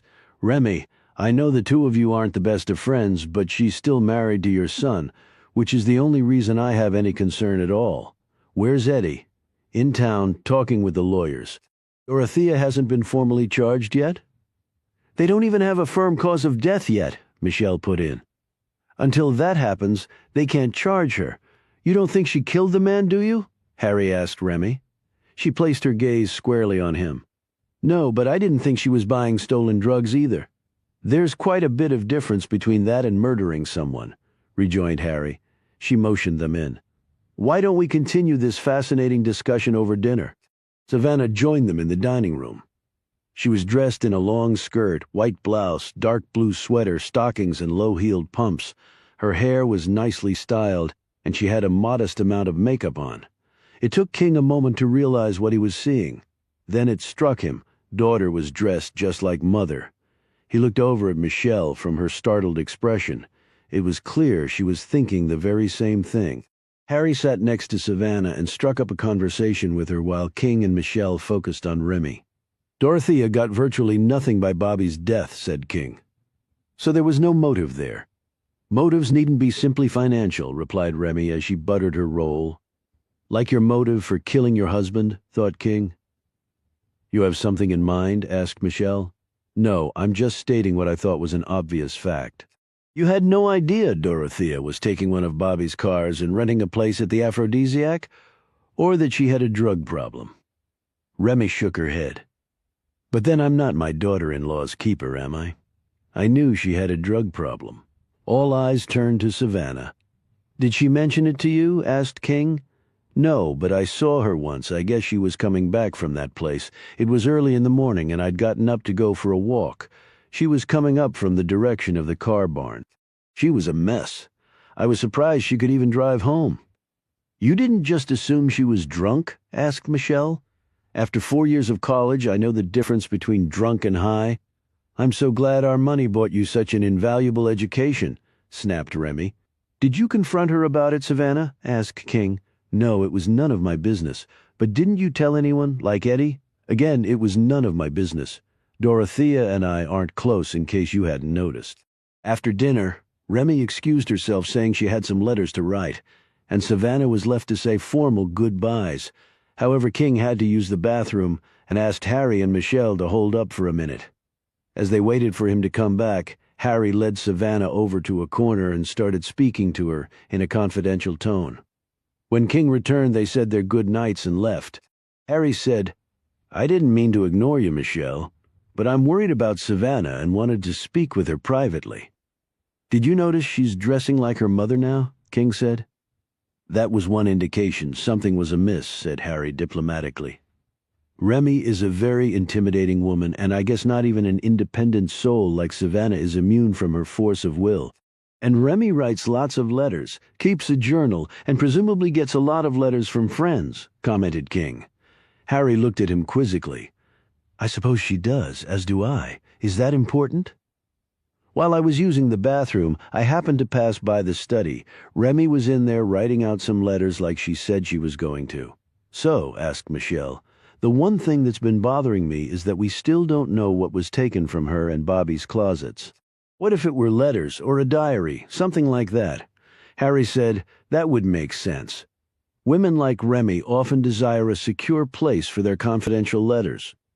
Letters that could be incriminating somehow, said King. Not necessarily in a criminal sense, but in a personal one. At least it's something to keep in mind. They left the house.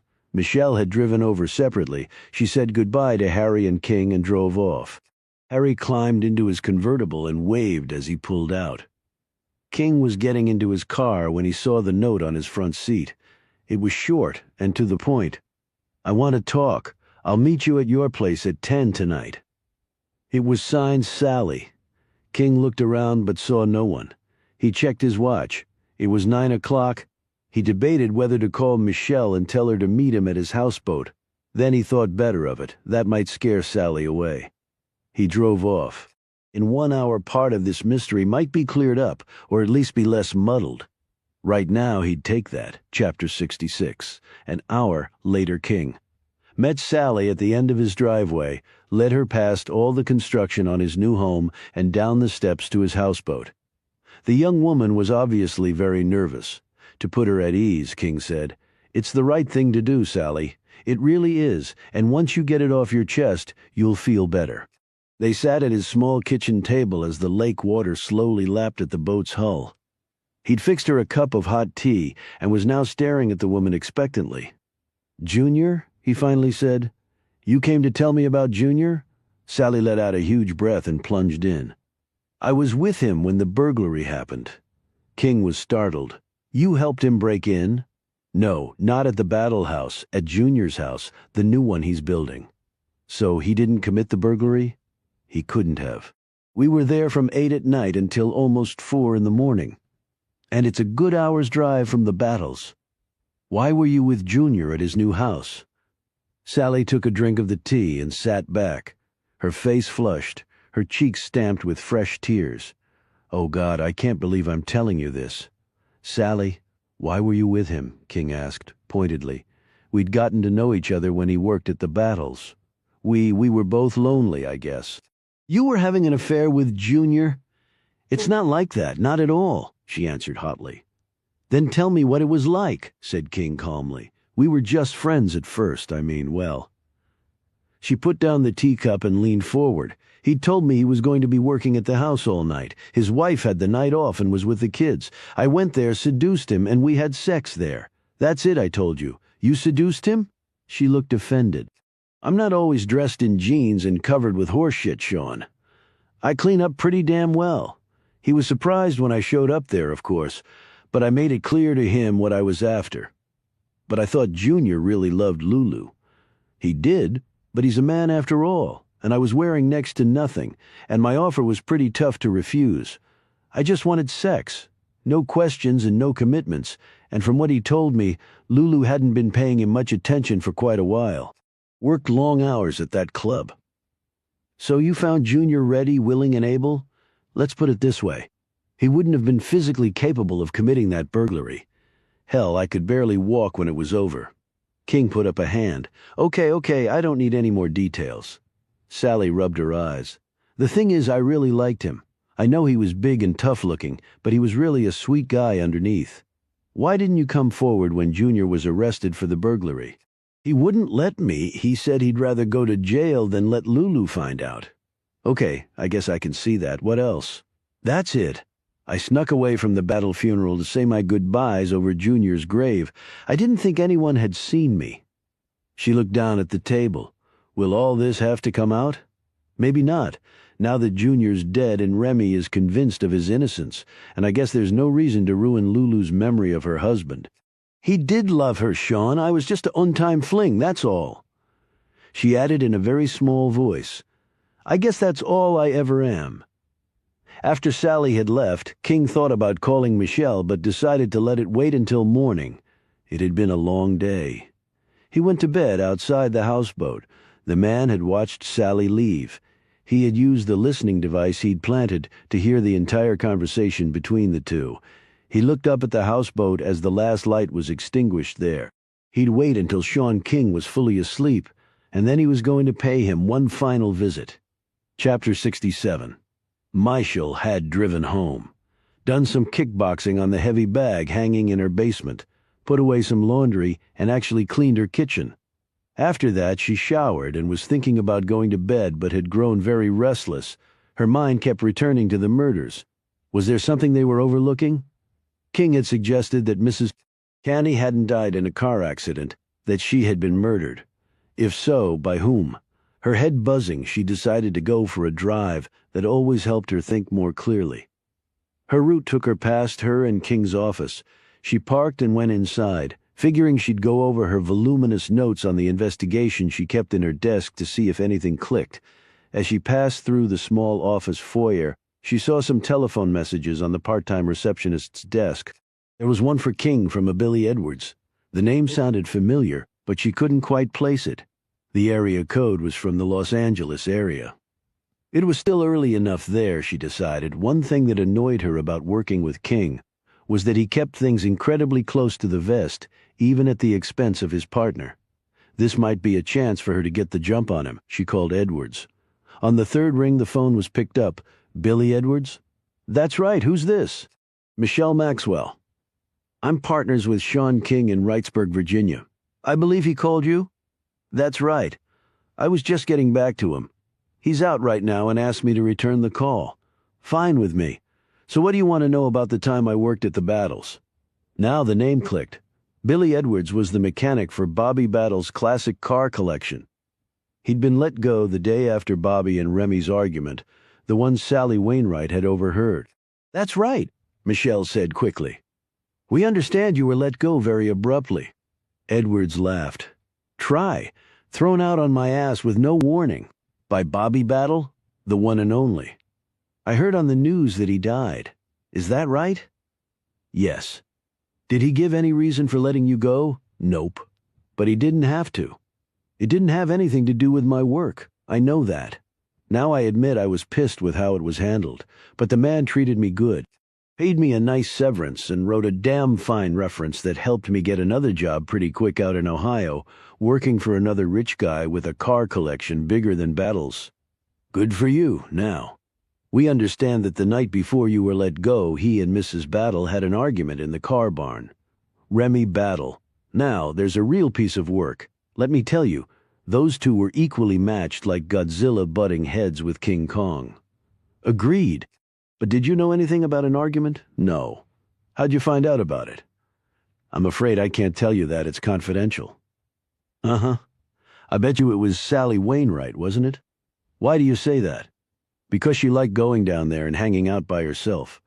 Of course she'd go down there with me sometimes too, he added with a chuckle. Oh yeah, we had some good times together, me and Sally. So you two were seeing each other? No, it was just messing around. She was wild. Let me tell you, if Battle had known what we'd done inside some of his vehicles, really? Hell yes, but I wasn't the only one. Who else? Is Mason still working there? Yes. Well, there you go. Michelle couldn't hide her astonishment. Mason was sleeping with Sally? At least that's what she said, he added. I never personally saw them doing it, but she's a pretty girl. I probably shouldn't be saying this to a woman, but you all live in the same house together. You know, things happen. You see her running around in something skimpy or coming out of the bathroom in a little towel. Hey, we're only human. I'm not apologizing for it. I get the picture. Anyone else? Probably, but I don't have names for you. Sally said that Bobby had just pulled in driving the Rolls-Royce when he and Remy got into their argument. The Rolls? It was a beauty. Only something like 5 in the whole world. Did he end up getting rid of it? Apparently he did so the very next day. I thought he would. Michelle stiffened. Why do you say that? The morning I got canned, I went to get my tools and stuff from the car barn. I always had a thing for that Rolls. That was one sweet machine.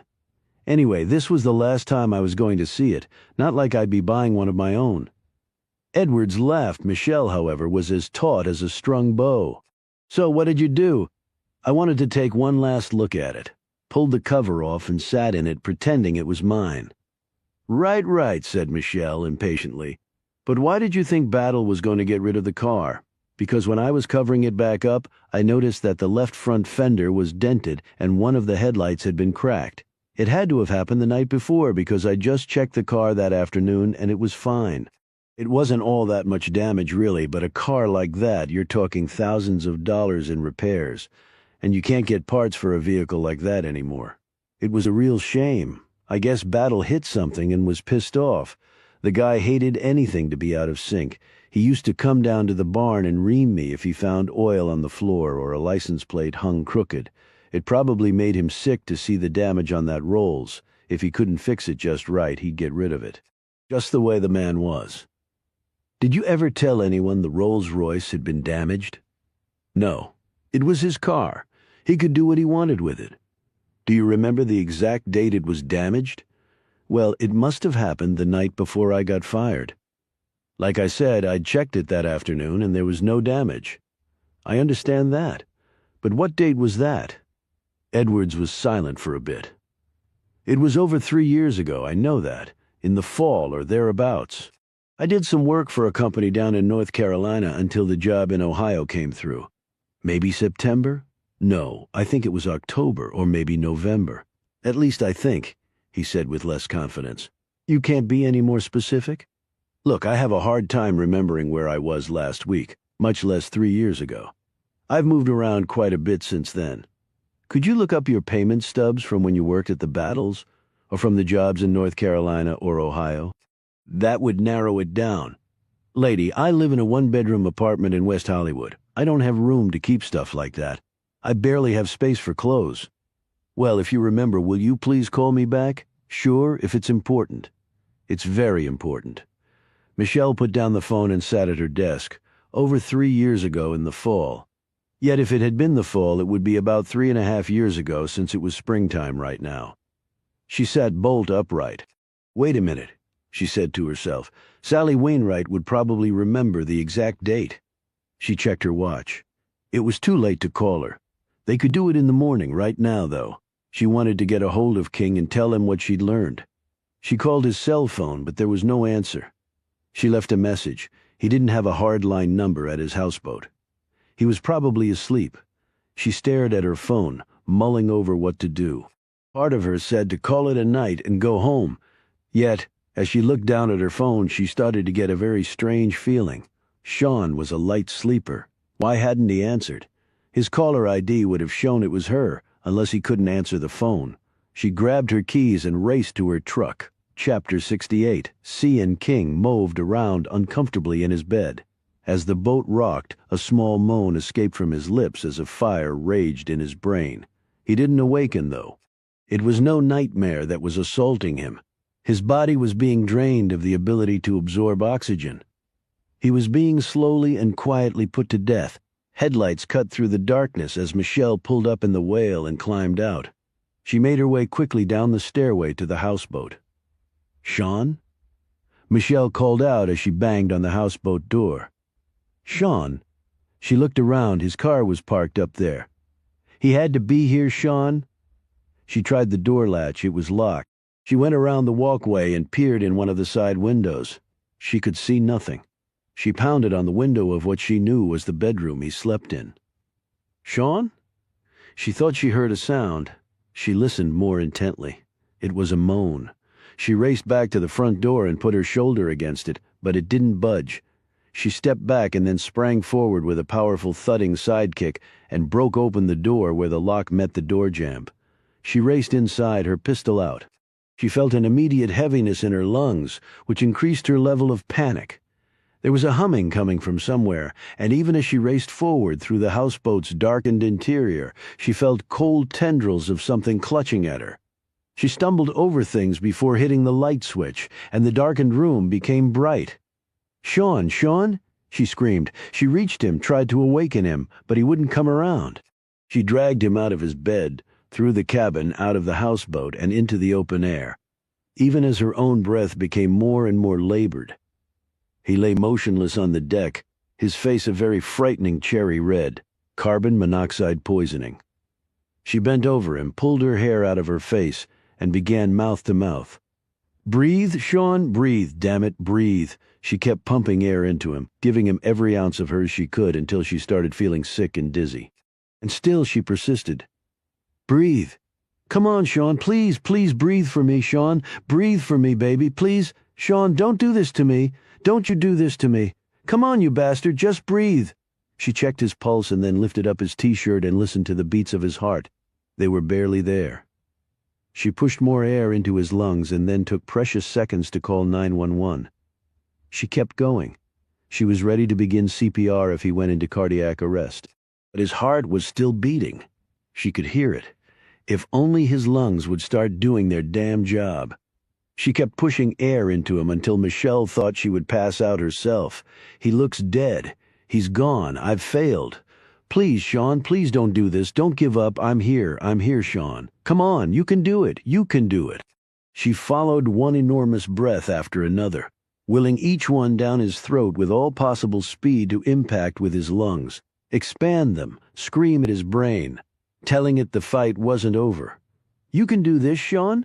It's not your time, damn it. It's not your time. Don't leave me, Sean King. Don't you do it. She swore and puffed, puffed and swore, screaming encouragement, trying to reach him wherever he might be, life, death, or in between. Stay with me, Sean. Stay with me. It's not your time. It's not. Trust me. And finally, it started to turn. His chest began to rise and fall with greater force and regularity. The bright red discoloration of his face began to lighten. She ran and got some water from the houseboat and spread it over his face. Where was the ambulance? They should have been here by now. He was doing better, but his condition could change any second, and if he'd been severely oxygen-deprived for a long time, might there be brain damage? She pushed this troubling thought from her mind and kept tending to him. As Michelle poured the last of the water over King's face and stood to get more, she glanced down and froze. The laser dot was right between her breasts, dead on her heart. She didn't hesitate, mainly because she was sick of playing catch-up to a killer always one step ahead of them, and she was furious for missing him the last time, when Junior had died.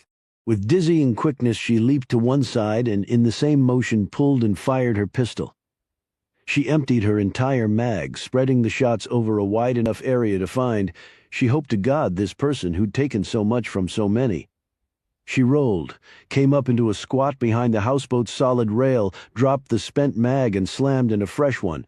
She chambered around with a quick pull of the slide and peered over the boat's gunwale. Then she heard it, feet running away. She was about to go after her would-be assassin when King moaned very loudly. She was by his side in an instant, all thoughts of the fleeing killer gone. King was trying to sit up, his breath coming in large bursts. An instant later he was violently sick to his stomach. Michelle dipped a cloth in the lake and wiped his face clean, and then held him as tightly as she could. "Sit back, Sean. Sit back. It's okay. I'm here. Just lie back. I've got you." She tried to fight back the tears, now tears of happiness. She finally decided to just let them pour down her cheeks. She felt like shrieking for joy as she hugged the man to her chest. "What happened?" he said weakly. "What the hell happened? Save your breath. The ambulance is on its way." He focused on her as she cradled his head in her lap. "Are you okay?" It was only then that Michelle realized she'd been shot. It wasn't the pain, at least not initially. It was the blood flowing down her arm. She felt the hole in her shirt sleeve where the slug had gone through. Just a graze, she thought. No bullet in there. At least she didn't think so. She ripped off the bottom part of her sleeve and fashioned a bandage to stop the blood loss. "Michelle, are you okay?" King said again, more urgently, though his eyes had closed. "Never better," she lied. Chapter 69. Somebody blocked up. "The vents on your heating system, Sean," Todd Williams told King and Michelle at the hospital later. He was there along with two of his deputies and Sylvia. "All the fumes came back into the cabin. You're lucky Michelle got there when she did." "I almost didn't," she said, rubbing her injured arm, which was now in a sling. King scowled at her from the bed. "You said you were okay." "I don't believe getting shot qualifies as being okay," he grumbled. "It was just a nick." "Not quite, Michelle," said Sylvia. "It's on the inside of your arm. Another inch and it could have hit your torso and the damage would have been far worse." Michelle shrugged off this dire pronouncement and said, "Anyone find the bullet or the shooter?" "No, on both counts," said Williams. "The slug's probably in the lake. The shooter, who the hell knows?" "Well, one good thing came of it," said King. They all looked at him. "If the killer wanted to get rid of me, we must be getting closer." "Well, we're not going to catch him while I'm sitting here," said Williams. After he had departed, Sylvia said to King, "You can't go back to your houseboat. You can stay at my place. I've got plenty of room." Michelle stood and said firmly, "He's bunking at my house. I'll be able to keep an eye on him there." King looked awkwardly at the two women. "She's right, Sylvia. You've got a lot going on. You can't exactly sit around and babysit me, although I feel fine." Michelle shook her head. "You heard what the doctor said, Sean. You have to take it easy for a few days." "That's right," said Sylvia. "They've pumped you full of oxygen, and you might feel fine now, but your body's undergone a shock, and if you overdo it, you'll end up right back here." She looked at Michelle. "Well, you take care of yourself, too." "I'll be fine, thanks." Sylvia gave King a hug, whispered something in his ear, and then left. What'd she say?" asked Michelle. Don't I have any secrets? Not from me. I just saved your life. Not the first time either. King sighed. Okay, she said, not to scare her like that again. That was it. I'm sorry if you're disappointed. What did you expect her to profess her eternal love? A couple needs to work up to that. At least 3 meals, a movie and some heavy petting. Or so I've heard, smartass. Shows you're getting better. Can we get out of here now? They want to keep you for observation for a while longer. Damn it, all I need is some fresh air, and you can't get any of that in a hospital. Okay, I'll see what I can do. We can run by your place so you can pick up your things. Can you drive with that arm? Drive and shoot? The way things are going, we'll probably need both. As they pulled out of the parking lot an hour later in Michelle's truck, King said grumpily, Well, at least this time they didn't blow up my house. I admire a man who can find the silver lining in all situations. Now I face only one more challenge. Michelle looked at him with a confused expression. What's that? Surviving at your house. It was barely light outside when Sally Wainwright rose from her bed to start her work. Horses needed to be fed, ridden, and groomed. Stalls needed to be mucked and bridles and saddle cinches mended, plus a host of other chores that would make the hours race by. Always the first one up, and usually the first in bed. She was moving more slowly this morning after her late night. She was scared of what might happen after her conversation with Sean King, yet like he'd said, it was the right thing to do. At least now everyone would know Junior had been innocent. She dressed and headed out into the crisp morning air, her quick strides carrying her rapidly to the stables. She approached the stall of the first horse, one she was dutifully trying to break in. She wondered how much longer she'd be working here. Only Savannah and Eddie rode, and with Savannah possibly leaving, would there be any need for horses and stables? Maybe it was time to move on anyway. Too much tragedy, too much death. She started shivering just thinking about it. The serrated knife sliced cleanly through Sally's neck, severing the carotid arteries and jugular veins, cutting so deeply, in fact, that it carved into her cervical spine on its jagged crescent path from her left to her right ear. She sputtered, tried to speak, felt the blood rushing down the front of her shirt, emptying far faster than it was possible for her body to replenish. She dropped first to her knees and then onto her face. Sally Wainwright's stunned brain realized she'd been murdered an instant before she died. Her killer used the rake to push Sally over on her back. She stared up but couldn't see the person now, of course. The rake came down directly on her face, breaking her nose. Another blow caved in one of her cheeks. A third blow shattered her left eye socket.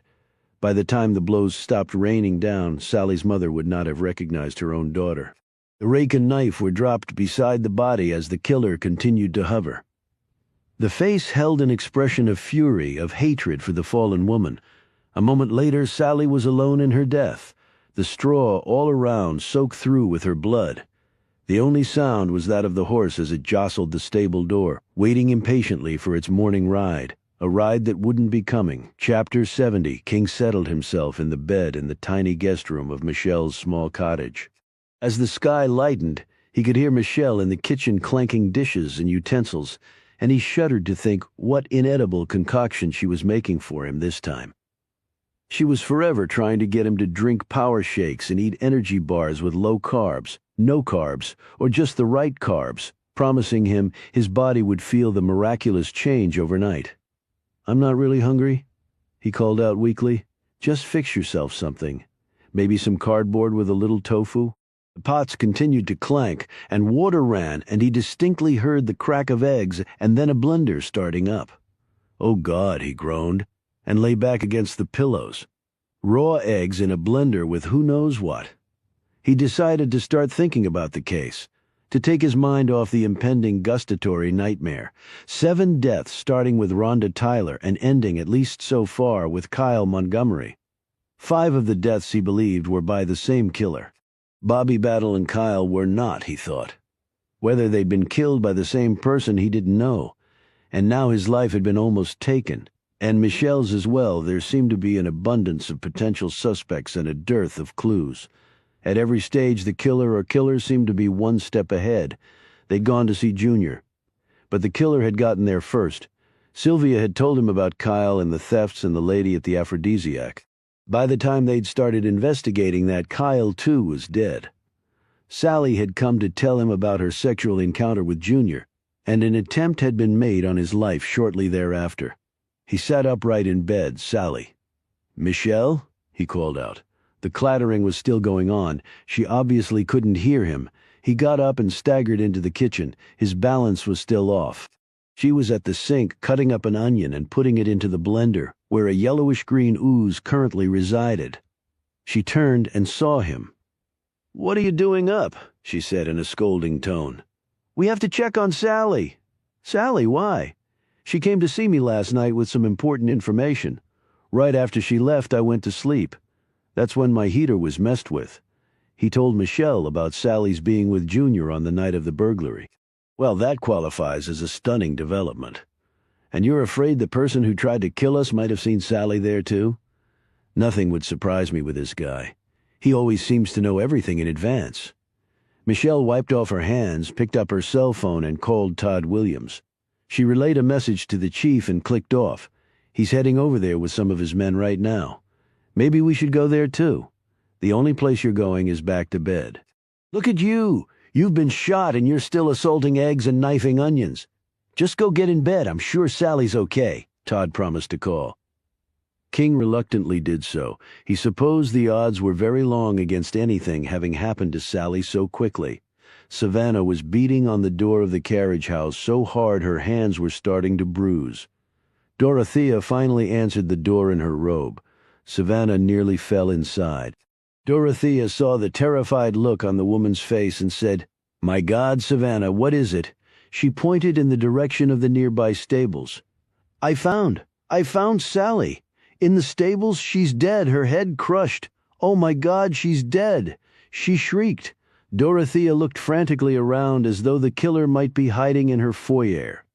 She raced up the stairs to the bedroom where Eddie lay sleeping. Eddie Savannah found Sally dead in the stables. Eddie, he lay motionless in the bed. She drew closer. "Eddie." She grabbed his shoulders and shook him violently. "Eddie, wake up." All she got in return was a small groan. She checked his pulse. It was very faint, as was his breathing, terrifyingly so.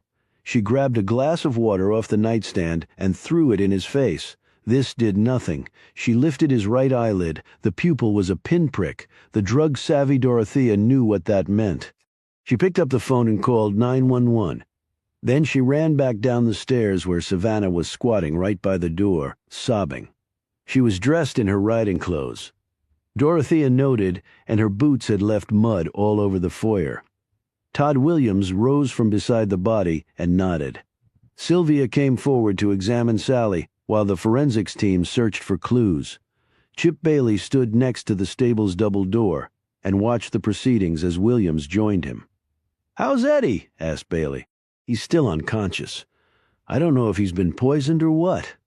I don't know what the hell is going on anymore. I mean, who would want to kill Sally and Eddie? I didn't think the girl had anything to do with any of this." Sylvia rose from the body after a few minutes and joined the two lawmen. Her throat was cut from ear to ear almost. The blood loss was horrific. Death would have been in a minute or so, and then her face was smashed to a pulp. "So you're sure her throat was cut first?" asked Bailey. "Yes. She was dead when the blows hit her." "Time of death? No more than 4 hours or so. I did a rectal temp, and the minimal degree of rigor mortis substantiates that." Williams checked his watch. "So about 5:30 this morning. Looks to be. There's no sign of rape or sexual assault. Whoever killed her struck from behind and is right-handed. The throat slash was executed left to right, and Savannah found her," said Bailey. "She was going riding and came upon the body," said Williams. "At least that's what I think she said. She was crying so hard I really couldn't be sure. And she went to the carriage house to get help," said Bailey.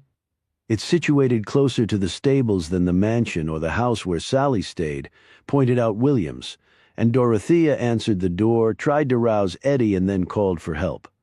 "Right." Bailey mulled this over, so Dorothea and Eddie were in bed together. Dorothea was okay, but Eddie had been given some poison or other. "I haven't taken a complete statement from Dorothea yet," said Williams. "I think you'd better." No, what I think I'd better do is call Sean and Michelle, said Williams. They phoned about Sally this morning before we got the call from Dorothea. They obviously know some things we don't. Chapter 71. A.S. King was waiting for the call from Williams.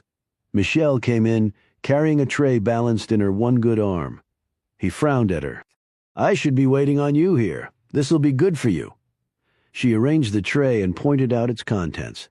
My famous Mega Power Shake, dry cereal with sliced banana, and as a little treat low-carb bread with avocado spread. What's in the Power Shake? No, never mind, I don't want to know. He took a tiny sip of the shake and quickly put it down. I think it needs to breathe a bit. It's not wine, Sean? No, it's certainly not, he said firmly. He wiped his mouth with a napkin. I never got around to asking why you were coming to my house so late last night. Oh, damn, I forgot all about it. Billy Edwards, Battle's ex-mechanic, called from L.A. King sat straight up. What did he say? Michelle filled him in about the damage to the rolls before she'd even finished. King was out of the bed and grabbing his clothes. What are you doing? She asked, in amazement. We've got someone to see and fast. Who? Roger Canny. They arrived at Canny's house only to find no one home. They peered in the darkened windows and tried all the doors, but they were locked. King noted the morning's newspaper on the front steps. They were standing in the driveway when a man came by walking two large basset hounds, or rather, they were walking him. He's not home, called out the man who was wearing a Maryland Terrapins basketball cap. Saw him leave, about 2 hours ago when I was doing my jog. King looked at his watch. Pretty early. He had some bags with him he loaded in the car. Guess he's going on a trip. Which car? Beamer or Range Rover? Asked Michelle. Range Rover, did he say where he was going? Nope. Blew out of here so fast he almost ran me over. They thanked the man, climbed in Michelle's truck, and drove off. I'm going to call Todd and tell him to put out an APB on Canny, said King. Sean, what's going on? Think about how Mrs. Canny died. She was drunk and died in a car accident. But you suggested she might have been murdered? Right. Murdered and knocked back into that ravine when her car was hit by a very heavy Rolls-Royce driven by Bobby Battle. Both events occurred about 3.5 years ago. You're saying Bobby Battle killed Mrs. Canny? Why? What if it wasn't Roger Canny who first initiated a blackmail scheme against Battle? Maybe it was Mrs. Canny who threatened to reveal Battle as her son's father, and Battle didn't respond the way she'd intended, or he got tired of paying. Then Roger Canny blackmails Battle over his wife's death. But how would Roger Canny have known Battle was involved in his wife's death? Canny might have known about his wife's plan to blackmail Battle, or it's still very possible he came up with the scheme and his wife helped him put the screws to Battle. Then his wife is conveniently killed? He's a smart guy. Even if he didn't have actual proof of the murder, he'd put 2 and 2 together. So he confronts Battle, tells him he knows he killed his wife and fathered Steve, and he wants money to keep it quiet. King nodded. In seeking to avoid blackmail over an illegitimate child by killing Mrs. Canny, Battle ironically might have set himself up to be blackmailed for murder. But wouldn't Battle have realized that Canny had to reveal his complicity in the blackmail scheme if he went to the police claiming Battle murdered his wife? I mean, he'd have to give them some plausible motive. He could simply use the fact of the illegitimate son. He could have claimed ignorance of any blackmail scheme or the source of any monies, blaming that on his dead wife. Nice guy. Yeah, looks like we spooked him into running. Let's hope he hasn't run too far. We need him to fill in a lot of holes. Just as King was about to call Williams, the police chief called him. King told him what Sally had disclosed to him the night before, as well as his suspicions of Roger Canny and the man's flight. Williams arranged for the APB and then asked them to meet him at the Battles. He refused to say why or answer their questions about Sally. King slumped back in his seat with a hopeless expression. She's dead. Chapter 72, when they arrived at the Battles. Williams and Chip Bailey led King and Michelle to the stables. On the way, Williams broke the news about Sally and what had happened to Eddie. King turned pale and put a hand against a section of fencing. Michelle wedged her good arm up under his. Just take it easy. We don't need you going down too.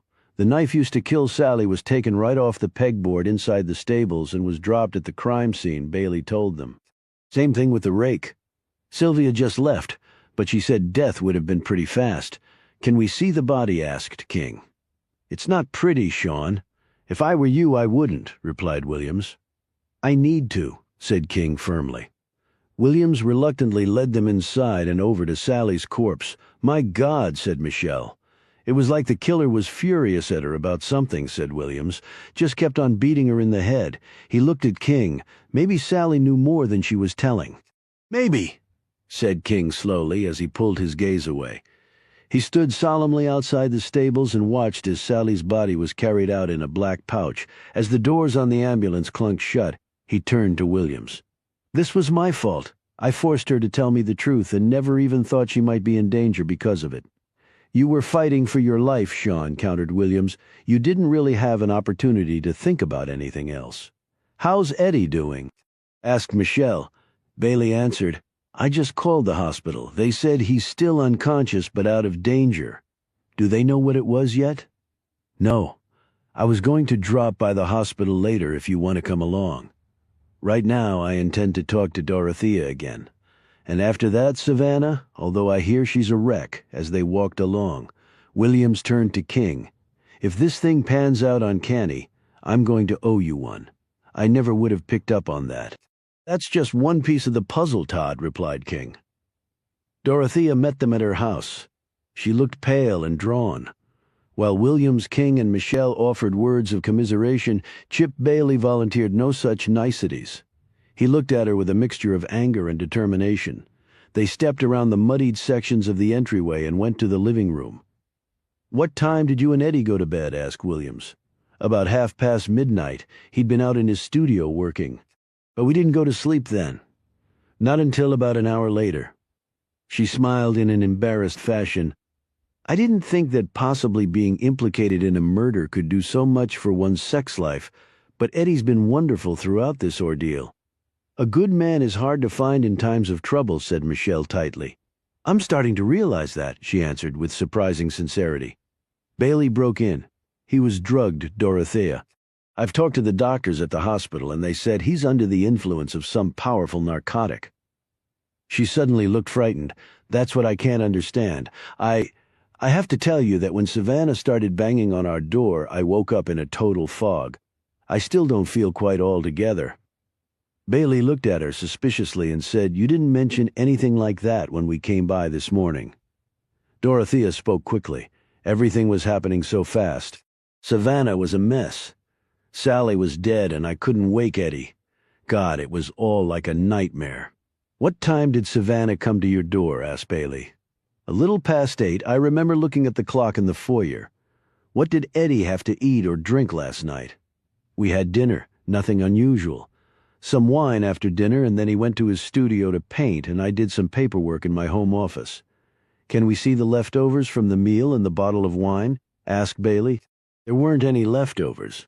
I think the bottle of wine is around here somewhere. I'd appreciate if you could show me where it is before I leave, said Bailey. Her features became defiant. What exactly are you trying to prove? He eyed her coolly. Somehow Eddie was slipped something last night that knocked him out so completely he's still not fully recovered. It had to be administered somehow. Well, I have no idea how it was done, she said hotly. That's okay, it's my job to figure that out, said Bailey. The drugs you bought from Kyle, do you have any of them here? I'm not sure I can look. No, I tell you what I'm going to do. I'm going to have your home searched. Do you have a problem with that? Dorothea rose on unsteady legs. I think I should speak to my attorney first. Bailey stood too. Fine, you do that. Meantime, I'll get a search warrant issued. I'm posting one of my agents outside the house, just in case something important decides to walk out, and we can check drains, and you're on septic here. So any evidence that happens to get flushed, we can find. Your insinuations are ridiculous, she cried. I didn't kill Sally or drug my husband. Too bad for you we don't have a final cause of death on Kyle Montgomery. If we did, you might be in jail right now. That would have been a nice alibi for you. Bailey walked out while Dorothea looked at King pitifully. Sean, what is going on? He dashed forward and caught her before she hit the floor. He eased her onto the couch. He turned to Michelle. Get me some water, Michelle rushed off, and King looked back at Dorothea. She gripped his arm. God, I feel so bad. My head is splitting, and my stomach's doing flip-flops. I'm going to have Mason come and look after you. She clenched his arm even more tightly. I didn't do anything, Sean. You have to believe that. Michelle came back in with the water, and Dorothea drank it down. You do believe me, don't you? She said pleadingly. Let me put it this way. I believe you as much as I believe anyone right now. As King, Michelle, and Williams left, they spotted Bailey talking to one of his men and pointing at the house. They walked over to him. You sure didn't cut Dorothea any slack, Chip, said Williams. I wasn't aware she deserved any, shot back the FBI agent. It's been a pretty traumatic morning for her, actually, the last few days. If all of it's her own doing, why should I feel sorry for the woman? You think she drugged her husband, then slipped out and killed Sally? Asked Ting. I think it's entirely possible she drugged Eddie, and that someone else killed Sally while Eddie was unconscious. The stables are close enough to the carriage house that if there was a fight or Sally was able to scream, Eddie might have heard and come to her rescue. With him drugged, that couldn't happen. And whom do you think Dorothea was partnered with in all this? If I knew that, we could probably all go home. And the motive for killing Sally? She knew more than she told anyone, including you. She said she was Junior's alibi. Well, we only have her word for that, because she only came forward after Junior was dead. He can't corroborate it. Now, suppose she wasn't with him the night of the burglary? Suppose she was helping someone break in the mansion, or doing it herself? If so, why would she come forward with the story about being with Junior? Asked Williams. King answered, because that gives her an alibi for the burglary. Exactly, said Bailey, glaring triumphantly at Williams. That's actually not a bad theory, Chip, said King. Thanks. I have my moments. He climbed in his car and drove off. Chapter 73. Eddie finally started to come to around 3 o'clock that afternoon. Williams, Bailey, King, and Michelle had gathered in his hospital room. He looked up at them from his bed, all pale, twitchy, and disheveled. Remy sat next to her son, holding his hand in a firm grip and rubbing his forehead with a wet cloth. God, Eddie, don't you scare me like that again? It wasn't exactly my idea, he said in a very tired voice. What do you remember about last night? Asked King. Dorothea and I had dinner, where we talked about, recent events. I'd been at the lawyer's for a while before that. Why didn't she go with you to see the attorney? Asked Michelle sharply. I wanted her to, but she didn't want to go. As crazy as it sounds, I think she believes if she ignores all of this, it'll go away. Anyway, after dinner, I went to my studio to clear my head of all this stuff. He glanced sideways at Michelle before continuing. Around midnight or so, I came in and went upstairs to bed. Dorothea was still awake. She was actually very awake, if you know what I mean. He added, obviously embarrassed. Remy snorted. Unbelievable to me under the circumstances, but I gave up trying to understand your wife years ago. It was as much me as her, okay? He said harshly to his mother. His gaze, however, remained on Michelle.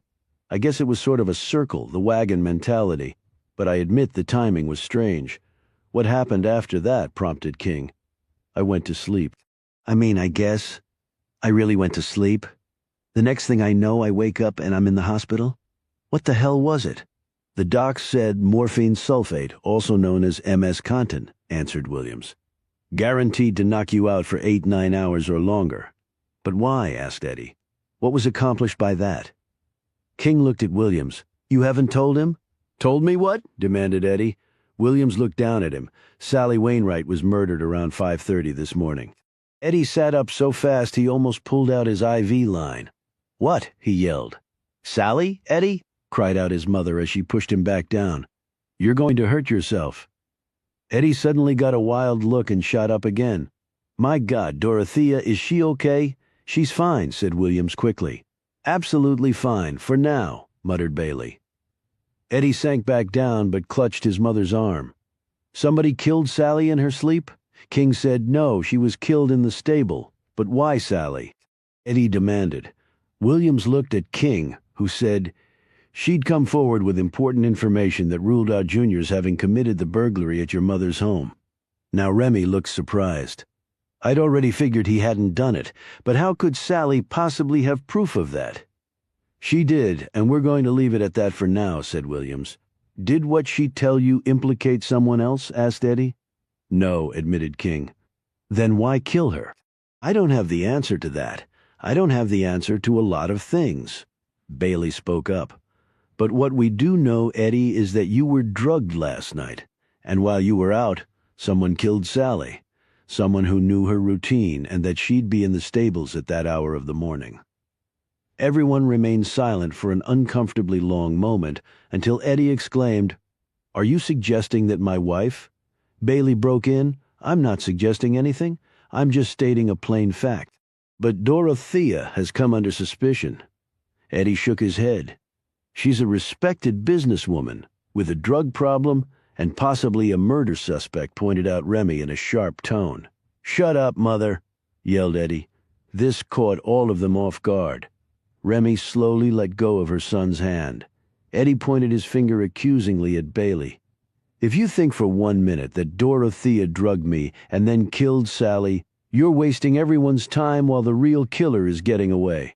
It's our duty to investigate all possible leads, said Bailey calmly, including ludicrous ones.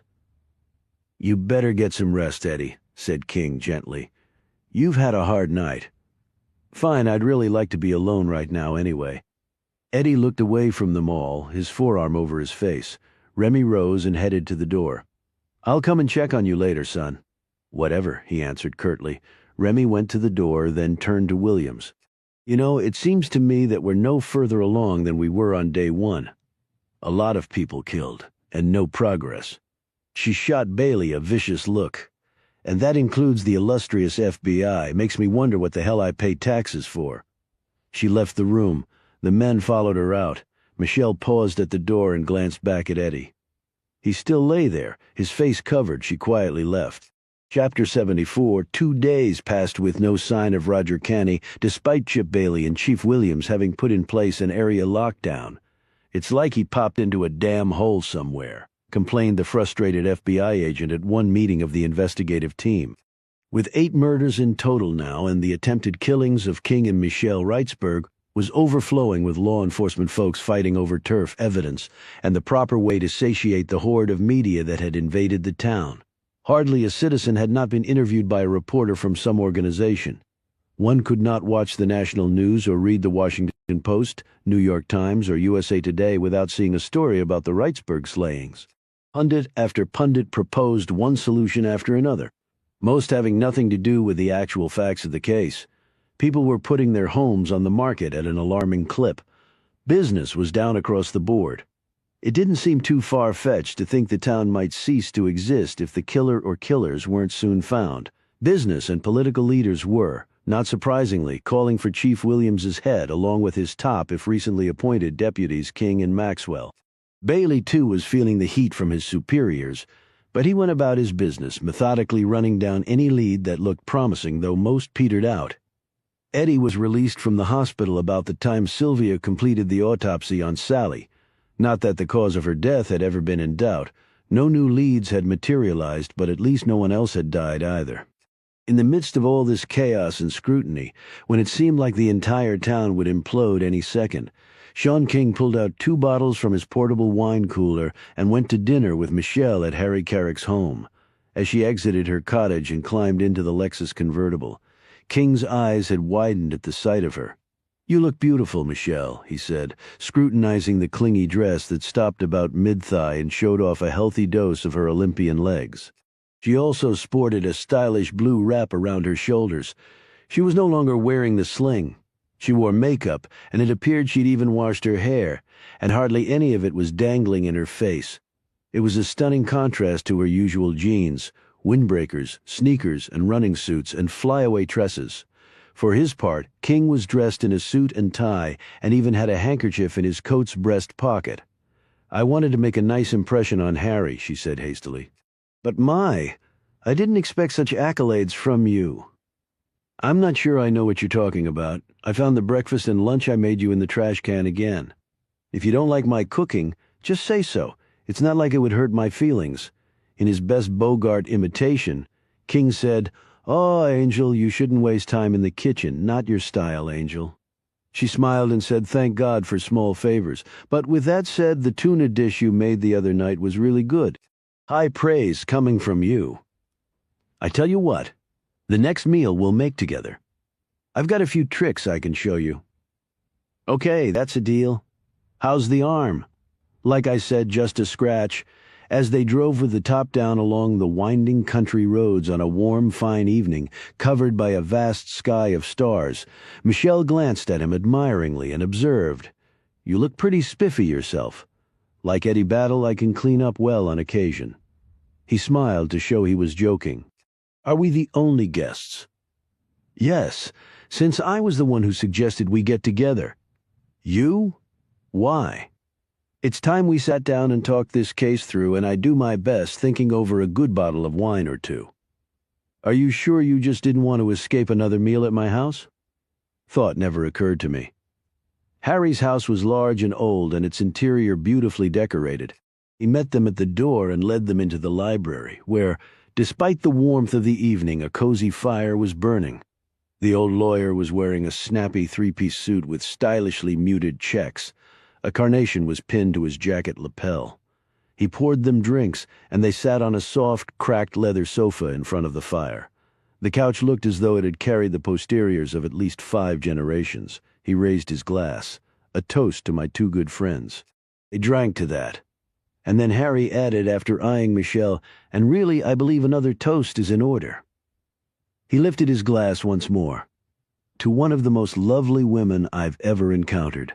Michelle, you look extraordinarily beautiful tonight." Michelle smiled and glanced at King. Now, if I could only cook, King started to say something but seemed to think better of it and hastily took a sip of his cocktail.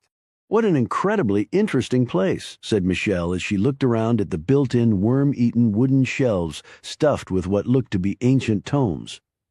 Harry's gaze followed hers around the library.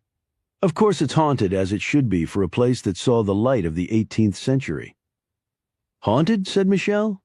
"Oh yes, I've seen numerous apparitions over the years. Several I consider to be regulars.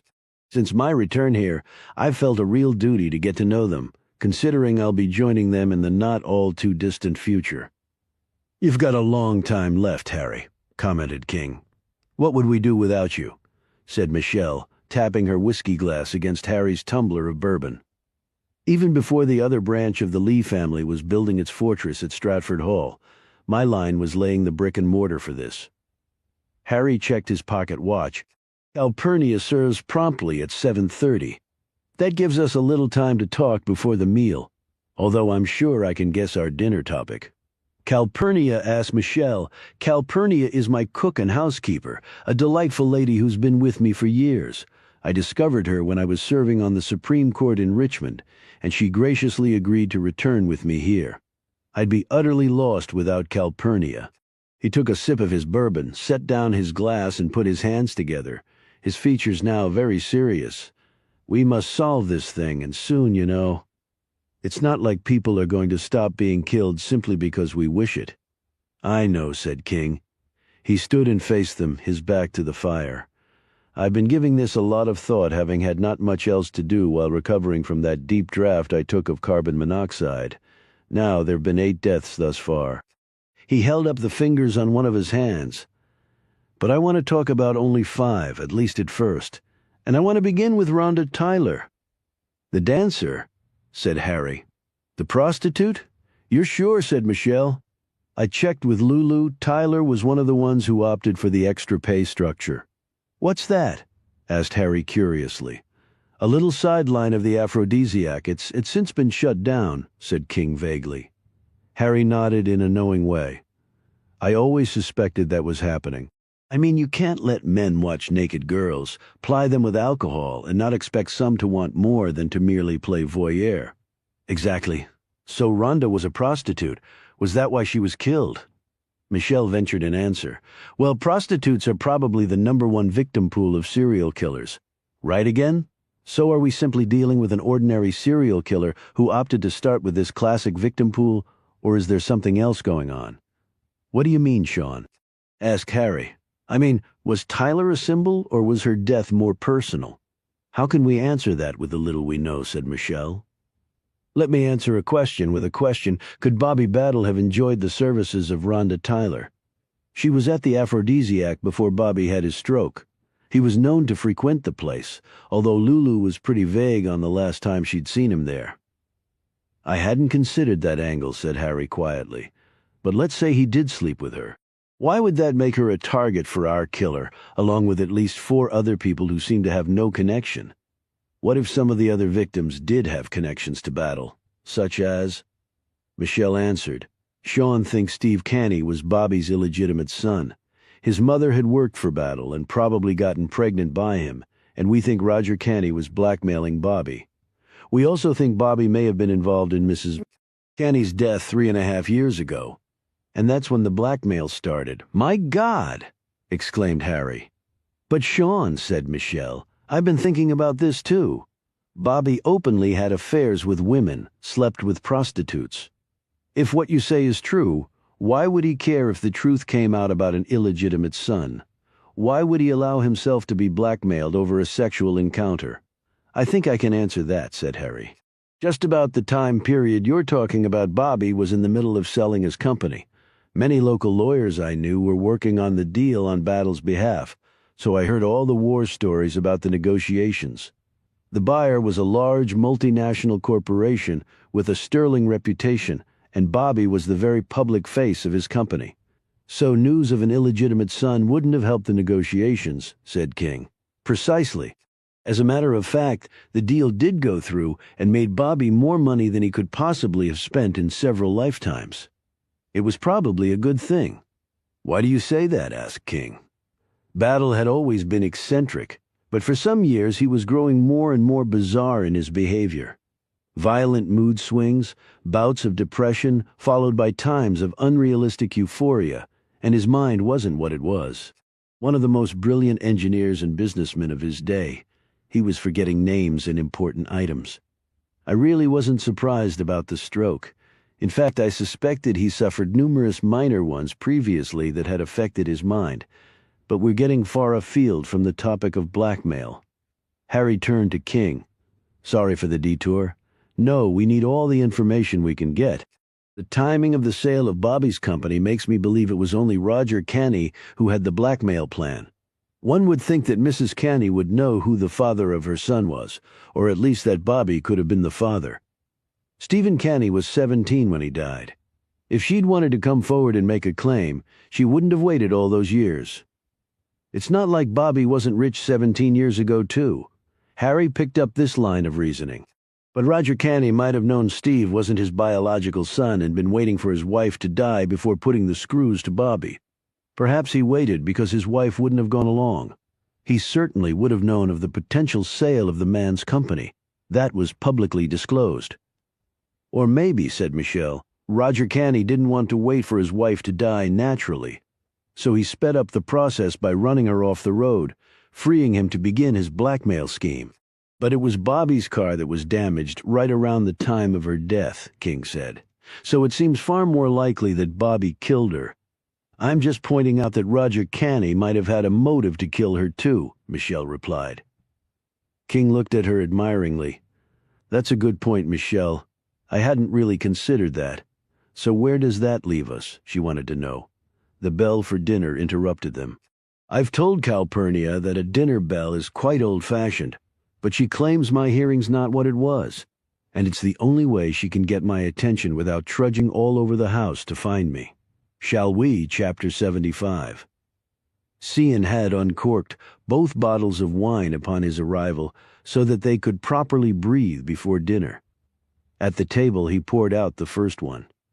This is a LaCroix de Peyroli out of Lussac-Stantimilion, and I'm sure it has some wonderfully nifty history, said Michelle as she smelled it.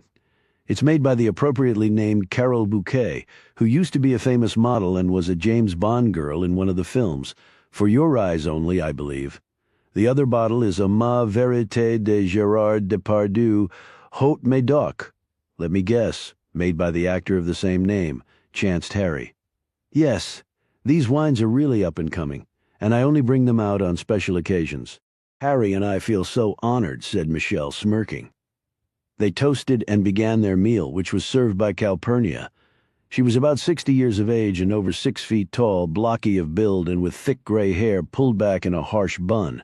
She looked like every child's worst school cafeteria worker nightmare, yet the food was spectacular. As Calpurnia left them, Harry said, "Now Michelle was asking where your speculations about Stephen Canny's lineage and Rhonda Tyler's possible liaison with Bobby Battle left us. With the fact that 2 of the victims might be connected to Bobby Battle, does it stand to reason that more are as well? Janice Pembroke," said Michelle. "No. I figure her simply as a person in the wrong place at the wrong time," answered King. "Diane Hinson? She was a lawyer. Maybe she was working on some corporate deal with Bobby," Michelle suggested. King shook his head. "Doubtful. She was a trial lawyer, mostly criminal work. I made a lot of inquiries and could find no one who could place them together at any time. Let's leave Hinson for the moment and move on. Next up is Junior Deaver. He had a clear connection to the Battles." "Right. He worked for them and was also accused of stealing from them," said Michelle. "But the burglary occurred after Bobby had his stroke," said Harry. "I never thought that Bobby was killing anyone," said King, "perhaps other than Mrs. Canny. But we have 3 people with possible connections to Bobby Battle. Each was killed using the MO of an infamous serial killer. A watch was placed on the wrists, and a letter was subsequently received." Michelle looked unconvinced. "Granted, Pembroke might have been killed merely because she was with Canny, yet Hinson was killed in the manner of the Night Stalker. But you say she has no connection to Battle. Her watch was set to 1 minute past 4, said King. He paused and said, "And remember, Pembroke's watch was set to 1 minute past 2. The others were right on the hour. So Hinson's and Pembroke's were 1 tick off," said Michelle slowly. "Exactly." King looked at her puzzled. 1 tick off?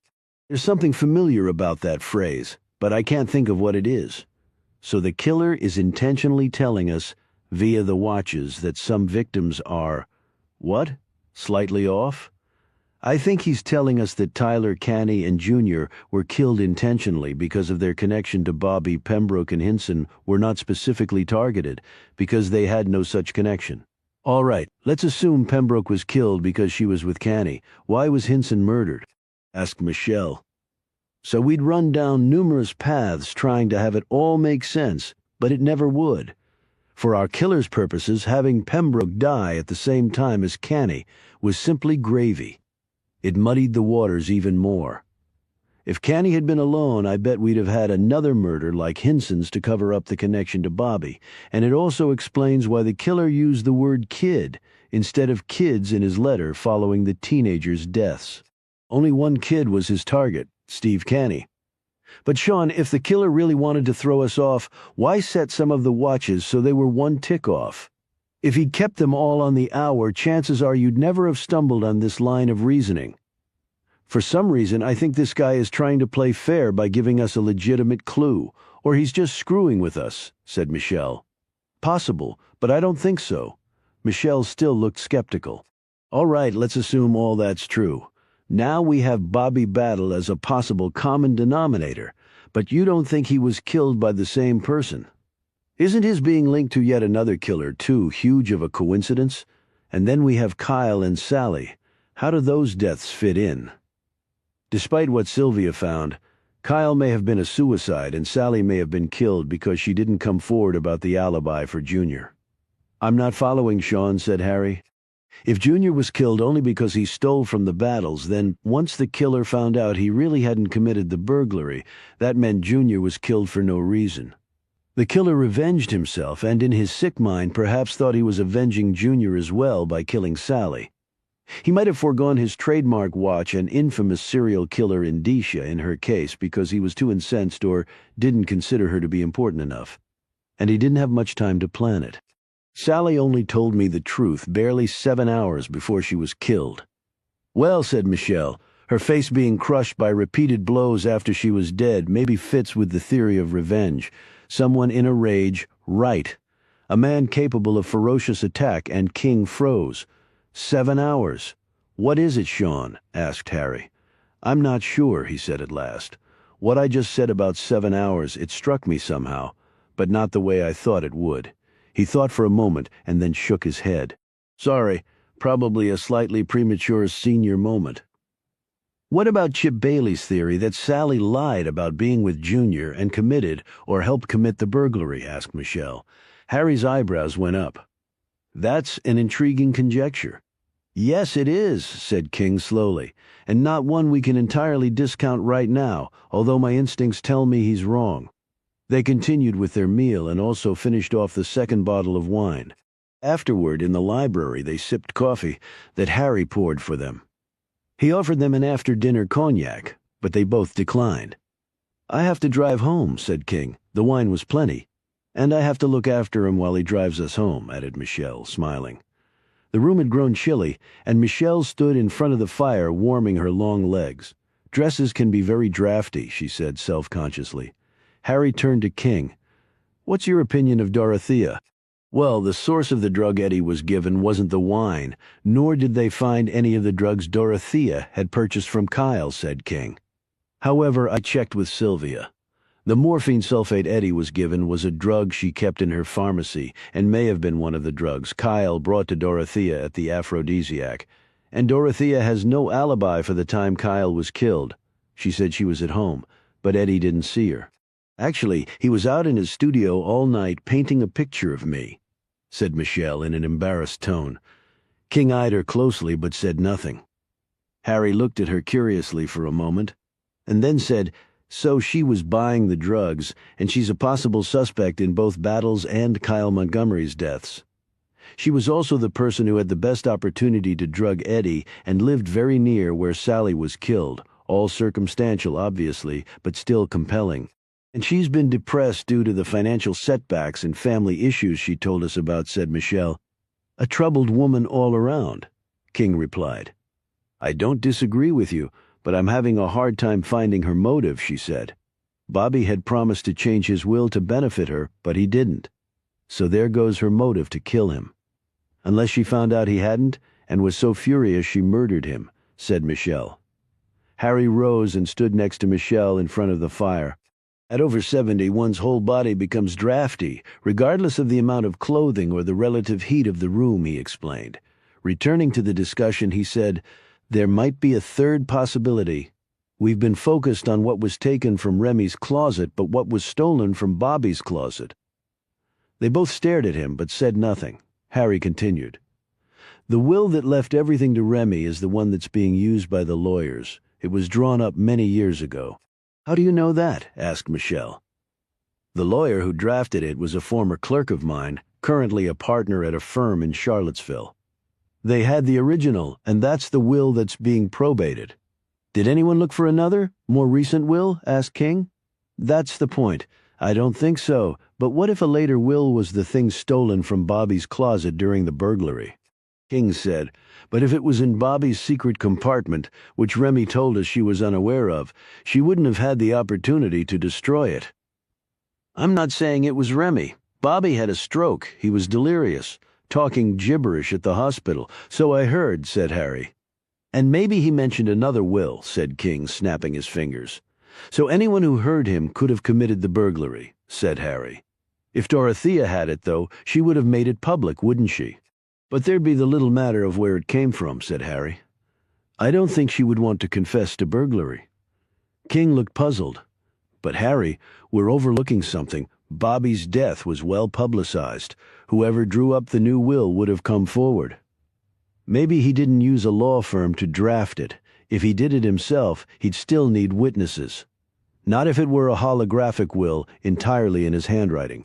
So if there is such a will, who has it? And why aren't they making it public? A question to which I would dearly love the answer, remarked Harry, as he finished off his snifter of cognac. Chapter 76. King and Michelle said good night to Harry and drove off. The weather was still nice enough to keep the top down.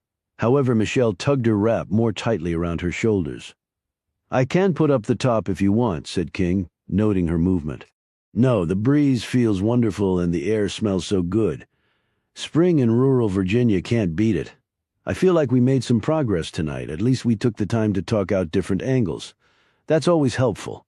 She glanced at him with a suspicious look. As usual, you're saying less than you know. He pretended to be offended by her remark. However, his smile betrayed this effort. "I'm not conceding I know anything, but I do suspect some things that I might not have mentioned. Such as partner. Such as I've spent a wonderful evening over 2 fabulous bottles of wine with an attractive young woman, and all I've talked about is murder and mayhem.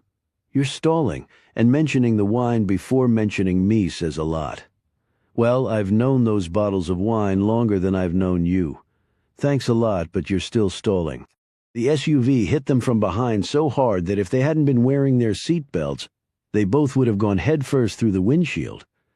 "What the hell?" yelled out King as he looked in his rearview mirror. "Where did they come from?" The words were barely out of his mouth before they were rammed again. King fought the wheel, trying to keep the 2-door Lexus coupe on the windy road. Michelle kicked off her heels and pushed her bare feet against the floorboard to steady herself. Reaching into her bag, she slid out her gun, chambered around, and punched off the safety pretty much all in one smooth motion. "Can you see the driver?" asked King. "Not with the damn headlights shining in my face. But it has to be the killer." King pulled out his cell phone. "This time we're going to nail the bastard. Look out. Here he comes again," yelled Michelle. The next impact by the far heavier vehicle almost lifted the rear of the Lexus off the road. King's cell phone was knocked out of his hand, banged against the windshield, and then went rocketing backward. It clanged off the hood of the SUV, hit the street, and broke apart.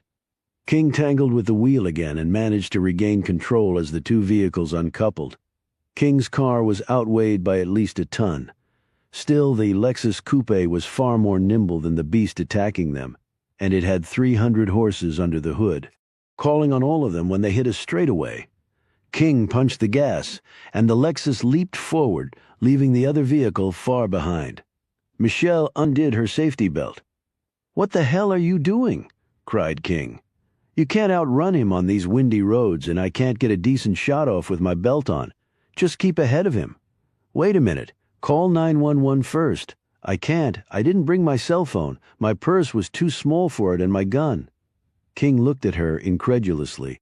"You didn't bring your phone, but you brought your gun?" "I think I have my priorities right," she said sharply. "What can I do with a phone call him to death?" She turned around in her seat, leaned over it, and placed her elbow on the headrest of the rear seat. "Keep ahead of him," she repeated. "Well, damn it, you keep from getting killed," he shot back. The truck came powering up again for another collision of metal on metal, but before it could make contact, King shot across to the other side of the road, whipped back, and rat-tatted on the gravel shoulder before regaining the hard surface. He downshifted and nailed the hairpin turn at 50, tires screaming. He suddenly felt the right wheels losing touch with the asphalt, and he lurched his 200 pounds to that side, grabbing hold of Michelle's right hip and pushing her sideways against the passenger door. "I'm not being fresh. I just need the ballast. Stay there for a sec." He dropped his speed a couple of MPFs and exhaled a sigh of relief as the rubber attached itself once more to terra firma.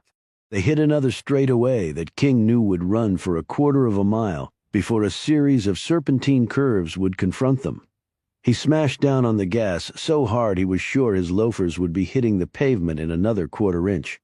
As he ripped right through triple digits on the speedometer, the trees flashed by at such dizzying speed he would have started puking had he bothered to look. Behind him, the driver of the truck wound it up to well over 100 on the quarter-mile stretch, keeping well within striking distance. King hit 130 and looked for another gear to grab. But the Lexus didn't have any more to give. All he could think about was, how many airbags does the damn car have? He hoped it was at least a dozen. It looked like they would need everyone because the series of curves was flying at them. If he slowed down, they were dead. If he kept this speed, they'd be equally dead. Michelle eyed the headlights bearing down on them and then slid her gaze up to the driver's silhouette. She inched forward, finally resting her right elbow on the top part of the car's trunk, and took aim with both hands on her pistol. They hit the curvy area, and King braked hard to 60 when the sign said 20. But the traffic engineers had undoubtedly not taken into account murderous SUVs in their calculations of highway safety. This allowed the truck to make up significant ground. "He's coming up," warned King. "I can't go any faster without us flipping. Just hold it steady. If he doesn't back off, I'm going to take out his front tire." Their pursuer came within 50 feet, and then 20. He had to see that she had him dead in her sights, Michelle thought, and yet he wasn't giving an inch of ground. Then the SUV took an incredible leap forward as the driver gunned it. King had seen this and mimicked the man's efforts. The Lexus shot forward, the truck right on their ass. King arched his body and stamped both feet on the gas as though that would give them the turbocharge they so desperately needed. What he hadn't counted on was a family of deer choosing that moment to amble across the road. "Look out!" screamed King. He whipped the wheel to the left and then to the right. They went off the road and pinballed alongside a stretch of guardrail as the Bambus scattered. King felt the guardrail imprint its signature on his once beautiful convertible rivet by screeching rivet. He regained the road and looked back. The driver of the truck had smashed on his brakes to avoid the deer, but the SUV had never left the road, and it was barreling down on them once more. King didn't have time to get back up to cruising speed, and anyway, the engine's peculiar whine made him wonder if the guardrail had done more than simply cosmetic damage. What was certain was that the speedometer had dropped to under 90 and was staying there. "Brace yourself," cried out Michelle. "Here comes the son of a bitch." She fired her gun twice, right as the truck ate into the rear of the Lexus, ripping a hole in the car and taking what little was left of the molded bumper and flinging it into the woods. Michelle was thrust forward from the collision toward the rear of the car. As King saw her legs flying past him, he reached out with his free hand and clamped down on her ankle, looping his arm around her limb and holding on for dear life. They hit another straightaway, and he somehow coaxed more speed from the car, leaving the truck behind again. "Shit!" yelled Michelle. "Are you hurt?" "No, I got off a couple shots, but I lost my gun, damn it. I've had that SIG for 5 years. Will you forget the gun? This guy's trying to kill us. Well, if I had my gun, I could kill him before he kills us. I don't know if I hit anything. He slammed into us right as I fired," she yelled out. "Wait a minute. What? There it is." My gun landed on the lip of the rear spoiler. "It's wedged there. No way, don't you even think about it, lady. Just hold on to my leg. I can almost reach it." "Damn it, Michelle, you're going to give me a heart attack, and I'm about to have one as it is." So focused was King on her that he didn't see the SUV speed up and come alongside until the last instant. "Hold on!" he screamed as he instantly downshifted, leaping over gears in a way that probably voided every manufacturer's warranty Lexus offered. He could almost hear the car screaming at him to just stop it, and he expected to see his transmission vomited all over the road. He plunged to 20 clicks on the speedometer, both feet on the brakes now, then came to a thudding stop, wheels smoking, as the G's raced down his torso and washed off his toes. Michelle had a death grip around the rear headrest. Her bare feet braced against the back of his seat. King's body was misfiring in so many ways, he figured cardiac arrest was the least he could expect. He slammed the car into reverse, jammed down on the accelerator, firewalled what was left of his engine, and rocketed backward. The SUV had stopped so hard that its tires seemed ablaze. Such was the volume of smoke pouring from them. The driver cut a swift 180 and was coming at them full tilt, the SUV's grille resembling bared teeth looking to devour them. It was gaining with every revolution of the wheel. Michelle stopped inching toward her gun and eyed her partner, who was looking backward as he drove. "You can't drive faster backward than he can forward, Sean. Thanks for telling me." His knuckles were turning purple from his grip on the wheel. "Hold on to everything you can. On the count of 5, I'm cutting a J." "You must be nuts." "Yes, I must be." By cutting a J, he meant that from a fast reverse driving position, he was going to whip the car into a 180-degree turn, probably on 2 wheels, slam it into drive, fire the turbos, and rocket off in the opposite direction. All that in one neat motion, preferably without killing them both. Sweat broke over King's brow as he prayed that all his Secret Service training would come back to him so many years later.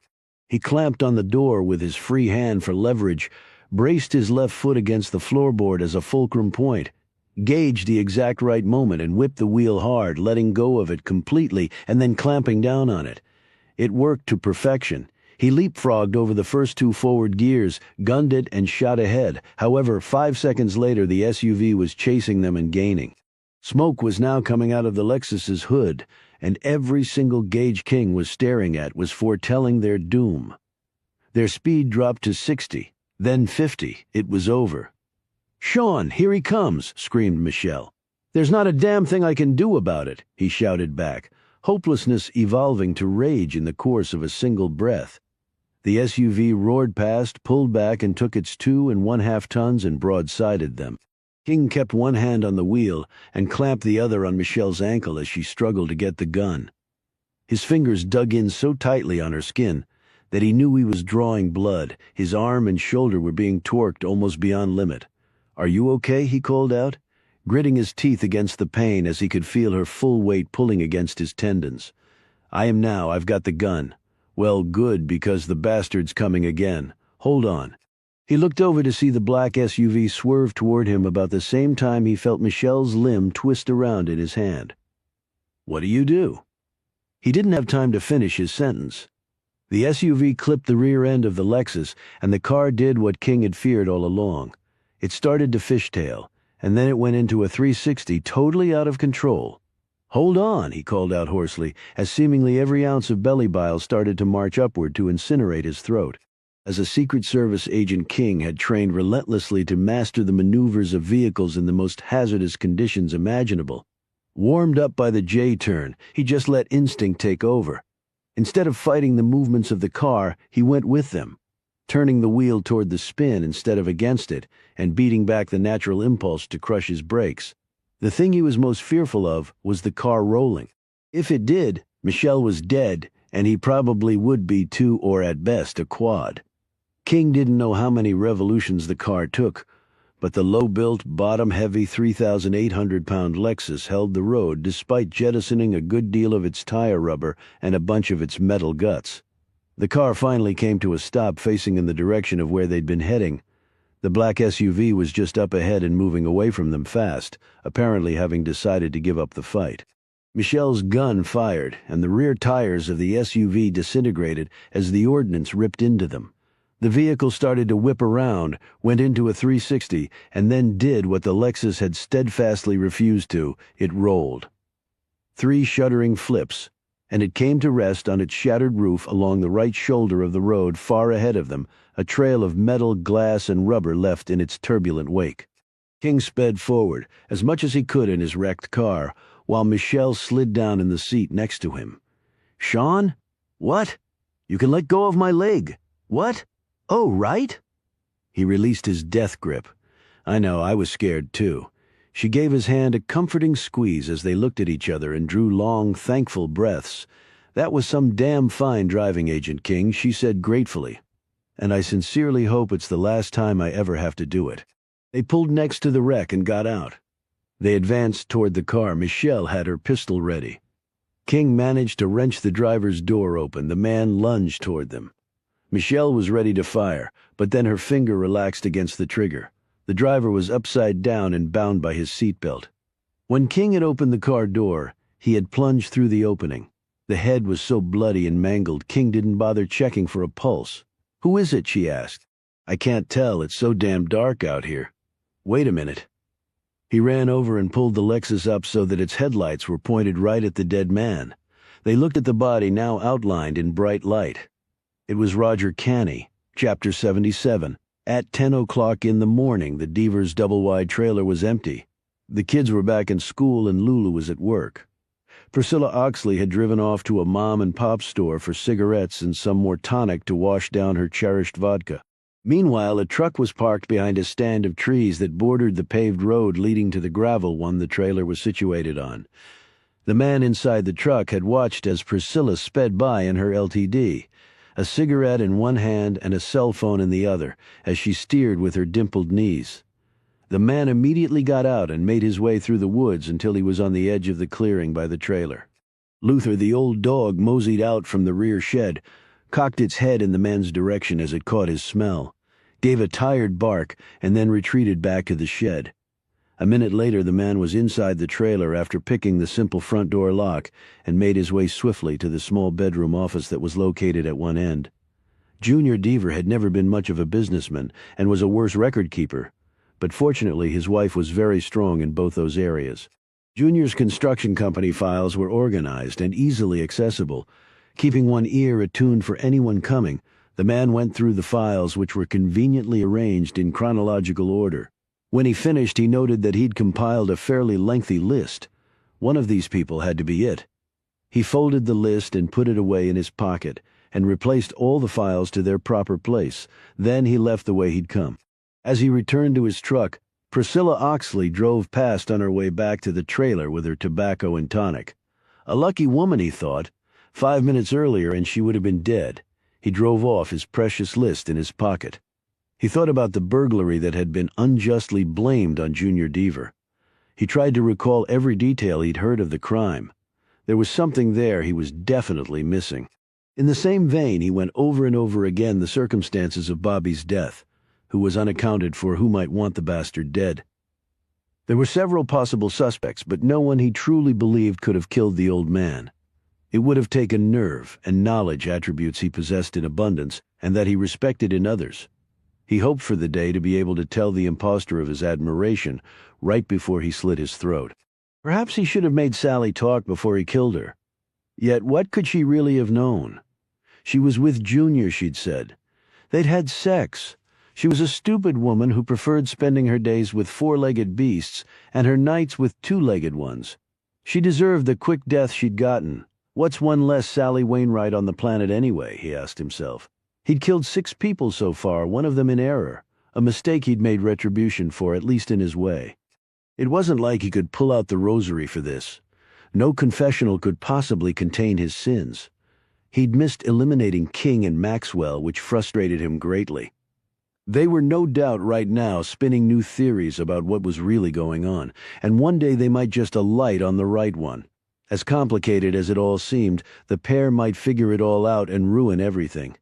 It would be risky, but he was going to have to try again to kill them in a way that wouldn't fail. It would take time to come up with such a scenario, and in the meantime, he'd pay close attention to the intelligence he received from his bugs and try to stay a step ahead. It would be tight, but if he kept his head and stuck to his plan, it would turn out all right. He was confident he was going to win. He had the most powerful advantage of all. He wasn't afraid to die for ultimate victory. He doubted his opponents felt the same. Yet now he had another component of his plan to put into place. A successful exit, Chapter 78.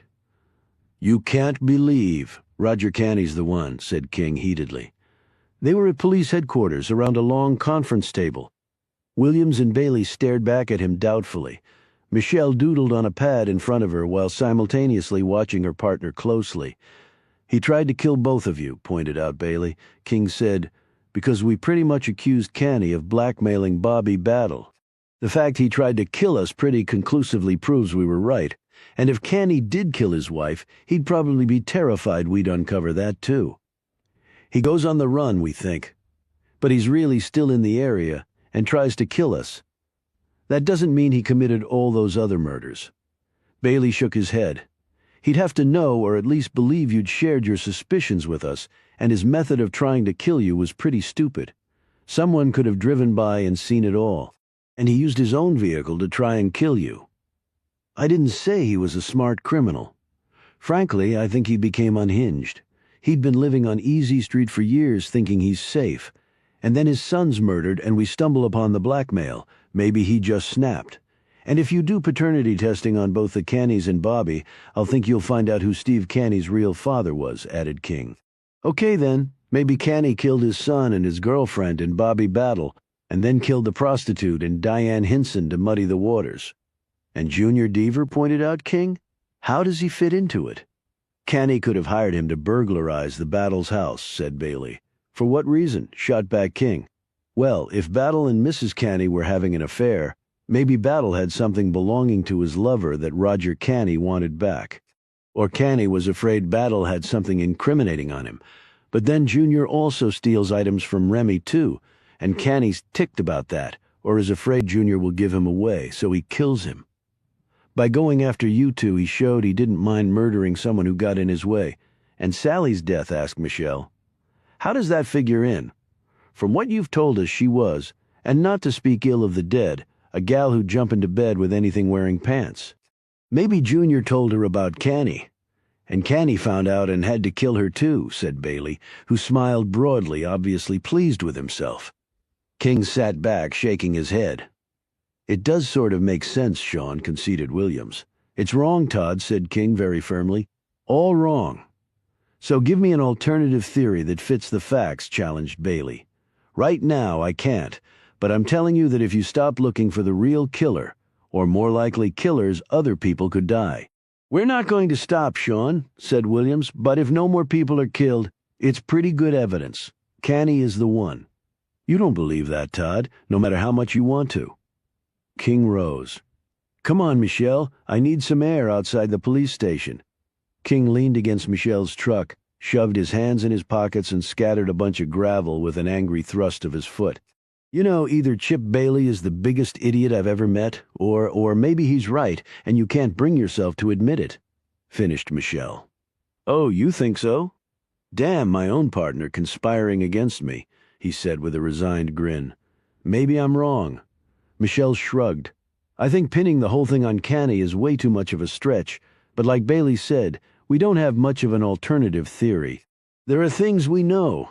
Things that are dangling right in front of our faces that we're not even seeing. If I could just grab them and hang on, I know it would lead us where we need to go, but it's driving me crazy that I can't see them. I think I know a remedy.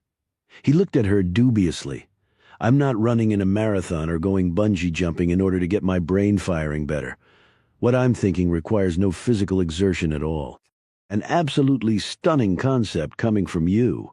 Michelle stared at the beautiful blue sky. I say it's boating time. Nothing like a spin on the water to get the mental juices flowing again, especially on a day like this. We don't have time. King stopped, and his expression turned softer. Okay, after nearly being killed twice, maybe a little break wouldn't be so bad. I knew you'd see my logic. Sea-Doos or jet boat? Jet boat. I'm getting tired of you always wanting to race on the Sea-Doos. That's just because I always beat you. Chapter 79.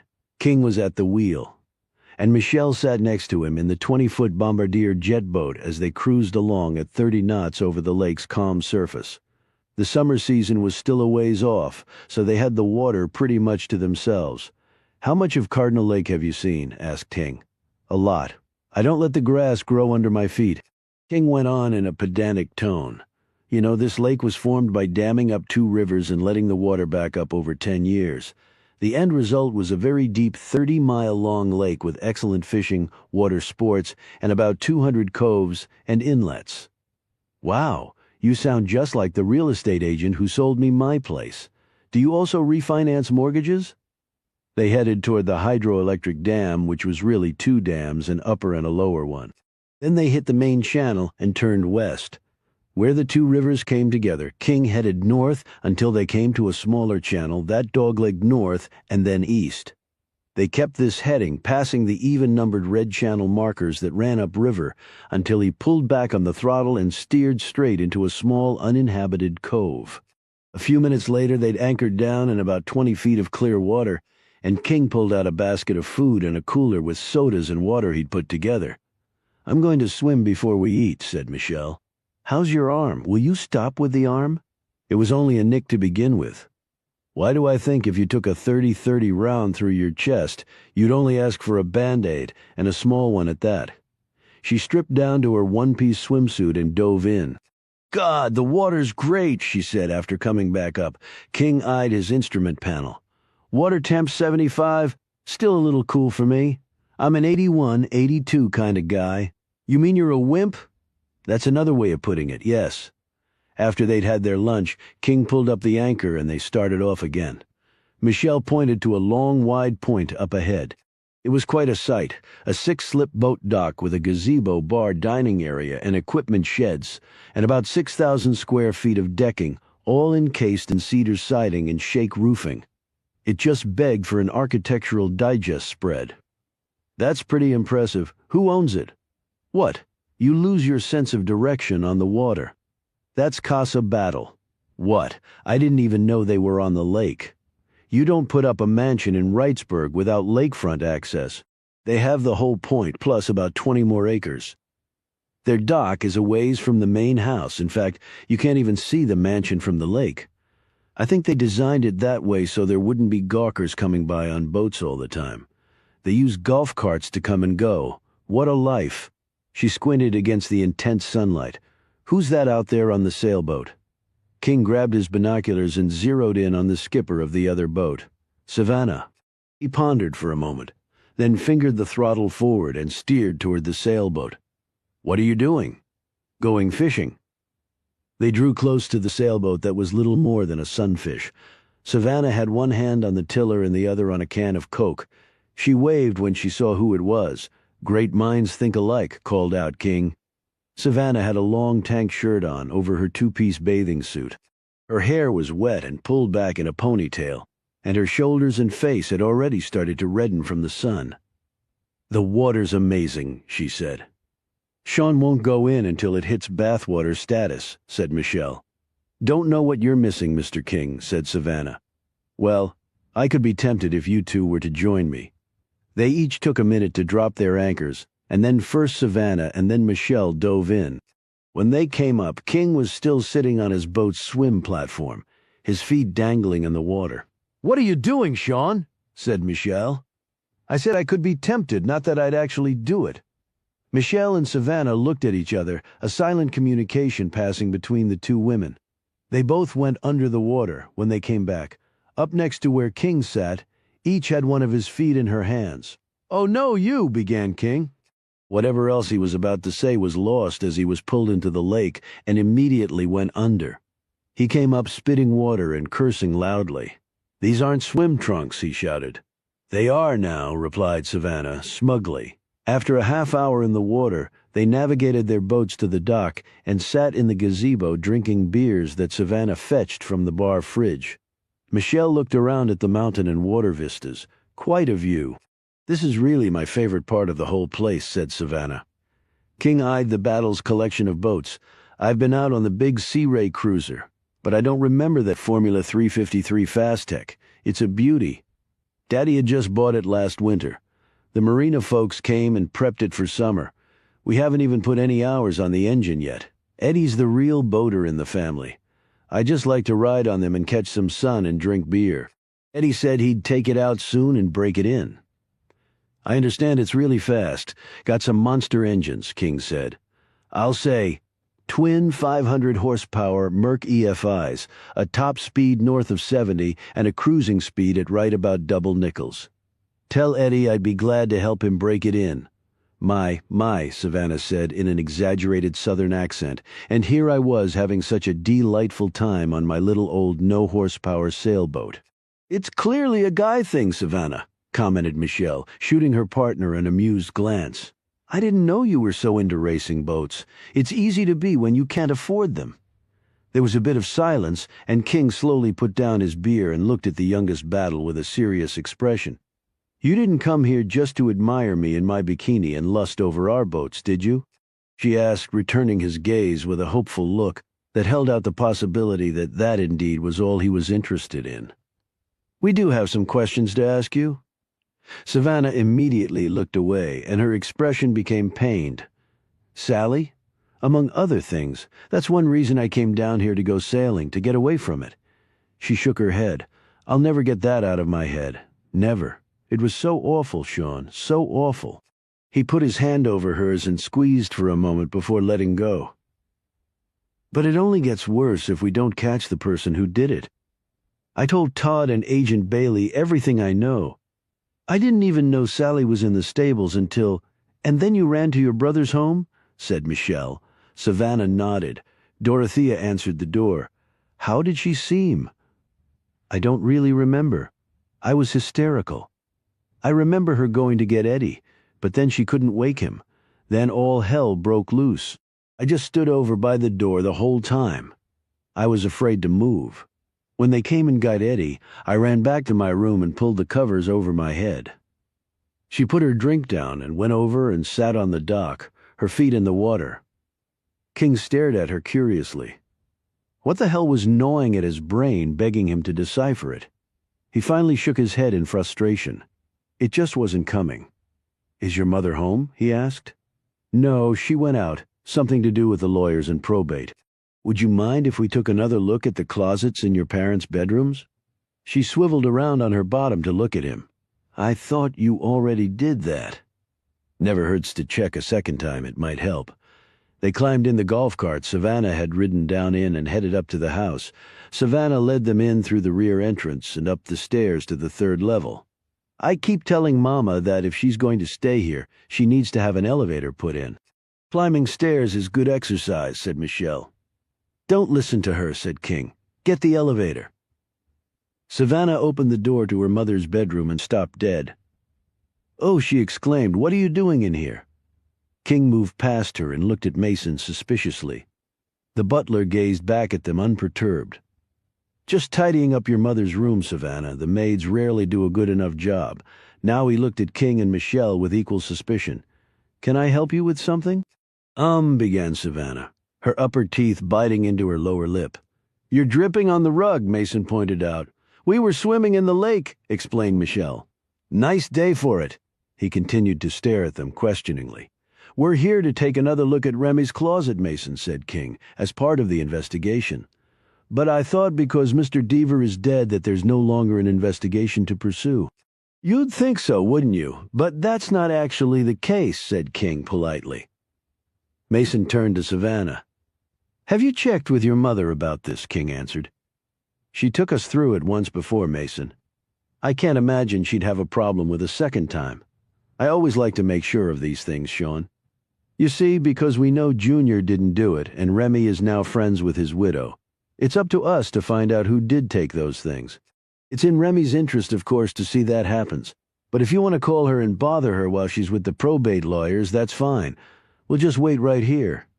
King could see Mason working through all this in his head. Finally, he shrugged. I can't see that it will hurt anything. Just try and keep things neat. Mrs. Battle is very particular. Yes, she is, said King. Mason left, and they went immediately into Remy's closet and accessed the hidden drawer, examining it minutely but finding nothing.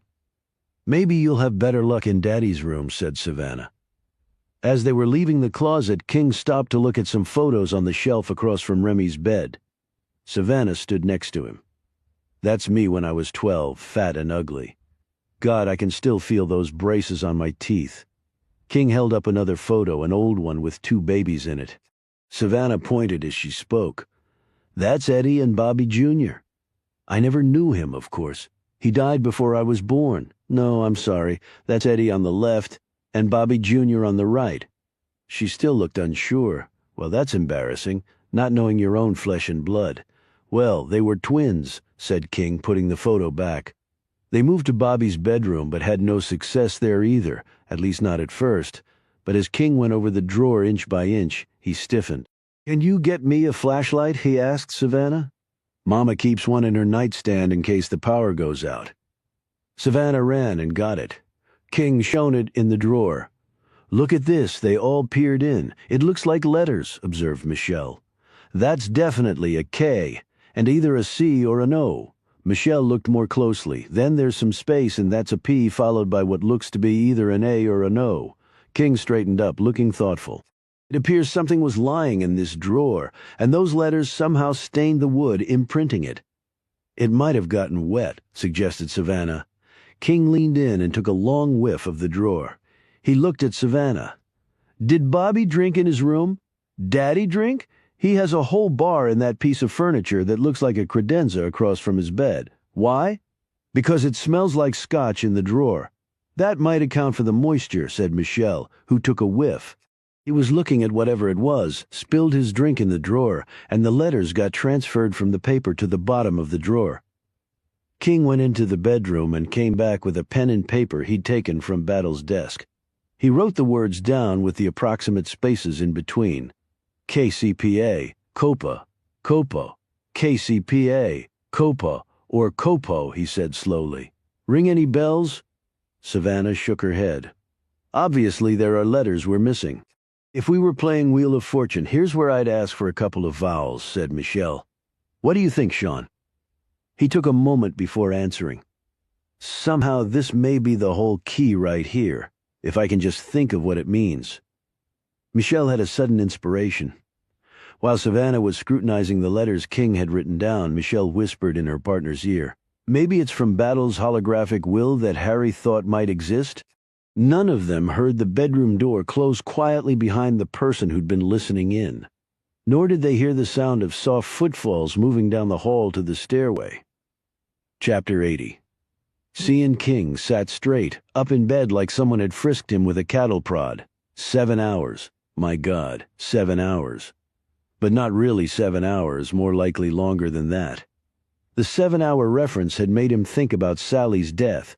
She had died barely 7 hours after telling him about Junior. That was one major point. However, the 7-hour time difference had just now made him recognize a startling fact, so startling that, with that one revelation, everything else started tumbling into place. He fumbled around and found his watch on the nightstand. It was 1 o'clock in the morning. He staggered out of his bed, tripped over something Michelle had carelessly left on the guest room floor, and fell down, grabbing at his big toe. He felt around and found the object. It was a 20-pound dumbbell for Chrisakis. He yelled at no one in particular. He got up, rubbing his foot, and limped down the hallway to her bedroom. He was about to burst in when he thought better of it. Surprising Michelle Maxwell like that could earn him a one-way ticket to the morgue. He rapped on the door. "Are you decent?" A sleepy voice filtered through the 1-inch wood of the door. "What?" "If you still keep that .50 caliber machine gun under your pillow, don't pull it. I come in peace." He went inside and flicked on the light. She was sitting up in bed, rubbing at her eyes. "I like your choice in lingerie," he said, eyeing her baggy gray sweatsuit emblazoned with the acronym WEFL, which stood for Women in Federal Law Enforcement. "You wear that on your honeymoon and your hubby will never let you out of bed." She looked at him irritably. "Is that why you woke me up? To critique my pajamas?" He sat next to her. "No, I have something I need you to do while I'm gone." "Gone? Gone where?" "I've got some things to look into." "I'll go with you." "No, I need you here. I want you to keep an eye on the battles." "The battles? Which ones? All of them? How exactly can I do that?" "I'll call Remy and say that you need to ask some more questions. She'll bring everyone together at her house and that'll make it easier for you." "What exactly am I supposed to ask them?" "You'll think of plenty of things. Don't worry." She crossed her arms and looked at him stubbornly. "What the hell is going on?" "I'm not sure yet, but I really need you to do this. You're keeping things from me again. You know I hate that. I don't know anything definite yet, but you'll be the first to know, I swear. Will you at least tell me what the things are you're going to check into?" "All right. I'm going to have a friend of mine look at Bobby's autopsy results." "Why?" "Next," he said, ignoring her question. "I'm going over to UVA Hospital and do a little research into certain narcotics. Then I'm going to do a little antiquing." She raised her eyebrows. "Antiquing after that? I'm going to visit Bobby Battle's family physician. I have some questions to ask that might clear up a lot. Last but not least, I'm heading to D.C. to purchase a certain device that might assist us greatly." "And that's all you're going to tell me?" "Yes." "Gee, thanks for all your trust in me," he rose. "Listen to me, Michelle. If I told you exactly what I'm thinking and I turn out to be completely wrong, it might make you trust the wrong person. Until I know if I'm right or not, keep one thing in mind. Until we catch this person, no one is your friend, and I mean no one." She stared back at him. "Are you trying to scare me?" "No, I'm trying to keep both of us alive. We've already taken 2 shots. I don't want the third to be the charm." Chapter 81. While King was having his late-night epiphany and conference with Michelle, a man with murder on his mind had entered the residence of Jean and Harold Robinson. Wearing a black hood, he'd opened the basement door lock and slipped inside. It was easy when one had a key, and he did, having used the impressions he'd taken at the shopping mall to create one. Before entering the house, he'd cut off the phone lines. Inside, he moved quickly up the stairs, the layout of the home well known to him. There were 4 occupants, and he knew where each was located, having scouted out the residence several times. For good measure, he'd also studied a schematic of the house that was conveniently displayed on the builder's website, as he'd deduced in the shopping mall where he'd first spotted the soccer mom, Jean Robinson. The family had a security system but didn't use it. The 3 children the infant he had waved to in the van and 2 older boys were asleep on the upstairs level. The wife and husband had a master suite on the main level. Only the husband wasn't home, which was why he was here tonight. The heat came on with a shudder, flooding the house with gas-heated air. Under the cover of the sound, he flashed down the hall to the master bedroom. He listened at the door for 1, 2, 3 beats. All he heard were the soft snores of Mrs. Robinson waiting for him, without even knowing she was. He opened the door and closed it softly behind him. His eyes had long since adjusted to the dark. Jean Robinson was a small lump on the left side of the California king bed. She wore a white sheer nightie. He'd been peering in her window when she was changing into it. She had a bad habit of not closing the blinds all the way and leaving the light on when she undressed. Because the window faced the backyard, she probably assumed it was private. She'd assumed incorrectly, of course, as most people did about having any privacy at all. There was always someone watching. Always. She'd gotten back in shape quickly after her third child. Her tummy was flat once more. Her breasts still large from nursing the infant. Her legs slender. Her butt fleshy but in a very attractive way. Her husband no doubt loved her, and they had a healthy sex life together. Yet what did that really matter to him? He wasn't here to rape the woman, only to kill her. The gag was stuffed in her mouth in an instant, cutting off any sound she might have made. After a second of confusion as to what was happening to her, every muscle in her body tensed. He pushed against her from behind, crushing her to the bed. Yet she was stronger than he would have thought. She fought back. Her hand reached back, gripped the hood, and pulled it off. He panicked and slammed her head against the hard wood of the headboard. Once, twice, a third time, until he felt her go limp. Once more into the solid oak, and he thought he heard her skull fracture, if one could hear such a thing. While one forearm levered into the back of her neck, his free hand frantically sought out his hood. He found it gripped in her fist. Yanking it free, he pulled it back on. Putting his arm under her small waist, he lifted her completely off the bed and slammed her head first against the wood one final time. He flipped her over and looked at her eyes. They were open, staring, lifeless. The blood from her crushed head ran down, staining her exposed breasts. He pulled the nightie all the way off and flung it across the room. He lifted her naked body up and set it on the floor. He took the steak knife he'd pilfered from the Robinsons' kitchen and proceeded to mark her skin in very intricate ways. The police should have no trouble getting this one, he thought as he worked away. He took the risk of switching on a small light on the nightstand and used the knife blade to dig under her fingernails, extracting pieces of his hood from them. These he put in his pocket. He took her watch from the nightstand, set it to 6, pulled out the stem and wrapped the band around her wrist. Finished, he felt for her pulse just to be sure it had gone for good. Jean Robinson had ceased to be next stop for the woman, the licensed butcher, Dr. Diaz. Harold Robinson was now a widower with 3 young boys to care for, and the world would go on, which proved his point entirely that none of it really mattered. We're all replaceable. He grabbed the nightie, which might have traces of him on it, and stuffed it into his pocket. He didn't have the luxury of vacuuming up after himself because of the home's other occupants. Indeed, he was fortunate that the sounds of their mothers being beaten to death hadn't roused the 2 older boys. He turned back once more to look at his work. Yes, it was all nicely set up, first-rate in fact. Here's to you, Mrs. Robinson. He went to the kitchen, found her purse, took out her cell phone, hit the directory, obtained the number he wanted, and called the good husband who was on the road. Not too far from here. He said 4 simple words. Your wife is dead. He then hung up and turned off the phone. He reached up on top of the kitchen cabinet and retrieved the bug he'd planted there in an earlier burglary. He'd no longer need it. Now he had one more task to perform, and then it would be over, at least for tonight. He started to the back stairs leading to the basement. Mom? He froze there in the hallway as the light in the upper hall came on. Footsteps approached. They were short, halting strides, bare feet sliding along wood flooring. Mom? The little boy appeared at the top of the stairs and looked down. In one hand he clutched a stuffed dog that he was dragging along. He was clad in white underpants and a Spider-Man t-shirt.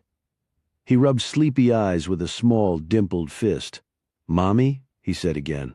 Still looking down, he finally saw the shadow of Black Hood at the bottom of the stairs. Daddy? The killer stood there and stared back up at the child. His gloved hand slipped to his pocket, fingered a knife. It would be over in an instant. A deuce instead of only one dead. What did it matter? Mother and son, what the hell does it matter? He tends to do this very thing, yet he made not a move. He simply stared at the small frame outlined in the weak light, the potential eyewitness, Daddy. He said again, now his voice rising with fear when no answer came. He snapped back just in time. It's Daddy, son. Go back to sleep. I thought you had to go, Daddy. I forgot something, Tommy. That's all. Go back to sleep before you wake up your brothers. You know, once your little brother starts to cry, it's all over. And give Bucky a kiss for me, he added, referring to the stuffed bear. While he couldn't exactly imitate the father's voice knowing the son's name, that he had brothers and other intimate details would certainly put the little boy at ease. He'd researched the Robinsons thoroughly. He knew everything from their nicknames to their social security numbers to their favorite restaurant to the various sports. The two older boys, Tommy and Jeff, played Tommy baseball and Jeff soccer. He knew that Harold Robinson had left the house at a little before midnight on his way to Washington, D.C., that their mother loved them very much, that tonight he'd taken that person away from them forever. He'd done so solely because she'd had the great misfortune to pass by his radar while shopping for milk and eggs. It could have been anyone's mother, anyone's, but it just happened to be Tommy's and 12-year-old Jeff's, and little 1-year-old Andy's, who'd had the colic his first 6 months of life.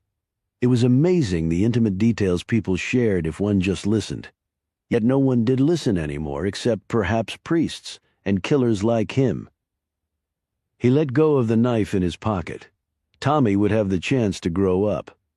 One Robinson was enough for tonight.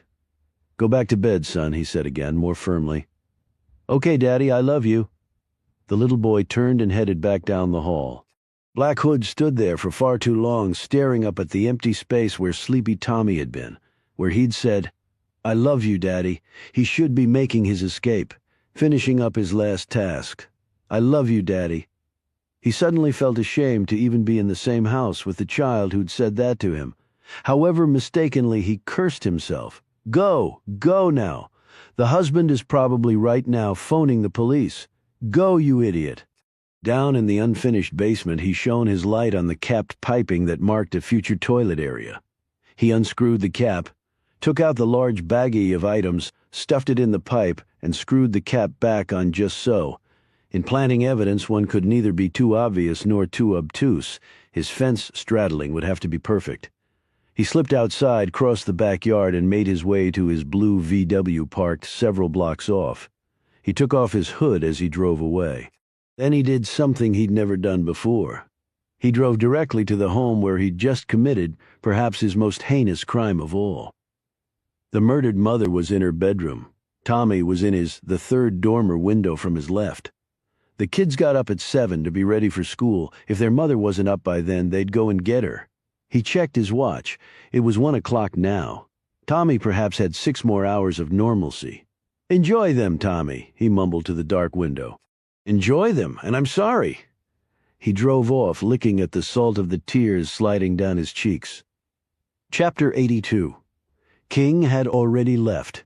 In a rental car by the time Todd Williams called Michelle with the news of Gene Robinson's death, when she arrived at the stricken home, it was surrounded with police and emergency vehicles. Neighbors stared terrified from windows and porches. There was not a child to be seen anywhere. The 3 Robinson children had gone to a nearby relative's home with their father. Michelle found Williams, Sylvia, and Bailey in the master bedroom. All 3 were staring down at the former lady of the house. Michelle recoiled slightly as she saw what had been done to the woman. Sylvia looked over at her and nodded in understanding. Stigmata. Gene Robinson's palms and feet had been mutilated as though to resemble the markings of Jesus on the cross, and her body had been laid out too, like the Son of God on that piece of chiseled wood. Bailey said wearily, Bobby Joe Lucas. He did the exact same thing to 14 women in Kansas and Missouri in the early 1970s, after raping them. I'm pretty certain no rape occurred here, said Sylvia. I wasn't suggesting that. Lucas died of a heart attack in prison in 1987, and her nightgown is missing according to the husband. That would fit our killer's M.O. Where's Sean? Asked Williams. Out getting some questions answered. Bailey looked at her suspiciously. Where? Don't really know. I didn't think Batman went anywhere without Robin, said the FBI agent sarcastically before Michelle could fire back a response. Williams said, well, can't you call him? He'll want to know about this. His cell phone was broken during the chase with Roger Canny. He hasn't replaced it yet. I'm sure he'll hear about this soon enough, said Sylvia. Bad news always travels faster than good. Where's the husband? Williams answered. With the kids. He was on the road when it happened. He's a salesman with a high-tech outfit. He said he got a call from his wife's cell phone a little before 1 o'clock this morning. The voice said his wife was dead. He tried calling her cell phone back, but there was no answer. Then he tried calling the house, but the line wasn't working. We later found the wires had been cut, so he called 911. When did Robinson arrive here? About an hour after my men. He was on his way to Washington for a sales conference. He likes to travel pretty late at night. He said he wanted to put his kids to bed and spend time with his wife before he left, answered Bailey. Any reason to suspect him? Asked Michelle. Other than that, there was no forced entry. None that we can see, replied Williams. And no one saw anything? She asked. There were only the 3 kids here. The infant, of course, can't help us. The oldest boy, a female deputy, rushed into the room. Chief, I just finished interviewing Tommy, the middle child. He said his father was in the house last night when he woke up. He doesn't know what time it was, he said. His father told him he forgot something to go back to bed. At this instant, another deputy burst in. We found something in the plumb pipe in the basement. They placed the baggie taken from the plumb pipe on the dining room table and observed its contents through the clear material, St. Christopher's medal, belly ring, gold anklet, belt buckle, and an amethyst ring, inventoried Williams. All the things taken from each of the first 5 victims, said Bailey. Williams immediately turned to one of his deputies. I want Harold Robinson taken into custody right now.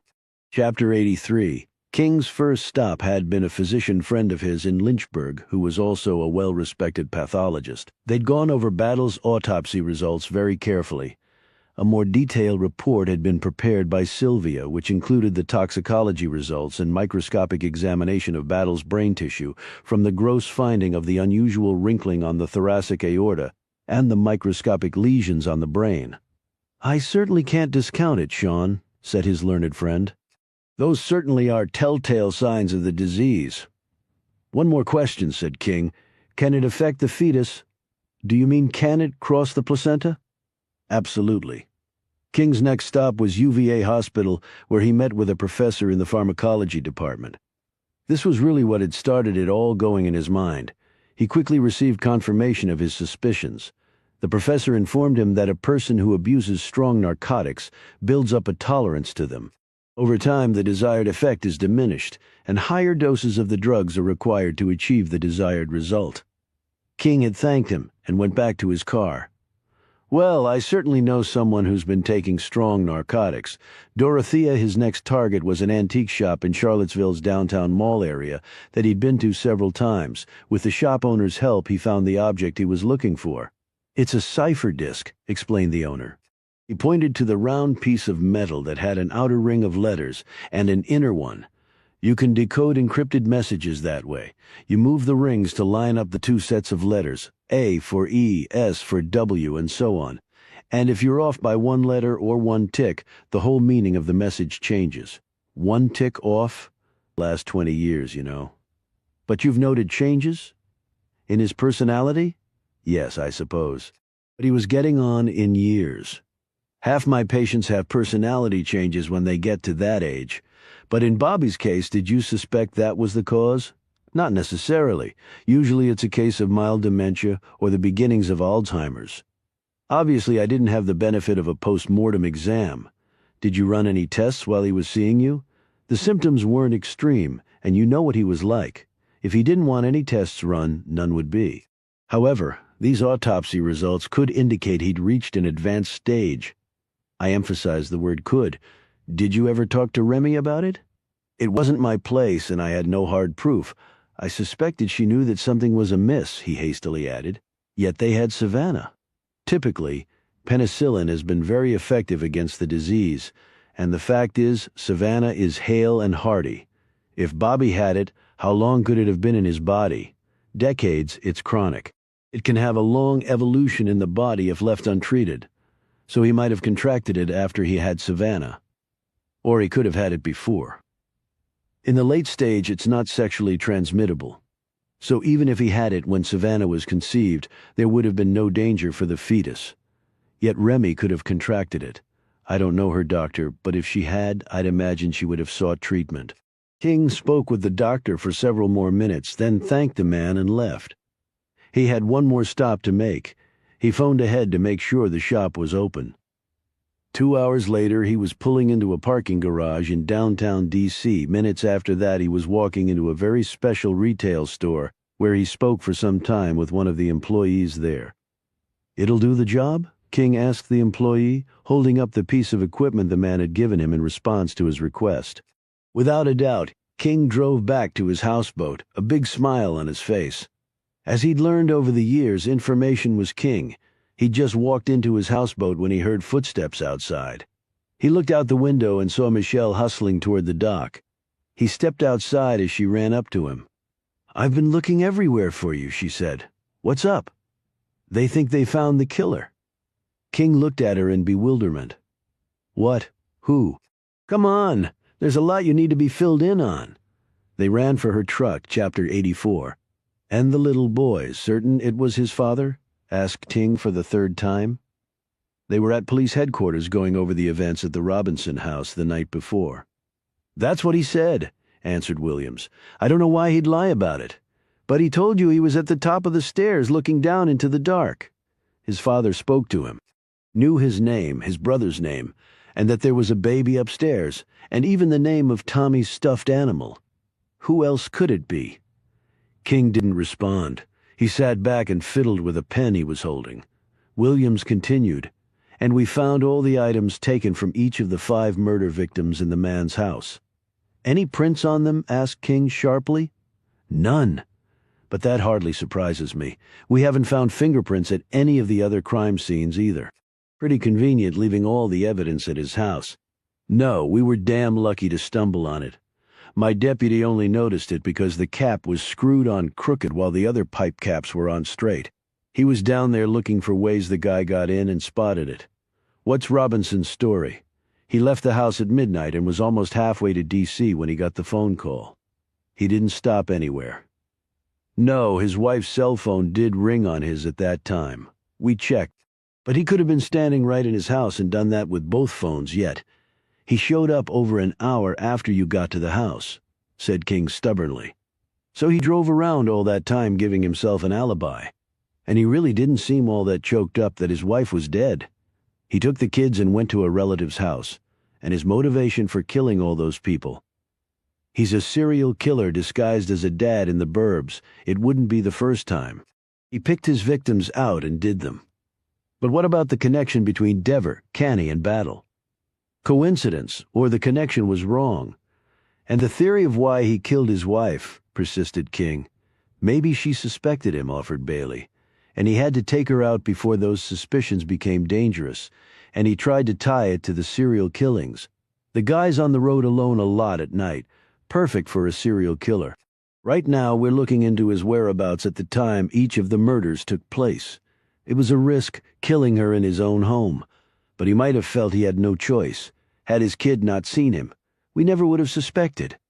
"Yep, my gut tells me he's our guy," said Williams. "Yet his son talks to him, and the boy's still alive," said King. Bailey answered, "Maybe even an animal like that has his limits. Or maybe he thought his son was half asleep and wouldn't remember the conversation. Or that no one would believe him if the boy did tell someone. You're a lawyer. A defense counsel could have a field day with a kid that young."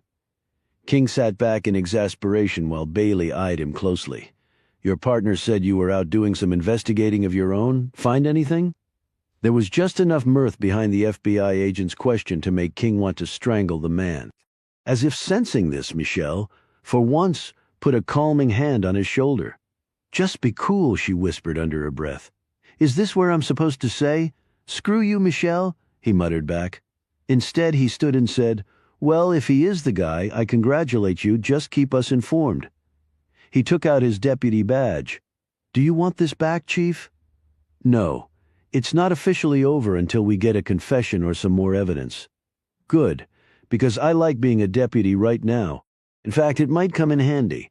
He walked out. Talk about your sour grapes, said Bailey. Michelle immediately rose to her partner's defense. We don't know for sure Robinson is the guy.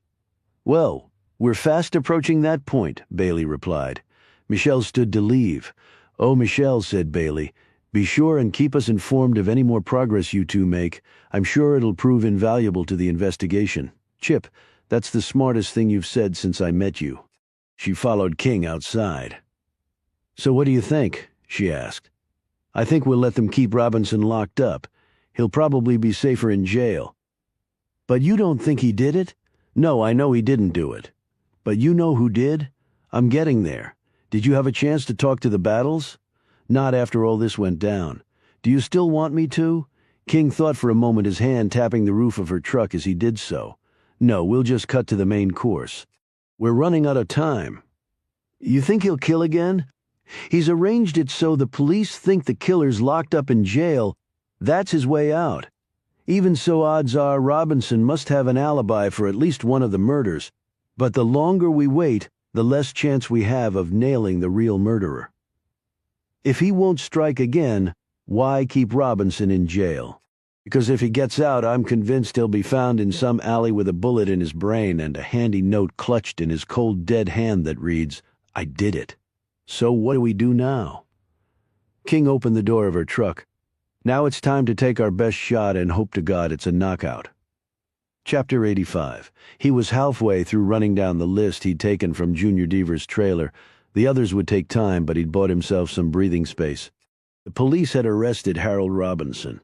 He'd actually been fortunate Tommy had woken up and identified his father as being in the house, as the papers had reported.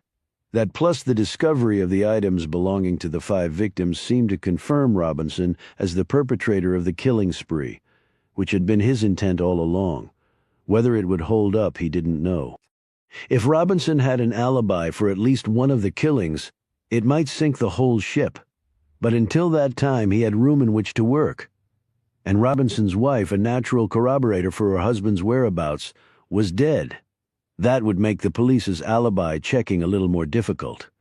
There was one more killing to do, but he wasn't concerned about the police connecting it to the previous murders and letting Robinson off the hook. They'd never find the body of his next victim. Indeed, there'd be nothing left to find. He'd recently gleaned one very intriguing piece of information when he checked the recording from the phone bug planted in King and Maxwell's office. He'd heard the conversation Michelle had with Billy Edwards. Over 3.5 years ago, the great Bobby Battle and his imperious wife had had an argument in the car barn, and the Rolls-Royce had been damaged. Over 3.5 years ago, the day before Edwards had been let go, in fact, he sat mulling this over. There was something, if only he could remember what it was. He finally turned back to his list, which showed the people Junior Deaver had done work for in the recent past. He figured that if someone had set up Junior for the burglary, they'd have to have had access to his trailer and personal items. He further deduced that the person who'd committed the burglary had probably killed Bobby Battle. This act had not only stolen his glory, but ruined everything he'd worked for. For that sin, only the ultimate punishment would do. Michelle and King were huddled in their office. Okay, Sean, no more glib responses, no more bullshit answers. I'm tired of being kept in the dark. You said we had to give this guy our best punch and hope it's a knockout. I want to know everything you know, and I want to know it right now, Michelle. Everything now, Sean, or you can look for another partner. King sat back and sighed heavily. Okay, I know who killed Bobby Battle. I spoke to a bunch of doctors, did my antique shopping, made some other inquiries, and figured out some pieces of the puzzle, and it all holds up. Who is it? Let me just say first that you're not going to believe it. Fine, I won't believe it. King fiddled with a paperclip on his desk. Harry Carrick killed Bobby Battle. Are you out of your mind? What possible motivation could Harry? King broke in. The oldest possible one. He's in love with Remy.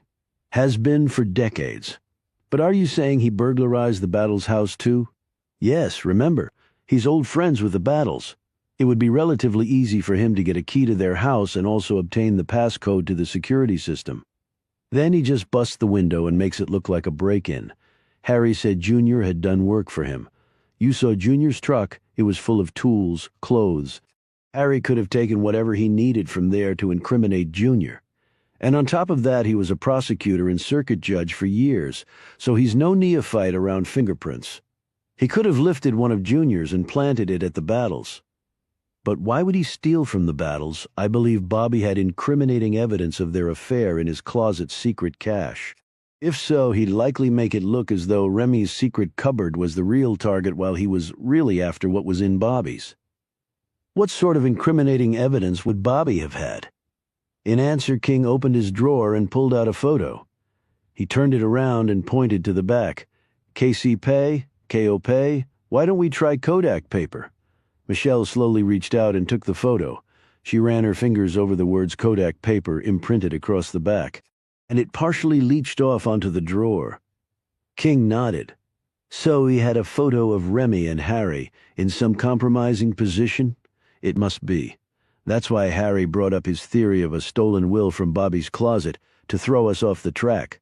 The way I see it, Harry and Remy must have been in on this together. They had to get the photo back but make it look like a burglary, in which Remy's things were all that were taken. Under that theory, Remy would have given Harry the key and the passcode. What they probably didn't realize was that the security system has an archives feature. Without Remy knowing, I checked that log at 1:30 in the morning when the burglary took place. The security system was turned off by someone inputting the access code. No one had ever checked that before because everyone assumed it was a burglary. So they get the photo, and then there's only one more thing to do. Kill Battle, said Michelle, and her voice broke. I can't believe this, Sean. I can't. Not Harry. Look at it from Harry's point of view. The woman he loved was married to a monster. Remember, he was at the hospital the morning Bobby died. He told us the hospital had called him in because he's their general counsel. You mean he's not? No, he is, but they didn't call him. He came in on his own. He arranged to meet us as we were leaving. He told us he was an old friend of Bobby's. He asked if we'd seen Remy, all things to throw off any suspicion we might ever have about him. So the night battle was killed. Remy left the hospital at 10 or so. She signaled to Harry, who was waiting in the parking lot, probably dressed in hospital scrubs. He's the hospital's general counsel. He knows it's shift change time. He goes in, moves the camera, shoots the stuff in the bag, drops the false clues and leaves, but Remy's being there incriminates her. Why would they have done it that way? Why have Remy anywhere near there? That's why they planted the evidence that it was the serial killer's doing. I checked. Remy was already rich, even without Bobby's leaving her property in the will. So there was no motive there. And because Remy was there, people will actually believe she might have been set up. They might initially suspect her, but over time they'd start to think like you did. If she really did do it, there'd be no way she'd be near that room on the night Battle died. And what were she and Harry going to do? Wait a bit and get married? No. I suspect that after a discreet interval, Remy would move away. Then a little while later, Harry would do the same, next stop. Maybe a private island in Greece. Michelle drew a long breath and slowly let it out. So now what do we do? We're having dinner with Remy and Harry. What, are you kidding? No, we're having dinner at Harry's home. He sat forward. Michelle, they made a mistake. A small one, but it was enough, using a little surveillance device I bought in D.C. I have all the proof I need. Does Todd or Bailey know about this? No, just us. I'll never approve of what Harry and Remy did, but I thought they deserved to have this handled as discreetly and with as much dignity as possible. When? She asked. Tomorrow night at 7, Harry's out of town until tomorrow afternoon. It'll just be the 4 of us there. Once they realize we know the truth and have the evidence, I have no doubt they'll confess and come with us very quietly. Then we'll turn them over to Todd. I have a bad feeling about this, Sean. A really bad feeling. Do you think I like it? Harry was a Virginia Supreme Court justice. He's been a good friend of mine for years. I know, but however much you like Harry, you have to put that aside. Bobby Battle was an awful person in many ways. I also learned that he probably was suffering from a chronic disease he may have transmitted to Remy. Oh my God. But regardless, King continued, he didn't deserve to be murdered. He looked at her and said quietly, "There, I've told you all I know." A pause then. "Are you with me on this, Michelle?" "I'm with you," she answered quietly. Chapter 86. King had asked Harry to give Calpurnia the night off, so he could make dinner for the four of them. "You've got quite a kitchen, Harry," said King as he and Michelle put the meal on the table. "I appreciate your letting me come early to get things done." Harry looked at the elaborately prepared meal. "Really, Sean? I have to think I made out far better than you on the arrangement." Harry was dressed in one of his finest suits, though it seemed a little snug over his frame. "My weight hasn't changed in 40 years, but its location has," he'd explained in a mock depressed tone. "Yes, indeed," said Remy, who was also dressed very handsomely. She and Harry sat side by side across from Sean and Michelle in the large dining room. "I just trust that your drive home will be far less eventful than it was the last time you dined with me. Actually, I think this evening may hold its own unique points of interest," said King vaguely as he started serving the food. Michelle, meanwhile, looked on with a distracted expression. "Michelle, my dear, what's wrong?" said Harry. She glanced up at him quickly. "Nothing, just not feeling all that great. Probably just a spring bug." The meal went uneventfully. They ate dessert and then moved on to the library for coffee. The night had turned chilly and the fire was warming. King went over to an enormous wooden stamped-in room divider that sat diagonally against one corner. "This is a beautiful piece," he said. "18th century," answered Harry. "It was handmade from materials right here on the property." King stood in front of the fire. He glanced nervously at Michelle and then said, "I'm afraid I've been a little deceitful tonight." Harry and Remy stopped chatting and looked up in surprise. Remy said, "What?" The purpose of this dinner wasn't really social. Harry set down his coffee and glanced at Remy, and then at Michelle, who kept her head down and her hand buried in the pocket of her jacket. "I don't understand, Sean. Do you mean you want to talk about the case some more?" "No, I don't really need to talk about the case anymore. I think I know all I need to know." The two continued to glance curiously at him. Michelle finally blurted out, "Sean, just tell them," Harry said. "Tell us what?" The hand in which Remy was holding her cup and saucer started to shake. They all turned as the man in the black hood came into the room, his gun out and its red laser aimed dead on Harry's heart. King immediately stepped between Black Hood and Harry. "This stops now," King said quietly. "No more killing. Get out of my way or you'll die first." Remy rose. The pistol swiveled in her direction. "Sit down," said the man sharply. King took a step forward but stopped when the pistol came in his direction once more. Michelle said, "Black Hood, take your gun out and put it on the table. Now, no heroics," he added. She did so, gripping it by the muzzle. "You can't kill us all, can you?" said King. "I'm thinking about it, I really am," shot back the man as he eyed Remy. "Well, then I guess it's time to clear up your misperception," said King calmly. "Remy and Harry had nothing to do with Bobby's death. It was a setup to bring you in." He paused and added, "I found the bug." The gunman took a step back. His pistol dropped a notch. "What?" "The conversation you heard between Michelle and me was staged, okay." He snapped his fingers, and the room instantly filled with heavily armed police and FBI agents. They came out from behind the enormous room divider, the large cabinet in the corner and behind the thick drapes, with a dozen guns to his one black hood backed up against the wall. "Drop it," said Todd Williams, his gun leveled right at the circle and crosshairs etched on the black hood. Michelle had picked up her gun and was aiming at the exact same spot. Black Hood seemed to be thinking of whether to go for it. His body seemed to tense. "Drop it," roared Williams, who obviously sensed what the man was doing. "It would really be better if you did," said King in a level voice. "At least that way you may be able to clear up a few remaining pieces." "I think you owe us that." "Oh, you do you?" Despite the sarcasm. The man let the pistol fall to the floor. He was immediately tackled by the police and handcuffed. "The house has been surrounded all day," said King, as they pulled the man back up. "We knew exactly where you were at all times. When I went over to admire that piece of furniture, I was actually given the signal you were in the house, and I could start my little act." He paused. "We had Harry and Remy in safe places, so you wouldn't get a chance to jump the gun on us. We did it on our terms. It was actually refreshing." King walked over to the prisoner. "Do you mind?" He glanced at the prisoner's manacled hands. Since you're in no position to remove it yourself, doesn't matter now, does it? King glanced over at Remy. I realize you already know from his voice, Remy, but Harry, you better hold her anyway.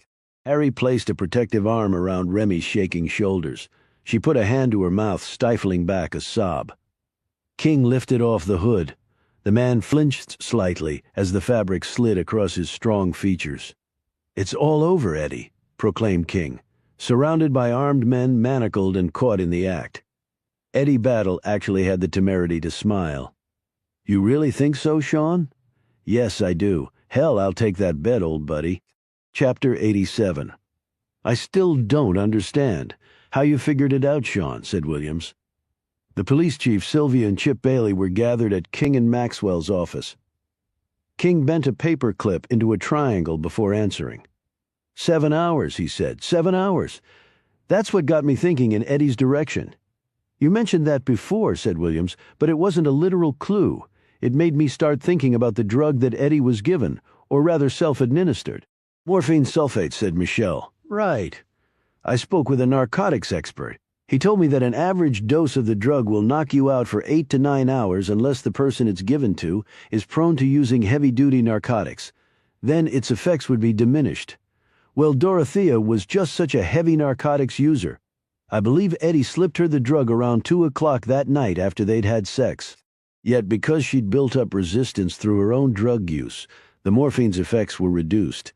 In fact, she'd almost fully recovered less than 6 hours later, before 8 o'clock. In fact, the time Savannah came and told her about Sally's being killed. But she mentioned she was in a fog, said Bailey. And she was, but coming out of it. We just thought she was lying, trying to cover up. However, Eddie couldn't give himself the morphine sulfate until after he'd killed Sally, not before, say, 6 o'clock or so. He started to come out of the effects of it around 3 in the afternoon, about 9 hours after he took it, or the normal length of time the drug would render someone unconscious.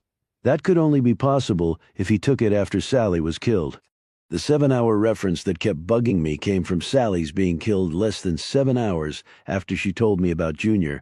That made me start thinking about how long Eddie was knocked out, and it just didn't add up. Particularly if you believe Dorothea was drugged too, since they recovered at very different times. Even with her built-up tolerance, it was far too much of a discrepancy. William slapped his leg. Damn, I never even thought of that. He pointed a big finger at Bailey. Neither did you, King continued. Conceivably, if the killer wasn't Eddie, he might have drugged Eddie, but he would have done it well in advance of killing Sally, so Eddie would have been safely unconscious.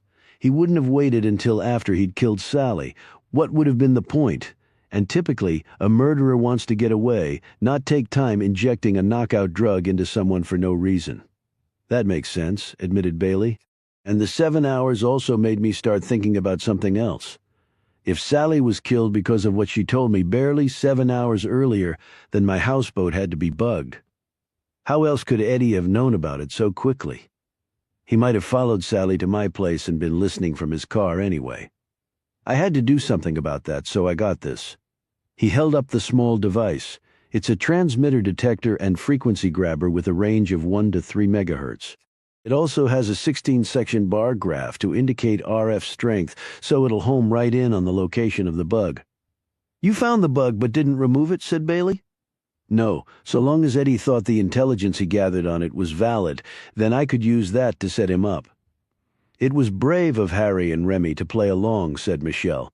Neither one of them knew it was Eddie until he spoke. I regret shocking Remy like that, but I thought burdening her with the knowledge of her son's guilt beforehand would have been even worse. I was nervous about it, said Williams. I mean, we had the place surrounded, but still he could have shot somebody. I was sure he wouldn't, not when he realized Harry had nothing to do with Bobby's death. Eddie played fair, I'll give him that.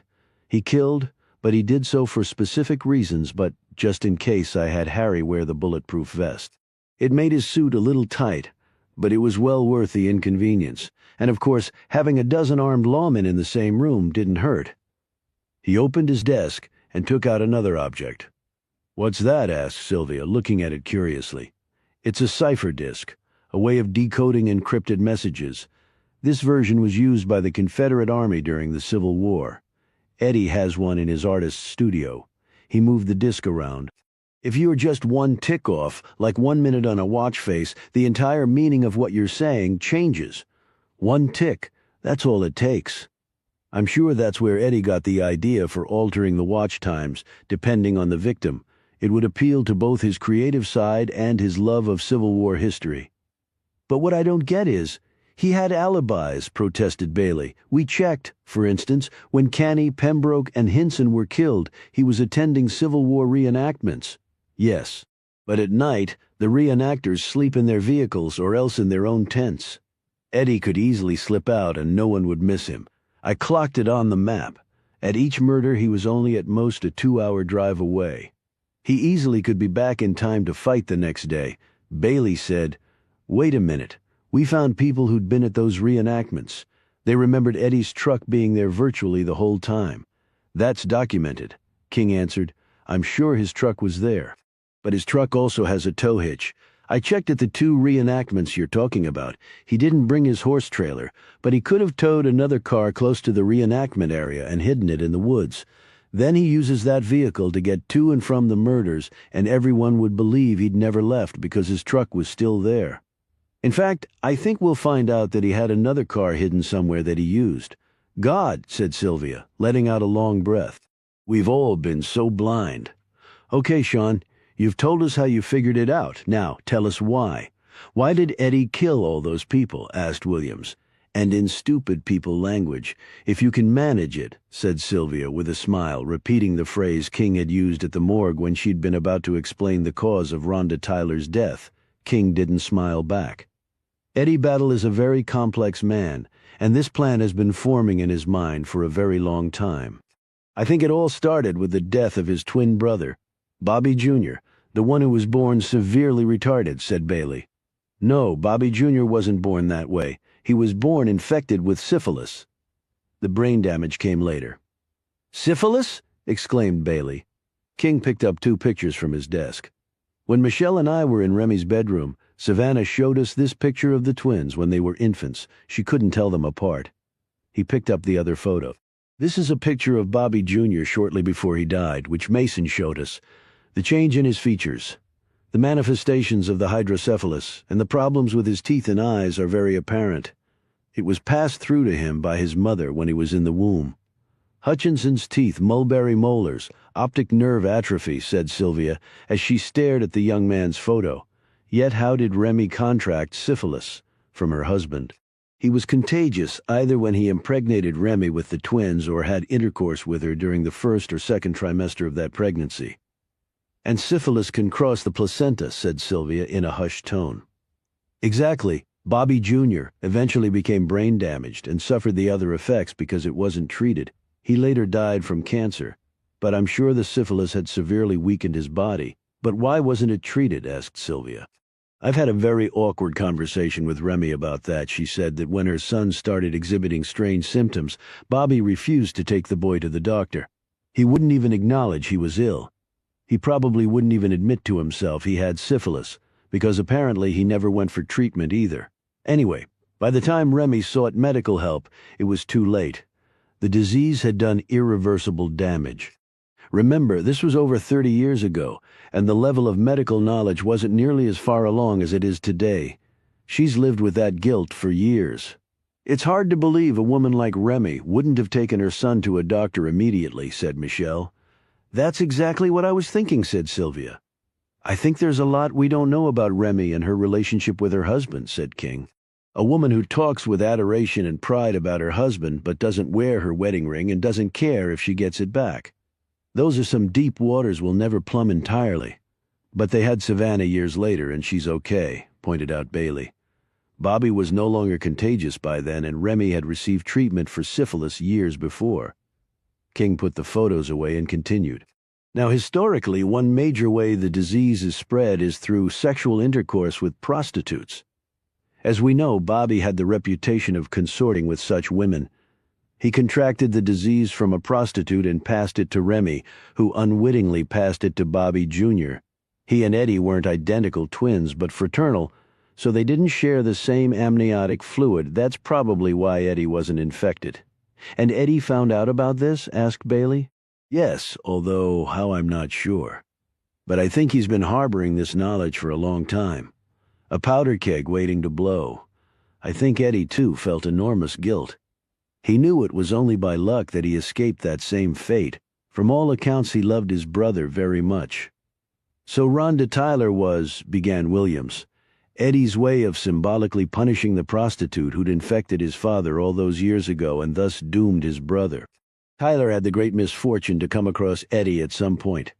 The unusual wrinkling on Bobby's aorta and the brain lesions, said Sylvia. All that points to syphilis, she said in a very chagrined tone, putting a hand over her eyes. You weren't really looking for it, Sylvia, said King kindly, and those things could be caused by other diseases as well.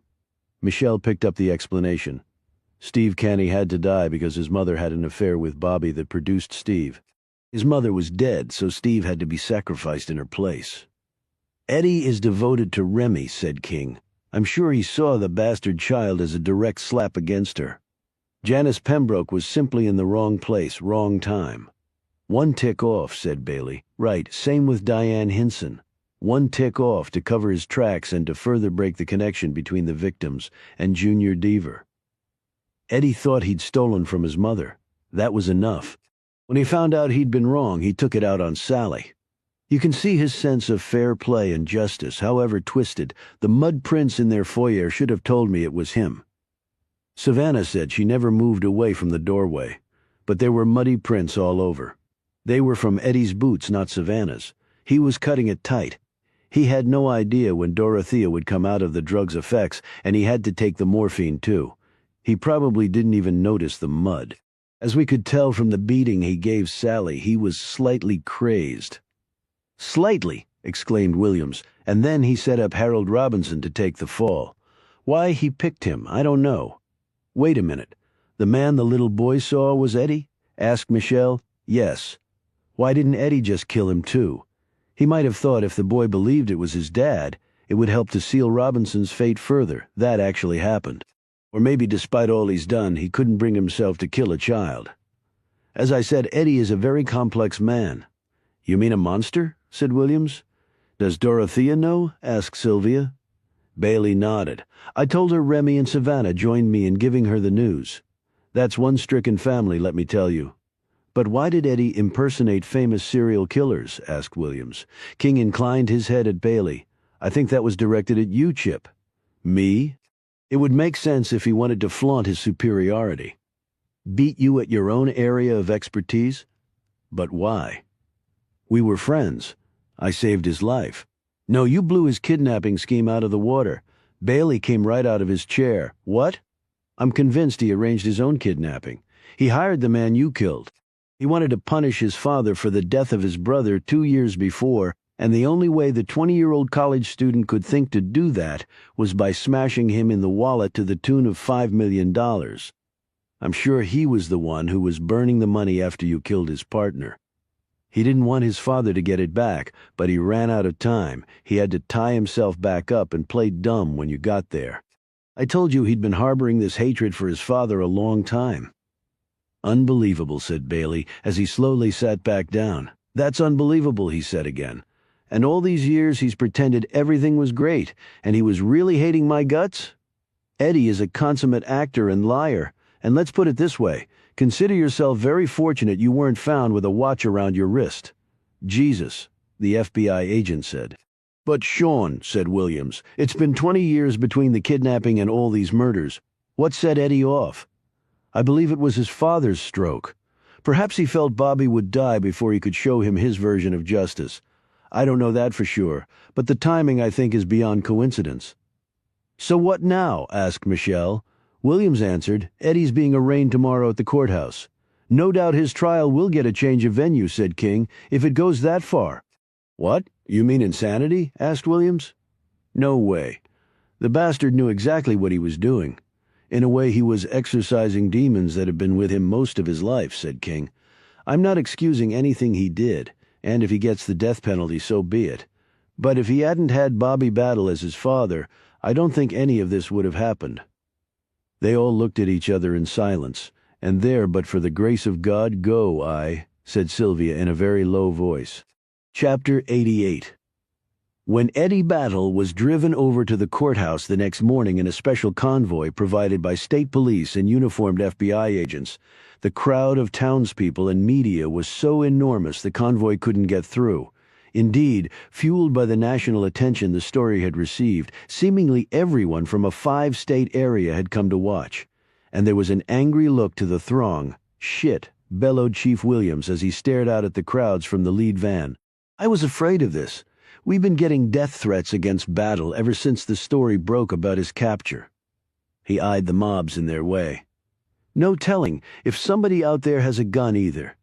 He scrutinized a group of tough-looking men standing beside pickup trucks with building materials in the beds. "That's probably a bunch of Junior's good old boys, and they don't look like they're here to pat Eddie on the head. Isn't there an underground entrance to the courthouse?" said Bailey, who was in the rear seat behind Williams. "Don't you think if there were, I would have already gone there?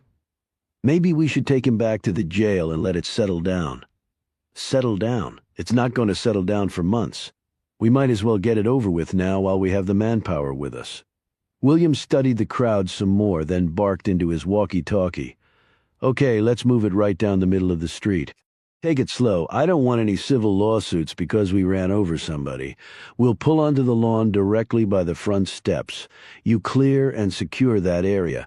I want a ring of body armor there, you understand? Then we'll open the doors and hustle him through fast for his arraignment. But before he comes back out, we're going to disperse this damn crowd and get these media trucks out of here. That's for damn sure. You're going to have a big First Amendment problem with that," Todd said Bailey. "To hell with the First Amendment. I've got a prisoner to keep alive. Even if it's just so they can execute him." The area was secured. The van pulled in front and Eddie Battle was whisked into the courthouse as screams and epithets rained down on the men encircling him, along with bottles, cans, rocks, and other thrown items, but fortunately no bullets. Battle's court-appointed lawyers met him outside the courtroom. They spoke briefly and went inside, where Eddie pleaded not guilty. His counsel didn't ask for bail to be set. Not that such a request would have been seriously considered. His lawyers might have been terrified that a free Eddie would come and visit them in the middle of the night. "We'll be in touch," said his lead attorney, a tall, portly woman with a bad haircut. "I'm sure," said Eddie, his strong body nearly bursting out of the too small orange prison jumpsuit. "You think you can get me off with good behavior?" Eddie and his bodyguards headed back out but were stopped by Williams and Bailey long before they got to the exit doors. "We're looking at a near riot out there," said Williams. "Before we can get him out, we have to deal with it. I've ordered pepper spray and tear gas if they won't disperse on their own." Eddie smiled. "Looks like I really lighted up old Wrightsburg's fire, Todd." "Shut up," screamed Williams, but that did nothing to wipe the smile off Eddie's face. It just grew bigger. "Now you have to protect me, Todd. You can't let them kill me, or the media will be pissed. You can't deprive them of the show. Think of the ratings. Think of the ad dollars." "I said shut up." Williams moved toward him, but Bailey got between them. "That's stupid, Todd. Don't even think it." "Hey, thanks, Chippy. You've always been such a good friend," said Eddie. Bailey whipped around and his hand went toward his gun. Now Williams stepped in. "Okay, Chip, we're not going to let him do this to us," he bellowed to two of his deputies. "Take him to the holding cage on the second floor. We'll come get him when the crowd's under control." "Good luck," called out Eddie as the deputies led him away. "Don't let me down now." Chapter 89. One of the deputies was by the outside door, the other hovered by the window. "It looks like a damn riot there," said the one by the window. He was Eddie's height, well built with curly hair. "There goes the tear gas." "Tear gas," said the other, a short cop with a bulldog chest, wide waist, and broad hips that caused all the gear on his belt to stick out sideways. "Wish I were out there shooting some of that stuff at those sumbitches." "Well, go on. I got things here no can do." The chief said to stay put. He glanced in the direction of the holding cell where Eddie Battle sat silently watching them. "This Mutha's killed a bunch of people. Dude's crazy." "They don't riot for jaywalkers, boys," said Eddie. They both looked at him. The big cop laughed.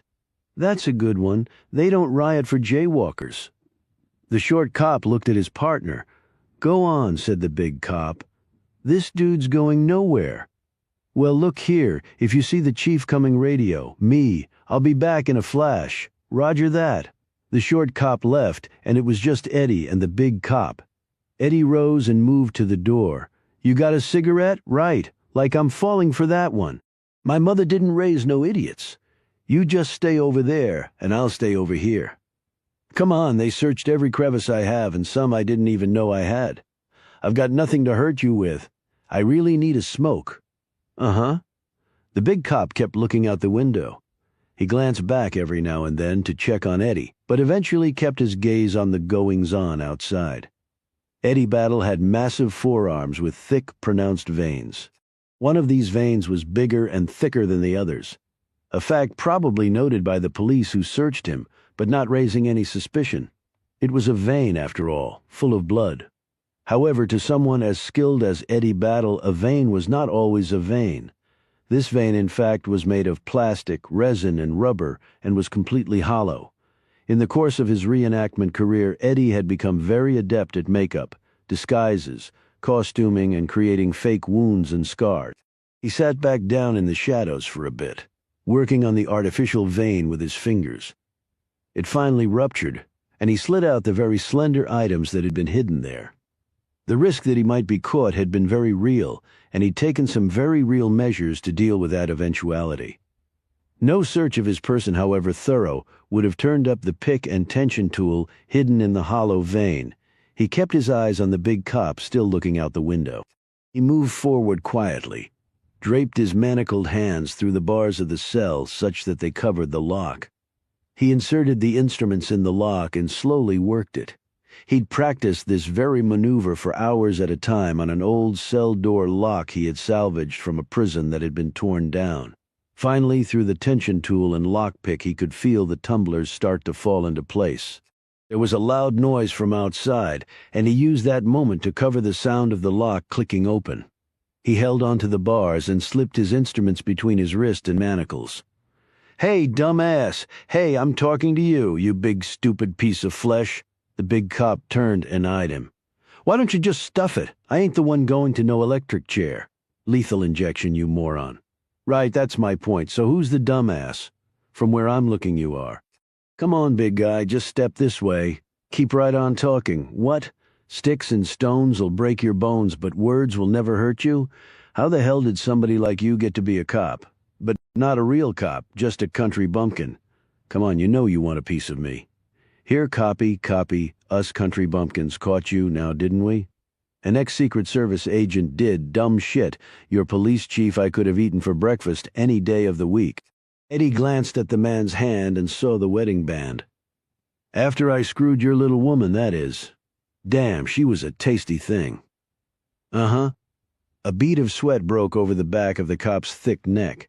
His pistol hand clenched and unclenched, almost there.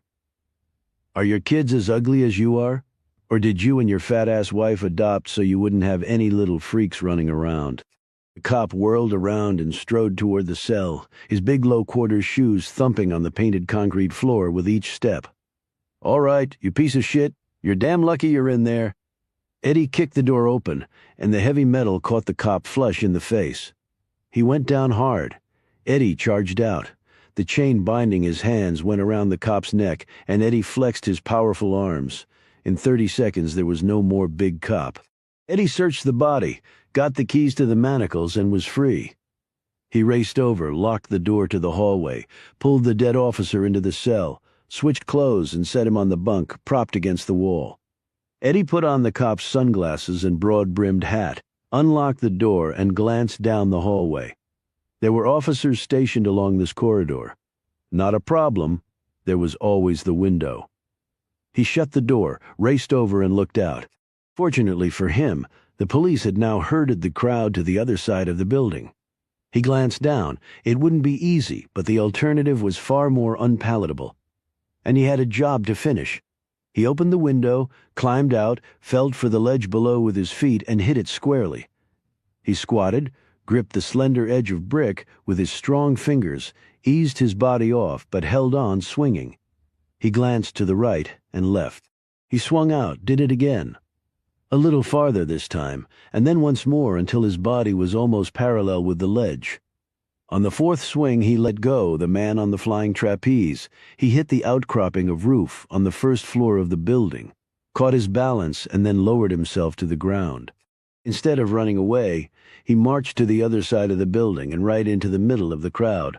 Fighting his way through, at the same time, he pretended to be helping quell the riot. He reached a number of empty squad cars, looking in one after another until he spotted keys in the ignition of a bulky Ford Mercury. He climbed in, backed it out, and drove off. The riot was still going on, the network personnel gleefully filming all of it for the national audience. However, they just missed the biggest scoop of all: the successful escape of Eddie Lee Battle. He found a pack of gum in the ashtray, popped a piece of juicy fruit in his mouth, and turned the police radio on high so he could learn instantly when they discovered he was no longer in custody. He breathed the fresh air and flicked a wave to a kid walking his bike along the side of the road. He slowed the squad car and rolled down the window. "Hey, you gonna grow up to be a good law-abiding person, son?" "Yes, sir, mister," called out the little boy. "I want to be just like you." He tossed the kid a stick of gum. "No, you don't, son. You don't want to be like me. I'm terminal, only got a few days to live." But he looked on the bright side as he sped up. He was free, and he was back in business, and he only had one more to go. One more. It felt so damn good, Chapter 90. "So, who killed Bobby Battle and Kyle Montgomery?" asked Michelle. They were sitting on King's Dock catching some sun after returning from a morning ride on their sea-doos. "Nothing's clicked yet. Maybe I used up all my little gray cells catching Eddie. Well, Dorothea had the best motive to kill Kyle, and she had the opportunity to kill Bobby as well, and maybe the motivation, if he didn't live up to his part of the bargain and give her a bigger piece of the estate." Michelle looked troubled. "I know you concocted all that stuff about Remy and Harry, but you don't really think Harry has an alibi, an ironclad one. At the time of Battle's death, he was giving a speech to the Virginia State Bar in Charlottesville." Michelle looked relieved. "And Remy?" Now King looked troubled. "I don't know, Michelle. I just don't know. She certainly had good reason to want to kill him. Or maybe someone who wanted to be the next lord of the manor did it." He looked at her strangely and was about to respond when his cell phone rang. He answered, listened, and his face turned ashen. He clicked off. "This is really, really bad, isn't it?" she said fearfully. "Eddie's escaped. All the Battles were given round-the-clock security at their home. Harry Carrick, King, and Michelle joined them there since their lives were conceivably in danger too. A massive 3-state manhunt, jointly conducted by the FBI and area police, was begun. But 2 days later, there was no sign of Eddie. King and Michelle were in the dining room having coffee with Sylvia, Bailey, and Williams, and talking about the case. "Eddie's a very experienced outdoorsman, and he knows this country better than most," pointed out Bailey. "He's hunted over it and explored it for most of his life. He can live on next to nothing for weeks." "Thanks, Chip. That's very encouraging," Williams said sourly. "We'll find the son of a bitch, but I can't promise to bring him in alive." "I don't think Eddie will let that happen again," King said. "Wouldn't he have fled the area as fast as possible?" asked Michelle. King shook his head. "Too many roadblocks and police at all the bus and train stations and the airport. The police car he stole was found abandoned on a back road. I think he took to the hills." Williams nodded at this. "His best chance is to lay low around here, change his appearance as much as he can, and when things quiet down a bit, he makes his run." King didn't look convinced. Williams noted this and said, "You disagree?"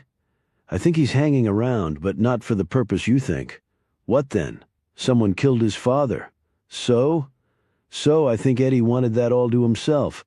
I think Bobby was supposed to be the final victim in all this, if the stroke didn't kill him first." King glanced at Michelle. "He came to see us, claiming his mother was upset about people thinking she had Junior and her husband killed. He knew she hadn't done it. He wanted us to find out who had. And you remember when we were having drinks with him at the Sage Gentleman? He said his father just had to live. So he could kill him," said Michelle. "So what the hell is he going to do? Go after the person who killed Bobby," said Williams. "We don't even know who that is, Sean. But if we run that person down, we have a good shot at nailing Eddie.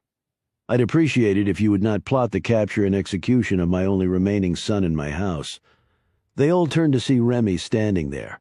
She'd rarely come into the mansion's public spaces. When she did, she spoke to no one. Not even Harry.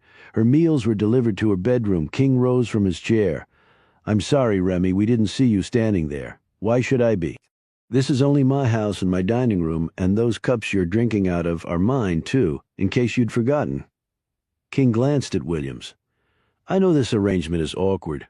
To put it mildly," she interrupted. Williams said, "It's just a lot easier having all of you in the same place, Remy." "Oh, I'm glad it's easier for some people. It's certainly not for me." "We can go to a hotel," suggested Michelle, but Remy dismissed this remark with a decisive wave of her hand. "Never let it be said I shirk my civic duty, even if it does mean losing my son." She stalked out of the room. They all looked at each other nervously. "This really is an impossible situation for her," said Sylvia. "Do you think any of us like it?"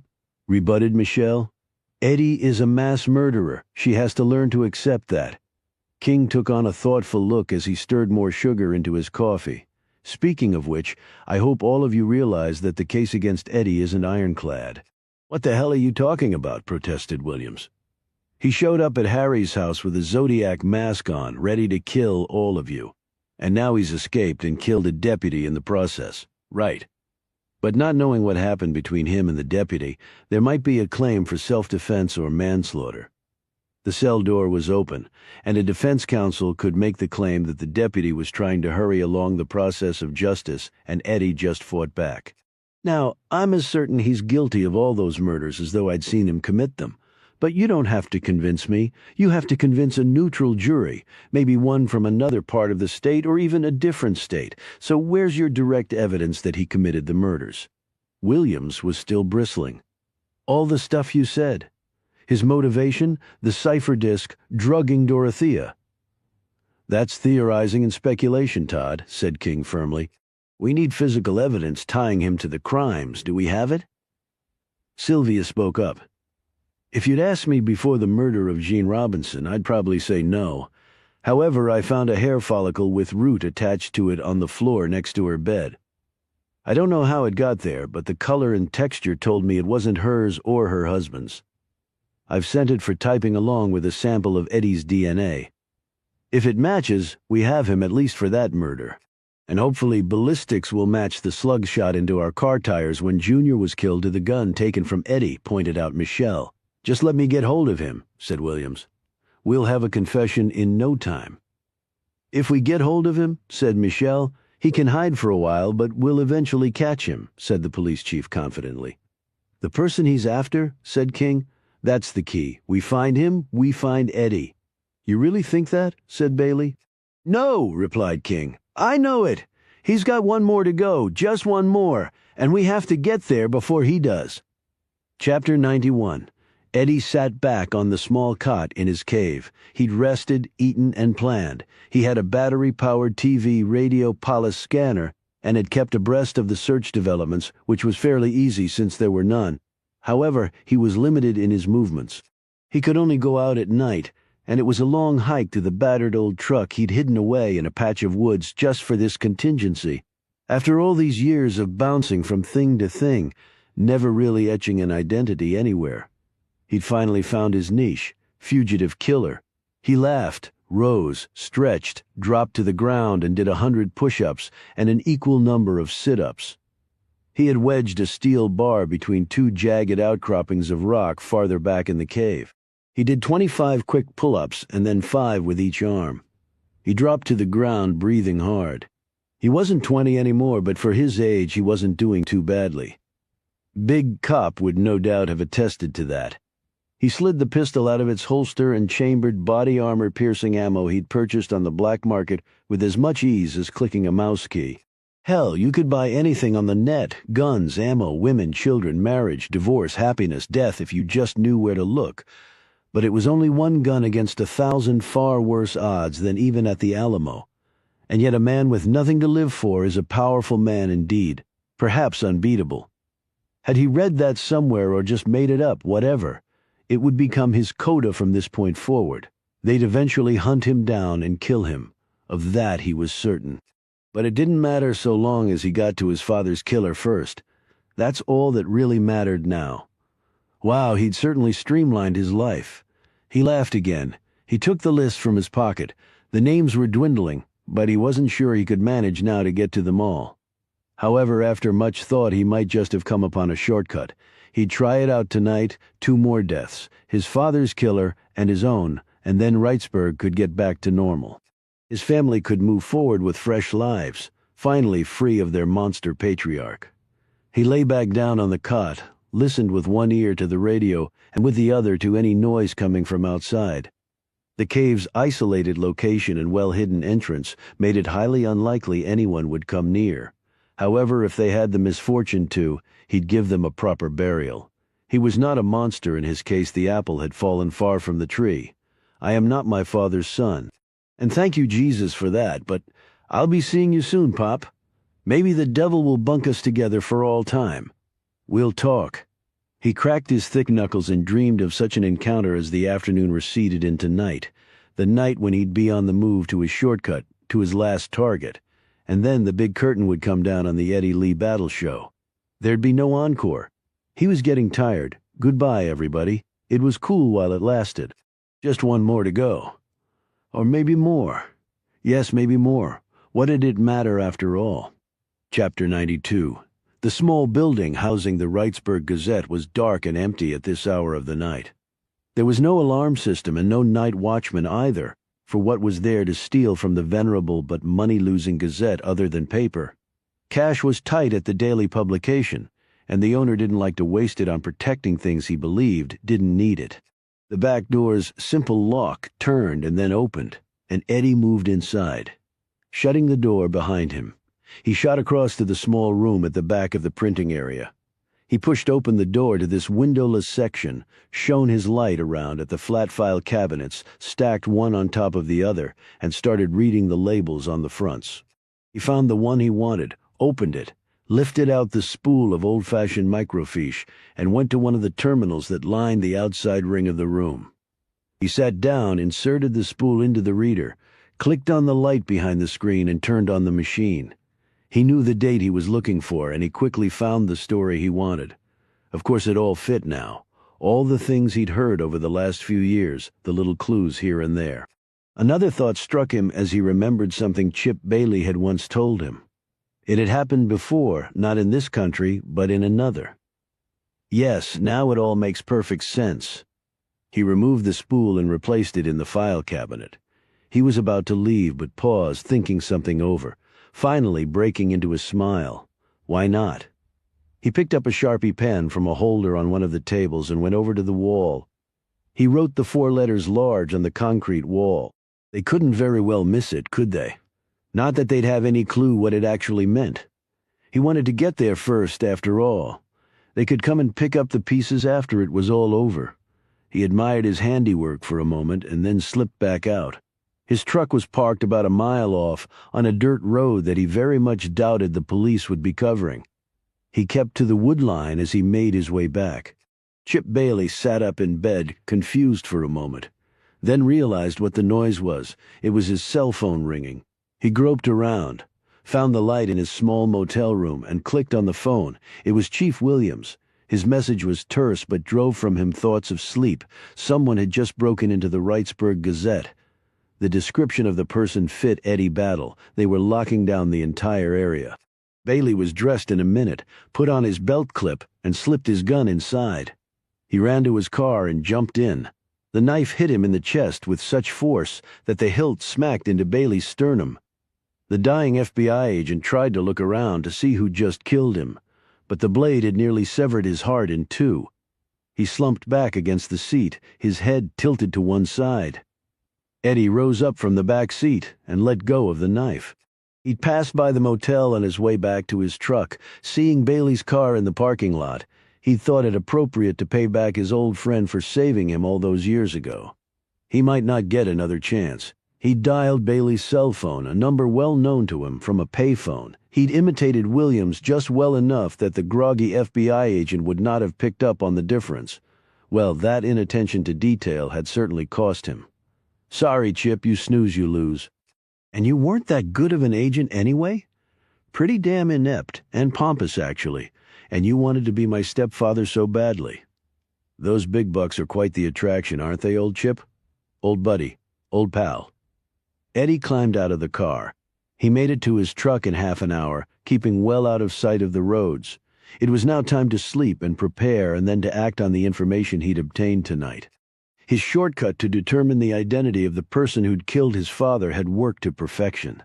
He just hoped the execution on the other end would be as flawless. It was his knife. Williams told King and Michelle at the Battles house. His prints were on it. Eddie's not trying to hide that he did it. Hell, he's probably proud of it. Chip Bailey's body had been found the following morning by one of his men. The death of the veteran FBI agent had staggered everyone. "Pretty damn ballsy for Eddie to come out of hiding to take out Chip like that," said King. "I'm not sure that's the only reason he came out," replied the police chief. "You two better come with me." He drove them to the Gazette building and pointed out the word on the wall that Eddie had written there. Teat. King looked at the word and then glanced at Williams. Teat? What, like a cow's teat? You're sure this was Eddie's doing and not some kid's prank? No, I'm not sure. It looks like just that, in fact. But the Gazette isn't that far from the motel where Chip was killed. King looked around the room. What would he want from here? Michelle pointed to the numerous microfiche files. Maybe he was looking for something in there. That's a lot to look at when you don't know what you're looking for, said King. He turned to Williams with a concerned expression. You better watch your back, Todd. I'm not looking to get a knife in my chest.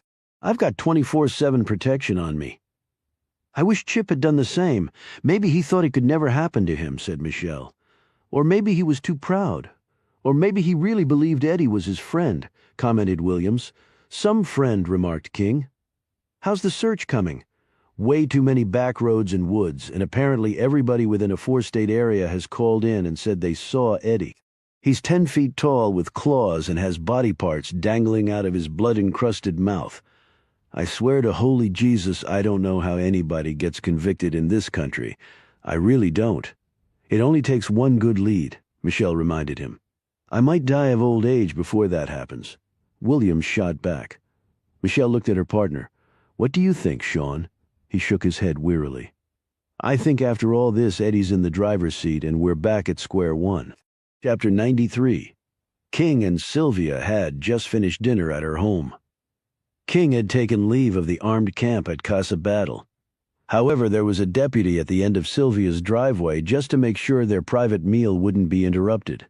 Sylvia played with the bracelet on her left wrist. Where do you think he is? King shrugged. Either 1,000 miles away or 10 feet, it's hard to say. He crushed Gene Robinson's skull, you know. And the windpipe of that police officer at the courthouse, too. And he stabbed Chip Bailey so hard the knife blade hit the man's spinal cord. Not to mention what he did to Sally Wainwright and all those other people and almost killing you. And yet he didn't kill Tommy Robinson. You think that excuses what he's done? She said sharply. He looked at her over the rim of his wine glass. No. He rose and picked up the bottle of wine he'd brought. This vintage is best drunk outside. He was tired of talking about Eddie. He was sick of it, actually. They walked down the steps to Sylvia's small dock. When did you put up the gazebo, he asked. Last year. I like to sit and just look. You've got a nice spot to do it, although you ought to think about putting in a boat slip. I get seasick, and I'm not that good a swimmer. I'd be proud to teach you. They sat and drank the wine. I'll get you out on my boat. It's actually a very safe lake, King said after a while. You're sure about that? Absolutely. The man alternated between swimming just below the surface for 50 feet and then coming up shallow, only his face out of the water, and taking a breath before heading back under. He came up one last time, treading water and looking around. It was just as he'd thought. They hadn't secured the dock. Why would they think of that? They were only the police. Eddie swam the short distance to the dock with methodical strokes. In his black wet suit, he was pretty much invisible. He reached the swim ladder, eased himself out of the water, and then stopped, listening. He made a detailed sweep of the surrounding area before continuing up and onto the dock, then pulling up the watertight pouch that was tied to his foot. He took his gun out of the pouch and checked his watch. He'd have to move fast. It wasn't like he could make a quiet exit, although there were rumbles of thunder in the distance. He'd heard on his radio that a major storm was heading in. High winds, rain, and lots of lightning and thunder. He couldn't have asked for a better night. The natural elements were always his friend, it seemed. That was good, because he didn't have any others.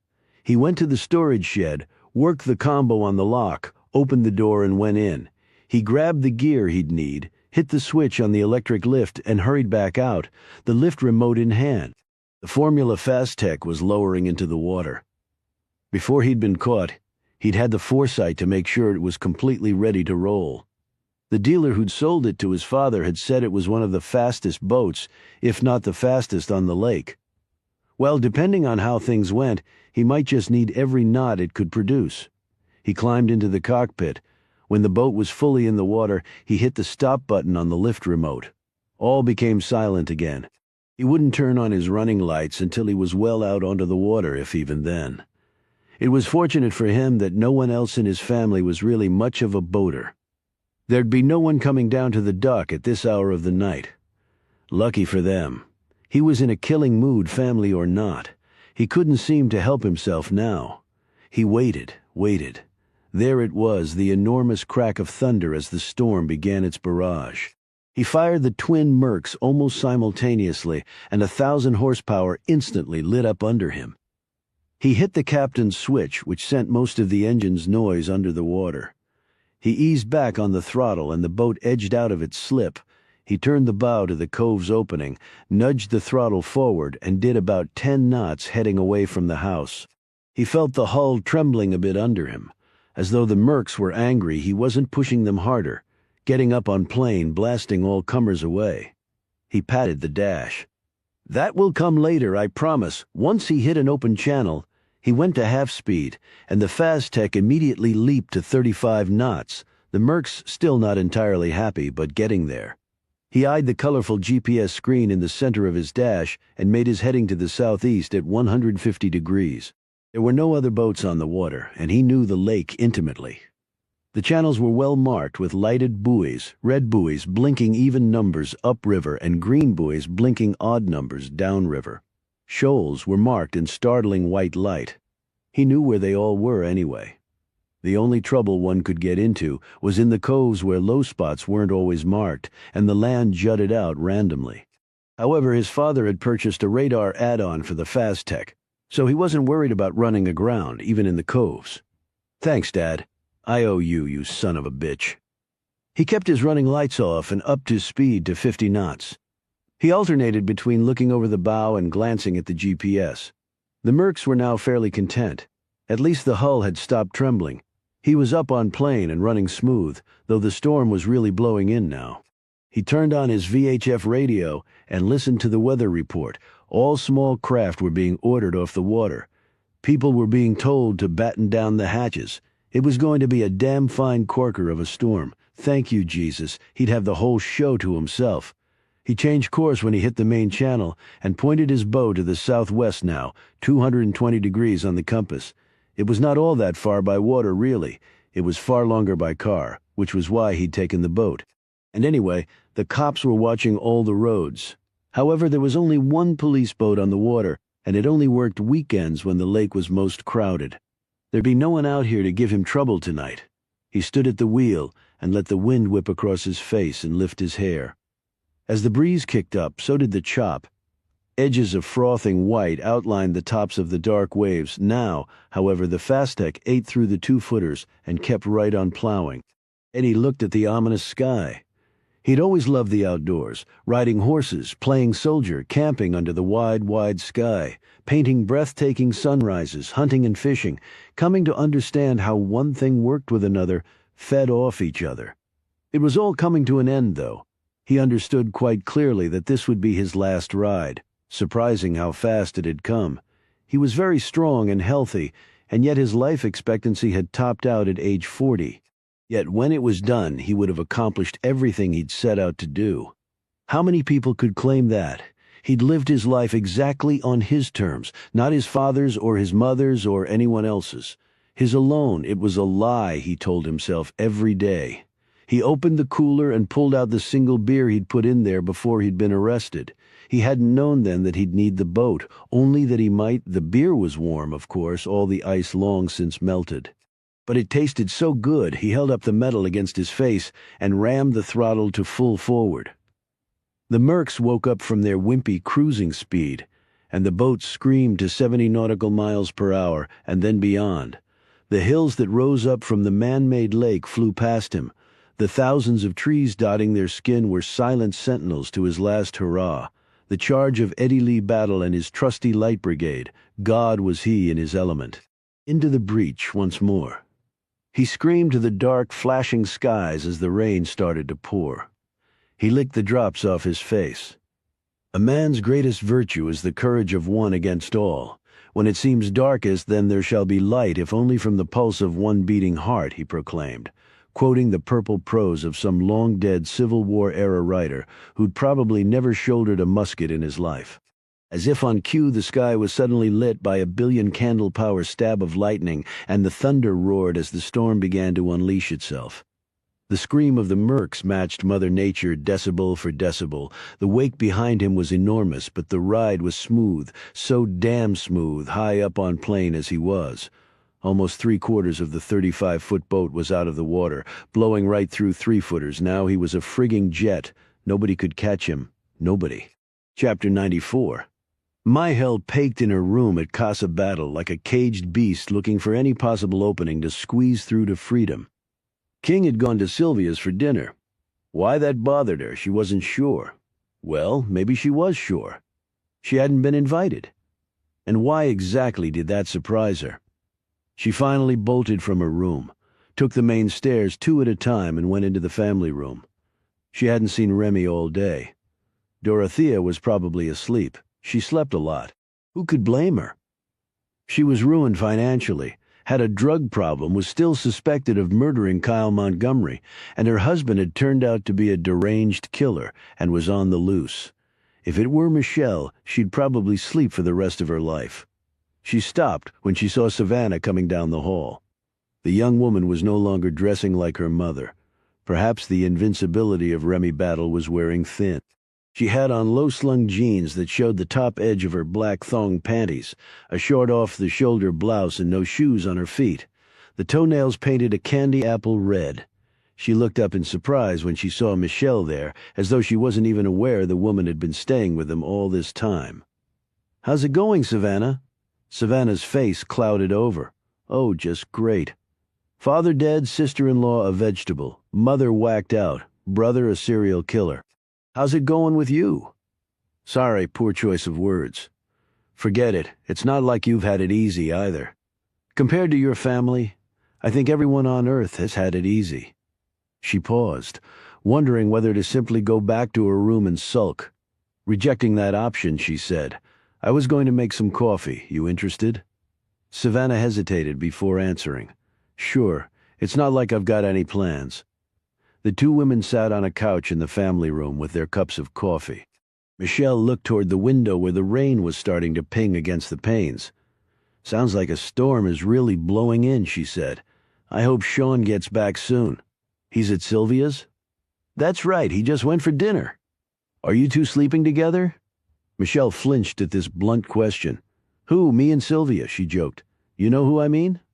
"No, we're not. Not that it's any of your business. If I worked with Sean, I'd sleep with him." "Good for you. But not really good for a stellar working relationship. You like him, don't you?" "Yes, and I respect him, and I'm glad we're business partners. But that's all. Why are you so interested in this?"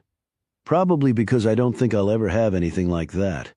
I mean, someone in my life." "What, are you crazy? You're young, beautiful and rich. You'll have your pick of any man you want. That's just the way the world works." Savannah stared at her pointedly. "No, I won't." "Of course you will. Why wouldn't you?" Savannah started biting her nails. Michelle reached over and snatched the hand out of Savannah's mouth. "Little kids bite their nails, Savannah. And while we're asking each other blunt questions, why don't you get your name taken off your ass? That might help your marriage prospects, if you're so worried about it." "That wouldn't help." Michelle eyed her warily. "Why the poor little me routine?" Savannah suddenly exploded. "Because what if I'm as crazy as the rest of my family? My father was totally screwed up. My brother's a killer. Now I found out my other brother had syphilis. My mother is a freak unto herself. Even my sister-in-law is a total mess. It's a disease. You come into contact with the battles. You're doomed.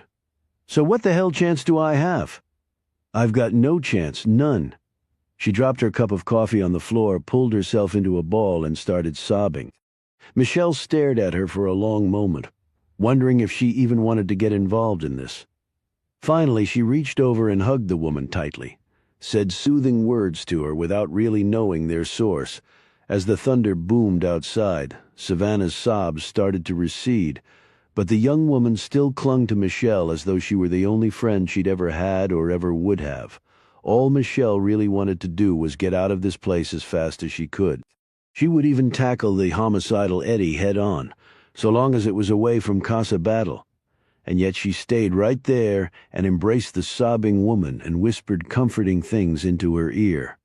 Michelle held her like she was her own flesh and blood, silently thanking God she wasn't, for who knew Savannah could well be right about everything she just said. Maybe the battles were cursed. Chapter 95. This really has been a wonderful evening, Sean. He and Sylvia had returned to the house and were sitting in the small glass-enclosed patio off the kitchen, observing the bad weather coming in. I love watching storms on the lake, she said. It's even prettier in the daytime, when you can see it come right over the mountain's crest. She turned to see him staring at her. What? I was just thinking there's something far lovelier than a storm, and it's sitting right next to me. She smiled. Is that a leftover pickup line from your college days? Yes, but the big difference is I mean it now. They moved closer to each other. His arm went around her shoulders, and she rested her head against his chest. Like I said before, it's nice to be taken care of for a change, she said. You two really make a great couple. You really do. Sylvia screamed and jerked up. King half rose from the couch before he saw it was pointless with the gun pointed at him. He sat back. Eddie Battle leaned against the doorway, still in his wet suit, aiming his pistol first at Sean and then at Sylvia. The laser hammer danced across their torsos like a red-hot ember on a puppeteer's string. In fact, you're so adorable, if I had a camera, I'd take a photo. What the hell do you want, Eddie? What do I want? What do I want, Sean? King moved in front of Sylvia as Eddie stepped into the room. That's what I asked, you know. I like you. I really do. I'm not pissed that you're the one who ran me down. It was a nice little battle of wits. In fact, I figured it would be you. That's why I tried to take out you and Michelle at your houseboat. Why don't you save everybody a lot of trouble and just give yourself up? There's a deputy right outside. No, not right outside, Sean, he corrected. He's at the end of the driveway in his cruiser. I checked, and with a storm howling I could shoot both of you, throw a party, and he'd never even know it. Okay, so where does that leave us? That leaves us with both of you coming with me. We're going to take a little spin on the lake. King edged one hand down and pressed it against the side pocket of his jacket. His new cell phone was in that pocket. On the lake, there's a lightning storm, said Sylvia.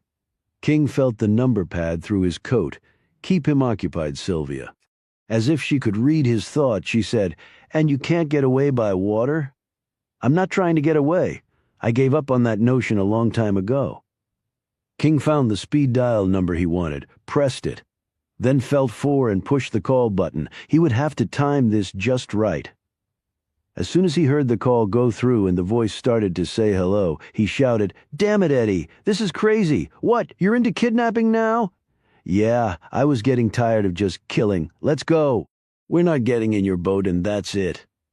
Eddie lined up his laser aimer on Sylvia's forehead. Then I'll just shoot her right here. It's up to you. I don't really give a shit. Just take me then, said King. That's not part of the plan, old pal. Both of you. Where are you taking us? And spoil the surprise? In one terrifying instant, the countenance of a man who'd slaughtered 9 people confronted them. Now, Sean, right now. For some reason, that wasn't even apparent to her. After leaving Savannah, Michelle had gone over to Eddie's studio to look around. She didn't believe for a minute that the man was lurking around his home. There were armed police everywhere, and Eddie was no fool. But as she went from painting to painting, she couldn't help but wonder how a man who'd killed so many could have done such beautiful work. It didn't seem possible that the same mind and body could house such an artist and such a terrifying killer. She shuddered and hugged herself. To think she'd had feelings for him. What did that say about her judgment? Her perception of other people? How could she trust her instincts ever again? This horrible thought put a burn in her belly. She bent over, suddenly dizzy and nauseous. She wedged her forearms against her thighs as she fought the urge to collapse. God, how could you have been so damn blind? But then she remembered what was said about some of the most famous killers in history, that they didn't look or act like murderers. They were charming, fun to be around. You felt compelled to like them. That was the most frightening aspect of all. They were you, and they were me. She straightened back up when her phone rang. She answered it, but no one said anything. And then she heard King's voice screaming something, only one word of which she really caught.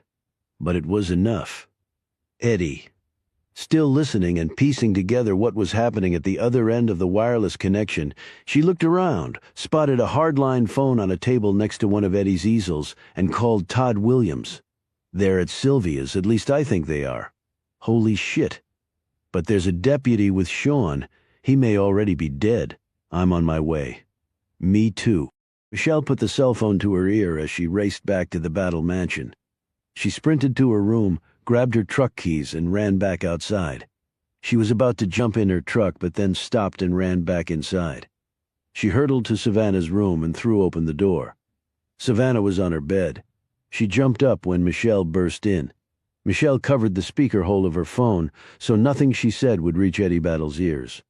My God, what is it? Asked Savannah. I need your phone. What? Give me your damn cell phone. Seconds later, Michelle was climbing in her truck, her phone still pressed to her ear, straining to hear anything that might help her figure out where Sean was. Wait a minute. She heard something? What was it? Boat. Sean was asking where Eddie was taking them on the boat. She heard that clearly. She punched in the numbers on the phone she'd taken from Savannah. Todd, they're on a boat on the lake. A boat? Where the hell did Eddie get a boat? There's a bunch of them at the dock here, including a really fast one. Shit. Todd, do you have a boat? She asked frantically. No. I mean, the game and inland fisheries people have one, but I'm not sure where it is right now. Well, that's just great. Michelle thought quickly. Idiot, of course. How fast can you get here? What? 10 minutes, answered Williams. Make it 5 and meet me at the Battle's dock. It's a hike, but there's a golf cart you can take. The path is lighted, and there are signs pointing the way. But what about you? What about me? What? She cried out. Don't you need the cart? It'll just slow me down. Now listen really carefully. On your way here, you need to get on the horn to the game people. Find that boat and get some armed men out onto the water. Make sure you lock down all roads that have lake access. And call the FBI and the state police and get a chopper up here with a big searchlight pronto. Tell them to roll out SWAT or hostage rescue. We're going to need some snipers. That'll all take time, Michelle, which we have none of, so just do it. It's a big lake, over 500 miles of shoreline. Lots of places to hide. Thanks for the pep talk. Just get your ass here. She clicked off, jumped out of her truck, ran around behind the house, and raced at the top of her speed down to the dock along the lighted path. She kept listening on her phone for helpful sounds, but all she could hear was a roar. If they were in the boat, the engines would drown everything else out. She reached the dock, hit a switch, and the entire area blazed with light. At that instant, an enormous streak of horizontal lightning shot across the sky, followed by a snap of thunder so loud she put her hands to her ears. Her gaze immediately caught the empty slip. Shit, he's in the Fast Tech. She got back on the phone. Todd, he's in a Formula Fast Tech, a 35-footer, white with a red. I know that make of boat. You got any idea of the engines that thing's got? Yeah, twin Mercs, 500 horses each with kick-ass Bravo screws. If you're not here in 3 minutes, I leave without you. She clicked off. Okay, what do we got? She asked herself as she ran from slip to slip. Sea-Doos were nimble and fast, but they had no running lights, and she couldn't exactly see Big Todd being able to either hang on to her while she drove or else maneuver one by himself. Plus, after the lopsided road duel with Roger Canny, if it came down to a battle of the boats, she wanted a little more beef on her side. She stopped at the big Sea Ray performance cruiser berthed in one slip. It clearly couldn't match the Fast Tech in speed, but it was a big boat with big engines. That's all she needed. She shot the lock off the storage shed, went in, found the keys for the Sea Ray and the remote for the lift the Sea Ray was on, and got the boat ready. Todd Williams came flying up in the golf cart minutes later. He grabbed a life jacket and climbed on board. I got hold of everybody. The game folks are putting their boat in at Haley Point Bridge. That's 15 miles upriver. Both the FBI and the state police are sending choppers and snipers just as fast as they can. I got roadblocks setting up at all lake access roads. Good. Now take this and listen carefully. Sean may give us some clues as to where they are. Williams took the phone and held it to his ear.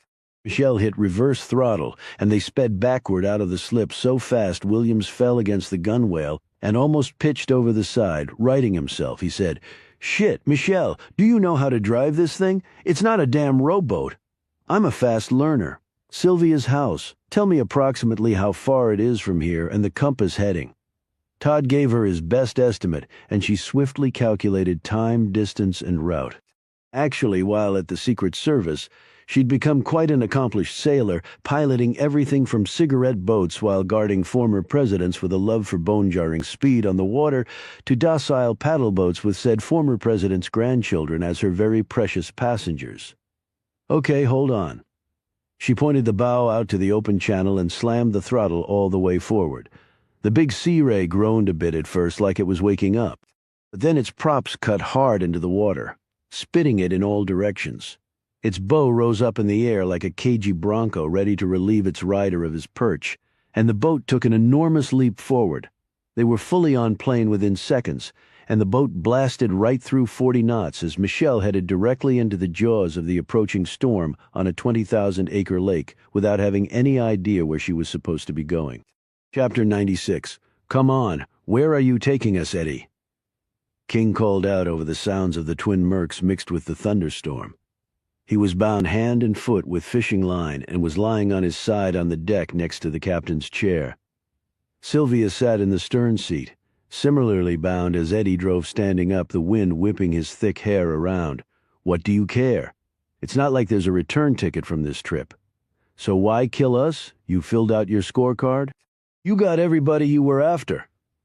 "Not everybody, old buddy, by the way. I won the bet." "What bet?" "When you caught me, you said it was over. I said it wasn't. Congratulations." Eddie changed course to the east, cutting across a big wave that jolted the Fast Tech hard. King hit his head on the molded fiberglass behind him. "If you don't slow it down, you'll kill us long before you get to where you're going." In response, Eddie eased the throttle forward even more. "Eddie, please!" wailed Sylvia from the back. "Shut up! Eddie!" she began again. Eddie turned and fired a bullet within an inch of Sylvia's left ear. She screamed and threw herself on the deck. With an enormous crack, a thin bolt of lightning hit a tree on a small island as they flashed by. The oak exploded, sending charred wood sailing into the water. The accompanying clap of thunder was far louder even than the Mercs. King inched himself forward. Tied up like this, he had no chance against someone as physically strong as Battle. Even in a fair fight, he probably couldn't hold his own. He glanced back at Sylvia. She still lay on the deck. He could hear her sobs over all the other sounds. He struggled to sit up, finally making it. He slid his back against the side of the boat and managed to finally hoist himself into a seat next to Eddie. Eddie looked over at him and smiled. "You like the view from there?" King gazed around. He knew the lake well, although, as every experienced sailor knew, things looked very different in the pitch dark. Yet at that moment they passed a landmark that he recognized, a 5-story condo building built on a clay point that jutted out into one of the lake's main channels. He shouted, "Looks like we're heading east to the dam." He prayed his cell phone connection was still open. If it wasn't and Michelle tried to call him back, he couldn't hit the answer button, and the ringing sound would give it away in any event. "East to the dam," he said again, even more loudly. "You know your lake," said Eddie, who took another swig of his warm beer, seeming to savor every drop. "I know why you killed all those people, Eddie." "No, you don't. I figured it out. Tyler, Canny, Jr., Sally, and Hinson and Pembroke to throw us off. 1 tick off, right? 1 tick. You don't know shit. Your father was a horrible man, Eddie. I know he drove you to this. You killed because of him what he did to your mother, your brother." Eddie pointed his pistol at King's head. I said, "You don't know shit about why I did it." King bit his lip, trying to keep his nerves in check. Not exactly an easy thing to do right now. "Okay, suppose you tell me." "What does it matter, Sean? I'm a psycho, okay? If they don't burn me in the chair, they should just lock me up and throw away the key. Let somebody slit my belly while I'm asleep in my cell. Then everybody can just take a nice long breath. No more Eddie. It's cool. No more Eddie. And the world just keeps right on trucking." He eyed King and smiled. "Hey, at least when you die, there'll be plenty of people to mourn you. I don't have anybody. Dorothea? Yeah, right. Remy will? You think so? You don't." Eddie shook his head. "Let's just not go there." "Tell me about Steve Canny." "What's to tell? You're an honorable man, Eddie. You should have lived 150 years ago, so grant a condemned man his last request. Talk to me." Eddie finally smiled. "What the hell? Okay, here it is. I'd just gotten back from college. My parents were on the outs again. Savannah was about 2 years old, and Dad was already tired of her. I knew the bastard was screwing around again. I followed him and saw him with the Canny woman. When she had her son, I broke into the hospital, checked the blood type records. Roger Canny wasn't the father. I knew who was. Was Savannah Bobby and Remy's child? Oh, yeah. I think Dad believed Mom was really going to divorce him this time, so she suddenly ended up very pregnant. Whether the sex was consensual or not, you'd have to ask her. Why the hell didn't they just divorce? Bobby Battle's wife leaving him. No way that control freak would ever let that happen. That would have been a sign of failure. The great Bobby Battle never failed. Never. Remy could have divorced him if she'd wanted to. I guess she didn't want to. King debated whether to ask the next question, deciding this might be the only chance he got. He was also thinking that the longer he kept Eddie talking, the longer he and Sylvia would stay alive, and who knew, he might just be able to persuade him to let them both live. "Why didn't you kill the boy Eddie, Tommy Robinson?" "Figured he'd set up his old man, make my life easier." "Come on, you couldn't be sure of that. So there was no reason to kill him." "So what? You think that makes me a Boy Scout because I managed not to kill one stinking kid? You saw what I did to Sally? What the hell did she ever do to me, huh? I smashed her face down to the bone." He looked down and eased back on the throttle. The storm was growing fiercer by the minute, and even the Fast Tech was having difficulty cutting through the now massive wakes. Formula built some of the best boats in the world, and King prayed the fiberglass of this boat could withstand the beating it was taking, yet they were only one lightning strike from being incinerated when the fuel tank ignited. And Junior? That one I felt really shitty about, that stupid Sally. Why didn't she come forward? Hell, I liked Junior. He wouldn't let her tell the truth. He didn't want to hurt his wife. See, there you go, always better to tell the truth. They'd both be alive if they'd just done that. Eddie sucked the last drop of beer out of the can and tossed it overboard. He rocked his head back and forth, loosening the thick muscles in his neck. "You've killed people before, Sean, only when they were trying to kill me. I know that. I wasn't lumping us together. What did it feel like? Right before you saw them die and you knew you'd done it." King at first thought Eddie was making light of this, but when he caught the man's gaze locked on the darkness ahead of them, he understood exactly what Eddie was really asking.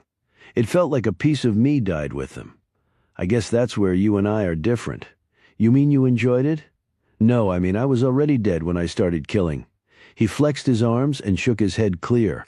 "I wasn't always this way. I never hurt anyone or anything. I wasn't one of those people who started out torturing animals and worked my way up to humans, the kind of crap Chip Bailey went on and on about. I never thought you were a run-of-the-mill serial killer. Is that right?" Eddie smiled. "I wanted to play in the NFL. I was good enough, a damn good college player, could have made it in the pros. Well, maybe I could, maybe I couldn't. Strong as an ox, good wheels, and I hated to lose, man. I hated that. But it didn't happen, just wasn't in the cards. You know, you're right. I was born too late. The 1800s would have suited me a lot better. I'm freaking lost in this century. When did you find out the truth about your brother?"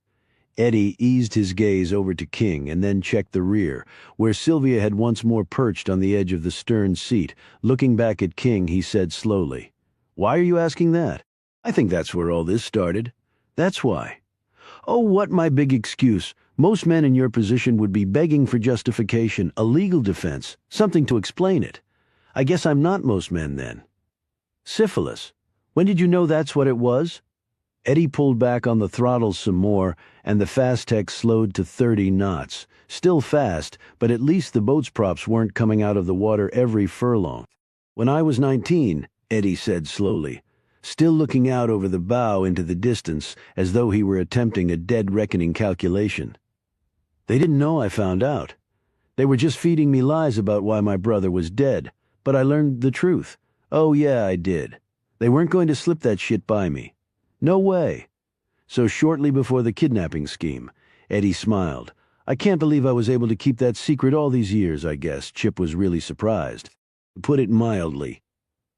King glanced at Sylvia, but she was simply looking out over the dark waters, flinching at every burst of lightning and clap of thunder. King could feel his dinner coming back up on him. The seas were so rough. He fought through this urge to retch and said, "Did you ever confront your father about it?" What was to confront? He was the indomitable Bobby Battle. Bastard could do no wrong. He never admitted what he did to his own son. He rubbed his crotch against every hooker around. Brought the shit home. Killed Bobby and didn't even give a crap. That sure as hell didn't surprise me. He didn't give a shit that he'd murdered his own flesh and blood. Damn brain dissolving, eyes falling out, teeth rotting. His last years he was in agony all the time. I mean all the time. It was like someone had taken this beautiful painting and wiped turpentine all over it. I knew Bobby was still in there, but I couldn't see him anymore. Eddie blinked rapidly. Every day, man, I just watched him waste away. When he started getting really ill, I said, "Take him to the doctor. Damn it, help Bobby, help him, please," and they never would. I was just a kid, they said. I didn't understand, they said. I understood, man, I sure as hell did. Just too late for Bobby. I've heard your brother was a really wonderful person, even with all the pain and hardship he suffered. Eddie's features brightened. You should have seen him, Sean. The sweetest guy. He was everything I wasn't. Before his brain started going, he was smart, man. I mean really smart. He taught me shit, helped me, took care of me. He was my big brother. There wasn't anything we wouldn't do for each other, the times we had together. King watched as salty tears started to slide down Eddie's cheeks to mix with the rain, and then he just started getting sicker and sicker. Mom finally took him to a specialist. She never told me what the person said, but Bobby just kept getting worse. He died 4 days after our 18th birthday. Dad was gone on some business thing. Mom wouldn't come in the room. I held my brother, held him until he passed, and then I just kept right on holding him till they made me let go. He paused and added, Bobby was the only real friend I ever had. He's the only person I know who ever really loved me. You said your father's reaction didn't surprise you? Did something else? King asked curiously. You really want to know what surprised me? You really want to know? To King, Battle seemed like a little boy desperately eager to share a long-held secret. Yes, I really do. That my mother, my steel-backboned dear mama, didn't raise one finger to save her own son, her own damn son. Now explain that one to me, will you? I can't, Eddie. I don't know why. Eddie took a deep, replenishing breath. Join the club. He throttled back even more. Okay, we're here. As the boat slowed, King looked around to see if he could tell where they were. It was very dark, and his bearings were off kilter, but something looked very familiar about their location. Eddie pulled a knife out of his watertight pouch and pointed it at King, who flinched back in panic. Eddie, you don't want to do this. We can get you help. I'm beyond help, Sean, but thanks for the offer. Sylvia cried out from the back. Please, Eddie, don't do it. Eddie stared at her, suddenly grinned, and motioned her toward him. When she didn't budge, he pulled his gun. Next one goes right into your brain, Doc. Get your ass up here. She hobbled forward, trembling with fear. He sliced through the fishing line binding her and pushed her down the stairs and into the forward cabin and shut the door behind her. He then slipped the knife blade under the line binding King's feet and cut through it cleanly. Move to the back of the boat, Sean. He shoved his pistol into the man's back for emphasis. What are you doing, Eddie? Just coming full circle, man, full circle. Now step up on the gunwale and turn around. Are you going to shoot me here or while I'm in the water?" In answer, Eddie took his knife and sliced cleanly through the bindings around King's wrists, freeing him. King looked at him warily. "I'm not getting this, Eddie." "No, you're not getting it, at least from me." With a sudden thrust, Eddie hit King hard in the chest with one of his massive forearms. King shot backward out over the water and went under head first. Eddie raced back to the cockpit, slammed the throttle forward, and the fast tech shot off before King even had a chance to break the surface. When he did come up, he saw the fast tech circle around and head back toward him. King turned and started swimming away. Why hadn't the bastard shot him and left it at that? Why run him over with the boat? As the fast tech bore down on him, King could almost feel the massive props eating into his flesh, turning the lake water red with his blood. At the last instant, the boat veered away and passed him. Eddie called out, "Thanks for asking about my brother Sean. It just saved your life. Have a good one." The boat roared away quickly, turning into a speck before completely disappearing into the darkness. King screamed, "Sylvia! Sylvia!" But it was useless. He turned, looked around, and it finally struck him why his surroundings looked so familiar. The dock he was now staring at was his dock. They were in his cove, and there sat his jet boat in its slip, and yet the fast tech was already out of sight. How could he possibly find them in time? And then it hit him, what Eddie had said. Full circle. He's coming full circle. King swam toward the dock with all his might. Chapter 97. Michael was flying through the darkness on the Sea Ray, heading toward Sylvia's home, when Williams came up beside her. "The connection was lost on your phone," he said glumly. "It's probably the storm." "Yeah, probably," he said. She looked to the sky. "I don't see a chopper." "Damn, Michelle, in this weather. What you expect? You can't risk a bunch of people's lives like that." "Why the hell not? I spent 9 years of my life doing that at the Secret Service." "Come on, we're doing all we can." "What's that?" she said suddenly. "What's what?" "It's the phone," she screamed. "My phone. Where is it?" "Back on the seat. Take the wheel." She snatched up the phone and hit the answer button. Her heart leaped when she heard his voice. "Michelle, could you hear anything on the phone?" "Yes. Todd and I are in a boat heading to Sylvia's right now. We called out everybody. Listen, Eddie's still got Sylvia. He's headed to the cove below where the first body was found." "Do you know where that is?" "Yes. I'm heading there in my boat right now." Michelle raced to the cockpit with the phone pressed to her ear, grabbed the wheel and plowed the Sea Ray into a thunderous turn, pitching its deck almost perpendicular with the water. Williams fell down again. "I'm on my way. 10 minutes. We'll send everybody there." "Oh, and Sean?" "Yeah, thanks for being alive." Eddie aimed the bow right at the ring of red clay that stuck out from the cove he was in, cut power and ran the fast tech right up onto it. He started to open the door to the cabin. "Okay, Doc, let's go." The stream of fire extinguisher fluid hit him flush in the face. He staggered back and was hit on the head with the canister. Blinded, he grabbed at his face and dropped to his knees, but he sent Sylvia racing past him and reached out and tripped her with one of his big arms. "Get away from me, you bastard! Get away from me!" she screamed. Eddie wiped his face off with his hand, his eyes stinging like crazy. He grabbed her by the scruff of her shirt, lifted her completely up in the air, and threw her onto the hard clay shore, where she landed with a thud and lay still. He opened a storage bin and lifted out the short-handled axe, jumped off the bow, and his feet hit dirt. He waded out into the water and dipped his head below the surface to clean off the crap she had shot him with. He stood gazed out at the lake and the lightning crackling in the distance, took a deep breath, turned and walked over to her. "Get up," Sylvia said nothing. "I said get up." He emphasized this point with a foot in her ribs. "I think my arm's broken," she whimpered. "Which one?" "My left." He reached down, grabbed her left arm, and pulled her up as she shrieked in pain. "Damn it, you're killing me, you bastard!" "That's right, I am." He dragged her along into the woods.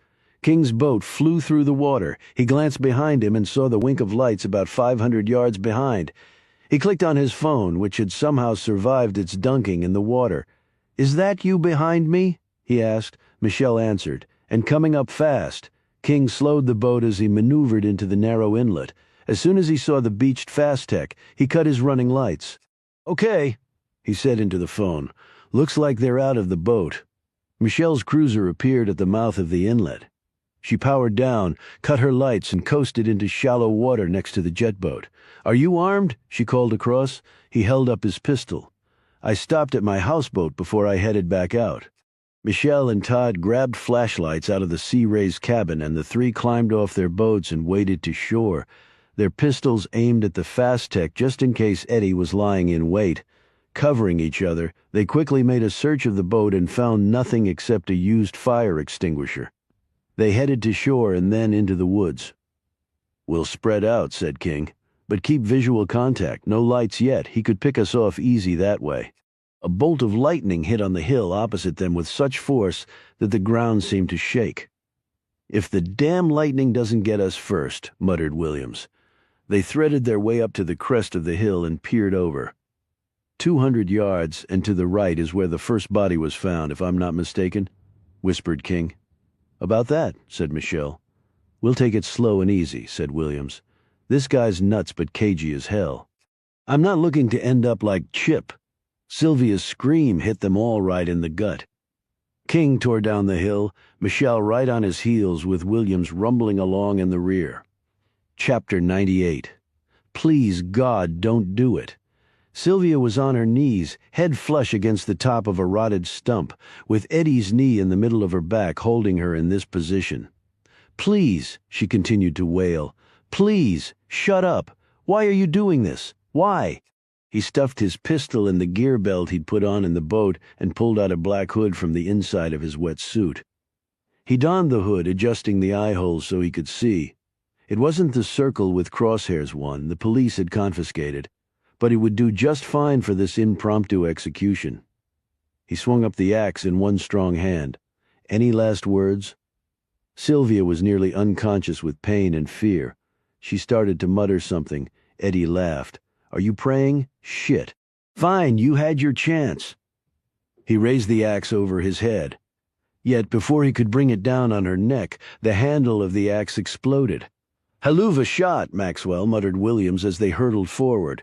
If they thought Eddie was simply going to surrender, they quickly saw that wasn't the case. He jumped sideways far enough to reach a steep incline, and he rolled and slid down to the bottom. He was up in an instant and sprinted off. King ran up to Sylvia and cradled her. "It's okay, Sylvia," gently whispered King. "You're okay." There was a flash of motion. Michelle screamed out King. "Don't!"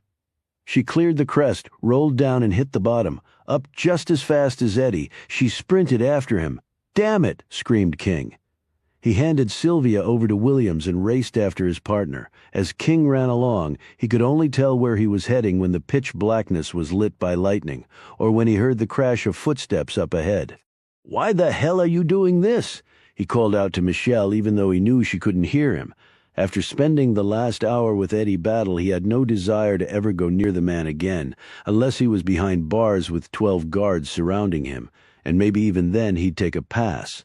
He stopped suddenly because the sounds up ahead had ceased. "Michelle?" he hissed. "Michelle?" He gripped his pistol and swung it in arcs, periodically looking over his shoulder in case Eddie had circled around to rear flank him.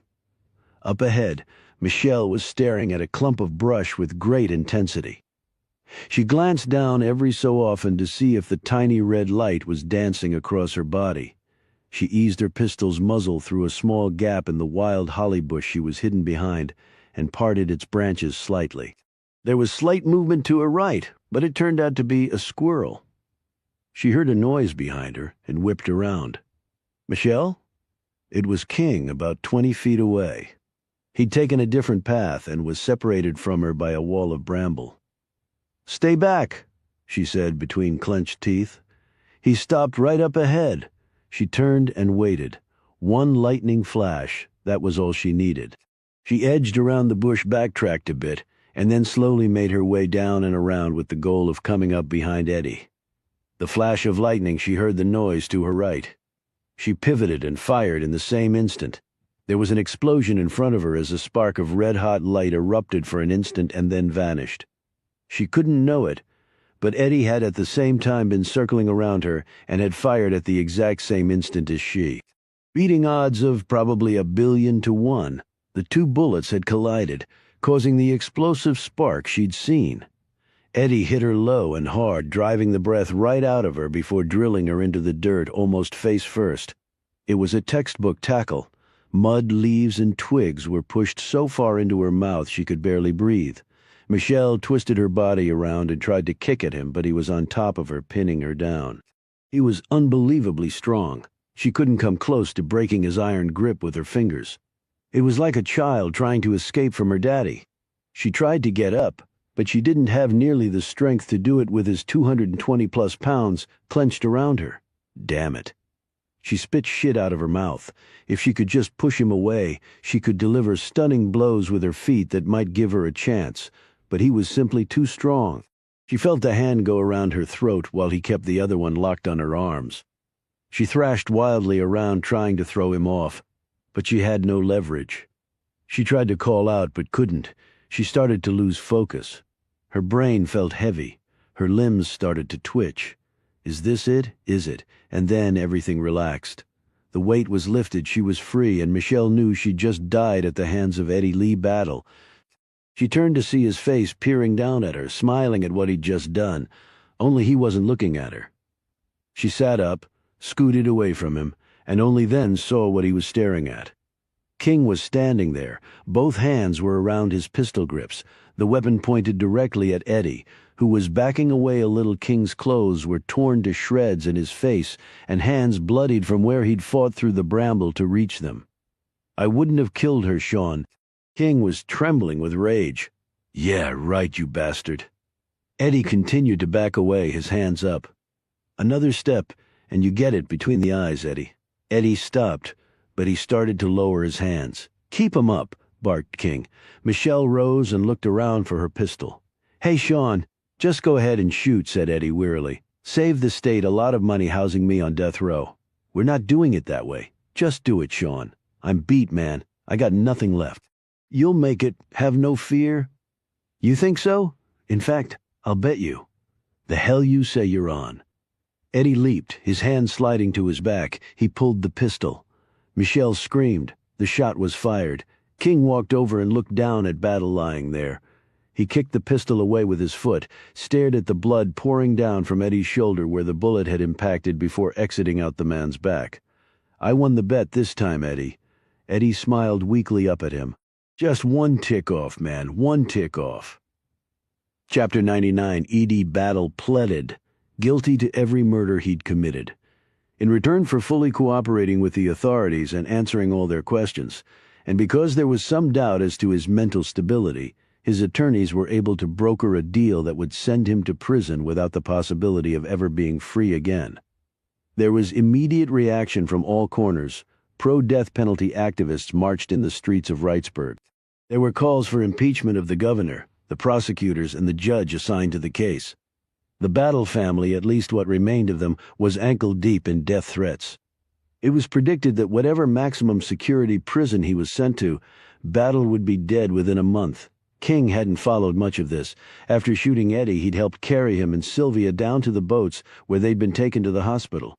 Both had fully recovered, though King doubted Sylvia would ever be the same after her terrifying experience. Hell, I might never be the same, thought King. He'd taken long rides on his boat, driving across in the daylight what he'd covered that awful night. He and Michelle had talked about it some, but had mostly avoided the subject. They were drained enough. However, she'd been effusive in her thanks for saving her. She kept shaking her head at the memory of it. I've never felt so helpless like that before, Sean. I've never encountered a man that strong before. It was like he was possessed by something not of this world, I think he was, replied King, all of which brought King to where he was right now, sitting at his desk and wondering what Eddie had meant by his last words while lying bleeding on that hill. Just one tick off, man. The 5 words beat into his head and he couldn't get rid of them. He finally rose from his desk and drove over to the Battles. Remy was home, Mason told him. There were several pieces of luggage stacked in the foyer. Someone going on a trip, asked King. Savannah's taken a job overseas. She's leaving today. Lucky her, thought King, as Mason led him down the hallway. Remy seemed a very pale version of her former self. She was sipping from her cup of coffee. King felt certain it was actually 9/10 Mr. Beam. "I hear Savannah's moving out," he said, after Mason had left them. "Yes. But she said she might come back for Christmas," the mother said, hopefully, or not, thought King. "Is Dorothea out of rehab?" "Yes. She's back next door. I'm going to help her with her money problems." "That's good to know. No reason not to spread the wealth. And she is family. The police no longer suspect her in Kyle's death." "I don't think they do.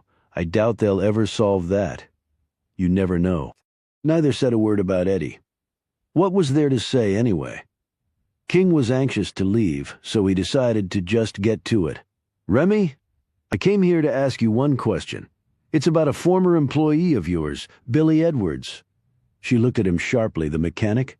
"That's right. What's the question?" "I need the exact date when he left. The payroll records will show that. I was hoping you'd say that." He looked at her expectantly. "Do you want them now?" "Right now." When she returned with them, King had turned to leave, but then something made him stop. He stared down at the meticulously groomed and attired Remington Battle sitting there in a beautiful old chair, the epitome of the aristocratic Southern grande dame. She glanced up. "Is there something else?" she asked him coldly. "Was it worth it? Was what worth it? Being Bobby Battle's wife? Was it worth losing both your sons?" "How dare you?" she said sharply. "Do you realize the hell I've been through?" "Yeah, it's really been a piece of cake for me, too. Why don't you try answering my question?" "Why should I?" she retorted. "Call it a gracious act by a refined and dignified lady. Your sarcasm is absolutely lost on me. Then let me lay it straight out for you. Bobby Jr. was your child. How could you just let him die?" "It wasn't like that," she said, her voice rising. "You think it was an either-or choice? You think I didn't love my son?" "Words are easy. It's the actions that are hard, Remy, like standing up to your husband. Like telling him you didn't give a shit where he got the disease but that your son was getting treatment for it. It's not like it's that hard to diagnose, even back then. You put the kid on penicillin and chances are extremely good you'd have both your sons in your life right now. Did you ever think about it in those terms?" Remy started to say something and then stopped. She set her cup of coffee down and folded her hands in her lap. "Maybe I wasn't as strong back then as I am now." King saw the glimmer of tears in her eyes. "But I finally did make the right decision. I took Bobby Jr. to all sorts of specialists, but it was too late." "Yes," Remy said quietly. "And then the cancer came, and he just couldn't fight it off." She brushed at her tears, reached for her coffee, but then stopped and looked up at him. "Everyone has to make choices in life, Sean," she said. "And lots of people make the wrong choices." Remy seemed about to make some biting comment, but King stopped her cold when he took a photo off the shelf and held it up. It was of Eddie and Bobby Jr. as children. She suddenly put a hand to her mouth as though to stifle a sob. She looked at him, the tears sliding down her cheeks now. "Bobby was a very different man when we first married. Maybe that's the one I was clinging to, hoping he'd come back." King put the photo back. "I think any man who lets his own son die without lifting a hand to save him isn't a man worth waiting for." He walked out and never looked back. As King came outside, he saw a driver was loading Savannah's bags into a black sedan. Savannah climbed out of the car and approached King. She said, "I wanted to see you before I left. I heard some of what you said to my mother. I wasn't eavesdropping. I was just passing by. Frankly, I don't know whether to pity or loathe her." She stared at the house. She always wanted to be the matriarch of this great Southern family, sort of a dynasty. "She didn't quite make it," commented King. Savannah stared at him. "That's the thing, I think she made herself believe that she had made it. She hated my father in private, and yet idolized him in public. She loved her sons and yet sacrificed them to preserve her marriage. It makes no sense. All I know is I'm getting the hell away. I'll spend the next 10 years trying to figure it out, but I'm going to do it from a distance." They hugged and King held the car door for her. "Best of luck, Savannah. Oh, Sean, please tell Michelle thanks for everything she did." "I will, and tell her I took her advice on my tattoo." King looked at her quizzically but said nothing. He waved as the car sped off. King drove to the Wrightsburg Gazette and unwittingly sat at the same microfiche machine that Eddie had when he broke in that night. King raced through the spool of back issues until he found the date he was looking for. The day Edwards had been let go, he didn't find what he was searching for. Then it occurred to him that it might have happened too late to make the next day's edition. He forwarded to the day after that. He didn't have to read far. It was front-page news. He read the story carefully, sat back, and then finally laid his head down on the desk as his mind began to creep into areas that were truly unthinkable. When he rose back up, he noted the wall Eddie had written on. It had been cleaned off, but there were still traces of the word he'd written there. Teat. A few days before, he'd played with various combinations of the word tent, test, text. Nothing seemed to work. Yet he didn't believe Eddie would have written that word if it wasn't important. King pulled the cipher disk out of his pocket and played with it. He had taken to carrying it around for some reason long ago. It was discovered that frequency analysis could break an encryption of fair length. The method was straightforward. Some letters of the alphabet occur far more frequently than others, and the letter that occurs far more often than all others is the letter E. This discovery had put the codebreakers on top for quite some time, until the encryption folks once more got the upper hand centuries later. King spun the outer ring of the cipher disk around, until the letter E was lined up with the letter A, one tick off. He looked at the wall and, in his mind's eye, changed one letter. E for an A, now it read. Teat. That made no sense either. What was a teat? As a long shot, he left and went back to his office, went to a search engine on the internet, and typed in the word teat, and for the hell of it, the word crime. He didn't expect to find anything. However, a long list came up. Probably all garbage, he thought. And yet when he looked at the very first listing, he suddenly sat up. "Oh my God," he said. He read all that was there and sat back. He felt his forehead. It was damp with sweat. His whole body was. "Oh my God," he said again. He stood slowly. He was glad Michelle was out. He couldn't have faced her. Not right now. King had some things to track down just to make sure, and then he was going to have to just face it. He knew it would be one of the hardest things he'd ever had to do. Chapter 100. 2 days later, King pulled up into the parking lot and got out of his car. He went inside the office building, asked for Sylvia, and was directed back to her office. She was at her desk in her medical office, her left arm in a sling. She looked up and smiled, then came around and gave him a hug. "Do you feel halfway human yet?" she asked. "I'm getting there," he said quietly. "How's the arm? Almost as good as new." He sat down across from her while she perched on the edge of her desk. "I haven't seen much of you lately. I've been kind of busy," he answered. "I've got tickets to a play in D.C. for next Saturday. Would it be too forward to ask if you'd like to join me? Separate hotel rooms, of course. You'll be perfectly safe." King glanced over at the coat rack. The woman's coat, sweater, and shoes were neatly arranged either on or next to the rack. "Is something wrong, Sean?" He looked back at her. "Sylvia, why do you think Eddie came after us?" Her demeanor instantly changed. "He's crazy. We helped bring him down. Or at least you did. He hated you for it. But he let me go, and he kept you. He had you bent over a tree stump, about to cut your head off, like an executioner." Her face twisted angrily. Sean, the man, had killed 9 people already, most at random. He took a piece of paper out of his pocket and handed it to her. She sat back behind her desk and slowly read it. She looked up. "It's the newspaper article about my husband's death. He was the victim of a hit-and-run driver. Case was never solved." "I'm well aware of that," she said coldly, sliding the paper back across. So the same night George Diaz was killed, Bobby Battle's Rolls-Royce was damaged. The next day the Rolls was gone, and so was the mechanic who looked after Bobby's collection. "Are you saying this mechanic person killed my husband?" "No, I'm saying Bobby Battle did." She looked at him, stunned. "Why in the hell would he do that?"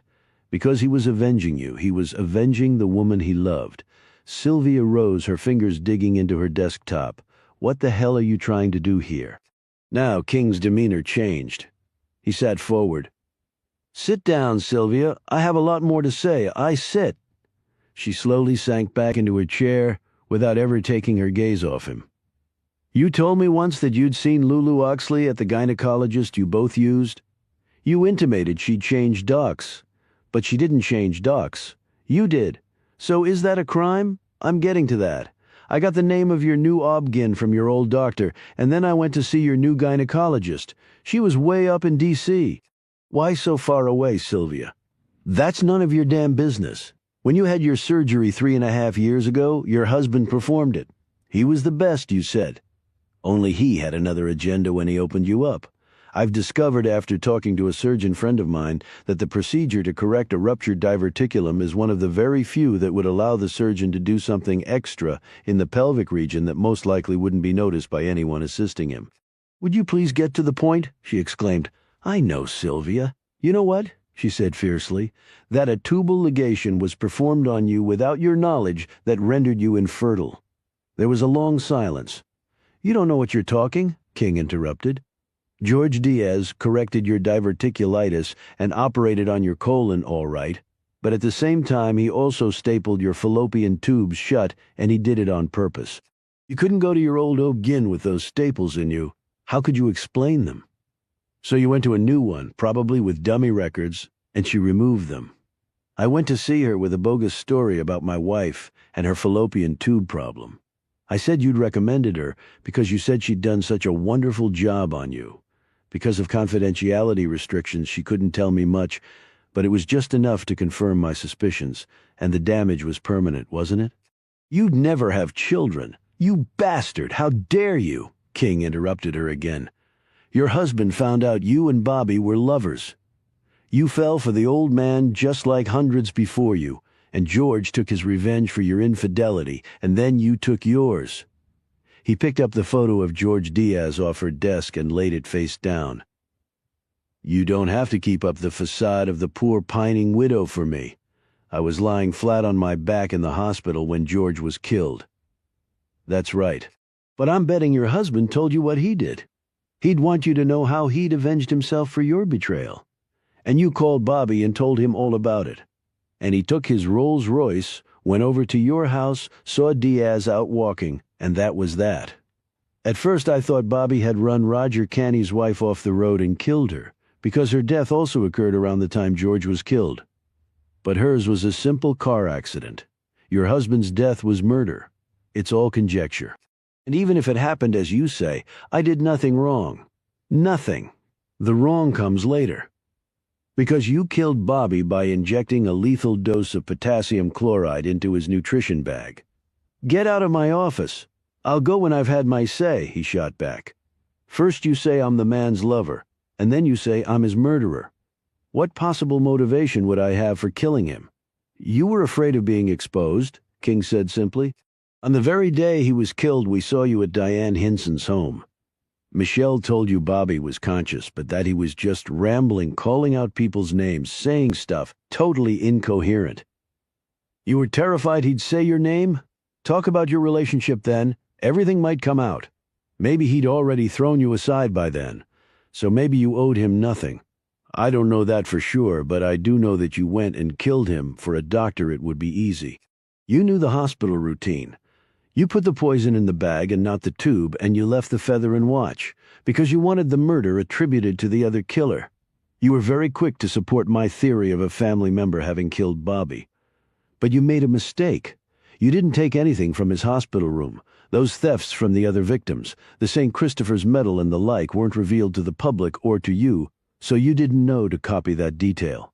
Sylvia shook her head. You're crazy? You're as crazy as Eddie, you know that? And to think I was looking forward to rekindling what we had. Right, me too. Guess I'm really lucky. Her face twisted hideously. All right, you've had your say. Now get out. And if you repeat one word of it, I'll sue you for slander.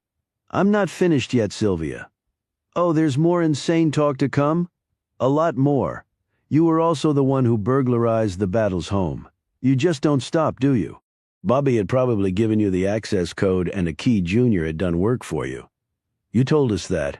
You got the stuff to frame him easily enough, and who better to forge a print than a medical examiner? I'm not sure how you did that, but I know with a very experienced person that it's possible. Why would I burglarize their home? What would I want with Remy's wedding ring? You didn't care about the ring. There was something else you were after. Battle was in a coma in the hospital. You weren't sure if Remy knew about Bobby's secret cache. You weren't even sure what you wanted was in there, but you had to look in Bobby's closet. You knew where the secret drawer was, but you didn't know how to open it and had to break in. Someone would obviously see that, so you broke into Remy's closet to make it look like a burglary and framed Junior for it. You'd probably heard from Bobby that Remy had a secret cupboard in her closet, but he didn't know its exact location. That's why you had to bust everything up looking for it. And what exactly was I supposed to have stolen? A picture of you and Bobby together. Some of the lettering from the back of the Kodak paper had stained the drawer. He might have told you he kept it there. Either way, you had to get it back. Because if he died and the photo was discovered, people might start putting the pieces together about your husband's death. And even if you weren't to blame for that, no one would believe you. And maybe it seemed pretty ironic you're ending up with Remy's wedding ring. Did you ever wear it in the privacy of your home? Okay, that's it. Get out now. King didn't budge. And did you really have to kill Kyle? What was he trying to blackmail you? I didn't kill him. He was stealing from me. King glanced over at the coat rack. You were doing Hinson's post the night Battle was killed? You said Kyle came to the morgue that night, but you didn't mention that you'd seen or spoken to him, only that he'd accessed the door. And that was recorded on the security log. I never saw him. I was in the back working on Hinson. Not around 10 o'clock you weren't, and that's probably what Kyle saw, or more to the point, didn't see. He pointed at the neatly arranged things by the coat rack. Your jacket, shoes, and such you always place there when you're here working. And it's also pretty strange to perform an autopsy at night and without assistance or a witness, as you did with Hinson. You gave Todd such a hard time about him ducking the other autopsies, but you didn't want him at Hinson's, because you had someplace else to be, namely killing Bobby during the nurse changeover. You feigned illness when Todd called you later that night about Battle's death, because you had to complete Hinson's post or else you couldn't bring yourself to see Battle's body so soon after you'd killed him. That's crazy. And I wanted to perform the autopsy as quickly as possible. The body will only give clues for a certain period of... Save the lecture for somebody who cares, said King. I'm betting Kyle put all this together and tried to blackmail you. So you came to me with the perfectly true fact that he was stealing drugs and selling them, and I told you I'd have Todd see Kyle the next day. Only by then you'd killed him. Maybe you went right after we finished dinner. And during the post you conveniently found enough evidence to make it look like murder. And of course there was Dorothea ready to take the blame, which I'm certain was your intent. In fact, I bet you recognized her at the aphrodisiac and knew she was Kyle's drug client. He looked over at her. She was simply staring blankly at him now. But was it all worth it for a monster like Battle? Was it, Sylvia? You were just 1 in 100? He didn't love you. He didn't love anyone. She picked up the phone. Unless you leave right now, I'm calling the police. King rose. Oh, just so you know, Eddie put me onto this. He knew you'd killed his father. That's why he was going to kill you. So now you're listening to convicted murderers. Ever heard of a guy named Teet Herm? No. He lived in Sweden. Maybe still does. He was accused of killing some people back in the 80s. He was arrested and convicted, but it was later overturned and he was set free. And what exactly does that have to do with me? She said icily. Teet Herm was the medical examiner for the city of Stockholm. It's said that he even performed the autopsies on some of his victims, probably the only time that had ever happened, at least until now. Eddie left a clue behind, only he misspelled it on purpose. He wanted to get to you first, after all.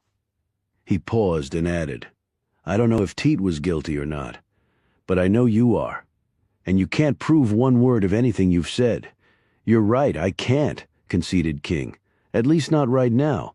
But let me tell you something, lady. I'm not going to stop trying. In the meantime, I hope your guilt will ruin your life. King walked out the door, shutting it firmly behind him. Chapter 101. King and Mitchell boarded the small plane and flew down to South Carolina. From there they drove an hour to the maximum security prison Eddie Battle had been transferred to, and where he would spend the rest of his life. Michelle chose to wait outside while King went in. Eddie was brought in wearing shackles and surrounded by 4 beefy guards who never took their eyes off him. Eddie's hair was shaved to the scalp, and there were scars and wounds on his face and forearms which King knew had been inflicted since he'd been incarcerated. He wondered how many others were hidden under the jumpsuit. He sat down across from Eddie. They were separated by inch-thick plexiglass. King had already been instructed on all the visitors' rules, chief of which was to make no sudden moves and never ever try to have any physical contact with the prisoner. King knew he'd have no trouble following those procedures. "I'd ask you how it's going, but I can see." Eddie shrugged. "It's not that bad, pretty basic stuff.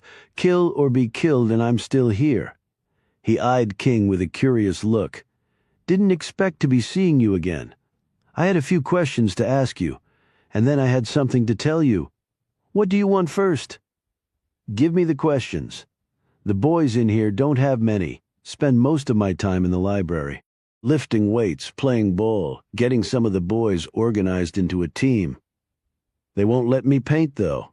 Guess they're afraid I'll drown somebody in a bucket chute. First question, did your father's stroke start everything in motion?" Eddie nodded.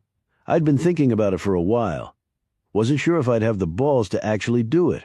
When the old man went down, it just snapped in my head, now or never. Second question, why kill Steve Canny? I thought you did it for your mother, but now I know that wasn't the case." Eddie shifted in his seat, the shackles rattling. One of the guards looked over. Eddie smiled and waved before looking back at King. "My parents let my brother die, and my old man goes off and has another son with some slut. Well, I didn't want or need another brother. This Canny kid grew up healthy and strong. That should have been Bobby, you hear me? It should have been Bobby." His voice rose higher, and now all four guards looked over. King didn't know if he was more frightened of Eddie or them. Third question, what made you kill Junior at first? I thought it was because you believed he'd stolen from your mother. Now I know you wouldn't have cared about that, so why? There was a drawing of my brother that got busted up during the burglary. Your mother showed me it. It was a drawing of Bobby before he got really sick. Eddie paused and put his shackled hands on the wood in front of him. "I was the one who drew it. I loved that picture. And I wanted it in Mom's room so she'd always know what she did. When I saw it smashed up, I knew I'd kill whoever had done it. I thought Junior had broken it. That was his death sentence." King suppressed a shudder at Eddie's reasoning for murder and said, "In case you're interested, this has all really hit Remy hard, though she tries not to show it. She's just lucky I didn't have the guts to kill her." "Did you come up with the plan to impersonate famous serial killers because of Chip Bailey?" Eddie grinned. Old Chippy bragged all the time about how much smarter he was than everyone else, how much he knew about serial killers, their M.O. He claimed he could run down the smartest of them. Well, I took him up on that challenge. I think the results speak for themselves. If your father hadn't been murdered, what would you have done? Killed him. But before I did, I was going to tell him about all the people I'd killed and why. I wanted him to know what he'd done. For once in his life, I wanted him to take responsibility. Last question. Why'd you take something from each of your victims? So I could plant them at Harold Robinson's to put the blame on him. He paused, his brow wrinkled, and he finally said in a low voice, "I guess I'm just like my old man." King understood that this was by far the harshest sentence Eddie could have been given, and it was a self-imposed one. That was why he had asked the question. "So what'd you come here to tell me?" King sunk his voice low. "That you were right about Sylvia? I confronted her with it all, but I can't prove any of it, though I'll keep trying. Did you figure out my teat clue? Yeah. Found out about him when I went down to the FBI at Quantico with Chip once. Sylvia's moved away from Wrightsburg. Probably set up a new life under another name. Lucky her. I haven't told anyone else about it, not even Michelle. I guess it doesn't matter." "It does matter, Eddie. There's just nothing I can do about it right now. I have no proof. She covered her tracks really well, but I'll keep trying." King rose. "I won't be back to see you. I know." As Eddie started to rise, he called out, "Hey, Sean, can you tell Michelle I wouldn't have really hurt her that night? And tell her I enjoyed our dance together." The last image King had of the man was him shuffling off, surrounded by the guards, and then Eddie Battle was gone. King hoped forever, as he was leaving the prison, King was stopped and given a package at the visitors' center. He was only told that it had been mailed here and they were to hold it for him. It was actually addressed to Michelle. He got back in the car. "What's that?" she asked. "It's for you. We'll stop for lunch at that diner we passed earlier, and you can open it." It was truly a greasy spoonful of truckers, but the food was good and the coffee hot. They found a spot near the back and ate their lunch. "Don't you want to know how he is?" asked King. "No, why did he ask about me?" King hesitated and said, "No, he never mentioned you." Michelle swallowed her bite and chased it with some coffee. "One thing still has me puzzled," she said. "Really, only one thing?" King attempted a smile. "What was in her closet safe that Remy wanted back so badly?" "I think they were letters from a certain gentleman acquaintance of hers. So she was having an affair. No, this was a case of unrequited love. The gentleman in question would have it no other way with a married woman, but she wanted his letters back. I wonder who it could have." She stopped, eyes huge. "Not, yes," said King quickly. "Yes, but it was a long time ago and he did nothing to be ashamed of. He simply cared for a woman who turned out not to have deserved it." "God, that's so sad." He helped her rip open the package. They both sat staring at the object. It was the painting of Michelle in the ball gown that Eddie had done. King looked at her and then at the painting but said nothing. They paid their bill and left. Before they got in the car, Michelle threw the painting in the diner's dumpster. "Ready to go home?" King asked as she climbed in the driver's seat. "Oh yeah." Michelle punched the gas and they drove off in a swirl of dust. Chapter 1, 4,400 pounds. That was how much the crate weighed. It was offloaded from the tractor trailer by forklift and placed in the back of the smaller box truck. The rear door was closed and secured with 2 different locks, one a key, the other a combo. Each was rated to be impervious to thieves. The man climbed into the driver's seat of the truck, closed the door, started the engine, revved the motor, cranked the AC, and adjusted his seat. He had a long way to drive and not much time to get there, and it was hot as hell, maybe hotter. He would have preferred an armed escort, perhaps an Abrams tank for good measure. The air was so hot that waves of visible heat shimmered in spots. The ground was rocky and, in the distance, mountainous. The roads were bad. Highway amenities were non-existent, and he was on his own. He had guns and plenty of ammo, but he was only one man with only one trigger finger. He no longer wore the uniform. He had taken it off for the last time about an hour ago. He fingered his new clothes. They were worn and not overly clean. He pulled out his map and spread it out on the front seat as the tractor trailer pulled away, the forklift inside the trailer and secured. He was now alone in the middle of nowhere in a country that was also largely in the middle of nowhere, other than the 9th century, he thought. As he stared out the windshield at the imposing terrain, he briefly thought about how he had ended up here. Actually, it was quite straightforward. He had volunteered for the job. Back then it had seemed brave, even heroic. Right now he felt like a fool for accepting a mission that had such a low chance of survival for him. But wasn't that, by definition, heroic? Yet did he really want to be a hero? The answer was irrelevant. He was here. He was alone. He had a job to do and he had better get to it. In addition to the map, he had GPS out here, though it was spotty, as though the satellites above didn't even know this was a country where people might need to get from point A to point B, hence the old-fashioned paper version on the front seat. He put the truck in drive and thought about what was in the crate. More than 2 tons of very special cargo. It would carry him a long way. And it better. Without it, he was certainly a dead man. Even with it, he might be a dead man. He wondered again at his sanity for accepting this task. As he drove along the bumpy road, he calculated he had 20 hours of hard driving ahead of him if he hoped to get there in time. They would be waiting for him.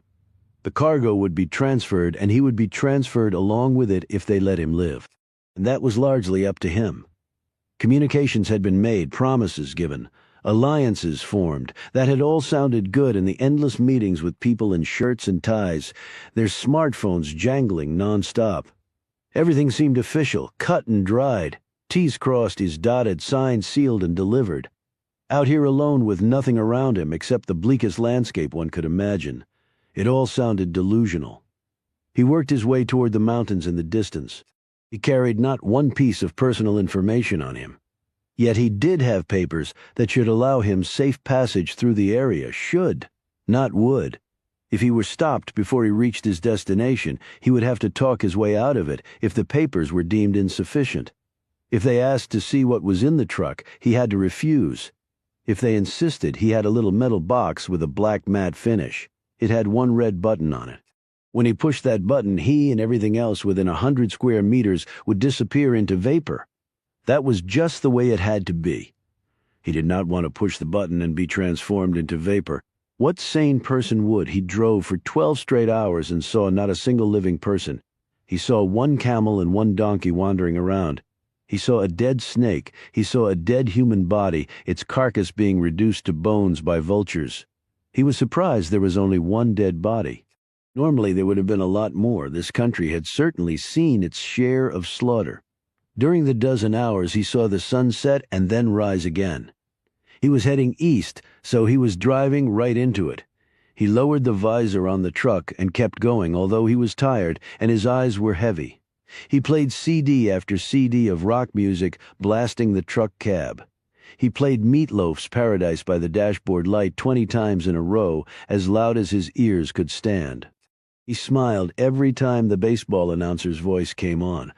It was a little bit of home out here, who could have imagined? Still his eyelids drooped and he kept jolting back awake after his truck had strayed across the road. Luckily there was no other traffic. There were not many people who would want to live around here. Foreboding would be one way to describe it. Dangerous would be another, more accurate one.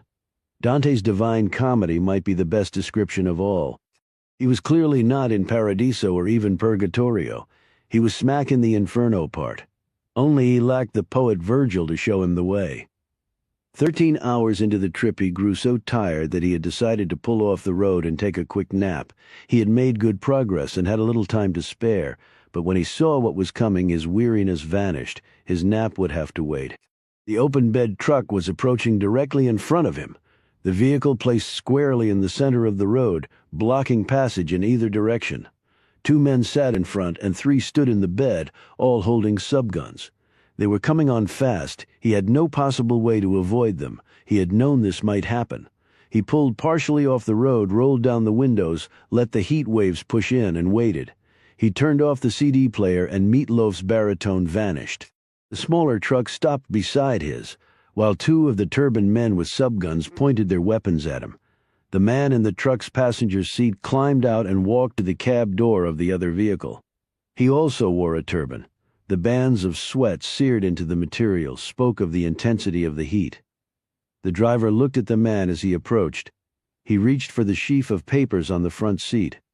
They sat next to his fully loaded Glock with 1 round already in the chamber. "Papers?" the man asked in Pashto. He handed them through. They were straightforward and appropriately signed and distinctively sealed by each of the tribal chieftains who controlled these stretches of land. He was counting on it, that they would be honored. He was encouraged by the fact that in this part of the world not abiding by a chieftain's orders often resulted in the death of the disobedient ones, and death here was nearly always brutal and never entirely painless. The turbaned man was profusely sweaty, his eyes red and his clothes as dirty as his face. He read through the papers, blinking rapidly when he saw the august signatories. He looked up at the driver and appraised him keenly. He spoke first in Dari and then in Pashto. The driver answered, solely in Pashto. The papers were handed back. The man's gaze went to the back of the truck, his look a curious one. The driver's hand closed around the small black box. The man spoke again in Pashto. The driver shook his head and said that opening the truck was not possible. It was locked and he did not have a key.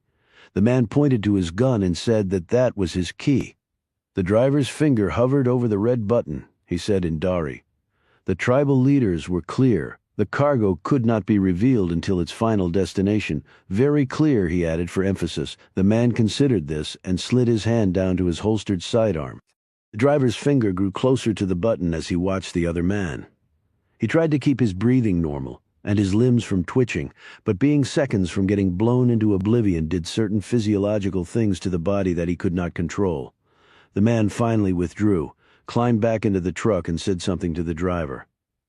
Moments later, the truck sped off, kicking up dirt behind its rear wheels. He waited until they were nearly out of sight, heading in the direction opposite to his, and put the truck back into gear. He drove off slowly at first, and then punched the gas. His weariness was gone. Every sense he had was at its highest acuity. He didn't need the music anymore. He lowered the AC because he suddenly felt rather cold, perhaps, from having death in such close proximity.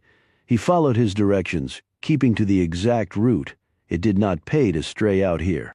He scanned the horizon for any other pickup trucks coming his way, but none did. He could imagine that word had been communicated up and down the line here, that the cargo truck was to be given safe passage. Nearly 8 hours later, he arrived at his final destination. The dusk was starting to gather and the wind was picking up. The sky was streaked with clouds and the rain looked to be a few minutes from pouring down. When he arrived here, he had expected one precise thing to happen. It didn't. Chapter 2. The first thing to go wrong was that his truck ran out of gas as he pulled into the stone building's rear door. He had extra fuel tanks, but someone had miscalculated. The second thing to go wrong was the gun being shoved in his face. This was no turban toting a subgun. It was a white man like him with a .4357, its hammer already pulled back. He rolled down the window. "Is there a problem?" he said. "Not for us," said the man, who was heavy-set and jowly and looked closer to 40 than 30. "Us." The man looked around and saw other white guys creeping out of the shadows. They were all armed, and every gun they had was pointing at him. "This is not part of the plan," the man said. The other man held out a cred pack. "There's been a change in plan." The driver studied the ID card and badge and said, "If we're on the same side, why the gun in my face? In this part of the world, I've learned not to trust anybody out now." The driver slung his fully loaded knapsack over his shoulder and stepped down onto the dirt floor holding two things. One was his Glock, which was useless with a dozen guns centered on him. The second item was the black box. That was entirely useful. In fact, it was the only real bargaining chip he had. He held it up to the cred man. "Fail safe," he said. "Red button goes down. We all get vaporized. Truck is wired all the way around with cakes of Semtex. Enough to make this just a hole in the ground." "Bullshit!" yelled the cred man.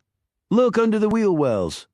The cred man nodded at one of the other men, who drew a flashlight and ducked under the truck's right rear wheel.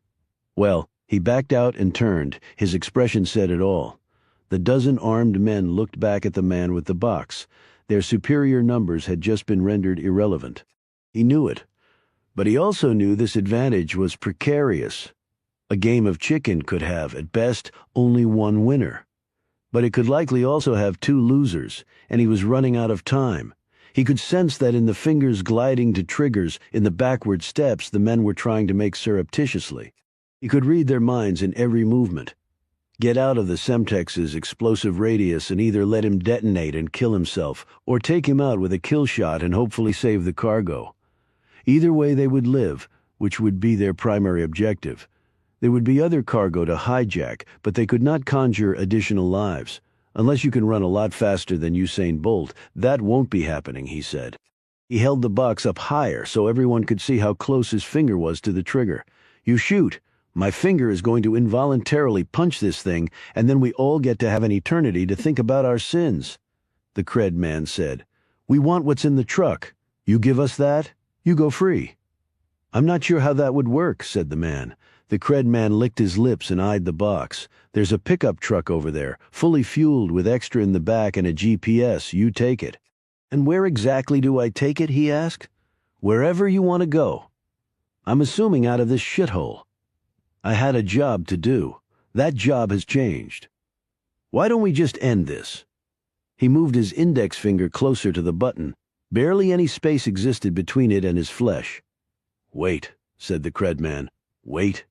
He held up his hand. "I'm waiting. Just take the truck and get out of here. What's in that truck is not worth dying for, is it?" "Maybe it is. You've got a family back in the States. How do you know that?" "I just do, and I have to believe you want to get back to them. And how do I explain losing the cargo? You won't have to. Trust me. That's the problem. I don't trust you. Then we're all going to die right here in this shithole." He eyed the pickup truck. He didn't believe anything he had been told, but he desperately wanted to get out of this alive, if only to make things right later. The Credman said, "Look, we're obviously not the Taliban. Hell, I'm from Nebraska. We're on the same side here, okay?" He finally said, "So how about I withdraw quietly from the field?" That was my offer. "How do you propose doing this?" "First thing, don't push the button. Then don't pull your triggers." He edged toward the pickup truck, keeping his finger close to the button. The men parted to allow him passage. He reached the truck and eyed the ignition. The keys were there. The Cred man said, "What's the range on the detonator?" "I think I'd like to keep that to myself." He threw his knapsack on the front seat, climbed into the truck, and started the engine. He kept his free hand ready with the detonator. He shifted the truck into gear.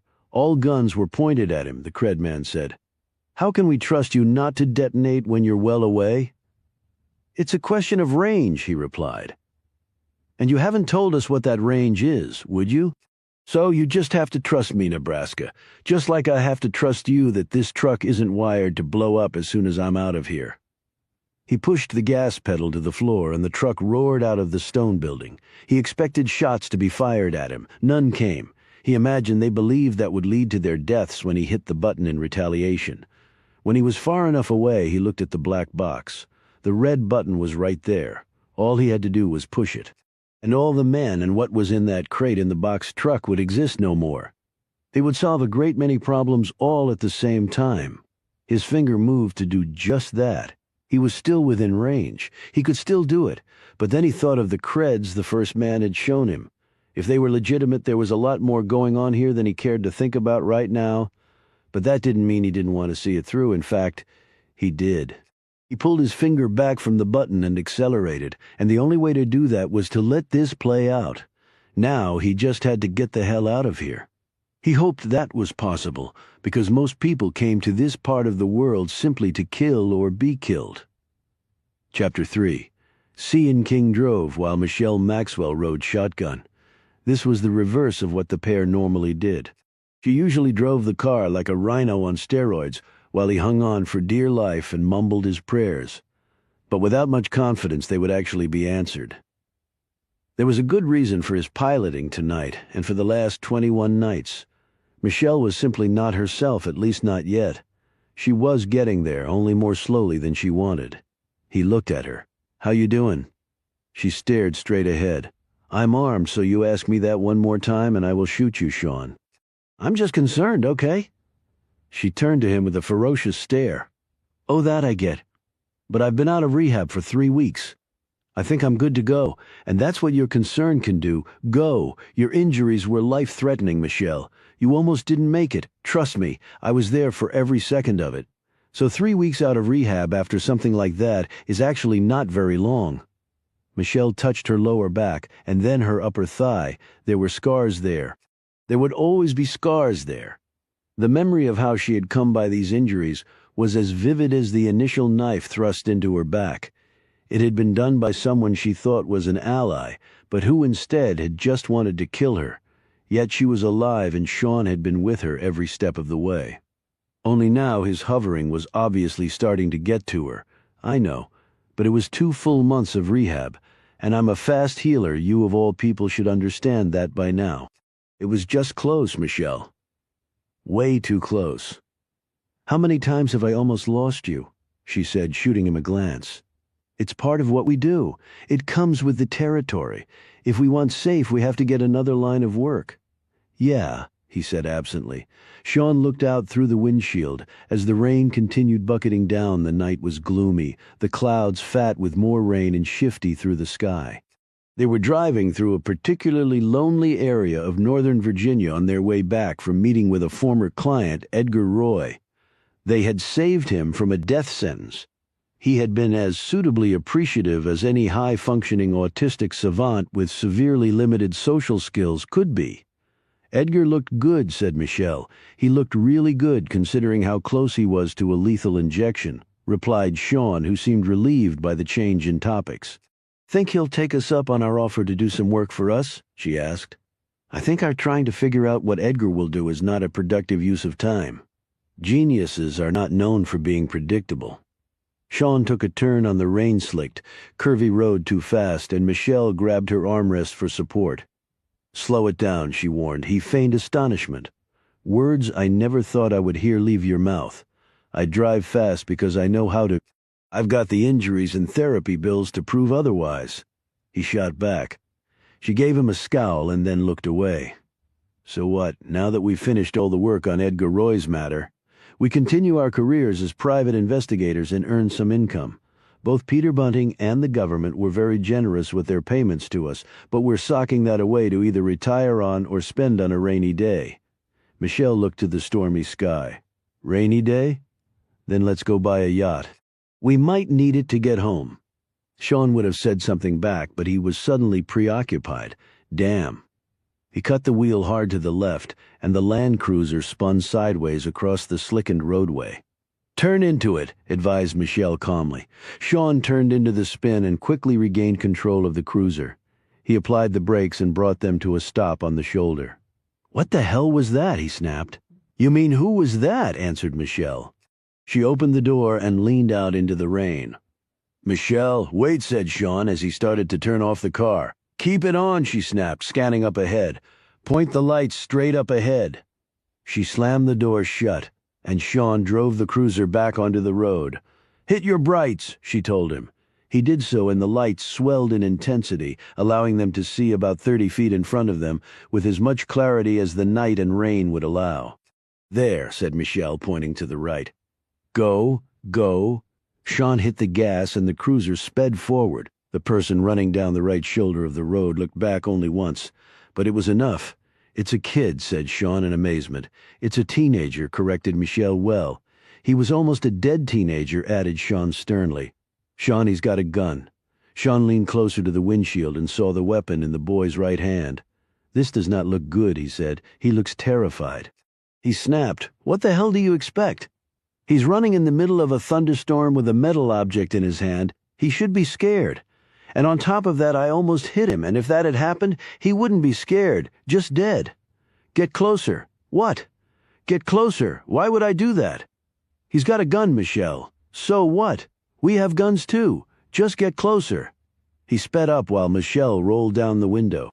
A spear of lightning lit the sky with a billion-candle-power burst of energy, followed by a crack of thunder so loud it sounded like a skyscraper imploding. "Hey!" Michelle yelled at the boy. "Hey!" The teen looked back again, his face whitewashed in the glare of the headlights. "What happened?" yelled Michelle. "Are you okay?" The boy's answer was to point the gun at them, but he didn't fire. He left the road and cut across a field, his feet slipping and sliding over the wet grass. "I'm calling the cops," said Sean. "Just wait," she replied. "Stop the car." Sean slowed the cruiser and pulled to a stop a few feet later. Michelle hopped out of the vehicle. "What the hell are you doing?" Sean cried out. "He's obviously in trouble. I'm going to find out why."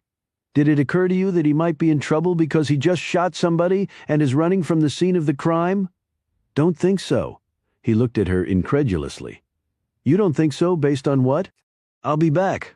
"What?" "Michelle, wait." He made a grab for her arm but missed. The next instant she was sprinting across the field. In a few seconds she was soaked to the skin in the driving rain. Sean slapped his palm against the steering wheel in disbelief. "I can't friggin' believe this," he yelled at the window. "Do you have a death wish?" But Michelle was long since out of earshot. He calmed, studied the lay of the land for a few moments, put the vehicle into gear and sped off, hanging a right at the next intersection and punching the gas so hard the rear of the truck spun out. He righted it and drove off, cursing his partner loudly with every turn of the wheel. Chapter 4. Michelle had chased. Many people down in her life, as part of a Coxswain +4 team, she had helped make up 5 lengths during a late charge to claim a medal at the Olympics. As a cop in Tennessee, she had run down her share of felons fleeing the scenes of their crimes. As a Secret Service agent, she had been fleet of foot next to limos carrying important leaders. Tonight, though, she was competing against a long-legged teenager with the boundless energy and fresh knees of youth who had a substantial head start and was running like the devil was on his heels, and her feet kept slipping with every stride. It was like running in 3 feet of water only on land. "Wait," she called out as she caught a glimpse of him before he changed direction and disappeared down a path through some trees. He didn't wait. He simply sped up. Michelle, despite her protestations to Sean, was not 100%. Her back hurt, her leg hurt, her lungs were burning, and it didn't help that the wind and rain were blinding her. She raced down the path and, just in case, drew her gun. She always felt better with her cig in hand. She redoubled her efforts, fought through the pain and fatigue that was coursing through her, and markedly closed the gap between them. A lightning strike followed by a crack of thunder so loud it was like a bomb detonating momentarily distracted her. A tree on the side of the path, punished by stiff winds, started to topple. She found an extra burst of speed and flashed past it. The shallow-rooted pine slammed into the dirt about 5 feet behind her, but its thick branches missed her by only a few inches. Any one of them could have crushed her skull. That had been close. Michelle understood exactly how close. The teen had fallen when the tree had crashed, yet now he was up and running once more. But the gap was now closing. Calling on reserves, she wasn't sure she possessed any more. She propelled forward like she had been shot out of a mortar. She leapt and hit him in the back of the legs.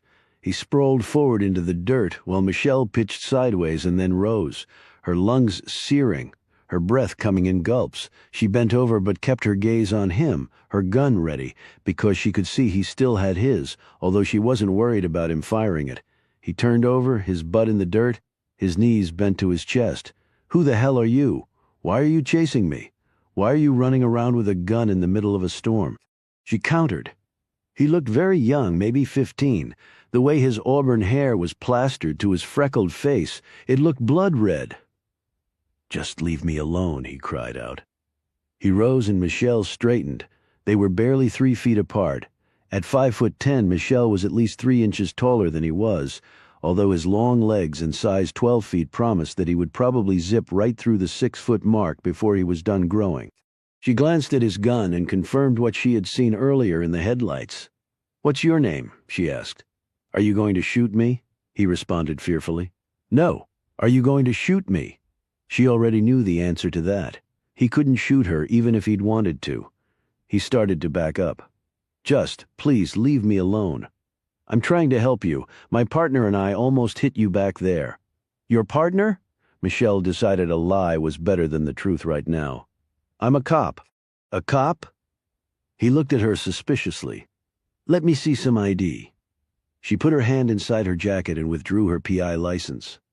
In the dark, she hoped it would look legit enough. She flashed it. "Now will you tell me what this is about? Maybe I can help you." He looked down, his thin chest rising and falling quickly with each of his uneven breaths. "Nobody can help me." That's a big statement to make. Things can't be that bad. His lips started trembling. "Look, I need to get back home." "Is that where you ran away from?" He nodded. "And where you got the gun?" "It belonged to my dad." Michelle pulled her wet hair out of her eyes. "We can give you a ride there. Just tell us where it is." "No, I'll walk. It's not far." "That's not a good idea. Not in a storm like this. You might get hit by a car or have a tree fall on you, both of which have already almost happened." "What's your name?" He hesitated. "My name is Michelle. Michelle Maxwell. Are you really a cop?" "Used to work for the Secret Service. Guarded the vice president for a while." "For real?" Now he sounded like a teenager, an awed teenager. "Yep. And you're a cop now?" "Well, I used to be. I'm actually a private investigator now. But I still act like a cop sometimes." "Now what's your name? I told you mine." "Tyler? Tyler Wingo," he said. "Okay, Tyler Wingo, that's a good start. Now let's go to my car, get in, and—" She glanced behind him but had no time to say anything. Sean grabbed Tyler from behind, knocked the pistol from his grip, kicked it away, and twirled him around. Staggering, Tyler started to run off again, but Sean clamped a hand around his wrist. At 6'2" and more than 200 pounds, he had the size to keep the kid from going anywhere. "Let me go," yelled Tyler. "Sean, it's okay," said Michelle. "Let him go." Sean reluctantly released his grip, bent down, and picked up the gun. He looked at it. "What the hell is this?" "A German Mauser," said Tyler, scowling up at him. "Without a trigger," pointed out Michelle. "Saw that in the headlights. Makes it a little hard to use as a weapon unless you throw it at somebody." Sean checked the gun's magazine. Empty, he said. Tyler was just going to tell me where he lives so we can drive him there, said Michelle. Tyler, said Sean. Tyler Wingo, said Tyler sulkily. And you better not have damaged my dad's gun. It's a collectible. Sean slipped the gun into his waistband, which made it pretty dumb to run around in the rain with it, he pointed out. Tyler didn't answer him. He looked at Michelle. Can you just give me a lift home? Yes, we can, she said. And maybe on the way you can tell us what happened? I already told you, there's nothing you can do. You're right, there is absolutely nothing we can do if you don't tell us anything, replied Michelle. Can we go get in the truck? Said Sean. Oh, the only place we'll be going is a hospital where they can treat us for pneumonia. Unless the lightning kills us first since we are in the middle of a forest, he added, as another thrust of lightning precipitated a deafening crack of thunder. They got back to the cruiser where Sean had parked it off the road after getting ahead of them on the other side of the woods. There were some blankets in the back cargo area. Michelle grabbed 3 of these and handed one to Tyler, who draped it around his shoulder. She handed another one to Sean and wrapped the last one around herself. Thanks, Tyler mumbled. He climbed into the back while Michelle sat next to him. Sean drove. Where to? He asked. Tyler told him. Directions from here, said Sean. I'm not familiar with this area.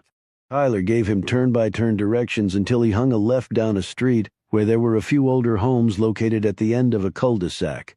You ran a long way, said Michelle. Tyler didn't answer. Which house? Asked Sean. Tyler pointed to the one on the right at the very end next to a stand of thick woods. It was ablaze in light.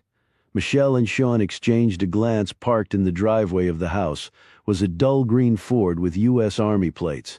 As they turned into the drive, a woman and 2 uniformed Army officers came outside on the covered porch. Michelle turned to Tyler. Why are they here? She asked. To tell me my dad was killed in Afghanistan, said Tyler.